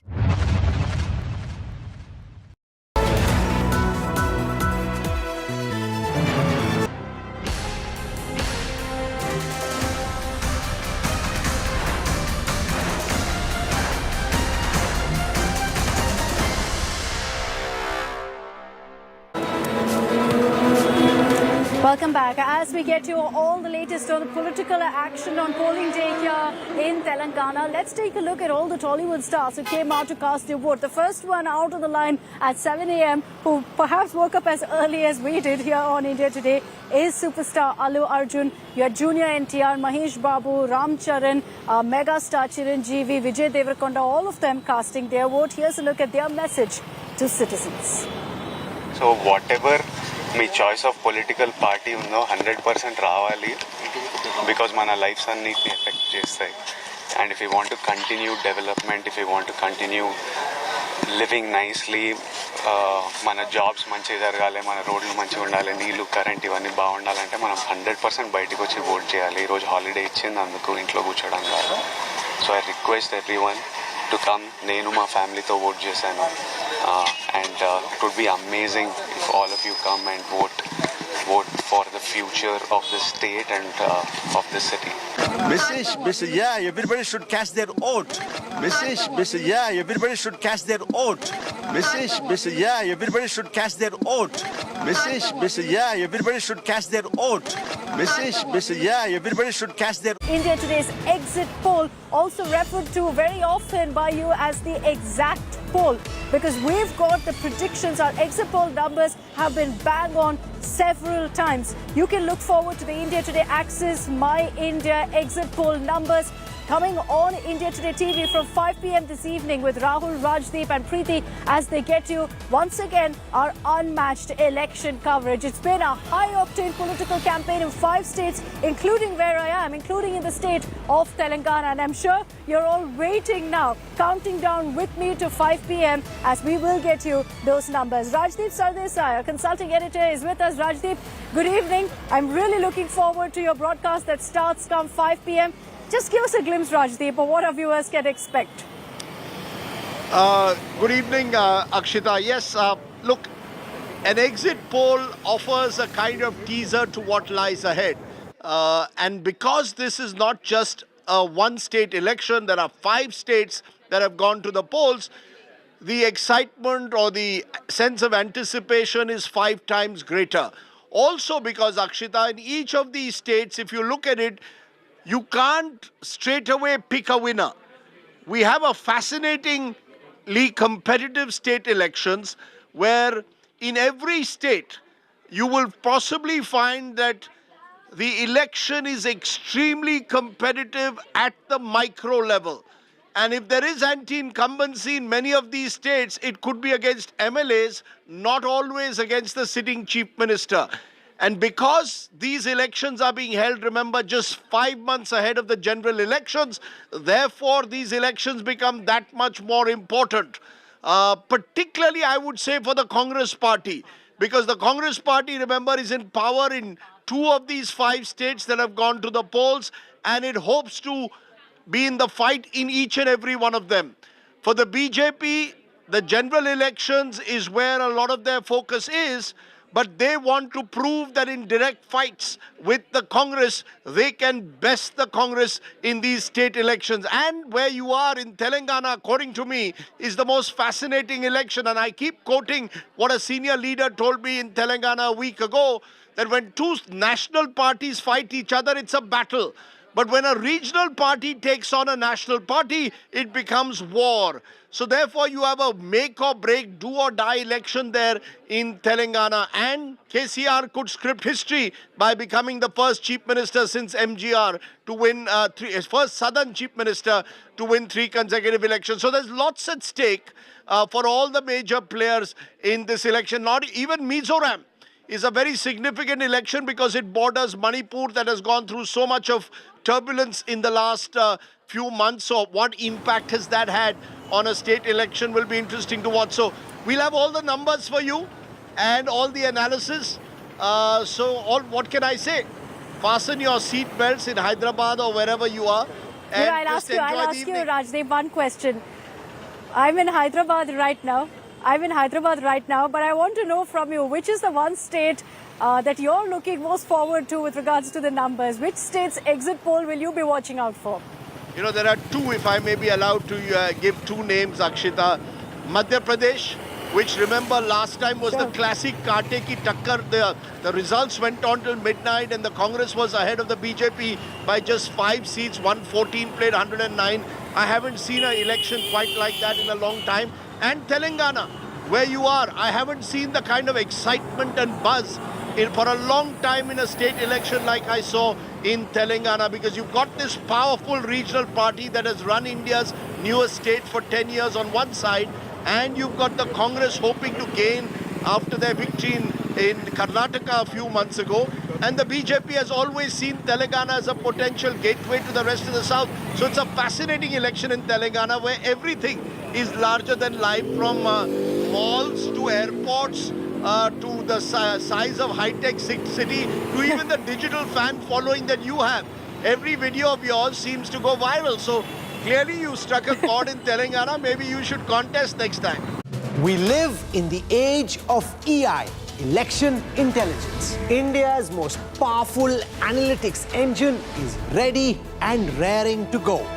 Seats, votes, margins, swings, strength scans, strongholds, cutting-edge live insights powered by India Today's data intelligence unit. No network can compare, no channel can compete. Your one-stop destination for live election analysis. Election intelligence, only on India Today.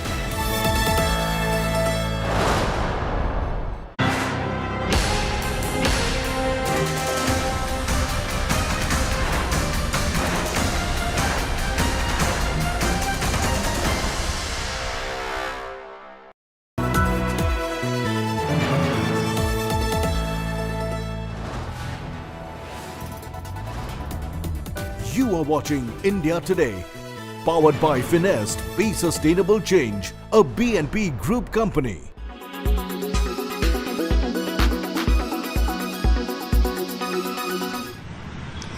तीन crore voters Telangana में ये तय कर रहे हैं, जैसे हम बात कर रहे हैं कि कौन किसका सरकार बनेगा तेलंगाना में, कौन होगा तेलंगाना के राजा।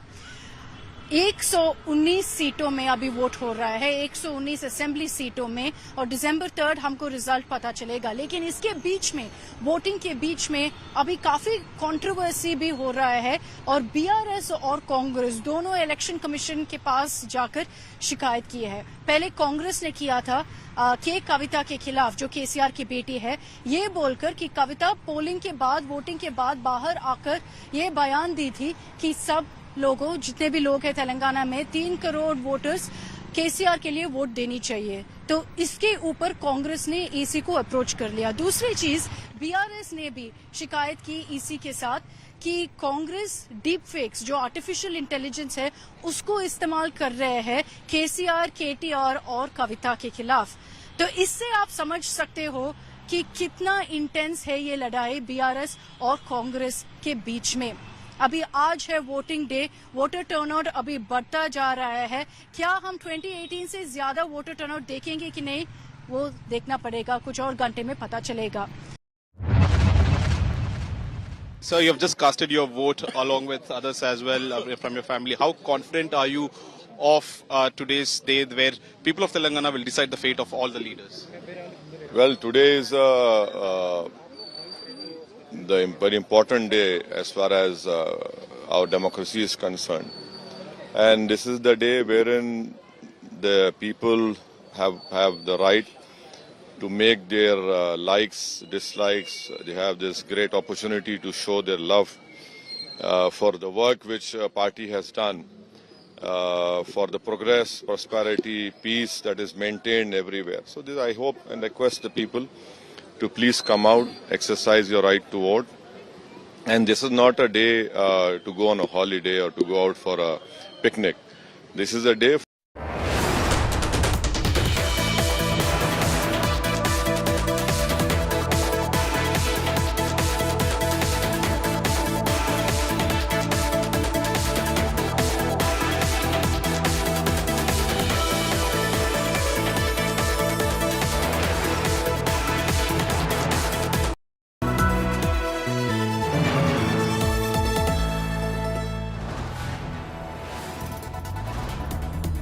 You are watching India Today, powered by Finest, Be Sustainable Change, a BNP Group company.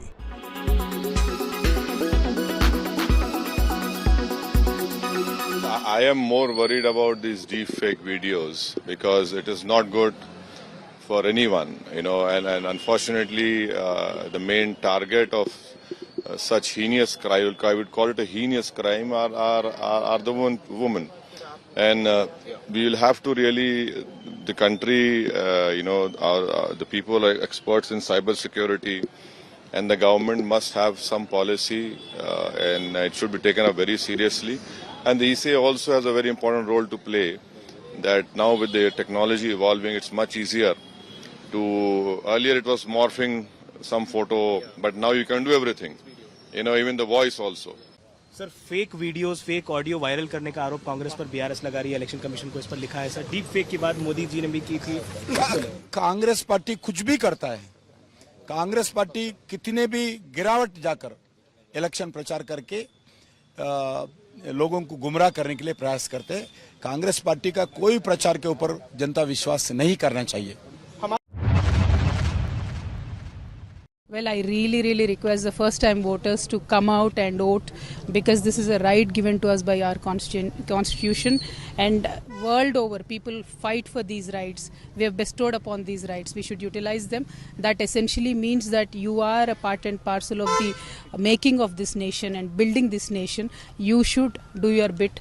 People are fighting on the borders, soldiers are fighting on the borders to keep us protected from the external enemies. If you vote, you will protect this nation from the internal enemies who will eat us up if you do not select the right candidates. Till the last moment, BJP and Congress were talking about B team, T team, all of that. What do you have to say about that? No, we are not anybody's B team, A team, nothing. We are Telangana people's team, and Telangana people will choose us. How confident are you for this election? Very confident. We are aiming for a century. We are hoping to come back to power with a very good majority. Thank you.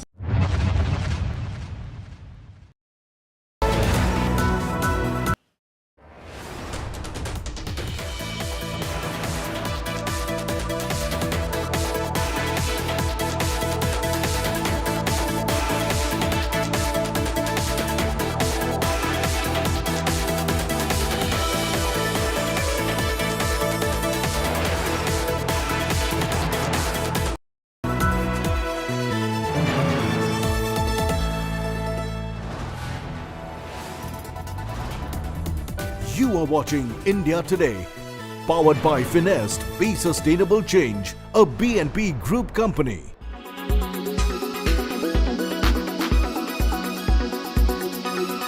I have done my duty as a citizen. Let me complete in English and then I'll switch to Telugu. I have done my duty as a citizen of Telangana. I voted for betterment. I voted for my state. I voted for people who will take the state forward in a progressive manner. I appeal to all Hyderabadis and all citizens of Telangana to also come out and please exercise your franchise.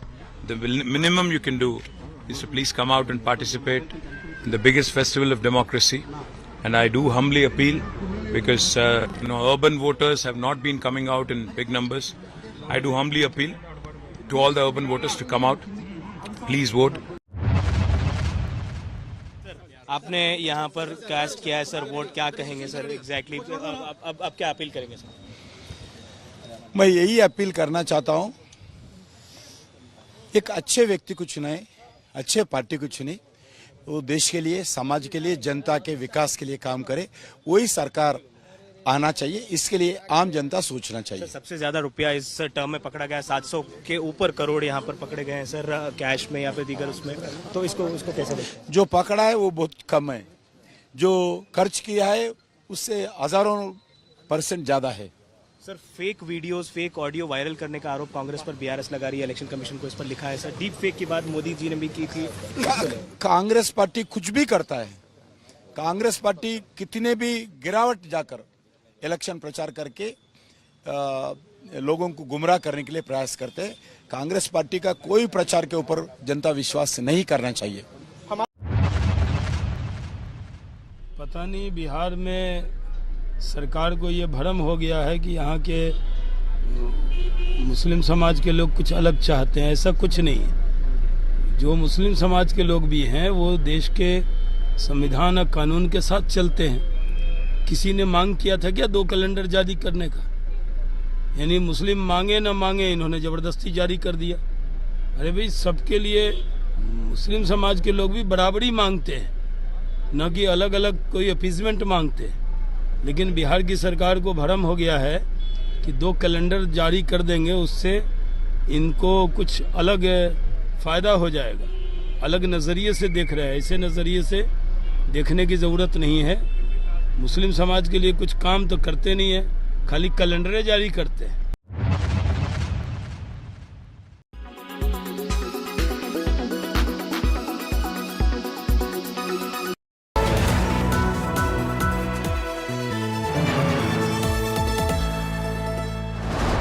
We live in the age of EI, election intelligence. India's most powerful analytics engine is ready and raring to go. Seats, votes, margins, swings, strength scans, strongholds, cutting edge live insights powered by India Today's data intelligence unit. No network can compare, no channel can compete. Your one-stop destination for live election analysis. Election intelligence, only on India Today.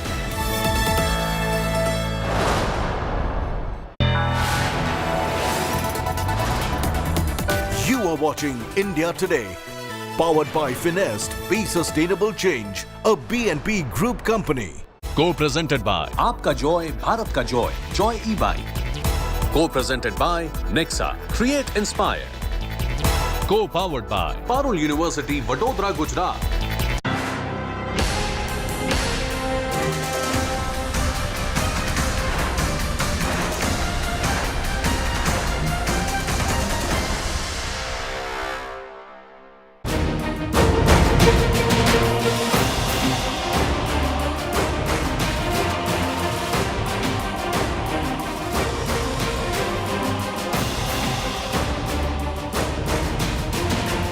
Welcome friends once again to Super Thursday. That's what we are calling it. It's the big day where we have exit polls for the 5 states that have gone to the polls in the last month. This is in a sense a mini general election ahead of the general election. So we'll have all the data from the Axis My India team when it comes to the big numbers today. 679 constituencies across 5 states up for grabs. The Congress had won 306 of these seats. In the 2018 assembly elections, the BJP had won 199. What's the scorecard going to look like? Rajdeep, massive buzz around the India Today exit poll numbers. It's almost as if people working in other news channels, working in other media organizations are more interested in knowing what India Today is going to show rather than working on producing their own exit polls. Well, Pradeep Gupta of Axis, My India Axis has a wonderful track record of getting these polls 94%. Right. 94%. 60 out of 64 polls bang on. But as I keep saying, you ain't seen it till you've seen it. So all the numbers today will excite people because I think these are all tightly contested states now. I think what's changed in Indian politics is that the era where, you thought there was a wave election and everyone knew who the winner was, doesn't apply to state elections. This could arguably be more exciting than the Lok Sabha elections as well because there's uncertainty, there's unpredictability, and in some of the states, even the netas don't know for sure whether they are winning or losing. Let me introduce you to some of the experts who will be joining us through the 6-hour-long coverage. I want to start by introducing Chetan Bhagat. Chetan, looking very sharp. You lost some weight. Welcome. Good to have you with us. Thank you for having me. And I did a Twitter poll saying, is this more exciting or the World Cup final? It's proof is there, huh? The tweet is there. The problem with the World Cup final analogy I know. And so what was the number? Go as per plan. So today somebody from India will win. That is the good thing. There is no, Australia cannot win today. So that we should remember that this is a poll of our country. But I think it is 80% of people said this is as exciting or more exciting than the World Cup final because this impacts people's future. I know it's a numbers game and it's fun and all. But this is impacting people's future. There are so many tests going on today of the Prime Minister, of the India Alliance, so many things. We'll discuss all this, I'm sure. So it's very exciting day and I agree with you. This could be, because if results go a certain way here, the Lok Sabha election may seem like a given. So the excitement is more there. Rashid Kidwai, the Congress for once, thinking that they're in with a chance. Are they hoping to win 1 of 3, 2 of 3, 3 of 3, or are they hoping to win 4 of 4? I would say 3, and I would disagree with Mr. Chetan Bhagat. I think it is going to, the actual day, December 3 is going to open, Lok Sabha elections wide open. It would be anybody's game. Okay. Preeti Chaudhary joins us. Preeti's been traveling right across, going on a bike through many of these states, and tough states, but the roads are better. One big change that has taken place right across the country, and you can see it in Rajasthan and Madhya Pradesh. You're looking forward to this? Well, the roads are better, but the political landscape very complicated. So what I am looking forward to, Rahul and Rajdeep, is, journalistic inquisition.